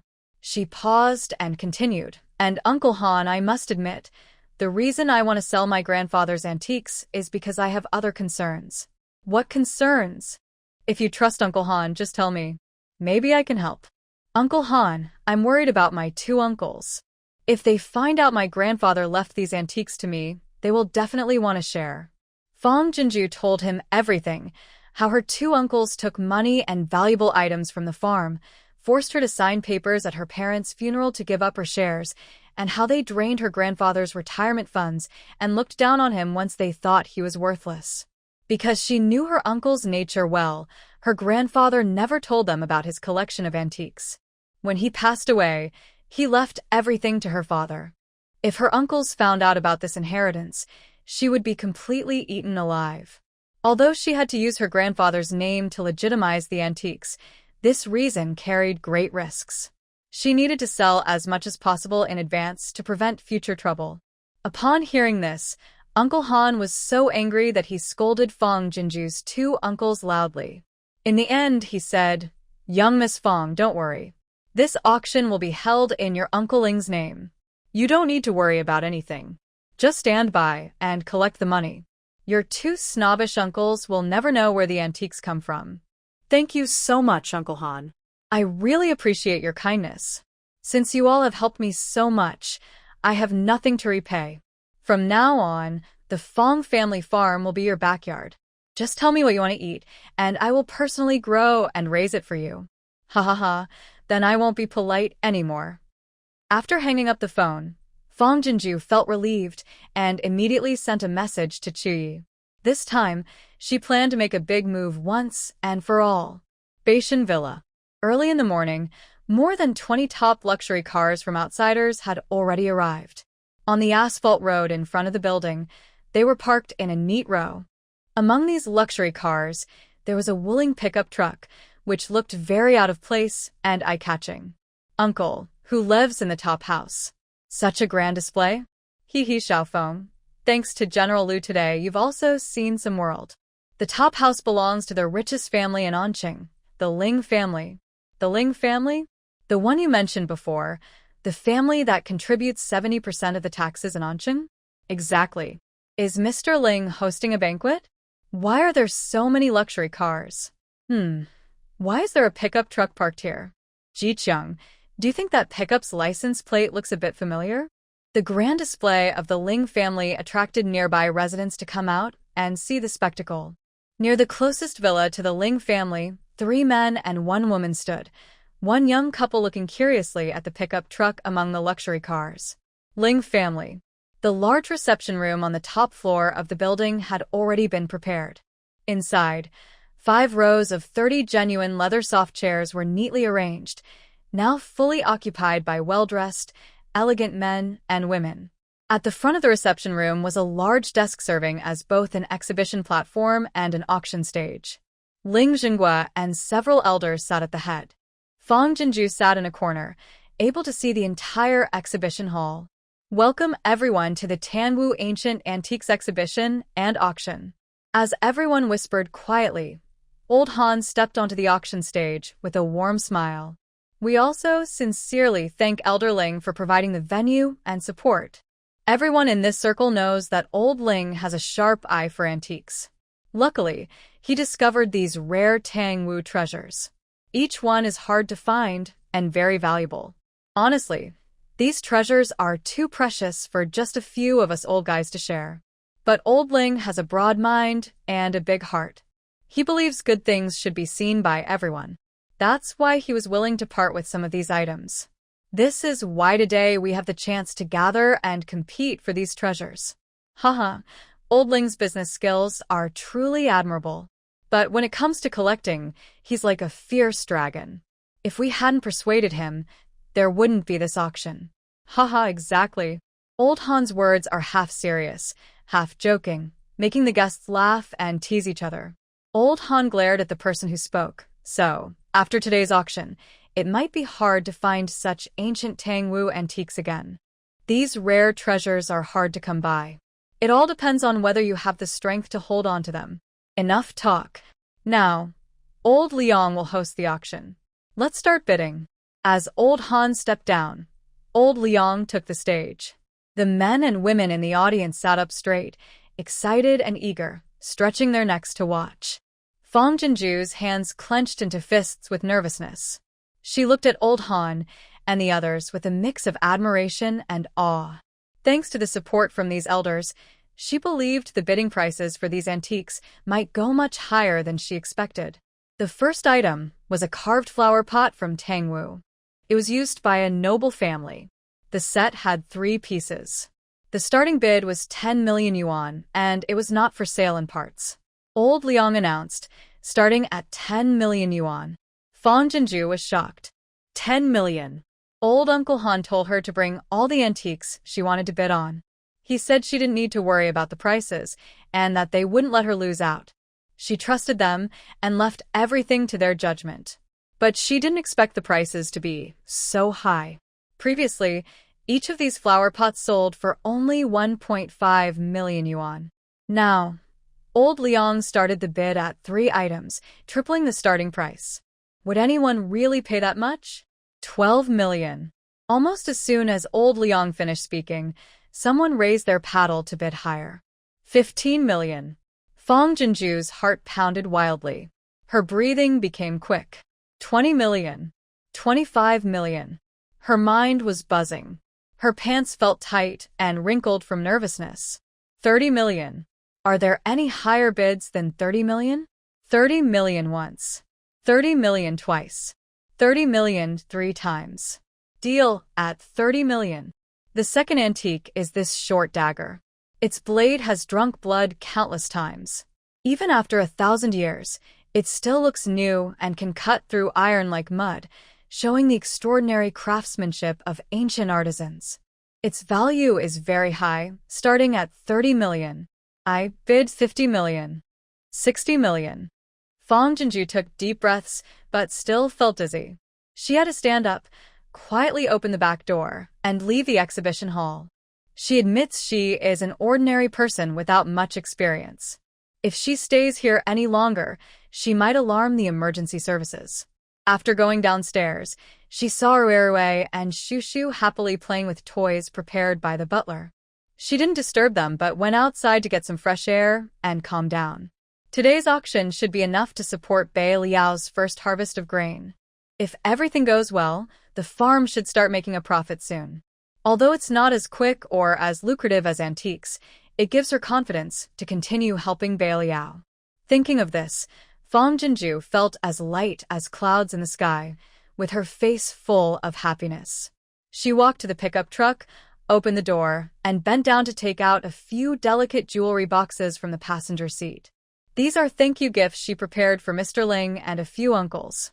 They're not expensive, but they are handmade by her, Ruerue and Shushu, full of sincerity. It's really strange. It's truly Fong Jinju's car. A voice she despised reached her ears. Even with her good manners, she couldn't help but roll her eyes. What a narrow world. How come she keeps running into these 2 troublemakers everywhere? The jewelry boxes she just took out were shoved back inside. Fong Jinju slammed the car door and looked at them with annoyance. Feng Jiqiang and Wu Qianqian were smirking, clearly enjoying revealing her secrets. Oh, isn't it a luxury car? Why are you still driving such a junk car in this fancy neighborhood?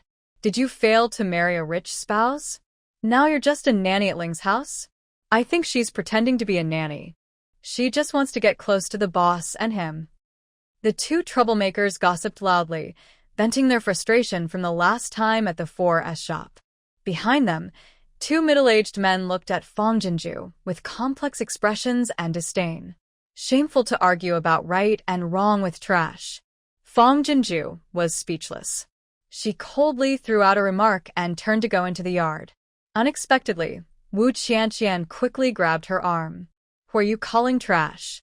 While speaking, she waved her hand toward Fong Jinju's face, scolding. Do you know where this is? How dare you act so recklessly? Usually, President Zheng relies on his father's position, so he often invites his father to the Beishan villa to build connections. He has influence over both good and bad, and as long as his father gives an order, he can handle or settle any dirty work that others can't. With President Zheng as his backer, today she plans to teach Fang Jinju a lesson to avenge her previous embarrassment. But unexpectedly, Fang Jinju grabbed her arm and threw her forcefully onto the ground with a shoulder toss. Wu Qianqian almost fell apart from the fall, screaming loudly. Wu Changguang was shocked and quickly stepped forward to support her. Are you okay, Qianqian? Seeing this, Feng Jiqiang's desire to show off was overwhelming. He rolled up his sleeves, ready to hit Fang Jinju. I never hit women, but today, since you hit my woman, I might abandon my principles and get revenge for Qianqian. Fang Jinju ran toward the yard. She knew that move from a senior sister who was trained in martial arts. She didn't expect it to come in handy today. However, this basic skill was enough to deal with a woman like Wu Qianqian, but against a much stronger man, it was useless. In the house, Shushu was happily playing when she suddenly seemed to hear something. Her small body trembled, and she dropped her doll, running out of the house quickly. Ruerue followed closely behind. Bad guy. Bad guy. Don't hit sister. Grandpa Ling. Grandpa Han. There's a bad guy. Seeing Fang Jinju being grabbed by Feng Jiqiang by the collar after stepping into the yard, Ruerue and Shushu screamed in fear. While shouting, Ruerue picked up dirt clumps from the flower bed and threw them at Feng Jiqiang. Fang Jinju couldn't fight Feng Jiqiang. He quickly grabbed her wrists from behind, making her unable to move. Shushu ran forward, jumped, and hugged Feng Jiqiang, who was about to punch Fang Jinju, biting him fiercely with her small teeth. Feng Jiqiang, in pain, waved his hand and threw Shushu to the ground. What are you doing? Suddenly, a stern shout broke the air. Ling Zhanghua ran out full of anger and quickly picked up the stunned little girl, holding her in his arms. Shushu, are you okay? His usually cold face was now full of worry. Shushu's big eyes filled with tears instantly. She pouted her little mouth and pointed at Fang Jinju, crying, Grandpa, protect, sister? Protect, sister. As she spoke, she struggled to break free from Ling Zhenggua's hold, clutching her little bottom and limping forward, glaring fiercely at Feng Jiqiang and shouting, Let go of sister. Let go of sister. Rue also stepped forward, trying hard to push Feng Jiqiang's leg away. Ling Zhanghua stood up with sharp, intense eyes. Let go. Feng Jiqiang froze completely, awkwardly pulling back his hand. Yes, she was the first to hit my girlfriend. I just couldn't bear it. The old man in front of them had such a strong presence that his voice trembled uncontrollably as he explained. What happened? Soon after, old Han and his group rushed out. For a moment, wealthy men and noble women filled the courtyard, all glaring at Feng Jiqiang and his friends with unfriendly looks. Feng Jiqiang had never seen such a scene before and was so scared he backed away several steps. Director Ling, it was all a misunderstanding. All a misunderstanding. Realizing the situation was serious, General Zheng was terrified and quickly stepped forward, pulling Feng Jiqiang behind him and glaring fiercely. You dare to attack Director Ling's guest? Do you want to die? Get out of here quickly. Feng Jiqiang was so frightened by the sudden turn of events that he turned to run. If he dares to leave, I guarantee you will all go bankrupt and lose your jobs. Old Han, usually gentle, now looked cold and threatened without hesitation. General Zheng's legs trembled, and he stopped Feng Jiqiang again. A courtyard full of wealthy and powerful people was watching. How could he doubt whether old Han's words were true? Old Han looked at Feng Jinju. Miss Feng, who are they? Why are they bullying you? Tell us, and we will stand up for you. Uncle Yang and others also spoke in agreement. Yes, if they dare to bully our Miss Feng, we won't let them go. Even Ling Zhanghua, who had always been distant from Feng Jinju, spoke up. Miss Feng, although your parents are gone, you still have us. Don't be afraid. Do whatever you want. Uncle Ling will be your backup. Tears welled up in Feng Jinju's eyes. Feng Jiqiang and Wu Qianqian knelt down. When did Feng Jinju suddenly have so many wealthy uncles? Uncle Ling Feng Jinju instinctively called out, her voice trembling with emotion. They are the traitors who betrayed me and mocked me at my parents' funeral. Hearing this, Ling Zhenguo was furious. Old Han and his group were also angry. Even the men and women behind them, who didn't know Fang Jinju, were all furious. Not to mention, insulting the children of the deceased and disturbing their peace at the funeral. Everyone was outraged. The atmosphere in the Ling family garden instantly turned icy. Wu Qianqian trembled as she looked at Fang Jinju. Yinshu, yi. Under the pressure of the powerful people in the yard, she couldn't even find the words to beg for mercy. Wu Changguang's heart felt like it was collapsing. He knew very well that everything he had worked hard for in his first half of life would be completely ruined because of this rebellious daughter. The worst part was Zheng, who was caught in the chaos. He wished time could go backwards. He would rather give up any project than have any connection with Wu Changguang. After returning from Beishan Villa, Fang Jinju felt like she was dreaming. It didn't seem real. There was nearly 10 billion yuan in her bank card. And, as a twist of fate, she was fully accepted as part of Mr. Ling's circle. It was as if, the moment Rue and Shu entered her life, she rose from her lowest point, grew wings, and soared to the top. Compared to that, Fang Jinju felt she hadn't done enough for the two little ones and Beiliang. Looking at Rue and Shu sleeping peacefully, she reached out to hold them in her arms, unable to resist leaning down to kiss their foreheads. They were two people who risked their lives to protect her. Loving them in her heart was not enough. Ding! Just as Fang Jinju was about to be overwhelmed with emotion, she received a voice message on WeChat. It was from Chu Yi. Jinju, those reckless soldiers are in big trouble. And the military doctor taking care of them has started vomiting and having diarrhea. Several meal delivery soldiers and over 100 soldiers are also showing symptoms of diarrhea. Chuya's voice was anxious and urgent. Fang Jinju sat up straight quickly. Chu Yi, don't panic. Tell me their symptoms. She quickly got out of bed and went to the office computer in the living room. She turned on the computer and opened a search engine. The 16 soldiers in quarantine have lost control of their eye sockets are sunken, and the two worst are unconscious. The others show the same initial symptoms. Chu Ye's brows furrowed with worry. The military doctor suspects it might be an epidemic. In front of the desk, Xiong Dali watched Chu Yi closely and paced back and forth anxiously. His heavy mood made him feel like he could stomp a hole in the ground. Yi Tingxian and Han Kongwu were also affected. Fang Jinju's heart tightened. She quickly typed keywords into the search bar. The frequent appearance of the word cholera in the search results made her eyes ache with pain. How could this be? How could this happen? The Chu family army hadn't had any issues for several months despite being hungry. Just a few days after eating the grain she sent, a cholera outbreak occurred? Could the grain and vegetables she bought be contaminated?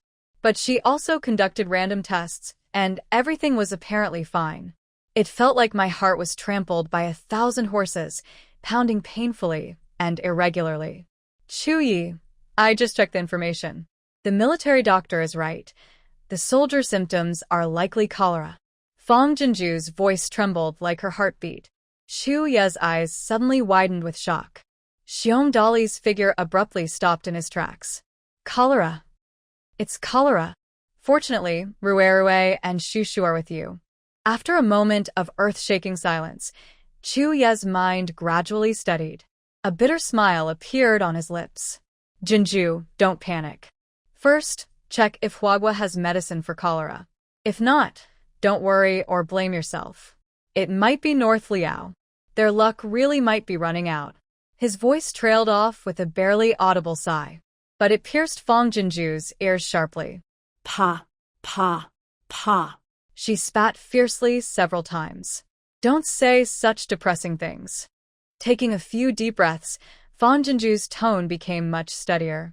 2 years ago, not only Huagua, but over 100 countries around the world experienced a plague. But we had Grandma Chen who developed a cure and Grandpa Zhong who created a series of anti-epidemic strategies. With the protection of our national leaders, Huagua was the first to survive, and we even helped many other countries through the crisis. Cholera might be incurable for you, but with Huagua's current medical level, it's just a serious illness that can be cured. Trust me, North Liao will be fine. Chu Yi was deeply shocked. Over 100 countries in the whole world. The time and space Fang Jinju was in had experienced such a disaster. He straightened his back, and the despair that had just appeared in his eyes disappeared instantly. Jinju, I believe you. In times of crisis, he still wasn't a weak woman with a steady heart. He felt ashamed of his armor. He is the backbone of North Liao. As long as there are soldiers and civilians alive under his command, he has no right to panic. Xiongdali, pull yourself together. North Liao still needs us to hold on. With a command, as if a sturdy backbone was injected into Xiongdali, he quickly got up from the ground, solemn and ready. Yes, General. Chu Yi, first order everyone with symptoms to be isolated based on the severity of their illness. Then carefully check each one to see what these sick soldiers have recently eaten or come into contact with. Also, cholera mainly spreads through contaminated food and water, and the toxic gases in the air can also be dangerous. Make sure everyone who contacts the sick wears gloves and masks. Do not overlook this. I will send some protective supplies to you soon. Okay, I will give the orders immediately. And you, as the leader, should not go to the camp during this time. Leave everything to your subordinates. If you get infected and fall ill, the entire Northern Liao will be in trouble. Understood. I will follow Jinju's arrangements. Jinju's hand trembled slightly as she held the mouse, but her mind gradually became calm and clear. She first opened a supply store and bought all the masks, disinfectant water, disinfectant powder, and alcohol she could find. Then, through a WeChat mini-program, she booked an online appointment with a top-tier hospital's gastroenterology specialist in Anqing. After consulting and asking questions, she confirmed that the symptoms of the Northern Liao soldiers were definitely cholera. With the expert's advice on medication and prevention, Jinju continued ordering medicines. Rehydration solutions, anti-inflammatory drugs, anti-diarrheal medicines, and those to repair the intestinal lining. She ordered as much stock as the pharmacy had. As the medicines arrived one after another, Jinju carefully listed how each should be used, then added a few lines of urgent warnings at the end. Isolate. Disinfect. Always wash hands and disinfect after contact. Be sure to strictly follow these rules. In the military camp, within half a day, the number of people with vomiting and diarrhea increased by hundreds. The rapid spread of cholera caused panic and despair throughout the camp. They didn't die in battle, but now they might fall to this disease. Deputy Yi, it's all my fault. I caused this trouble for you and everyone else. In the quarantine tent, a weak soldier who had just had a severe bout of diarrhea looked at Yi Tingxian and said, "Please, Kill me. His face was sunken, lips pale with deathly grayness, and his clothes and bedding were filthy and shocking to see. Capturing enemy spies is our duty. You don't know if the spies have caught the disease, and you don't want to drag everyone down. Don't say such hopeless words. With the general and the goddess here, we will be safe." Outside the military tent, Yi Tingxian, wearing a mask, only spoke a few words before beads of sweat appeared on his forehead. He had also been infected, still in the early stage of illness, and had already had diarrhea more than 10 times in one day. Although he could barely stand now, his body was weak and unsteady. After investigation, it was found that since the goddess delivered food supplies, no one had eaten insects, ants, or roots anymore. The only clue was the more than 10 soldiers who had fallen ill. They had just been replaced from the city patrol a few days ago. Before returning to the camp, they had captured a few enemy spies from Qiangu. During interrogation, they had contact with them. The general had already sent forensic experts and doctors to examine the bodies of the abandoned enemy spies in the mass grave. It was confirmed they had cholera. The source of the cholera was undoubtedly these spies. Thinking back now, the capture of these spies went too smoothly. During interrogation, they seemed determined to die. It was all part of a conspiracy by Qiangu against Beiliang. This time, there's no hope. The soldier looked at the tent ceiling with blank eyes. This is cholera, a plague. No city in history has survived a plague. This is a catastrophe even immortals can't stop. Otherwise, there would be records of a plague being cured. He turned to look at Yi Tingxian. Deputy General, it's still not too late. Just kill us all, burn our bodies. Bury the ashes deep, so the plague doesn't spread further. Yes, Deputy General, just kill us. As long as we're dead, Beiliang can still be saved. Now, before it spreads completely, act quickly. For a moment, the other soldiers also turned to agree, their eyes full of desperate pleading.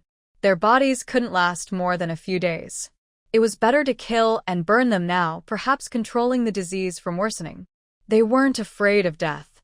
The only regret was dying on the battlefield, wasting the lives given by their parents. Yi Tingxuan's eyes turned red. Shut up. The general and the goddess won't allow it. Even King Yama can't take our lives easily. His sharp cry made his stomach convulse. Before he could speak again, he turned pale and ran out quickly. Seeing this, the soldiers' eyes were filled with the same deathly gloom. After a moment of silence, one soldier mustered his strength and sat up, reaching into his boot to draw a small dagger. This small movement seemed to drain all his remaining strength.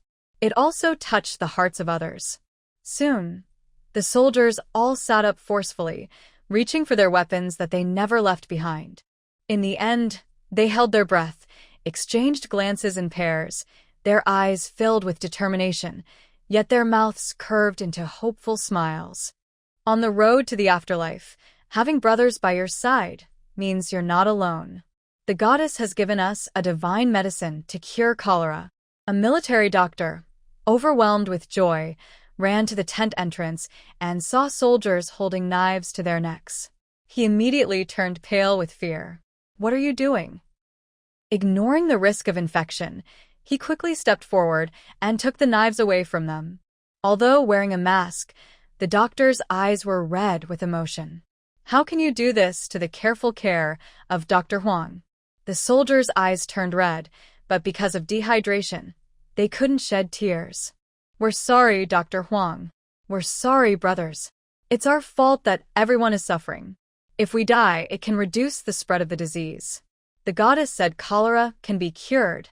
The doctor said firmly, Vice Commander Xiong has brought the divine medicine from the goddess to the camp. Everyone can be saved. Neither the general nor the goddess have abandoned us. How can you give up on yourselves now? Dr. Wang is right. Before the Grim Reaper comes knocking, we should be brave and offer our lives. Xiong Dali, wearing a mask and protective suit, helped the exhausted Yi Tingxian to the tent entrance, glaring fiercely at the soldiers inside. You really don't deserve to be my Chu family soldiers. Our soldiers either die bravely on the battlefield or stay alive until the last moment with their eyes wide open. We will never commit suicide. The soldiers shamefully lowered their already weak heads. All right, just take out the divine medicine and save us. Yi Tingxian, who seemed about to hang on Xiong Dali, spoke. If you keep talking nonsense, I really won't make it. I'm so young. I haven't even married yet. I don't want to die. Then, he humorously looked at the soldiers in the tent. Hold on. If we survive, I'll lead the way to find the general and ask for a bride. Otherwise, we'll be so unlucky in this life. Though weak and tired, his words of survival instinct ignited hope in the soldiers' hearts. Yes. Neither the general nor the goddess abandoned them. What are they pretending for? Deputy General Xion cursed fiercely. Even if death was unavoidable, he would fight to stay alive until the very end. Soon, a tightly guarded Chu army squadron entered one after another. Following the goddess's instructions, they fed the soldiers various pills and potions in order. Under the general's command, Xiong Dali divided all the tents in the camp into 5 groups: healthy, early symptoms, mild cases, severe cases, clearly separated. The Chu soldiers caring for the sick were quarantined in a separate tent. If anyone became infected, they were immediately isolated and replaced by new personnel. Even the cooks responsible for fire and meals were divided into 5 shifts, each preparing food and delivering it to the 5 zones. The goddess also brought hundreds of spray bottles filled with water and disinfectant powder. When sprayed, the mist was wide and fine. Xiong Dali assigned another team specifically for disinfection work. Inside the tents, cooking utensils, weapons, clothes, and even the ground were disinfected every hour. Disinfectant powder was freely poured into the burning pits, with half a finger's depth at the bottom and on the surface, covering every spot thoroughly. After organizing everything, he handed the camp over to Lu Qi for supervision. Xiong Dali led 500 Chu soldiers into the city. The townspeople had not yet experienced major changes, but the goddess said disinfection and protection were necessary. Anyone showing symptoms had to be isolated immediately, no exceptions. Nothing could be overlooked. In the granary, behind the desk, Chu Yi stared silently at the woman on the video call. Could it really be Changwu causing this? Fang Jinju took a moment to recover, then her face filled with anger. Is every Changwu person a beast that kills without remorse? They have no respect for life at all. Beasts only kill the weak to survive, not indiscriminately slaughter. But perhaps the Changwu people were angry because they felt humiliated by Beiliang's refusal to fight last time. Now, they wanted to destroy a city and wipe out tens of thousands of innocent lives. They are just like the invading Japanese pirates from years ago. Both are despicable. A trace of bitterness crossed Chu Ye's eyes. Tang Wu's kingdom is already subordinate to Changwu. How much more so for Miao Miao Beiliang? In this world, strength is everything. Without power, you're just a target for others to exploit and kill. Fang Jinju fell silent again. Chu Yi was right. Whether it was Beiliang 2,000 years ago or modern Huagua now, if you're not strong enough, you'll only suffer defeat and humiliation. The people of Huagua can now enjoy peace and comfort because their country is becoming stronger. This strength makes neighboring countries hesitate to attack out of envy or jealousy. The road to peace and stability for Beiliang is full of difficulties and obstacles. The journey is long and heavy. Jinju, do you know? In the past, Changwu didn't bother with schemes or tricks to fight Beiliang. They preferred to use their fierce cavalry to intimidate and bully because they enjoyed seeing Beiliang scared and powerless when facing them. In the video, Chu Yi smiled slightly. But now they're starting to use tricks against Beiliang. For Beiliang, this is actually a kind of honor, because it shows that the current Beiliang has begun to make Changwu feel afraid. And all of this is because of your appearance. Though he smiled, his eyes did not show happiness. His dark, deep eyes were full of helplessness caused by cruel reality. Fang Jinju's eyes filled with deep pain. Chu Yi, have you ever thought that one day, Beiliang could be as strong as Huagua? Hearing this, Chu Yi was silent for a moment, then softly said, if one day Beiliang can be as strong as Huagua, I would have no regrets in life. But that dream is very hard to achieve. Fan Jinju moved closer, trying to make Chu Yi see her seriousness and determination in her eyes. There will definitely be that day. Even if it's late, it will come. Border of Changwu. The crown prince, Tuoba Jun, sat in the position once held by Yu Haoxi, looking kindly as he listened to the scout's report. He had a gentle face and warm expression, but his eyes, like peach blossoms, hid a dangerous, fierce side. It was as if a beast ready to break free from its cage, capable of taking lives at any moment. Your Highness, Beiliang City has already been hit by a plague.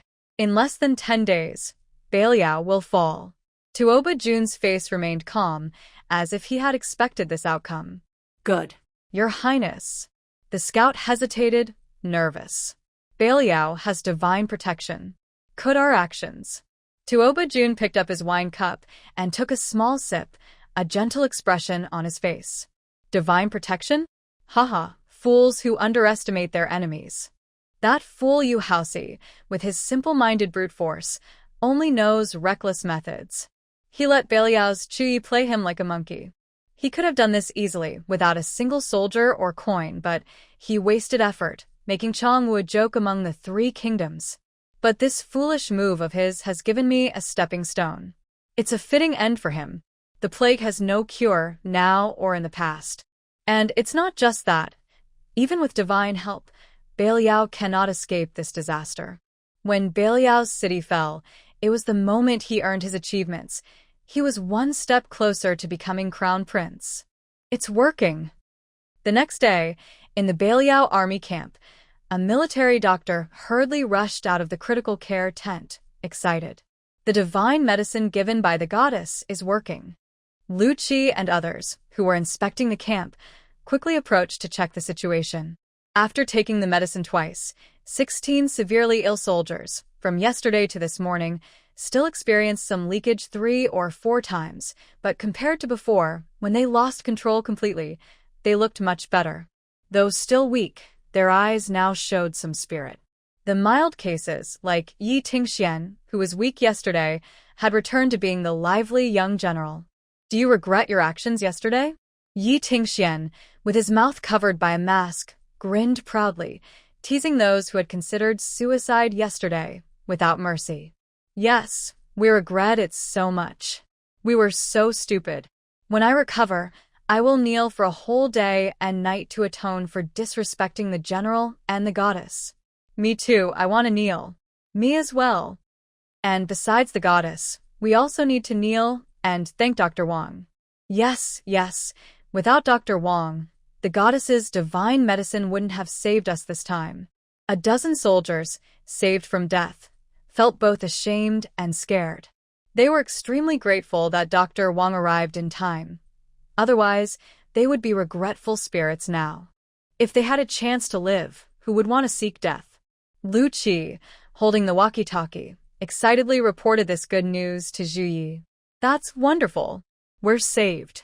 In the granary, old Madame Zhu was just bringing food when she overheard the good news. She burst into tears of joy. The goddess has saved Beiliang again and again. Your old wife, can't do anything for her. Sigh. Zhu Ye's tense expression eased a little.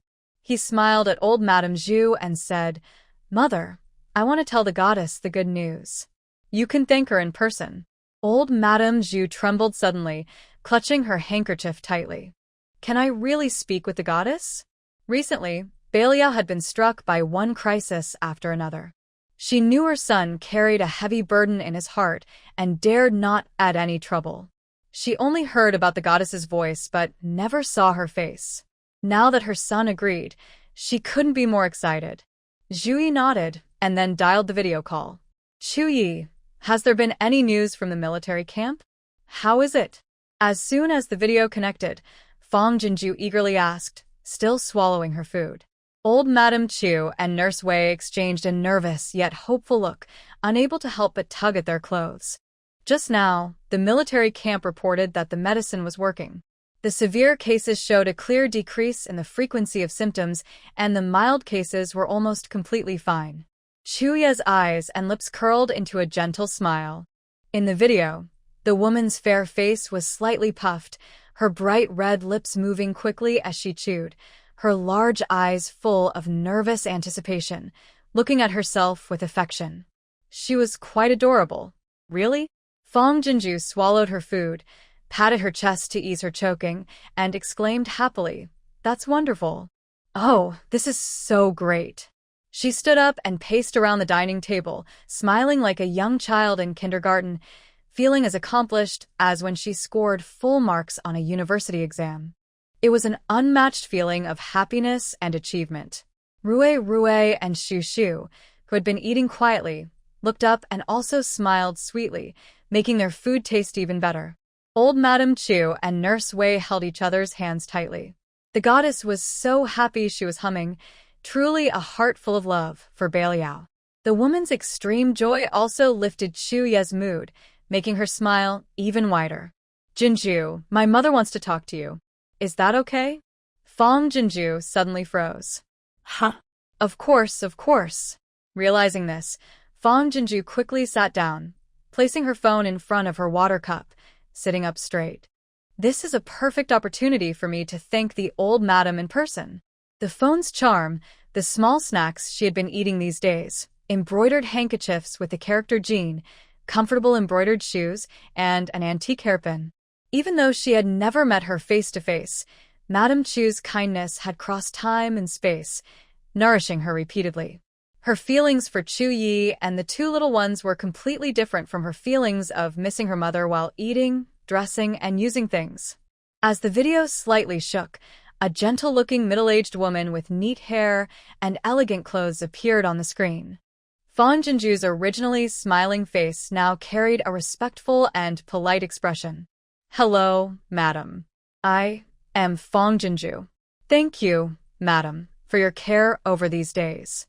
The pastries you made are especially delicious. I also love the handkerchief and shoes very much. As for the hairpin, it is indeed too precious for me. I feel unworthy to accept such a gift. Goddess, I am Ye's mother." Seeing the beautiful young woman smiling sweetly in the video, Madame Chu couldn't help but smile warmly. "I'm glad you like it. As long as you like it. I'm so afraid I might not be able to catch your eye. Even if I gave you my life, it would be worth it. And a hairpin is nothing compared to that. I only regret that I can do so little for the goddess now." Madame Chu's gratitude almost overflowed. Fang Jinju's eyes shimmered with emotion. "Madam, anyone in this situation wouldn't just stand by. Helping Beilu is also a blessing for me. You don't need to worry too much. Also, I am just an ordinary girl. The title goddess makes me nervous. Like Chu Yi, you can just call me Jinju." Madame Chu looked at Chu Yi. Seeing her son nod, she relaxed. "All right, everyone listen to the goddess." Fang Jinju smiled and corrected herself. "It's Jinju." Madame Chu gently patted her mouth and then smiled too. "Jinju, Jinju. That name sounds so nice coming from elders." Fang Jinju slightly curved her eyes. "It's really beautiful." Madame Chu and Nurse Wei exchanged looks, both filled with happiness and affection. What a wonderful girl. Every word she spoke was like honey pouring into the heart, filling everyone with sweetness. "Jinju." The sweetness in Madame Chu's heart spread across her face, full of love and concern. "Good girl, these days have been you. Beiliang's troubles keep coming one after another. You and my son must be eating poorly and sleeping badly. But I, your old lady, can't do much to help. It's so painful to just watch." Hearing this, she seemed to think of something and her eyes sparkled with hope. "Jinju, how about this? Write down a list of your favorite dishes and send it to us. From now on, you don't need to worry about cooking. Madame Chu and Nurse Wei will prepare your meals 3 times a day. We'll make sure you and the children grow healthy and chubby. And also, the dirty clothes you and the children change every day, send them here. I will wash them. In short, all the chores like doing laundry and cooking should be handed over to me in the future. You and Yi can focus entirely on managing Beiliang and taking care of yourselves. Is that okay?" The old lady eagerly expressed her concern, making Fang Jinju feel emotional. She repeatedly waved her hands, saying no, no. Before she could refuse, Lady Chu's smile faded into a look of hurt. "Jinju, do you dislike my cooking? Are you worried I can't wash clothes properly? Let me try for a few days first.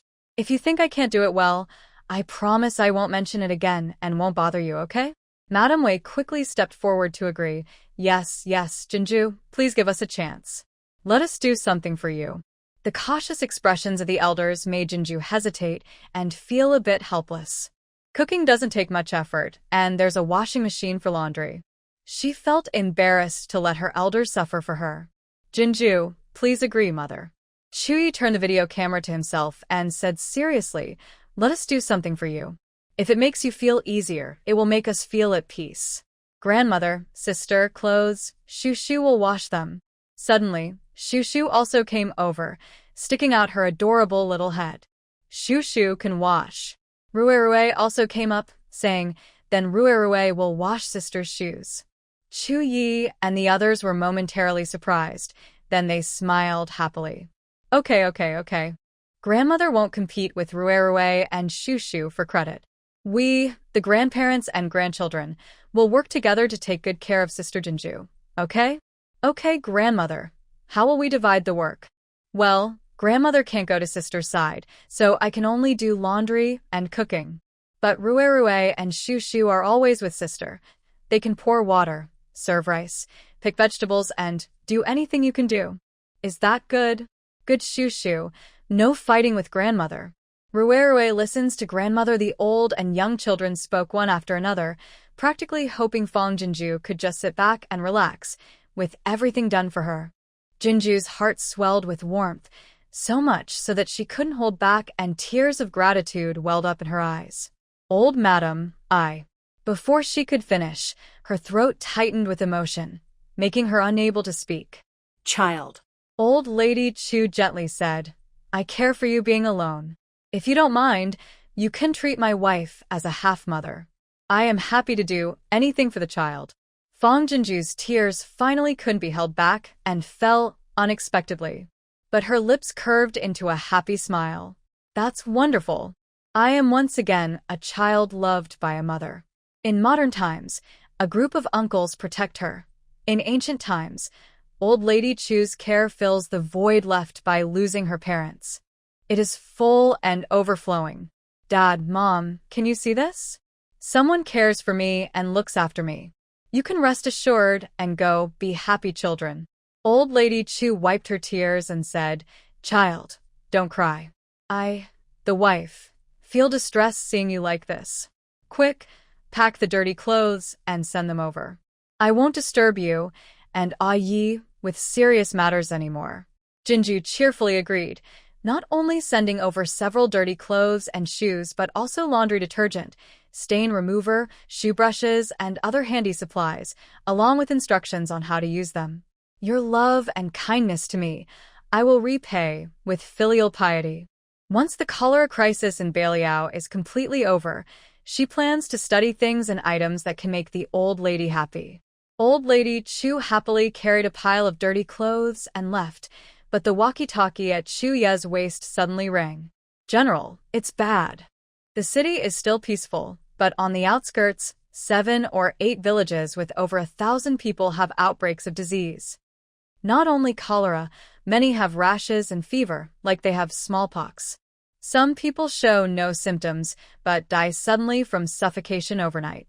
Xiong Dali's urgent voice came through the walkie-talkie. General, the situation is much worse than in the military camp. Chuyi trembled all over, furious and anxious, punching the desk hard. This is utterly inhumane.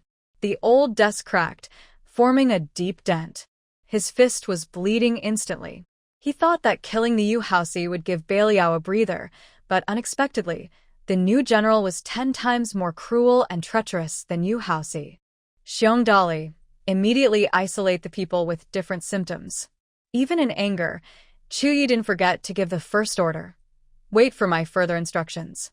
Yes, General. Jinju said that distinguishing and isolating the sick, checking regularly, is the most effective way to stop the disease from spreading further. No doubt about it. Only by stopping the spread of infection can subsequent treatments truly work. Otherwise, even if the people are cured initially, they could be infected again, creating a cycle. If the disease develops resistance to medicine, then there will be no hope left. After giving Bear Dolly the order, he then commanded Lu Qi to immediately gather 2,000 Shu family soldiers, along with 2 military doctors and protective supplies, to go to the village affected by the disease. Following the strategy learned from Jinju, Chuyi carefully organized everything before calling Jinju via video call. Jinju answered immediately, Chuyi, what's wrong? Before the cholera in Beiliang is completely cleared, she dares not leave her dormitory so that Chuyi can find her anytime and anywhere. To prevent Feng Zhou and the others from noticing anything unusual, Jinju kept them busy with work, feeding livestock, contacting suppliers of young animals, preparing promotional videos, and advancing her new farm project. Also, the 2 little ones are like little worms in Jinju's stomach. These days, each of them clings to Feng Zhou's side as little tails, happily playing with them during their breaks from work, so Jinju doesn't need to worry at all. Jinju, the cholera in the military camp is temporarily under control, but the situation in the city's villages is even more serious. Chuya's tone was serious, but his face was calmer than when he first heard about the cholera, and he recounted the news from Dolly exactly as he received it. Jinju's temples throbbed, and anger surged wildly inside her. Chongwu had spread several types of diseases in Beiliang. It was utterly crazy. Absolutely it. Chu Yi. Even Jin Zhu, usually patient, couldn't hold back anymore. She stared angrily at the man on the screen, her fists clenched with fury. Chongwu's cruelty is the result of the weakness and indulgence of various countries. We must fight violence with violence to subdue it, or these disasters will never end. If there are no gods in this world, then I will act as one. We must make the Chongwu thugs understand that there are divine beings above, and this world cannot tolerate their reckless arrogance. Her slender figure seemed to burn with a power capable of destroying injustice, and with silver armor and a divine spear, she appeared unstoppable in punishing evil. At this moment, Chu Yi suddenly felt the fury of a war god emanating from Jin Zhu. A sense of awe and admiration burst in his eyes, as if his soul sensed a perfect match, trembling wildly in response. He stood up and took a half-step back. When he clasped his fists, he knelt down on one knee with sincerity, saying, Chu Yi is willing to be the sword of the gods, to cut down cruelty in the world, and to protect righteousness and peace. His firm and loud voice was like a mark on the heart, showing unwavering faith and devotion. Fang Jinju's anger in her eyes slightly eased, but her chest still trembled with emotion. Chu Yi, don't do this. Get up quickly. Thank you for not mocking my pride and for believing in and supporting me. Chu Yi, I am not speaking out of anger or rashness, but because of the pain of Beiliang. I feel it deeply. What is the difference between Chongwu's actions and the massacre by the Japanese pirates in N City of China? At that time, how must the Chinese people have felt when facing the cruelty of the pirates? How they must have called out to heaven and earth for help. But she couldn't change anything. She could only silently mourn and regret for the hundreds of thousands of innocent souls. But this time, Beiliang has her. She absolutely cannot watch another tragic history of blood and tears unfold again. Thinking of this, Fang Jinju suppressed her anger deep in her heart and looked seriously at Chu Yi. Chongwu must be severely punished, but the most urgent task now is to control the epidemic first. Chu Yi nodded seriously and sat back at the desk.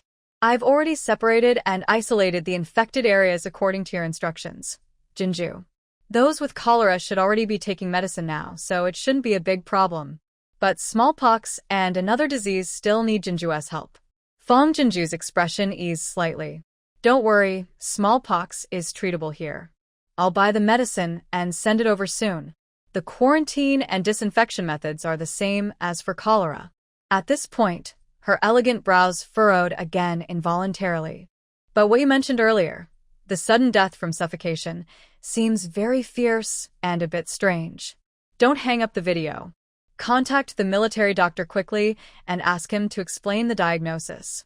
The day after buying a phone, she bought 10 more power banks, rotating 5 at a time to charge and send to Chu Yi, so he wouldn't worry about his phone running out of power.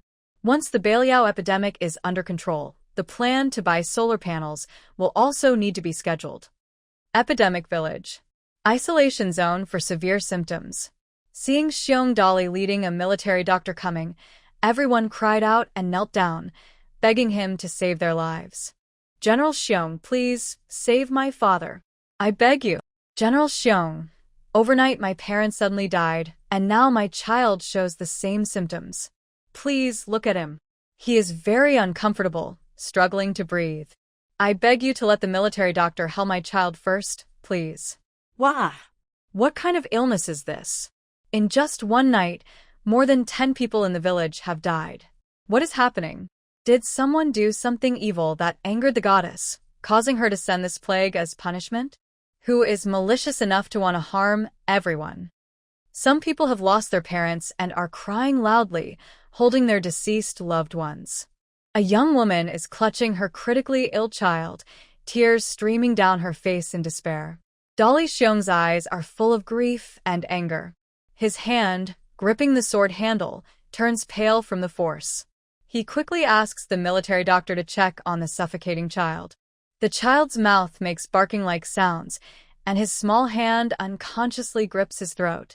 His face is painfully contorted, making everyone feel heartbroken. After checking the pulse and examining the child's condition, the military doctor looks worried and uncertain. He can only honestly tell Dolly Xiong what he has found. Dolly Xiong fears he might misreport, so he directly presses the walkie-talkie and leans close to the doctor's mouth. General, the smallpox can be confirmed, but I have never seen this other outbreak disease before. The old military doctor's white eyebrows furrow with shame. My medical skills are not good enough. I really cannot identify the illness. His voice, transmitted through the walkie-talkie and video, reaches Fong Jinju's ears. Fong Jinju quickly says, "Old doctor, don't worry. Please tell me the symptoms of this disease." The young woman's clear, fragile voice comes from the walkie-talkie in Dolly Xiong's hand.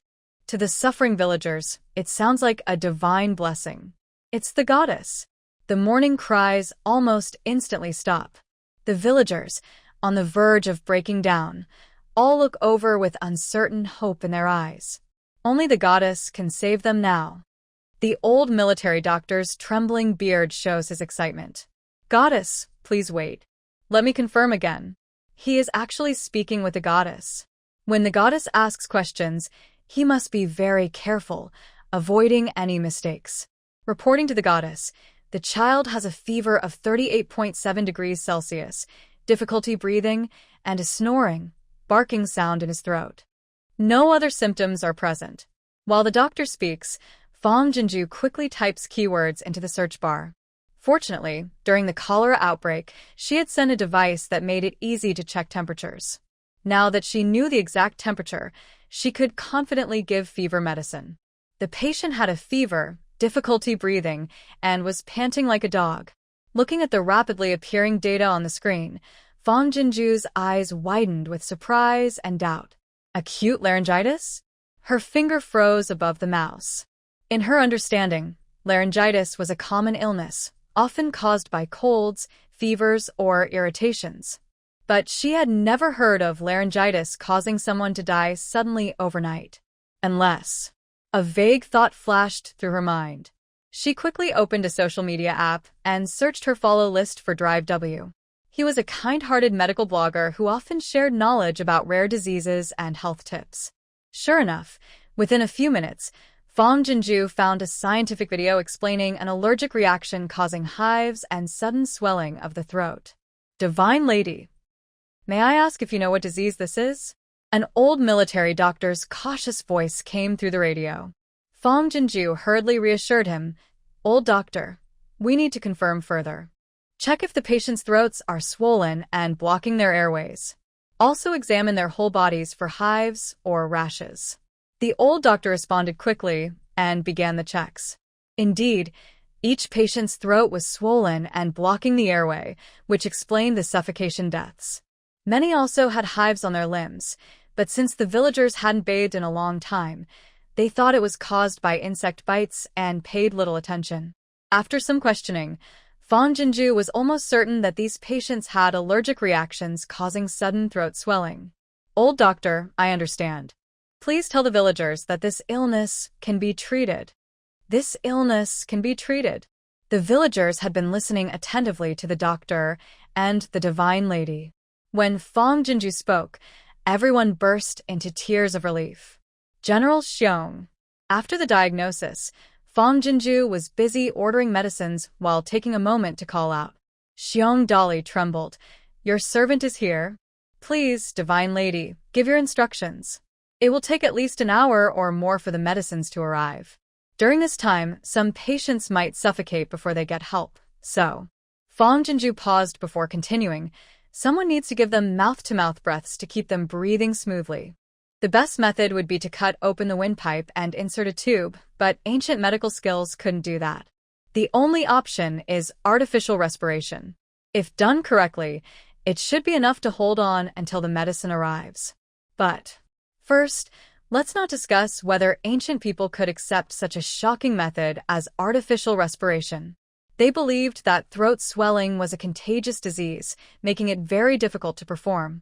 Sure enough, hearing this, Xiong Dolly paused and asked, "Mouth-to-mouth blowing?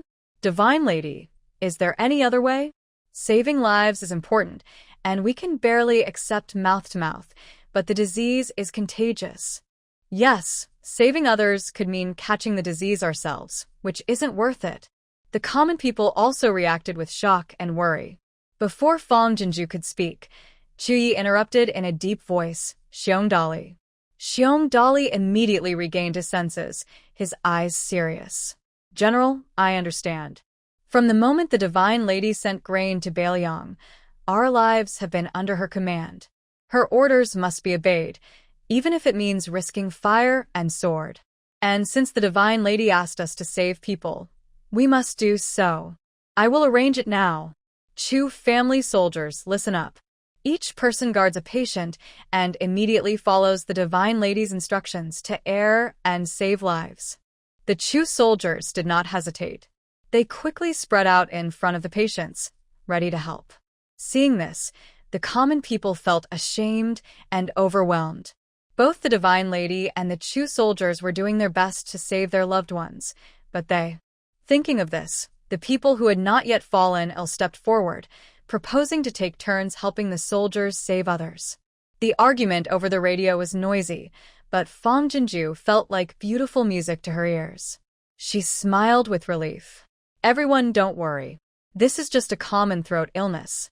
It looks dangerous, but it's not highly contagious. Even if I catch it, I can guarantee everyone's safety. Hearing this, the people became even less worried and told the soldiers to go do other things. They would handle it here. 최혜우예. After speaking, Fong Jinju seemed to have an idea and looked at Chuyi. This throat illness is caused by allergies. It must be that Changwu has added allergenic substances to the people's food or water sources. Chuyi immediately understood. I'll send people to check each village one by one and eliminate the source. Yes. Also, about the epidemic, maybe we should consider a plan to turn the tables. 3 days later, Changwu's border camp. How is it? Tuoba Jun leisurely fanned himself and asked. The scout, through the tent door, reported honestly, although we dare not get close, just as your highness predicted, 2 days ago. North Liao City was filled with wailing, smoke rising from fires, and even from 2 miles away, you could smell the stench of burnt flesh. But today, there's almost no movement. I fear that in just one more day, North Liao will become a dead city. Tuoba Jun, with his charming eyes slightly narrowed, suddenly closed his fan with a snap. Haha, 3 plagues invading.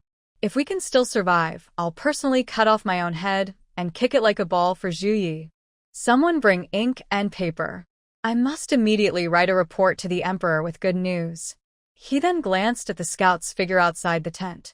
And also, drag all the scouts heading to North Liao 2 miles away and bury them. Relaxing comfortably in the bath, Tuoba Jun suddenly opened his eyes. What's going on outside? Immediately, a soldier hurriedly rushed in and knelt down to report, Your Highness, something terrible has happened. A lightning strike appeared in the sky above the camp just now.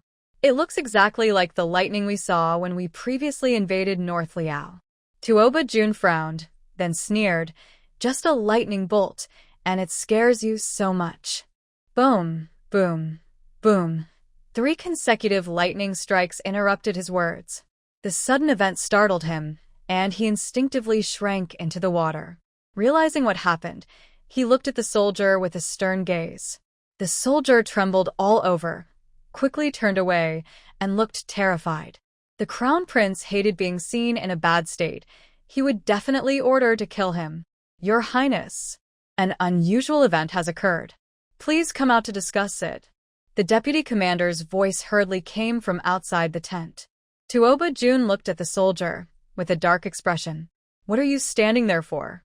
Serve me and help me change clothes? The soldier nervously obeyed. After Tuoba Jun finished dressing, he coldly left a sentence behind. Before I return, I want to see your corpse. The soldier was instantly overwhelmed by a deadly aura. What disturbed my bath? Tuoba Jun strode out of the camp with his hands behind his back, his face unusually grim. The 40,000 Chong troops in the camp had already gathered at the training ground in the middle, each looking very anxious. This huge commotion only made Tuoba Jun feel angry and humiliated. It's just a few lightning strikes. Why make such a fuss? Your Highness, you don't know. A deputy commander hurriedly spoke up. Last time, when Commander you led us to invade North Liao, the heavens sent down this lightning, and there was also a warning from the sky. Yes, Your Highness, we must not take it lightly. Several deputy commanders quickly stepped forward, speaking one after another. Their eyes showed fear. Tuoba Jun looked up at the sky and snorted coldly. Are you trying to say that I cast a plague on North Liao, violating the heavens, so the heavens sent a warning again? The deputy commanders looked at each other but dared not speak, though their expressions clearly said yes. Good for nothings. Tuoba Jun raised his hand, and his fan sharply struck one of the soldiers' helmets. If there really were heaven signs, why wait until North Liao's city fell before warning us? He looked up at the sky and said, "It's just a sign of an approaching thunderstorm." Boom! Another lightning bolt exploded above the camp, sparks flying in the night sky, forming a large line of characters. Qianwu rebels, despising human life, killing recklessly, they must be punished. Following that, a series of thunder warnings burst in the sky. Tuoba Jun's eyes showed surprise, and his pupils suddenly shrank. Clearly, this was not an ordinary thunderstorm. Could it be that there really are gods above, watching over us? 2 miles away, 10,000 Shu family soldiers were ready for battle. After the fireworks in the sky disappeared completely, Chu Yi calmly ordered, "Advance another mile." The 10,000 Shu soldiers moved forward slowly. In the center of the army formation, a giant beast about 50 feet tall was among them, also moving forward with the troops. This was a catapult. 3 days ago, the goddess sent a large amount of wood and tools, including training videos. The general gathered all the carpenters in the city, about 1,000 people, and worked day and night to build it. It had been tested and could throw a 100-pound boulder over 100 yards. Its power was enormous. Qiangu camp. Everyone was anxious and scared. "Prince, maybe we should retreat to the city first?" "Yes, Your Highness. If anything happens to you, how can we explain it to the emperor? Let's withdraw first and report this strange phenomenon to him." Since seeing Yu Haoxi's headless body brought back by the camel, a few deputy generals had been terrified. Now all they wanted was to escape the camp. That was Yu Haoxi, Qianwu's top general, undefeated in nearly 100 battles. How could he possibly be defeated by that young Chu Yi? It must be that heavens simply didn't want him to survive. Tuoba Jun also felt a bit nervous. He thought the idea of divine punishment was just an excuse after some deputy generals' defeats, but today they really saw a strange sign. Was it truly divine punishment, or was someone alive causing trouble? Ridiculous! How can we retreat easily and return to the city? After some thought, Tuoba Jun ordered those around him, "Go, bring my chariot. I will personally return to the capital to report this to my father." Then he pointed to a bald, burly general and said, "You, Chengjigan, I appoint you as deputy commander. For now, command the army. Make sure to guard the border well. If anyone dares to leave the camp without permission, I will punish you and your family." Hearing this, Chengjigan and several deputy generals looked visibly uncomfortable. The crown prince is about to flee in danger, leaving them as cannon fodder. Boom! Boom! Suddenly, several thunderclaps echoed above the camp. This time, the warning from the heavens seemed almost overwhelming. All soldiers listened to the commander. The crime of killing is the chief responsibility of the commander. All soldiers listened to the commander. The crime of killing is the chief responsibility of the commander. It seemed as if the warning was about to crush Tuoba Jun, as if the sky itself was about to fall on him. Tuoba Jun staggered back and sank to the ground. "Quick! Bring my carriage. Hurry!" Several deputy generals, though resentful, could only order the soldiers to go and do as told. They looked at the constantly flashing warning words in the sky, their faces filled with complex emotions. Could it be that the heavens are trying to remind them that everything is the commander's responsibility? Their soldiers are just following orders. Do they still have a chance for redemption? Beyond 300 zhang from the Qiangwu camp, the Zhu family army stood ready and imposing. Next to Zhu Yi, a line of trembling Qiangwu soldiers knelt. It was the soldiers from the pit they had dug earlier, along with 6 scouts. General, the time is almost right. As the warning text above the Qiangwu army disappeared from view, Xiong Dali stepped forward to report. Zhu Yi nodded, signaling to continue. The dozen or so Qiangwu soldiers stared wide-eyed as Zhu family soldiers advanced, igniting something. Then, several thunderbolts shot into the sky, exploding brilliantly over the camp. Surrender the commander, remove your armor, and surrender to the north. Mercy for the 3 armies. Surrender the commander, remove your armor, and surrender to the north. Mercy for the 3 armies. Looking at Zhu Ye's unclear, towering figure and the dark, imposing Zhu family soldiers, the dozen Qiangwu soldiers knelt with awe. 3 plagues ravaged the city, yet not a single soldier or general from Beiliang was harmed. Zhu Yi only led 10,000 Zhu family soldiers into the Qiangwu camp, yet he dared to directly attack with thunderbolts and even summon divine lightning by hand. If it weren't for divine protection, how could these mysterious and strange phenomena be explained? Inside the Qiangwu camp, the soldiers were in an uproar. Does heaven mean we should take off our armor, surrender the crown prince, and then surrender to Beiliang, to be spared? I think that's what it means. But why should we surrender to Beiliang? We are Qiangwu people. This is a serious crime of treason. The soldiers' discussions kept falling into Tuoba Jun's ears. His eyes were filled with panic as he hurried forward and shouted, "This must be a trick by North Liao. Line up properly. No one is allowed to abandon their armor. Anyone who believes North Liao's scheme or shows signs of treason, execute immediately by military law." A few deputy generals looked at Tuoba Jun with difficulty, as if recalling Yu Haoxi, who had recently made fierce threats at the front. I remember that Yu Haoxi, like Tuoba Jun, once insisted that the warning from heaven was a North Liao trick. He stubbornly attacked, only to end up with his head and body separated. While feeling emotional, the coachman led Tuoba Jun's carriage forward. Tuoba Jun's eyes relaxed slightly as he climbed into the carriage using his hands and feet. He then lifted the curtain and warned, "Cheng Jigan, stay honest and defend the camp. Even if you die in battle, do not retreat to the city." Got it? Cheng Jigan frowned with disdain. No, the crown prince is not worthy to be compared with Yu Haoxi, not even a toe's worth. At least Yu Haoxi was honest inside and out, fair and brutal to everyone, and brave enough never to abandon his troops. But the crown prince only uses his power to bully others in front of us.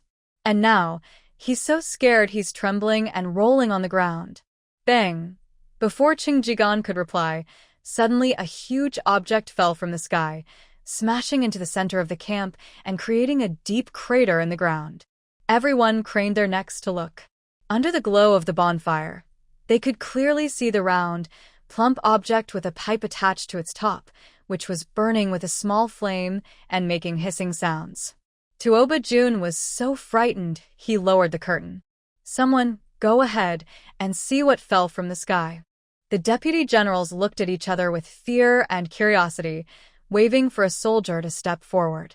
The soldier hesitated and moved ahead, but before he could take 2 steps, a thunderous explosion threw him backward, slamming him into the carriage. Several deputy generals were also blown several yards away. The carriage was overturned in the blast, and Tuoba Jun tumbled out from inside. The nearby military formation was swept back in a wave of shock. Tongues of fire shot in all directions, igniting the nearby tents and quickly burning everything in sight. Where the huge object had fallen, a giant crater appeared. The Chu army, 100 yards away, watched this terrifying scene and froze in shock. Oh my God!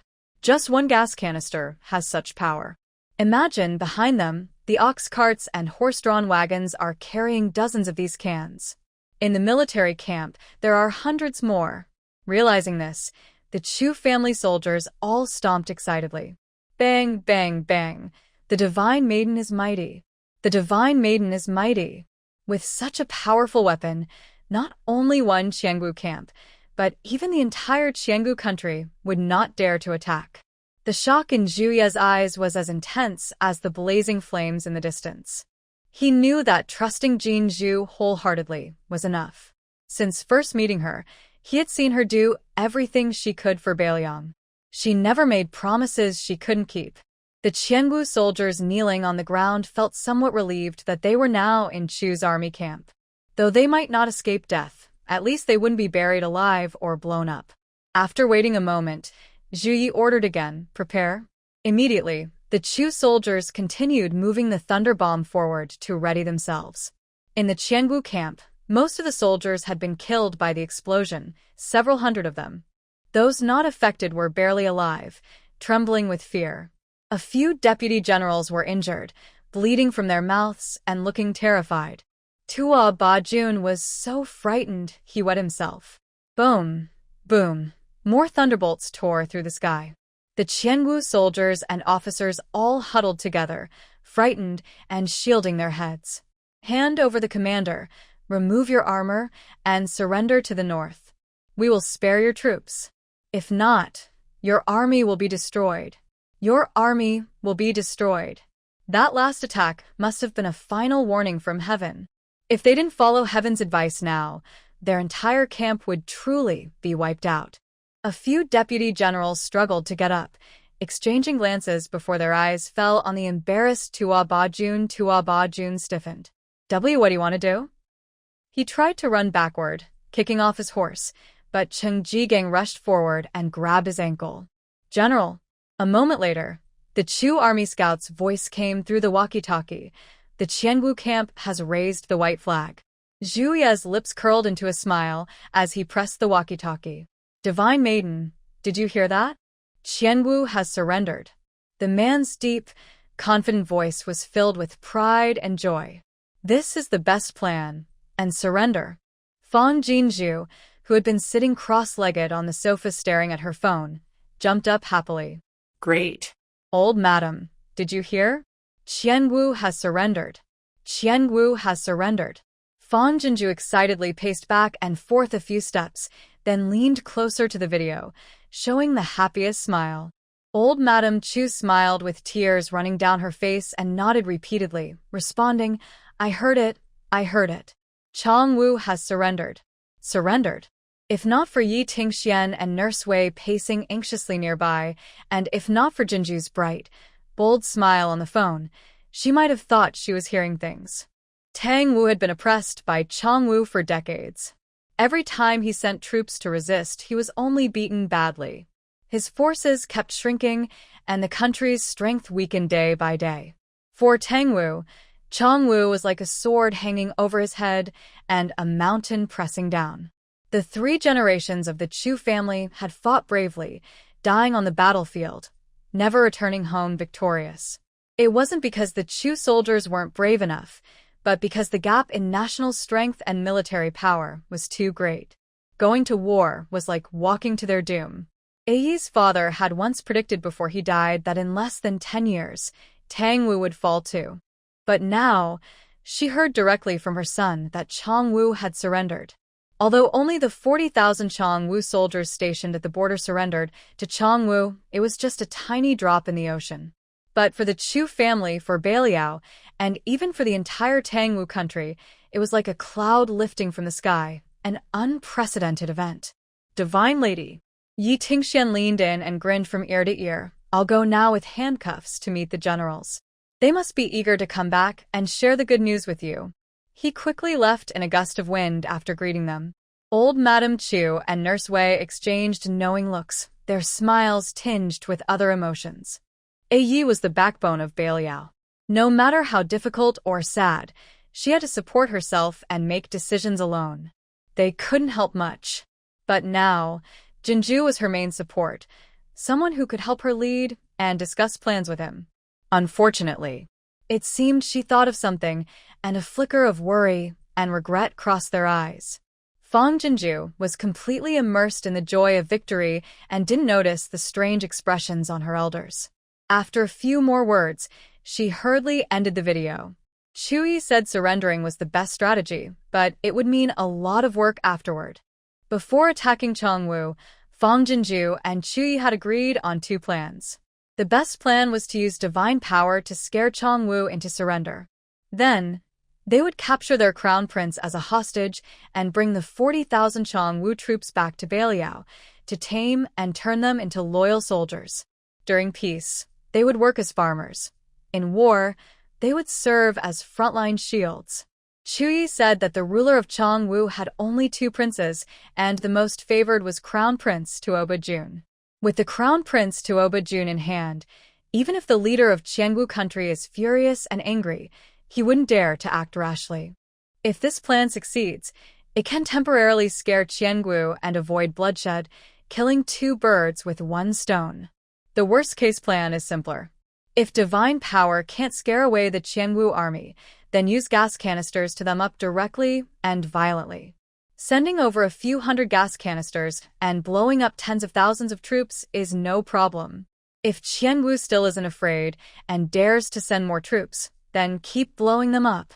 A large army only works if everyone fights with simple weapons and is equal. But now, because of her, North Liao has gained an advantage. Can Qiangu's cold weapons and fleshly soldiers compete with the power of gas canisters that rival firearms? With Fang Jinzhou's help and Chu Ye's strategic planning, the first battle was a success, bringing joy to everyone.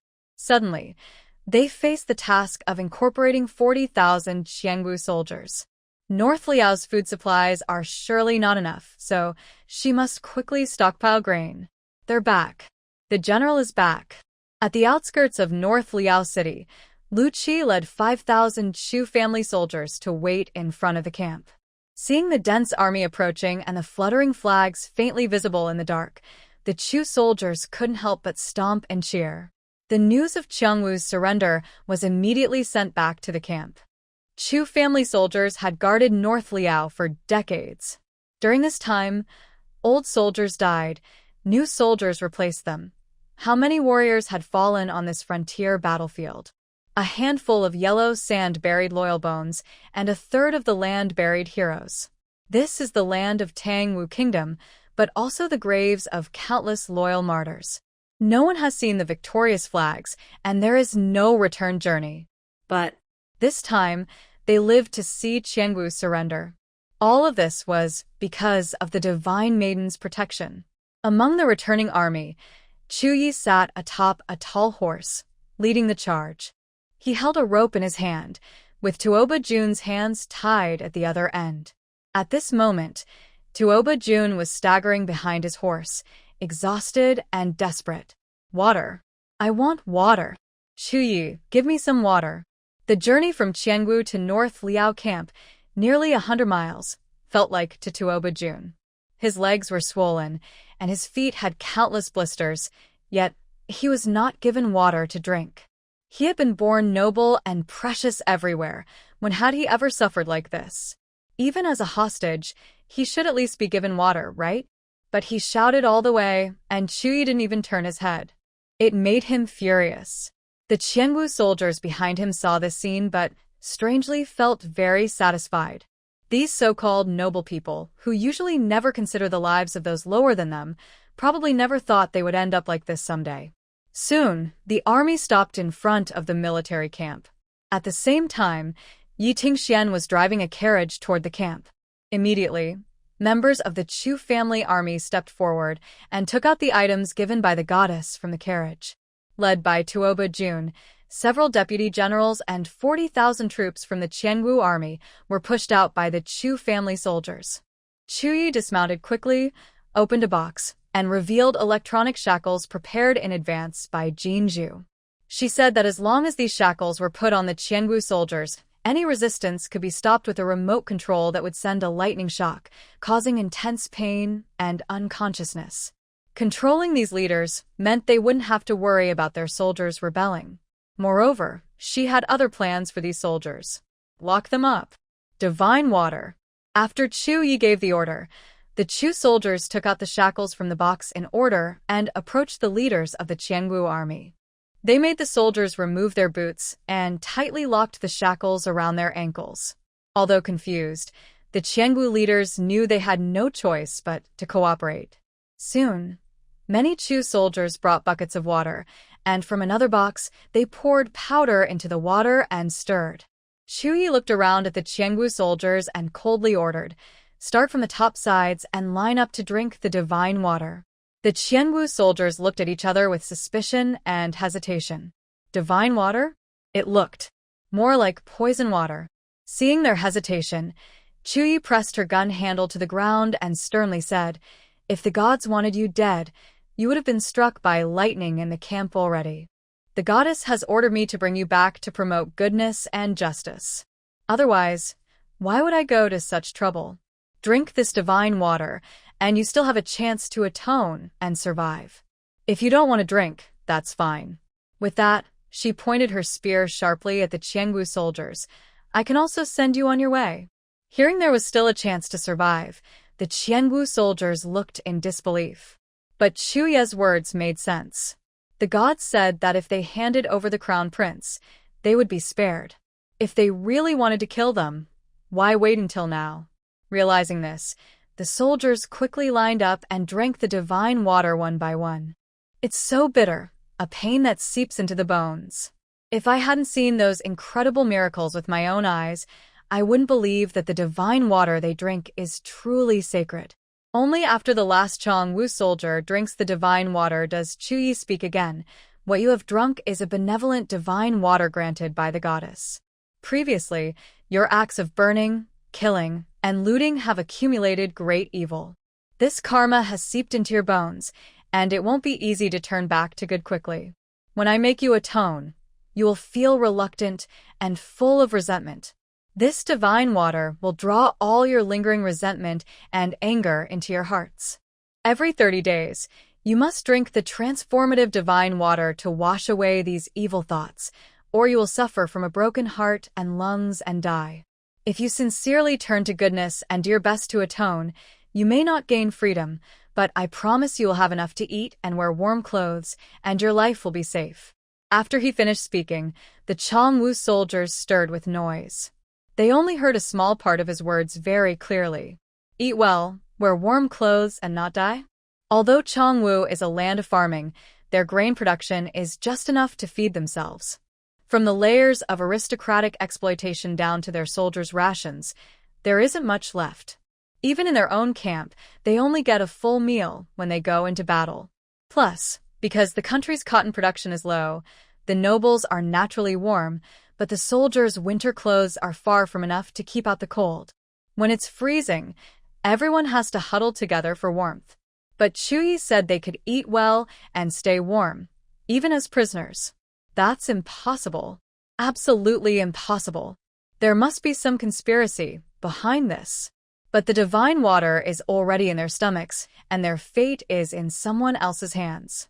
No matter what they think, it's useless. Chu Yi obviously didn't just bring back 4,000 mouths to feed. He took the military tents, rations, and war horses, all of it back to his own camp, leaving nothing for the Qiangwu soldiers. After arranging everything, Chu Yi hurried back to the general's residence. After a simple wash and refresh, he grinned and called Jin Zhu on video. "Little uncle, you're back." The screen flickered, and Shu Shu's little head appeared, with Rue's head also poking in. "Little uncle." Chu Ye's goofy smile froze for a moment, then immediately changed to a loving one. Rue, Shu, where's sister?" Rue quickly raised the towel in his hand to show Chu Yi. "Sister is taking a bath." "Wait a moment, little uncle." The phone screen switched to the rear camera, then shook slightly before the image started to move. It was Shu Shu holding her phone while walking. Da-la-la da-la-la, da-la-la da-la-la. Then, Chu Yi heard Fong Jinju humming happily.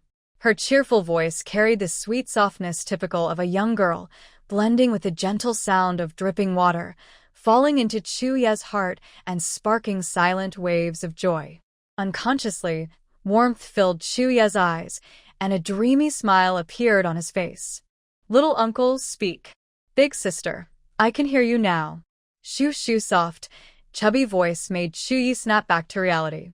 A clear, shiny glass door appeared in front of him. The delicate figure of the woman behind it was faintly visible through the glass, her slender arms lifting her hair, her body swaying gently. Her natural, stunning charm seemed to radiate through the door, stirring Chu Ye's soul.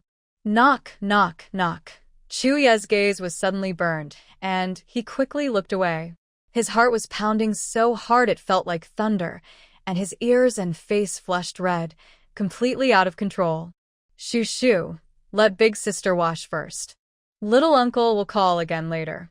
He was about to end the video call. Chuyi? Hearing the noise, Fong Jinju called out, then hurriedly said, Wait, don't hang up. I'll be ready soon.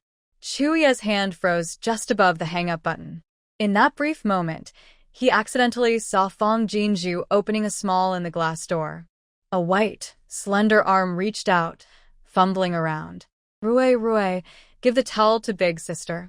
Unaware, her careless reaching felt like it was touching Chu Ye's heart. His eyes darkened, and his breathing quickened. His fingers quickly pressed the hang-up button. It was as if something inside him was about to jump out. He hurriedly stood up, causing the desk to shake and the pen holder to fall. But he seemed clueless about what to do next, rushing away from the desk. He didn't know what he was looking for, suddenly stopping in the middle of the storage room. His flashing eyes swept over the basin rack by the wall. Only then did Chuyi seem to find a goal. He hurried over, grabbing water and splashing it onto his face. But the image of the delicate woman behind the glass door and that white arm reaching through lingered in his mind, impossible to forget. Ring, ring, ring. The phone on the desk suddenly rang unexpectedly. Chuyi quickly pulled his face out of the basin, looked over, and instinctively touched his face. It still felt hot. If he answered the video now, his strange behavior would surely be seen by Jinju. For the first time, Chuyi hesitated to answer Jinju's call. But if he didn't answer, Jinju would definitely become worried. Thinking of this, Zhuyi could only walk hesitantly and cautiously toward the desk. His finger hesitated before he was about to press the call button, but the video call stopped. Just as he thought it was over, it rang again. It was the same ringtone, but Zhuyi sensed a sense of urgency. He took a deep breath and, like a brave warrior, pressed the answer button. Zhuyi, I told you not to hang up. The woman in the video was wearing a pink long-sleeved sleep dress. She was drying her hair and looked annoyed, saying, Did you just leave the granary? Why didn't you answer the first time I called? Her wet black hair fell over her chest, and her fresh, post-bath face looked like a water lily, captivating and beautiful. Zhuyi's eyes flickered and lowered, wanting to respond, but his throat felt as if a gentle hand was squeezing it, making him feel itchy and unable to speak. Zhuyi, what's wrong? Why is your face so red? Fong Jinju quickly wrapped her hair in a dry towel and sat cross-legged on the sofa. Only then did she focus on looking at Zhuyi. Did you run all the way back from the army camp? She asked. Otherwise, why does your face look as red as cooked shrimp, and why is your breathing a bit uneven? Zhuyi cleared his throat, but he didn't dare look directly at Fong Jinju. Instead, he focused on her clean, dry towel, pretending to be curious. Jinju, what's that on your head? He asked. Fong Jinju was momentarily stunned. She reached up and pushed her dry towel. Oh, this? It's just a water-absorbing towel. Since I saw you calling, I couldn't wait to hear the news from the battlefield, so I didn't dry my hair and just used this towel to soak up the water. She suddenly had an idea to tease Zhuyi. She smiled and said, Otherwise, if water from your hair gets into your head, it wouldn't be good. Huh?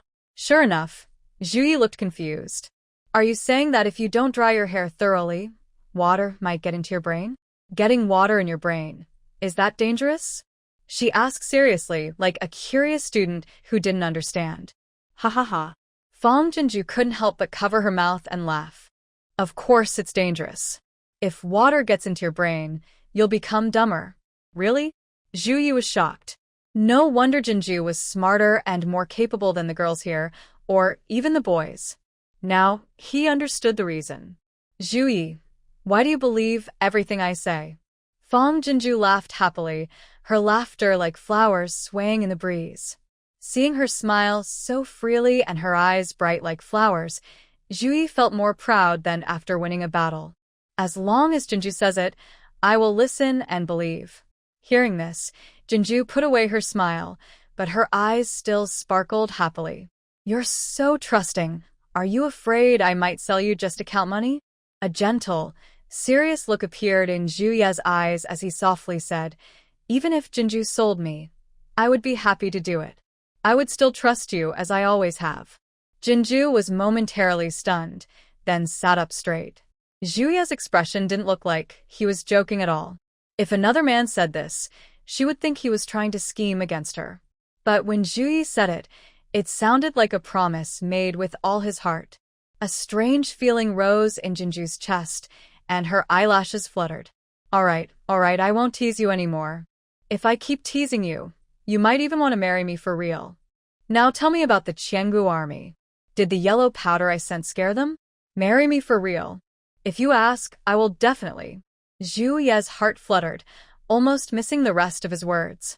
He took a deep breath and then smiled as he answered, I personally watched each person finish drinking before I came back. Now, the Qiangu army firmly believes that divine protection is on their side and dare not act rashly. That's a relief.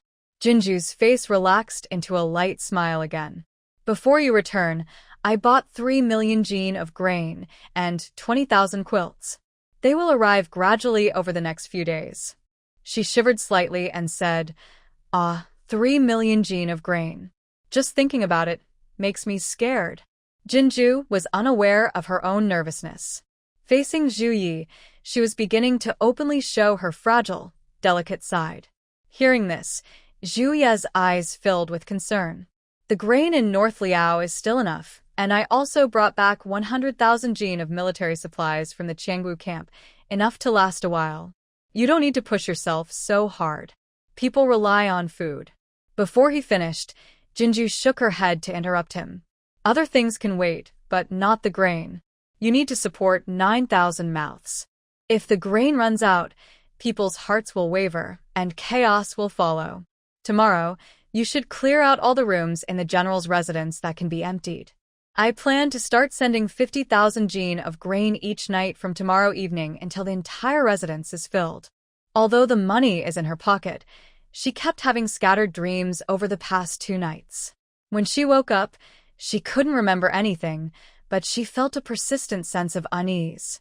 Her intuition told her that before Beiliang becomes self-sufficient, she must stockpile enough food to feed them for half a year. This way, even if something unexpected happens, she won't worry about the soldiers and civilians of Beiliang going hungry. Seeing her determined expression, Chuyi knew there was no point in arguing, so he nodded and agreed. All right, I will prepare the general's residence tomorrow. By the way, how many rooms does the residence have? Is it large? Are there any other warehouses or storage places for grain? The residence is a legacy from the previous dynasty. Although a bit old, it covers nearly 100 acres. There are over 20 courtyards, and each courtyard has about 10 rooms or so. Great, that's wonderful. Fang Jinju couldn't help but exclaim, storing several tens of millions of jin of grain is no problem. Preparing for 200 jin per person is enough for them to survive until the first harvest of wheat. Also, winter is coming soon. Tomorrow, I want you to count the soldiers and civilians in Beiliang City, focusing on the number of men, women, and children's ages. We need to make at least 2 sets of warm winter clothes for each person. Fang Jinju bit her finger, her mind racing. Chuyi, take out paper and pen and write down everything I say. I need to quickly arrange everything on the schedule. All right. Chuyi hurriedly took out a brush and paper, but his chest felt a strange tightness. Actually, there's no need to rush. Winter is still a month away. We can take our time to plan. For some reason, he felt that Jinju's words carried a hint of farewell advice. Fang Jinju instinctively shook her head. The sooner we prepare these essential supplies, the more at ease I'll feel. Also, with the 4,000 Changwu soldiers as ready labor, we shouldn't limit ourselves to just farming the land. We can continue to open up wasteland and cultivate more fields. More is better. I will send you watering tools and buy fertilizer to enrich the soil. Even the poorest land can produce crops. Good, good. Fang Jinju slowly spoke, and Chuyi nodded in response, calmly and steadily taking notes. On the slightly yellowed paper, the fate of Beiliang is gradually changing. Unknowingly, it is now early morning. Without needing Fang Jinju's reminder, the two children climbed into bed by themselves at 10 o'clock, peacefully cuddling and falling asleep. They are now deep in a sweet dream. Fang Jinju, who initially sat and spoke, later lay on the sofa and finally, overwhelmed by sleepiness, dropped her phone onto the floor. Chuyi felt heartache and sighed softly, setting down his pen and walking outside the granary. The night is vast and dark. A man stands with his hands behind his back, silently gazing into the darkness. Before this, he had trouble sleeping on the bed many nights. He worries that the soldiers and people of Beiliang are not well-fed or warm enough, and fears that the Chang and Wu tribes might attack at any time. Now, thanks to Jinju, these worries are gradually eased. He should feel at peace and happy. But his heart is filled with an inexplicable sense of uncertainty. Seeming to remember something, Chuyi turns around and returns to the granary, standing before the time-space gate. The transformed time-space gate is 10 feet tall and 8 feet wide. Now he can come and go freely. The candlelight flickers weakly, casting shadows that make the gate seem even more mysterious. After a moment of silence, Chuyi closes his eyes. When he opens them again, he is already determined. He strides confidently into the time-space gate. His steps are swift, his robes fluttering slightly, and he disappears into the gate in an instant. Thud, thud, thud. The disappointment in Chu Ye's heart grows heavy, reflected in his eyes. He still sees only the inside wall of the granary. He ultimately cannot reach the world where Jinju is.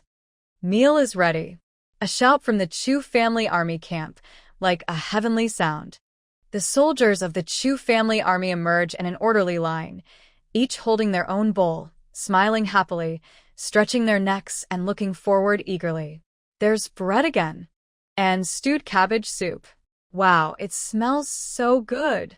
The soldiers at the front see the food in the buckets, their eyes shining with joy, and they keep swallowing their saliva. Don't worry, everyone will get their share and be full.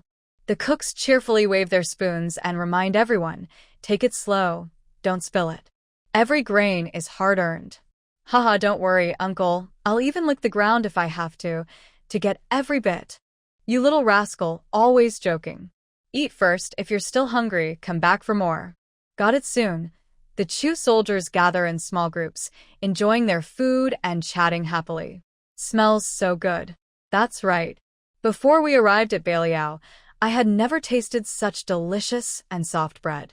We've eaten it several times these days, but I still can't bring myself to swallow it easily. And these cabbages. TSK, so crunchy and fresh. I've never had a green vegetable in my life. Me neither. The goddess has been so kind to us. And you, General, if it weren't for you, we wouldn't be blessed by the goddess. Yes, yes. Meanwhile, the Chu family soldiers were happily eating and chatting. Over there, the Qianwu soldiers looked over with envy and mixed feelings. They had white bread, porridge, and stir-fried cabbage. And the best part was, they could eat until they were full. Even when they had enough supplies at the Qiangu camp, they never enjoyed this kind of treatment. They had never eaten plain bread. Vegetables like that? Forget it. Even the meals during battles were just a messy stew, sometimes with bits of meat, but the taste was hard to describe and often disgusting. Deputy Commander Xiong. Deputy Commander Liu. Come over and eat with us. Seeing this, several of the Qiangu deputy commanders also brought bowls to get their food, and they were eating just like the Chu soldiers. They sat together with their soldiers, chatting and joking, sharing vegetables from each other's bowls, grabbing some soup, acting like a big family. You couldn't tell the difference between the generals and the soldiers. The Qiangu soldiers' eyes grew red with envy. It turned out that the camp could have such a warm atmosphere. Seeing the scene, When they looked at their own deputy commanders and the army commander, every soldier in Qiangu felt deep resentment. In their camp, the differences in rank meant huge differences in food. The army commander could eat dry rations, and every 3 days, there was a meat meal. The deputy commanders could enjoy fine rice and noodles, with meat at every meal. And the generals? Well, that's another story. Not just food. These leaders often scolded and beat them when they were angry, treated them like subordinates when pleased, and when upset, they were no better than pigs or dogs. They used to think this was normal, but now they saw clearly the stark difference between soldiers. I knew Chuyi wasn't so kind. He said we'd be well-fed and warm, but the Chu army is almost finished, and they haven't even meant to feed us. Don't forget, we've bullied them for so many years.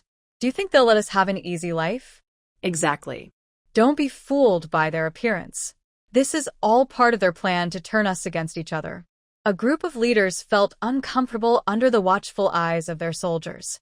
Unsure who started it, they began to mock and criticize each other with sharp words. Mealtime. Just as they were speaking, a shout came from nearby, and the Chongwu army all looked over. They saw the head soldiers pulling a cart loaded with food toward them. What are you all standing around for? Hurry up and get your bowls in line. Soldiers in front, officers behind. That's our Chu family army's rule. Compared to the friendly and warm tone of the Chu family army, the head soldier's words to the Chongwu army were harsh and full of disdain. But what does it matter? The Chongwu soldiers clearly saw that their food was just steamed buns and boiled cabbage. Suddenly, it was like hot oil being poured into cold water. Everyone in the Chongwu army was boiling with anger. Chu family soldiers can eat as they like, but you can't. Each of you gets 2 buns and a bowl of soup. No more. The head soldiers looked at the Chongwu soldiers with anger, their faces stern, speaking without courtesy. Many of his brothers had died at the hands of the Chongwu soldiers, yet he still had to cook and serve their food. Just thinking about it made him feel frustrated and angry.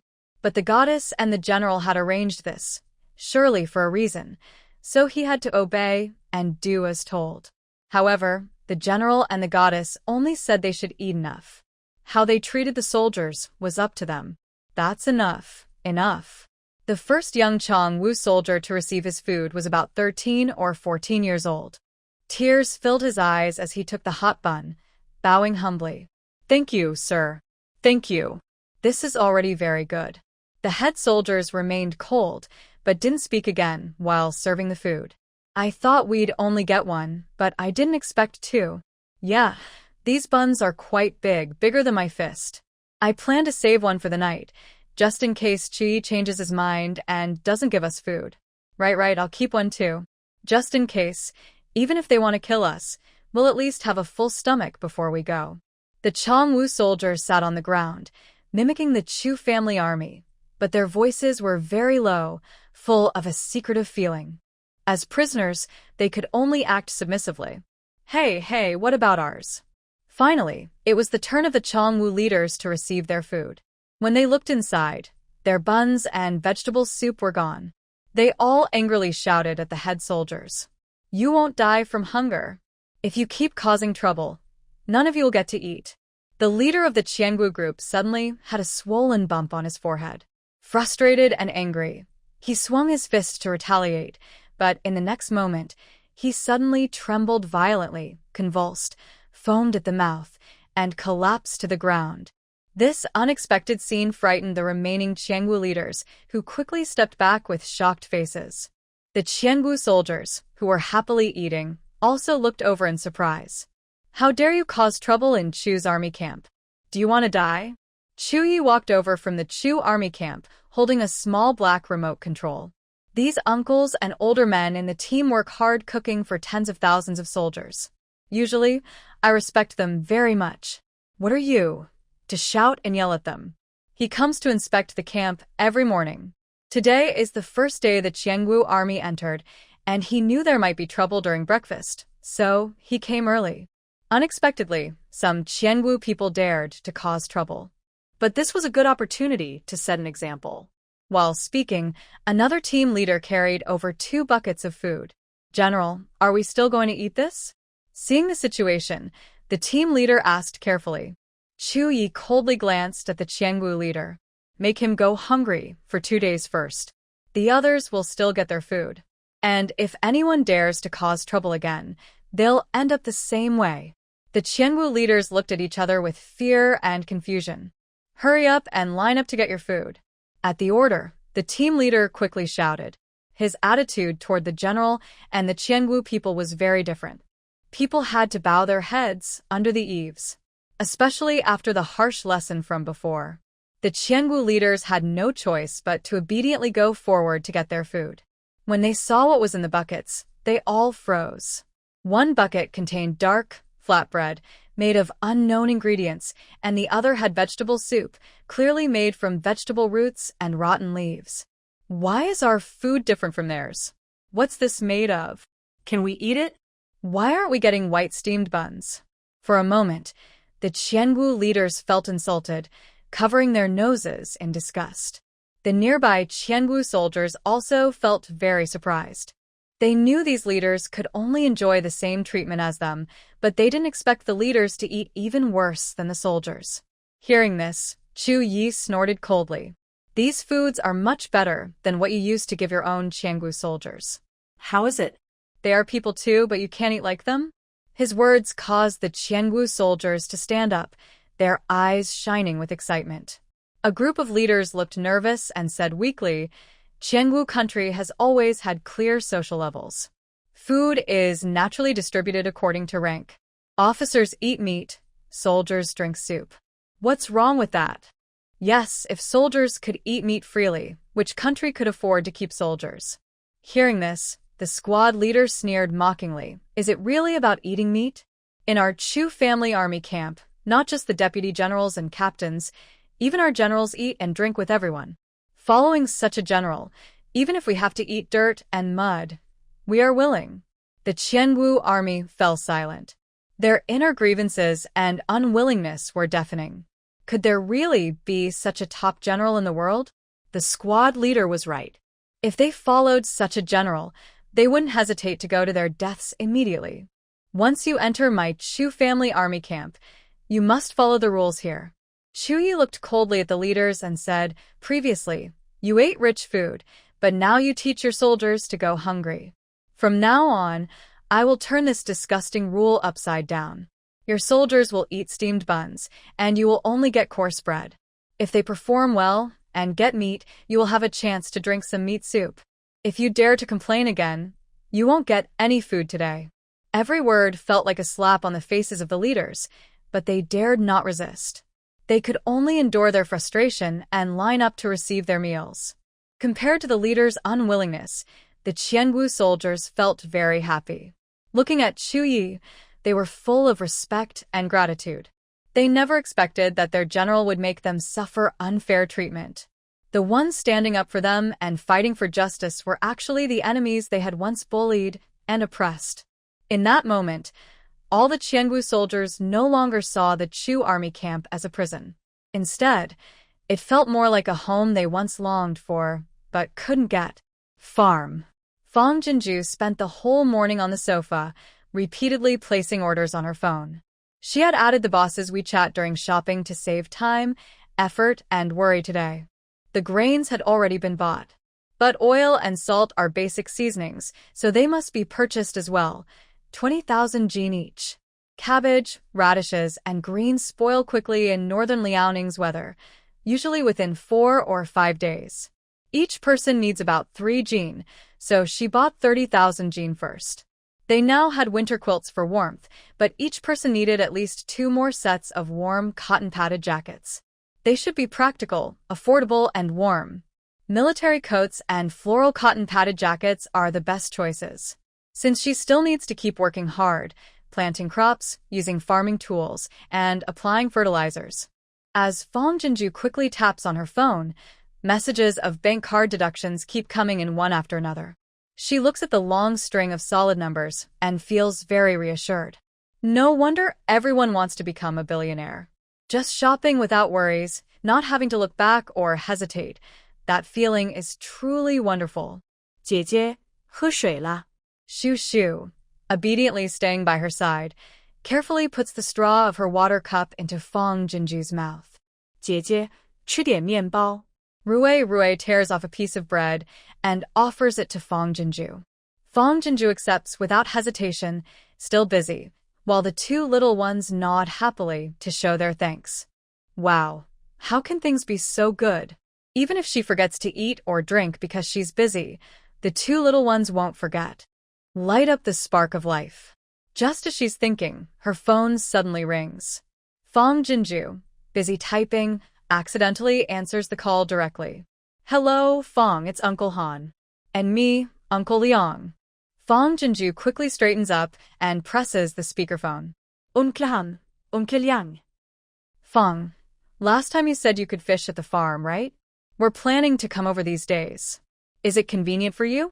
On the other end of the line, it seems not only Uncle Han and Uncle Liang but also others, all speaking loudly with eager voices. Fang Jinju responds quickly, yes, it's very convenient. I'm always free. Just let me know when you're coming, and I'll pick you up. Remembering those who helped her. These uncles are not only her and Beiliang's benefactors, but also caring elders. No need to trouble yourselves, Fang. I want to discuss something with you. A few days ago, you mentioned building a new farm, right? Uncle Ling is organizing a team-building event for his company, and we old guys thought we'd visit your place. First, to let these office workers get some exercise and loosen up, and second, to help promote your farm. What do you think? Yes, don't worry. We've brought food, drinks, and entertainment, everything self-sufficient. You just need to provide the venue. Hearing this, Fang Jinju's bright eyes light up. Uncles are thinking of me. I have nothing to worry about. I'll listen to you all. I'll do whatever you say. No wonder Rui and Shu Shu are so likable. As an older sister, you're a smart and sweet role model. Let's finalize the plan, prepare a bit, and help us figure out how to play. The day after tomorrow, we'll come over. Uncles, don't worry. I will arrange everything clearly and make sure everyone has fun. All right, you handle it. We're at ease. Where are Rui and Shu Shu? Grandpa Han, Grandpa Tian. Grandpa Ling, Grandpa Wei. Hey, are you coming to play with Shu Shu? Shu Shu will take care of Grandpa, and have fun. Rui will also take care of Grandpa. Rui will play fishing and pick vegetables with Grandpa, okay? Haha, okay. Haha. In 2 days, Grandpa will come to play with Rui and Shu Shu. Yay, Shu Shu is happy, Rui is happy too. After hanging up, Fang Jinju first called the grain and oil supplier, asking him to deliver 300,000 jin of grain every evening for the next 2 days. There's no choice. If he delivers 500,000 jin each night, she would have to stay up until 2 or 3 a.m. to receive it. When Uncle Han and the others arrive, she wouldn't have the energy to host properly. This time, Uncle Han and his company are coming for team building at her new farm, which is a great opportunity to build its reputation. It's a top priority. Fortunately, the current major crisis of war in Beiliang has been temporarily resolved, and there's still enough grain. She can now focus on planning her farm well. After politely declining the delivery times with a few suppliers, Fang Jinju quickly called Feng Zhou and the others to come over and start preparations intensively. Time is tight, and the task is big. She can only split herself in 2 to handle it. Luckily, she had already asked Feng Zhou and the others to start taking over the farm's affairs early. When it was time to get things moving, she realized she had truly found a treasure. Feng Chengcheng was responsible for promoting the farm. Within 2 days, she registered the farm's account on major short video platforms and completed all verifications. The farm's account name was eye-catching: Adopt a Cow, Heal the Whole Family. She also uploaded several short promotional videos about the farm: clucking chickens, bleeding sheep, colorful dishes, fresh fish swimming. Every moment was captured perfectly, accompanied by just right healing words. Watching the relaxing scenes in the videos, people couldn't help but feel the urge to come and enjoy a countryside weekend. When the video was first posted, there weren't many likes, but people already started asking where the farm was and what fun activities they could try. This initial response was a very good start. Zhou Xiaoli had already found 10 temporary workers through various channels.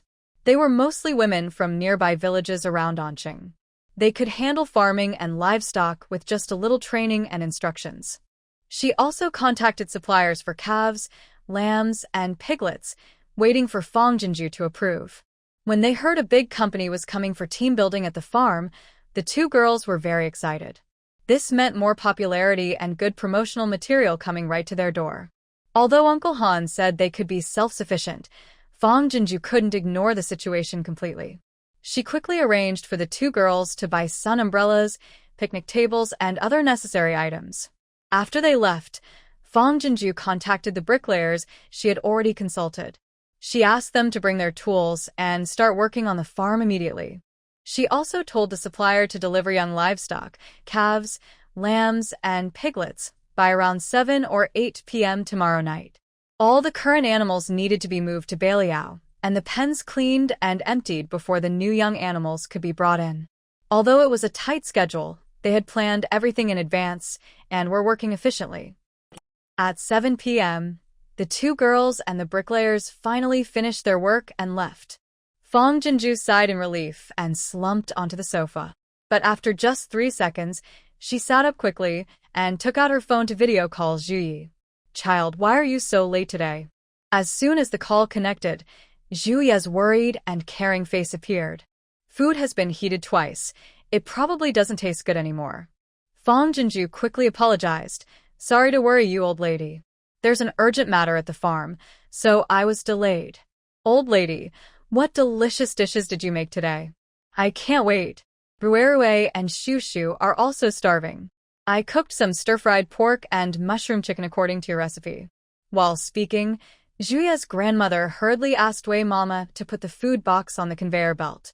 "There's also garlic stir-fried greens. Is that enough? If not, I'll make more for you." "That's enough. That's enough."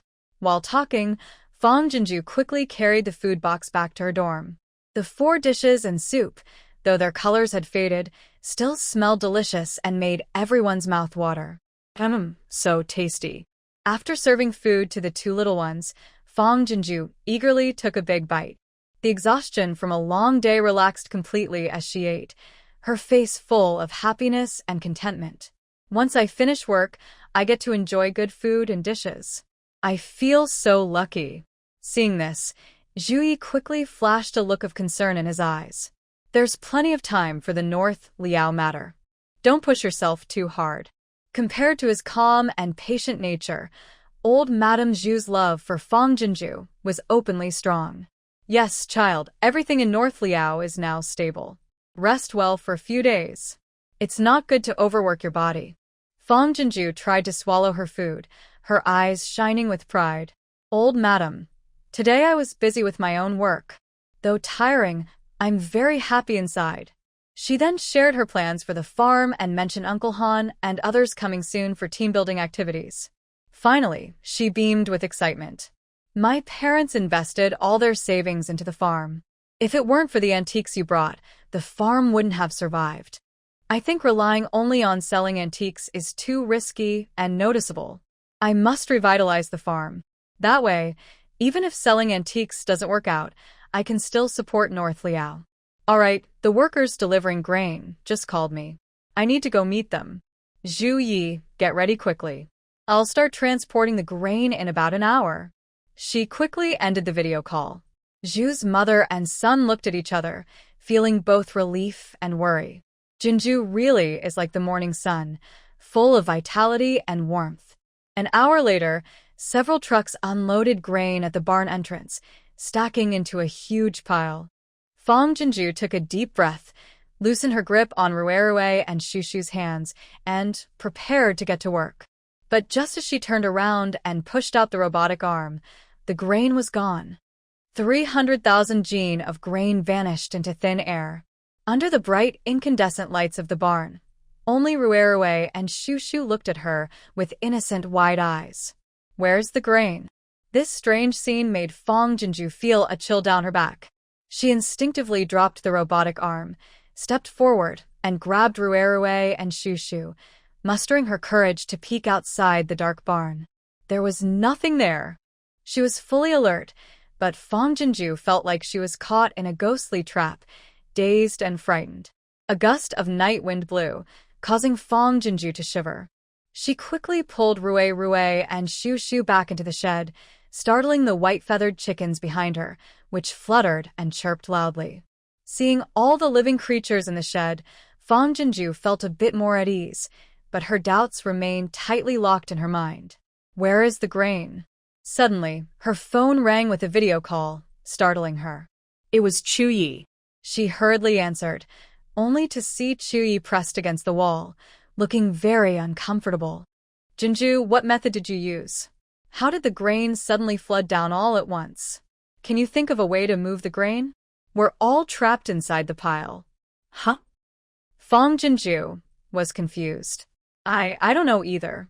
I was about to transfer the grain, but when I turned around, 300,000 jin of grain disappeared out of nowhere.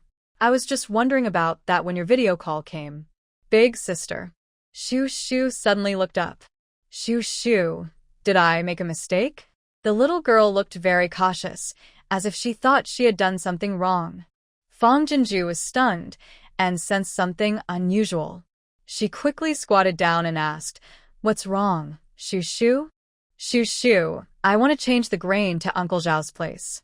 That way, sister won't have to work so hard to move it. Shu hurriedly explained everything. Then, the grain just disappeared. Did I smash it to Uncle Zhao's place? This time, not only Fong Jinju but also Chu Yi on the other end of the video was stunned. Could Shu really just think about it and suddenly teleport 300,000 jin of grain to the general's residence? That's too unbelievable. Shu, try again. Chu Yi looked distressed. See if you can turn the grain back to how it was. It's too crowded and stuffy here. Luckily, they were martial artists. When the grain rained down heavily, they desperately dodged to the sides and outside, but the amount was too much. It almost crushed everyone into meat paste. Hearing this, Fong Jinju was terrified. She quickly pointed to where she had just placed the grain and said, Shu, try to think about turning the grain back to its original place. Shu quickly obeyed. Fong Jinju stared nervously at the spot where the grain was placed, then suddenly saw the 300,000 jin of grain return to its original location out of nowhere. She nearly popped her eyes out. Could Shu really have the power of instant teleportation? Then why hadn't she noticed any signs before? It's glowing! Rue suddenly shouted, pointing at the peace charm on Shu's neck. Fong Jinju regained her senses and looked over instinctively, only to see the peace talisman shining with a bright, glowing light. Isn't this the peace talisman Uncle Ling gave to Shu? Could it be that Shu's teleportation ability is because of this talisman? Jinju, the food suddenly disappeared again. Zhuya's shocked and confused voice came from the phone. What exactly is going on? Fong Jinju quickly grabbed her phone and looked at him, asking eagerly, "Are you okay? Is everyone else okay? So much food, if it hits someone, it's no joke." Zhu Yi shook his head. Fortunately, the granary is spacious enough, and no one was hurt. It just startled everyone. That's good. Fong Jinju let out a big breath and then lowered her voice, asking, Zhu Yi, is the open space outside the granary big enough? Zhu Yi nodded knowingly. The yard outside the granary is very large, enough to hold 300,000 jin of grain. Great. After confirming, Fong Jinju squatted down and looked at Shu. Shu, shall we try to move this grain outside the general's mansion warehouse? Her voice trembled slightly, not out of fear, but from excitement. If Shu can teleport everything, then no matter how much is sent to the general's mansion in the future, it would be effortless. Shu quickly obeyed and did as told. 300,000 jin of grain disappeared right before Fong Jinju's eyes, looking lively and bright. Zhu Yi, how is it? The grain suddenly appeared in the yard, piled high and full. Fong Jinju and Zhu Yi looked at each other through the phone, both very excited. Shu, you're amazing. In the end, Fong Jinju couldn't help but tightly hug Shu. You're truly my treasure, the biggest treasure. Ooh, She really has a powerful golden finger now. No, it's even more impressive than a golden finger. Not only her, but Zhu Yi and the 300 Zhu family soldiers were also overwhelmed with shock and excitement. They never expected that the clever Shu Shu, after staying with the goddess for a while, would develop such divine powers. Like the general, they all felt sorry that the goddess had to spend so much effort to teleport supplies for them. From now on, it would be much easier for the goddess to send supplies to Beiliang. Not just the goddess. Everyone could save a lot of effort running back and forth. Seeing Fang Jinju so happy and excited, Shu Shu also beamed with joy, her small hands hugging her sister tightly. Hee, Shu Shu didn't make a mistake.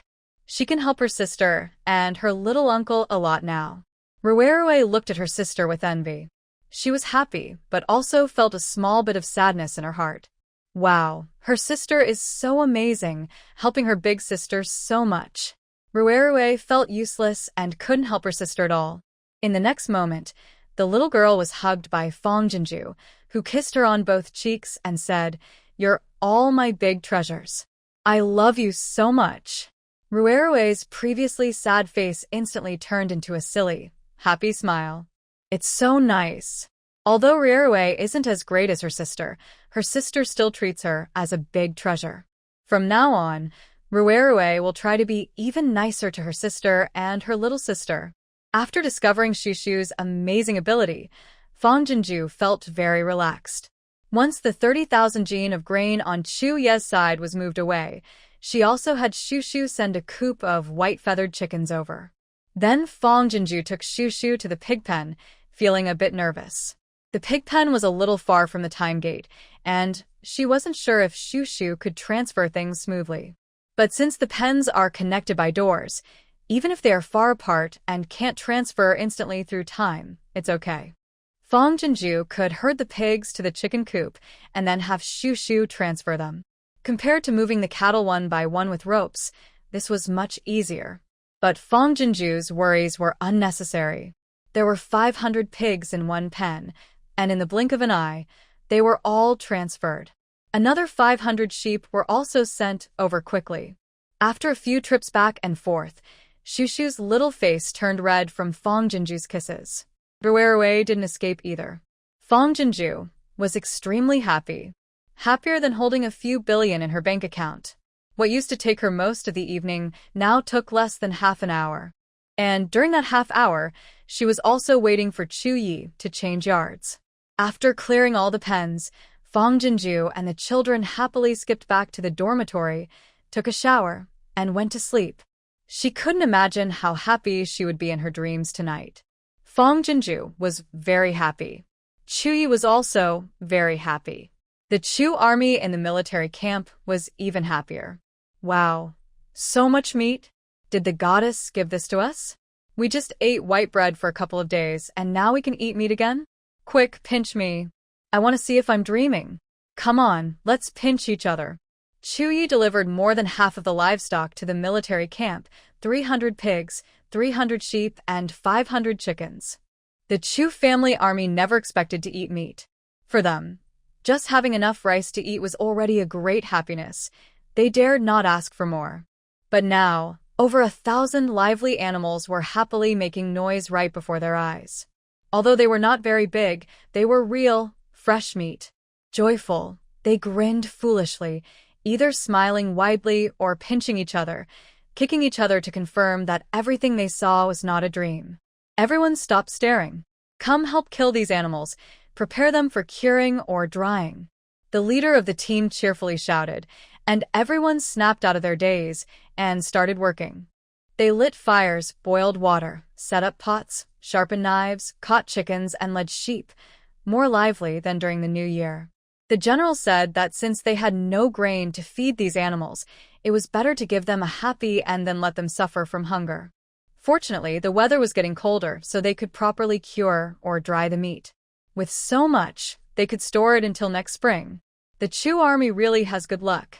Yeah, so much meat, and it's all for these young soldiers. I served on the border for 5 years. The imperial army's pay included some meat, but it was only for generals, and very little at that. As soldiers, we were lucky just to get some broth from the bones after they finished eating. We didn't have the chance to eat meat.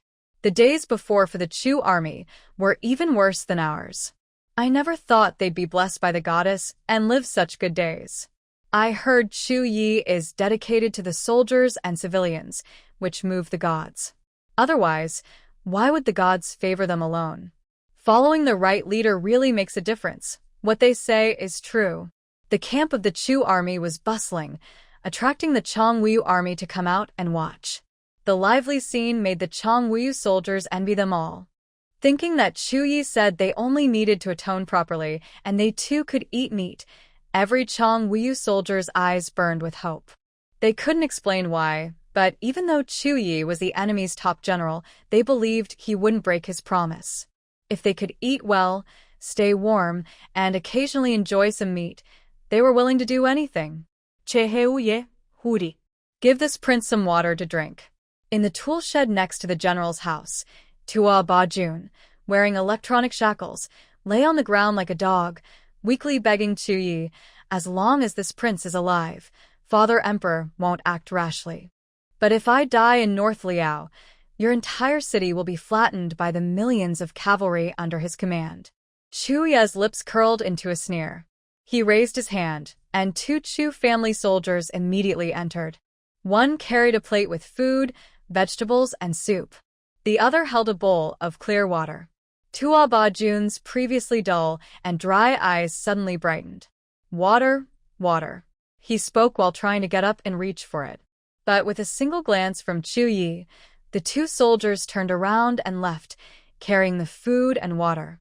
Hey! Tua Ba-jun stumbled and tried to chase after them but was tripped by Chu Yi, falling heavily to the ground. You? He angrily turned his head and looked up at Chu Yi. A soldier can be killed but not humiliated. If you kill this prince, just do it. His throat was burning, and his stomach was roaring. Tua Ba-jun had never experienced such pain before. He had just hoped that his goal was within reach, only to see it slip away right in front of him. This devastating mental and physical torment shattered the proud and noble prince's defenses, causing him to break down hysterically. Chu Yi didn't respond. Instead, he drew his sword, a big blade from the soldier beside him. Seeing this, Tua Ba-jun's previously tough expression turned to one of terror. He instinctively stepped back. I was just joking. Chu Yi, I still have use. Spare my life, and I will be very useful in the future. Don't be impulsive. His bravado lasted only 3 breaths before collapsing completely. Chu Yi's lips curled into a faint smile as he remained silent. The tip of his sword pressed against Tua Ba-jun's ankle, slowly piercing into the flesh. He precisely lifted it, causing pain. Tua Ba-jun watched in horror as his tendons were pulled out, emitting a piercing scream. Hunger and shame, in the face of death's fear and pain, became insignificant and trivial. I certainly won't kill you easily. Chu Yi finally spoke, cold and ruthless. But not because I fear your tyrannical father. I want to slowly torment you and seek justice for the innocent people of North Liao who died because of your cruel schemes. Even with the goddess's protection, the number of North Liao's victims who died from the plague still exceeded 100. These villagers had just eaten well for a few days, enjoyed a brief period of peace and happiness, only to die tragically in Tua Ba-jun's brutal conspiracy. The high and mighty oppressors of Qiangu see human lives as nothing because they cannot feel the helplessness and pain of those with no way out to survive. Thinking of this, Zhu Ye's eyes turned red. He raised his hand again and targeted Tua Ba-jun's other leg tendon. He wanted them to experience this feeling too.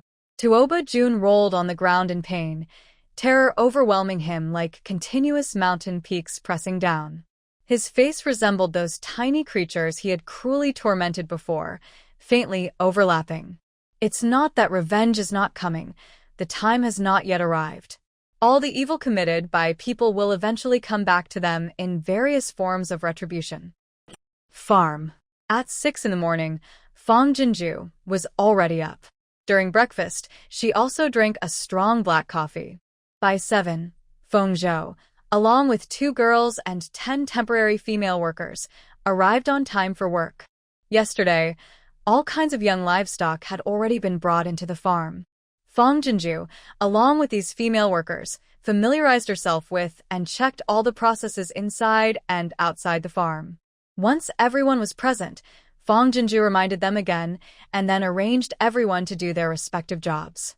At 9 o'clock, Fong Jinju was already standing at the entrance of the farm. Seeing 3 buses arriving one after another, she quickly directed the drivers to enter the farm area. Before they got off, Uncle Han and Uncle Liang waved from the car window. Warmly welcome the uncles. Warmly welcome everyone to Little Fong's new farm to experience rural life. Fong Jinju smiled warmly, waving as she spoke. Behind her, Feng Zhou quickly opened a prepared welcome banner. The temporary workers clapped and cheered enthusiastically. Their sincerity and importance were fully expressed. This girl Fong really knows how to make it grand. Uncle Ling led everyone off the car with a cheerful smile. Fong Jinju greeted them with a smile, but when she saw the last car's passengers, she suddenly froze. It was a woman and a man. The woman, in her early 30s, had a high ponytail, wearing a white shirt and jeans, holding a microphone. The man was tall and handsome, looking like a recent college graduate, carrying a camera on his shoulder. The woman looked around the farm with some amazement in her eyes. The young photographer quickly took a few shots. Xiaoli, Cheng, help everyone put things down first, and then take everyone on a tour. Although Fong Jinju is curious, she only took a quick glance and quickly looked away.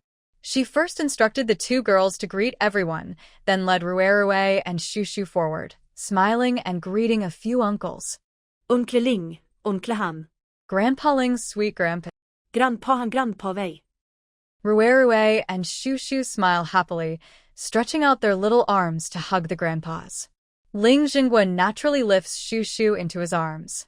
His usually serious face softens as he reaches into his pocket and waves something in front of the little one's eyes. Shushu's eyes suddenly light up. Wow, pink and a little bunny. Then she takes it with her small hands, blinking curiously, and asks Grandpa Ling, is it fun? Ling Jingwa smiles kindly. This is a lollipop. You can eat it. Grandma Zhang specially made it for Shushu and Rue. Wow, Shushu grins sweetly. Grandpa, you're so nice. She carefully leans her little face close and gently kisses her grandpa's cheek. Hee, thank you, Grandpa. Her soft, affectionate gesture makes Ling Jingwa's last bit of patience break. His gentle smile spreads across his face. Grandpa brought you and Rue lots of treats. Grandma Zhang made them all. Don't eat snacks from outside without asking, okay? Shushu nods seriously. Yes, I'll listen to Grandpa. Grandpa gives the snacks, not outside food. Ha ha ha. Not only Ling Jingwa, but the other elders also burst into laughter at Shushu's adorable and cute expression. The group of men and women from the company look over in disbelief and surprise. Ling Dong actually smiled. Everyone knows Ling Dong is usually very strict. Since his only son and his family died in a car accident, he hasn't smiled at all. People can't help but glance at the little girl in his arms again. Although she looks a bit thinner, her features are bright and lively. Her big eyes are always curved with a sweet smile, making her instantly lovable. No wonder Ling Dong treats her differently. Grandpa, give Shushu some delicious food. Shushu, take Grandpa to play. Shushu slips down from Ling Jingwa and pulls his hand, running happily toward the farm. Rue holds Uncle Han's hand with one hand and Uncle Liang's hand with the other, following closely behind his sister. Uncle Han turns back while walking and quickly says to Fong Jinju, Miss Fong, behind you is Xiaoyang, reporter from Anqing TV. Grandpa Ling asked her to come along. They're here to shoot a promotional video for the farm. Slow down, Rue. Miss Fong, you should treat them well. Okay. Uncle, you all have fun. I'll take care of everything else. Fong Jinju watched the few elders with a smile, feeling nothing but happiness. She knew that compared to her small efforts, the emotional value that Rue and Shushu brought to the uncles was the most precious reward. Hello, my name is Fong Jinju, and I am the owner of this farm. After seeing the elders leave, Fong Jinju quickly turned to politely extend her hand to journalist Yang. Welcome. Journalist Yang shook her hand politely, with a friendly smile that carried a hint of earnestness. Hello, I am Yang Lingling from the Agriculture News section of Onqing TV. This is my partner, Xiao Ma. Thank you, Boss Fong, for today's help. You don't know, I had asked Old Ling for an interview several times, but he refused. I didn't expect that this time. Old Ling called us himself and said we could have half an hour for the interview, but on the condition that we do a 5-minute news segment about your farm. Old Ling really values you, Boss Fong. Fong Jinju remained calm and smiled. Sister Ling, just call me Xiao Fong. Old Ling and the others have indeed been very kind to us siblings, which is why the children are so fond of them. Sister Ling, actually Old Ling choosing to come here for the interview is quite good. The environment here is beautiful and relaxing. When the chairman, who is usually so serious, steps into the countryside, he becomes more approachable. I think this kind of interview feels more real and lively, much better than stiff office conversations. This unique style might bring us some unexpected gains. Hearing this, Yang and Xiao Ma exchanged glances, their eyes flashing with approval and surprise. Xiao Fong, you really hit the nail on the head. This is the first time I've seen Old Ling smile. Yang quickly signaled to Xiao Ma. Hurry up and capture some warm moments of Old Ling with the children. After Xiao Ma hurried off, she turned back to Fong Jinju with a smile. Xiao Fong, please take me around the farm first. Tell me about your ideas for managing this new farm. Sure. As she spoke, Fong Jinju immediately showed a proud smile. Sister Ling, please. You mean you want to turn the farm into a rural resort? Yes. Nowadays, city life is very fast-paced. Everyone is stuck in their routines, exhausted physically and mentally. Going on a trip requires saving up holidays and planning everything carefully, right? Traveling by plane or train costs a lot. A family of 3 going on a trip usually spends around 10 to 20,000 yuan. Relaxing like this once a year is a real luxury. While speaking, Fong Jinju first took Yang Lingling to the vegetable garden. Xiao Ma didn't know when he had come to their side, and the camera started recording. Wow, these vegetables are really healthy looking. In her free time, Yang Lingling's life revolves around cooking 3 meals a day at the stove. Seeing the vegetable garden, she couldn't help but walk over. Oh, I really envy you. You just pick some greens, wash them, and then cook. So fresh and tasty. Fong Jinju smiled and handed her a basket. Lingjia, pick whatever you want. These eggplants are the last batch. Stir-fried with chili, they taste so good and go perfectly with rice. Excited, Yang Lingling plucked the best-looking eggplant and chili from the bushes. Xiao Ma's camera silently recorded her excited expression. Fong Jinju continued. Times have changed. In the past, rural people desperately wanted to move to the city. Now, more and more city folks are longing for the peaceful, open countryside and a slow pace of life. Think about it. If the vegetables on your plate are grown by yourself, and you raise your own chickens, ducks, fish, and meat, the happiness from your meals would go up a lot. That's something money can't buy. Growing your own food, raising your own animals? Yang Lingling straightened up and shook her head with a smile. Where can I find a place to grow? Even if I had land, where would I find the time? She waved the eggplant in her hand. Growing something that big takes time and effort. You can't just plant seeds and ignore them, expecting to get fresh vegetables like this, right? Growing vegetables is hard enough, let alone raising chickens and ducks. Hearing this, Fong Jinju smiled proudly. That's why I started the new farm. Lingjia, I have a question. If we mark out a piece of land here and put up a sign, then rent it to you for a certain period each year, you could bring your husband and kids here on weekends to plant crops. During the weekdays, you could bring the children to pull weeds and take care of the garden, maybe take some photos to remember the moment. Even if you don't have time to come, there will be someone to take care of it for you, and they can send you pictures of the plants growing. When the vegetables are ready, you can bring your family to harvest and enjoy the produce. Not only will the vegetables be organic and safe, but it can also teach your children simple life lessons. Would you like that? Hearing this, Yang Lingling suddenly became interested. Really? It can be like that? Of course I would love it. This way, I can enjoy life and avoid a lot of hassle. It's such a great idea. Is this the kind of model your new farm has? Seeing her understand and agree, Fong Jinju smiled even more. Yes, on my farm, you can rent land to grow vegetables, and you can also adopt chicks and ducklings. Each bird has its own number and owner's name. When they grow up, you can eat or take them away whenever you want. She then took Yang Lingling to a row of firewood stoves built by bricklayers.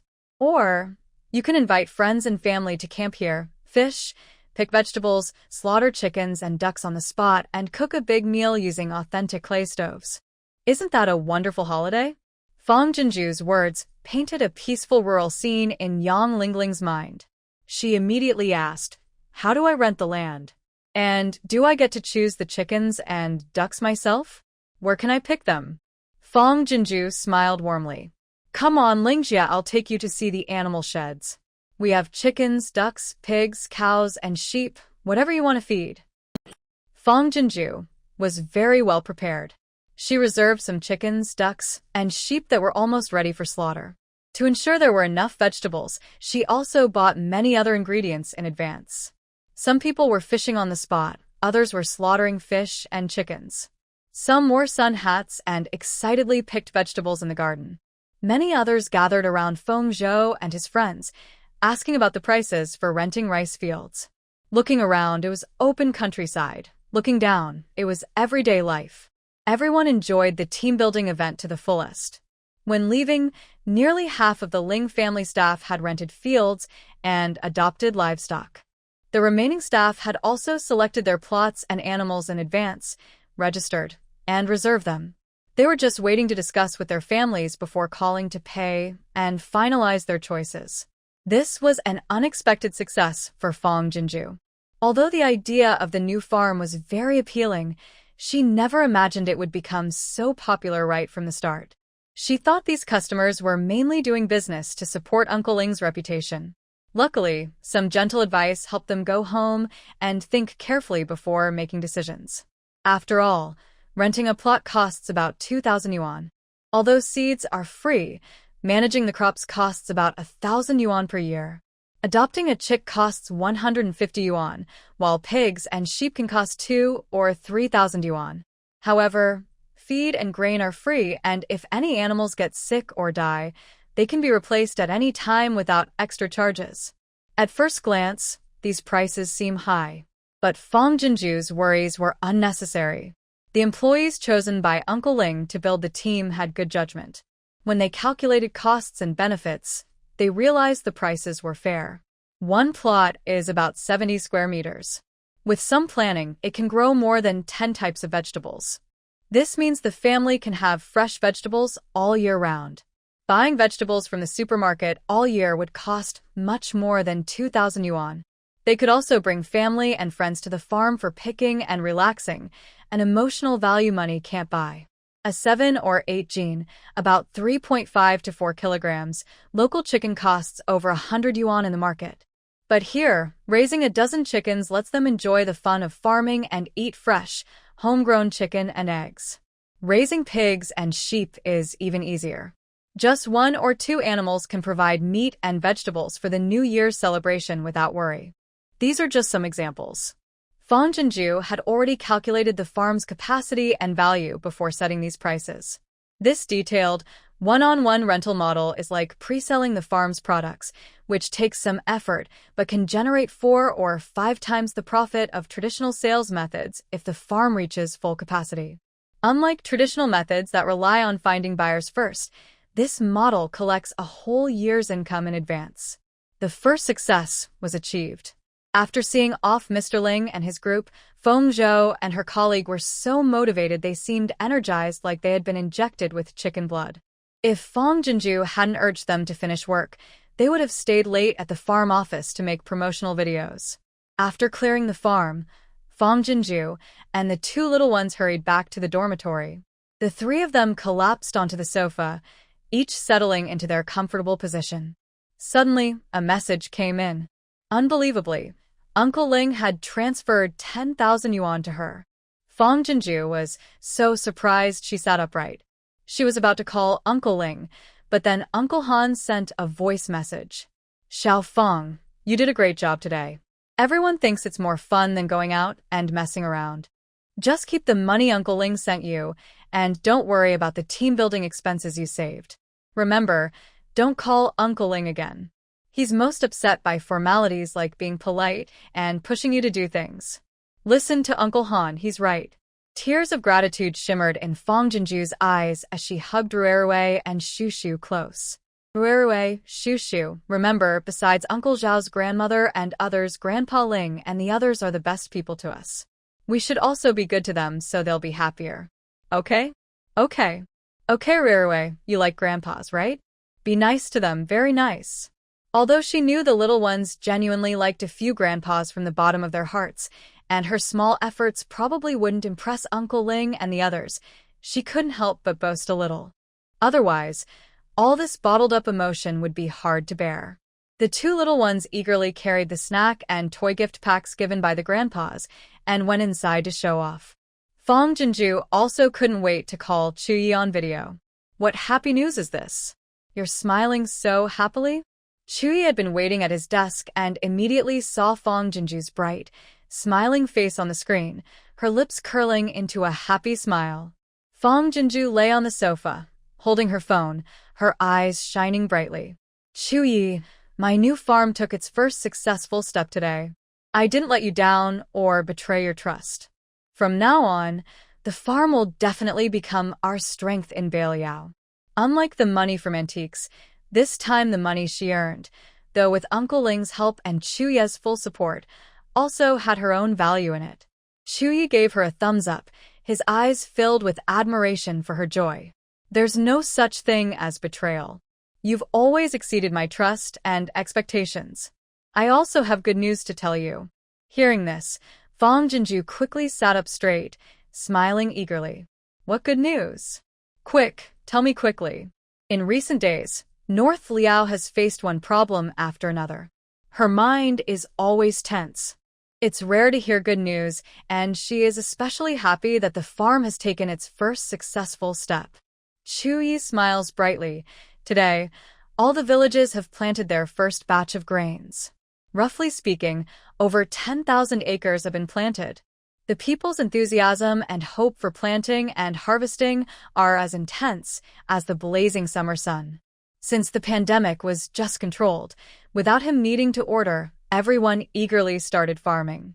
As of today, North Liao has over 10,000 acres of farmland, with nearly 8,000 acres already sown with wheat seeds. The remaining land has also been evenly planted with other crops. Planting grains is planting hope.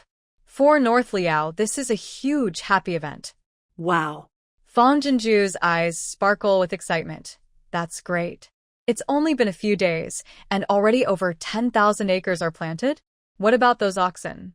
Chuyi quickly shakes his head. Jinju, don't worry. The villagers love their oxen. More than half of the land was plowed by oxen, and the rest was plowed by people alone. If this 10,000 acres can harvest well, North Liao can become self-sufficient. He didn't dare to hope too much, but trusting Jinju, he believes each acre can yield at least 5 or 600 jin of grain. That means nearly 6 million jin of grain from 10,000 acres, and with 2 harvests a year, it could be enough for the people to have 2 meals a day without worry. Hearing this, Jinju breathes a sigh of relief, then ponders and says, with 10,000 acres, a single season can produce at least 800 million jin of grain. 2 seasons a year, that's 1.6 billion jin. North Liao now has 90,000 mouths to feed. That means each person gets less than 200 jin. No, that's far from enough. Jinju shakes her head repeatedly. Each person needs at least 300 or 400 jin of grain a year just to get by. And just enough to eat isn't enough.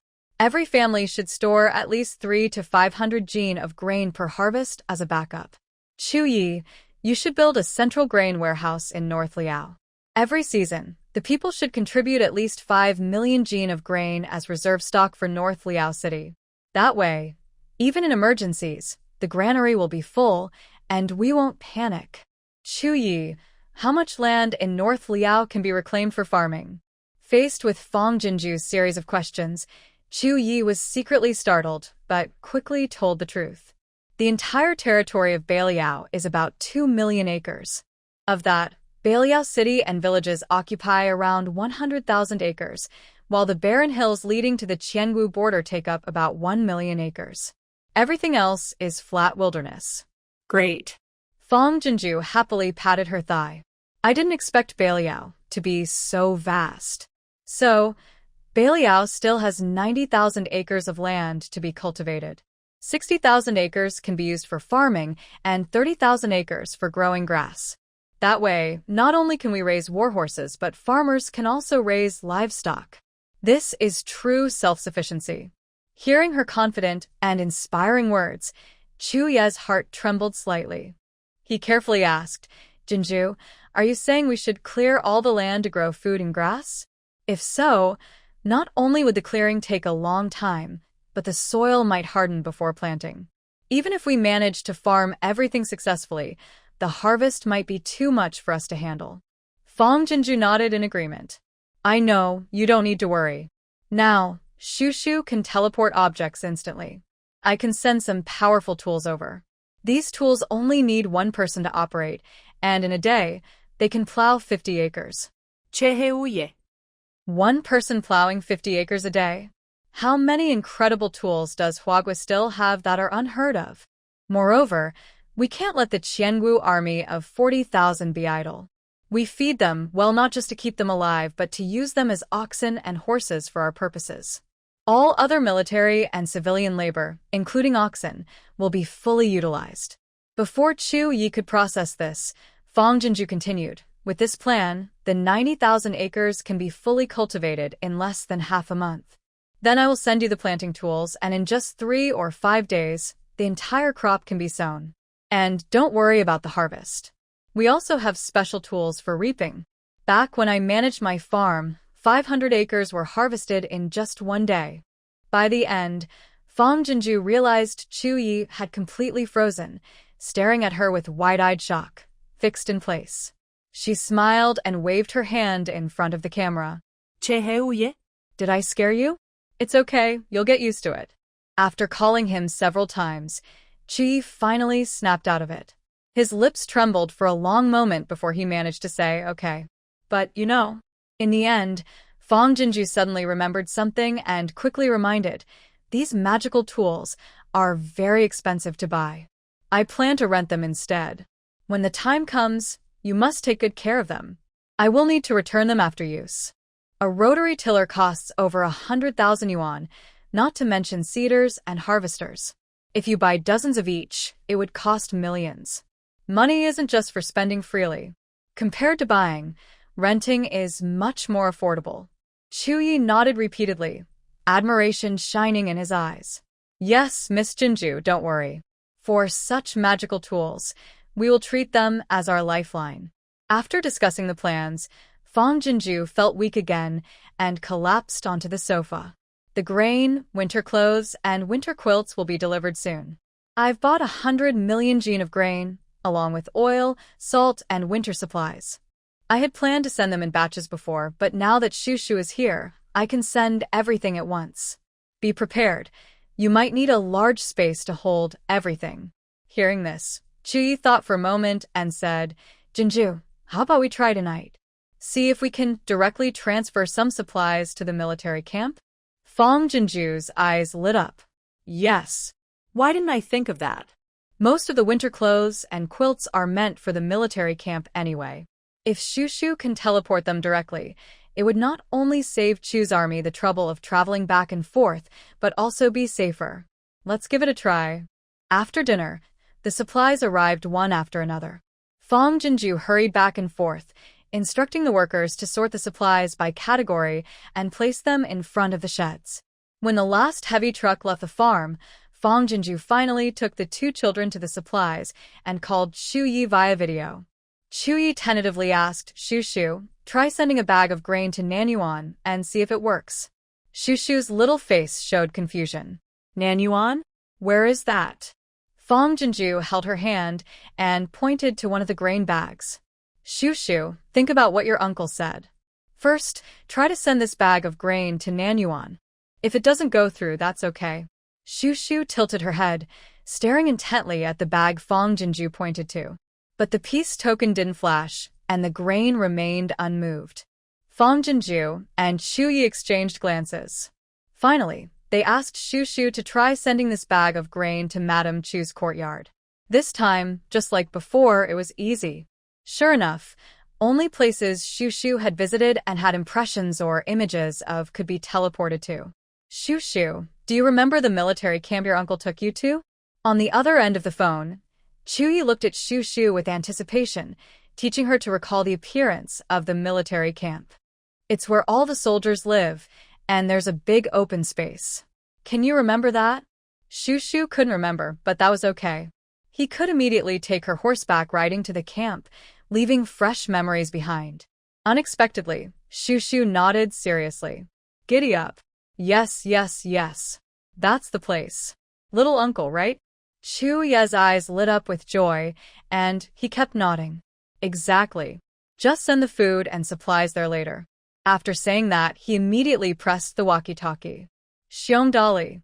Inside the military camp, Xiongdali and several deputy generals, along with the Chu family army, were guarding around the command tent, waiting patiently. The general had just said that the goddess would deliver food, winter clothes, and blankets to Beiliang tonight. She planned to teleport these supplies directly into the camp, clearing out all the miscellaneous items in the training yard and readying for action. Everyone was excited but also found it hard to believe. In previous years, winter was the hardest time.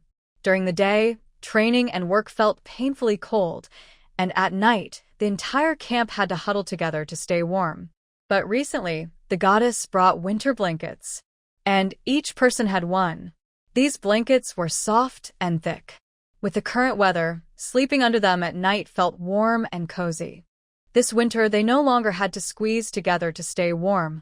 Now, the goddess was not only bringing food, but also winter clothes. And she was delivering everything directly into the camp, saving them the trouble of transportation. The goddess truly was compassionate, thinking of them everywhere. Meanwhile, the Changwu army was ordered to stay inside their tents and not come out. But each tent secretly sent someone to peek out from the entrance. Why was Chu family's army so respectful and serious at the tent door? What were they doing? In the next moment, the soldiers from the Changwu army at the entrance were stunned, covering their mouths in shock and almost screaming. What did they see? The training yard in front of Chu family's camp was completely empty, but in the blink of an eye, huge mountain-like objects suddenly appeared out of nowhere. Then, the camp began to tremble slightly. It was Chu family soldiers stomping excitedly. What's happening outside? Let me see. Seeing the shocked expressions of the soldiers at the entrance, everyone couldn't hold back anymore and rushed toward the tent door. For a moment, the soldiers from the Changwu army squeezed out of the tent, staring in shock at the training yard. What? What is that? I don't know, I blinked and suddenly appeared there. North Liao really has gods. These things must have been created by gods. At this moment, the Qianwu army's trust in the idea that North Liao has gods rose to a new height. General, the items are all here. Xiongdali excitedly reported into the walkie-talkie. Hearing this, Zhu Yi and Fang Jinju exchanged glances, both relieved and surprisingly happy. It worked. It really worked. I didn't expect Shu's ability to transfer objects out of thin air to be so powerful. Come help first. Xiongdali shouted irritably at the Qiangwu army camp. Then each of you will be assigned 5 military sticks later. He did this on purpose. He deliberately ordered the Qiangwu army not to leave their tents. First, because the general said so, to create a sense of mystery, making them accidentally see the miracle, which would increase their respect. Second, to use this event as a small punishment to quickly help them understand and accept the rules of the Zhu family army. The Qianwu army looked at each other in confusion, then hurried forward to help. Carry all these grains into the granary. Xiongdali pointed at the white grain bags and ordered. The Zhu family soldiers stepped forward one after another, carrying rice bags to the granary, each face full of joy. The Qiangu army was stunned, their faces blank, but before they could react, they were handed a bag of grain on their shoulders, then followed the Zhu soldiers to the granary with shock. These white bags actually contained grain. At the granary, everyone from the Qiangu army stared wide-eyed, gasping in shock. So much grain. Enough to feed 100,000 soldiers comfortably. Gods really favor the Zhu family army.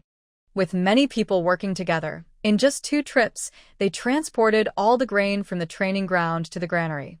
Finally, the Qiangu soldiers all knelt on the ground, receiving punishment from the Zhu soldiers. Each took 5 military sticks. The leaders of the Qiangu army received double punishment, 10 strikes each. Stay where you are, and don't make a sound. Xiong Dali scowled and ordered the Qiangu army to stay put, then turned to the Zhu soldiers with a big smile. Line up properly. Everyone come to get winter clothes. The Zhu soldiers also grinned widely, quickly lining up into several rows. The Qiangu army saw bags being opened one by one, with military green coats, thick hats, and black boots being handed out in a steady flow. This hat is so amazing. When I pull it down, it can even protect my ears and face. These boots look very expensive. Look inside. They're so thick with fur. This winter, we definitely won't get new frostbite on our feet. That's right, but there's nowhere left for frost to grow. My feet are already completely frozen and damaged, haha. That's not a jacket, it's like a wearable blanket. And look, it reaches my calves.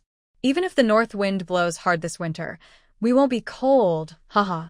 The soldiers from the Chu family army eagerly tried on their new winter clothes, each face full of happiness, stretching from ear to ear. Suddenly, the whole camp was lively and noisy.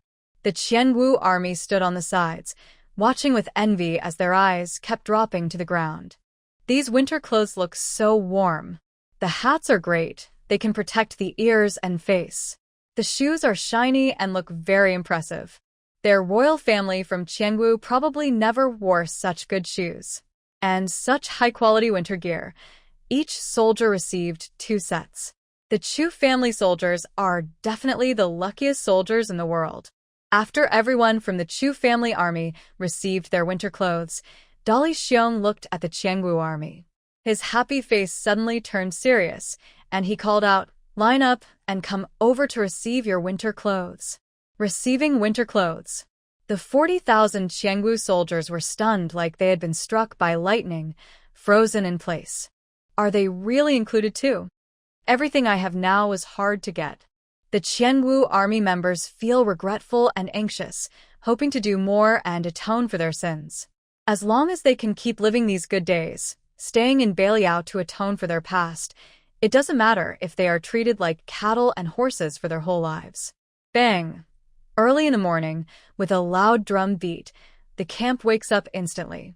Whether it is the Zhu family army or the Qiangu army, everyone quickly packs up and lines up, ready for action. Zhu Yi is already standing in the middle of the training ground. After the 2 sides' formations gather, he surveys them sharply, like a hawk. Zhu family army, listen to the order. Yes, sir. Starting today, the Zhu family army will be divided into 4 groups, led by 4 deputy generals. Guard the military headquarters, patrol the city, garrison the camp, cultivate land, and take turns on duty. All officers, listen to the order. Finally, Zhu Yi walks over to the Qiangu army formation. All the Qiangu soldiers stand straight. Even the leaders who were previously reluctant now look serious and respectful. Zhu Ye's face is stern and commanding, his words like thunder. 40,000 Qiangu soldiers obey Zhu family army's orders. Starting now, they will be divided into multiple routes to cultivate and plant crops in every village of Beiliang. If you complete your daily tasks, you will be rewarded with a meal of meat once a week. Anyone who slacks off or shirks work will be punished with a day of fasting, and their winter clothes and blankets will be taken back. They will not be given again. Do you understand clearly? Everyone in the Qiangu army is excited yet serious. We understand. They have all drunk the water of kindness. Actually, General Zhu could simply order them to work like cattle and horses. But General Zhu still chooses to reward them with a meal of meat. The Qianwu soldiers once again feel what it means to work and be rewarded, with clear punishments and rewards. Moreover, if they had never seen winter clothes and blankets before, now that they have such good things, no one wants to lose them. At this moment, everyone feels as if a cow has grown inside them, full of energy. The autumn wind is cold and sharp. The chill is biting into their bones. But in the fields of Beiliang, everyone is burning with a fire inside, feeling no cold at all. With the Qianwu army, the common people no longer need to plow or harrow. They only need to hold the plow and step on the harrow, while the Qianwu army acts as their oxen and horses. At first, the villagers harbored resentment, thinking that if the Qianwu army dared to slack off, they would whip them mercilessly to vent their deep-seated hatred. But with just a few soldiers working together, shouting and sweating, they work very hard and diligently.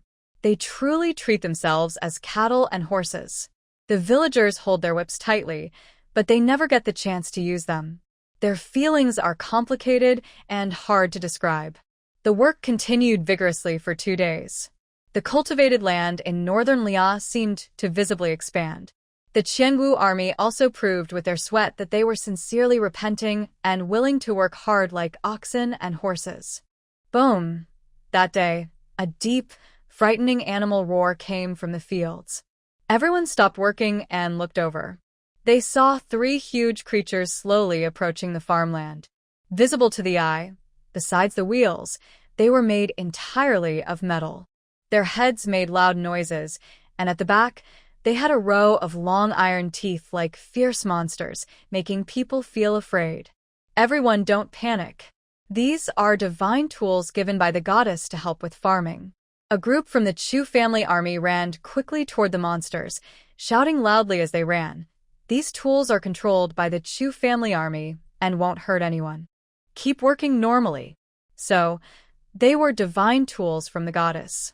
Everyone breathed a sigh of relief, but also felt amazed and confused. Even with tens of thousands of soldiers and civilians working, the goddess still sent these tools. How much land do they need to cultivate? The key is, these lands are very poor. If they cultivate so much land and plant crops, but it all fails to produce grain, it would be a huge waste. Seeing the villagers' curious eyes, the Chu family soldiers sitting proudly and excitedly inside the control cabin of the divine tools felt proud. They were chosen by the general as the elite soldiers. After 2 days of training, today they finally got to try working in the fields. With a deep hum from the engine, the rear plow of the divine tool plunged into the soil. As the earth turned, the gears spun quickly. In just a moment, a large, neat field was cleared behind them. Everyone was stunned. No wonder they were called divine tools. These 3 machines could work better than thousands of people. Humans and machines working together, the transformation of northern Liao spread like a wave, quickly expanding outward. Farm. Fang Jinju had been busy these days, with no time to sit still. 2 days ago, the agricultural program on Onqing TV's prime time aired an interview at the farm. The famous Ling Group chairman visited the new farm for fishing and picking, even cooking a dish on a wood fire stove. He praised the farm's ideas endlessly. The employees of Ling Group seemed relaxed and happy at the farm, like a huge stone had been lifted from the busy urban white-collar workers in Onqing, causing waves of excitement. Fang's farm's short video account went viral overnight. Likes, inquiries, and people eager to visit kept pouring in. Fang Jinju quickly hired a few recent graduates specialized in farming to help Feng Zhou and others manage short videos for their business. Not only that, after the short videos went viral, she went to the city to get a business license, quickly took over 2 dorm rooms, and set up shelves in a supermarket. She stocked all kinds of vegetables, fruits, daily necessities, rice, flour, cooking oil, and seasonings. When the Ling family group came for team building last time, she realized that as long as there are customers, there will be repeated sales. Other preparations can be done slowly, but a small supermarket is a must for the farm. Besides making money, Guests who come to the farm often forget to buy some items, so having a small store makes it easier to meet their needs at any time. In addition, she hired 2 cooks who can make farm-style dishes, chose a spacious area to set up a sunshade, arranged tables and chairs, and created a few simple farm recipes for emergencies. If some guests don't want to cook, they can order ready-made dishes, which makes things more convenient for guests and also adds extra income. Finally, Fong Jinju planned about 70 or 80 parking spaces around the farm. On the first weekend after her reputation spread, the farm was packed.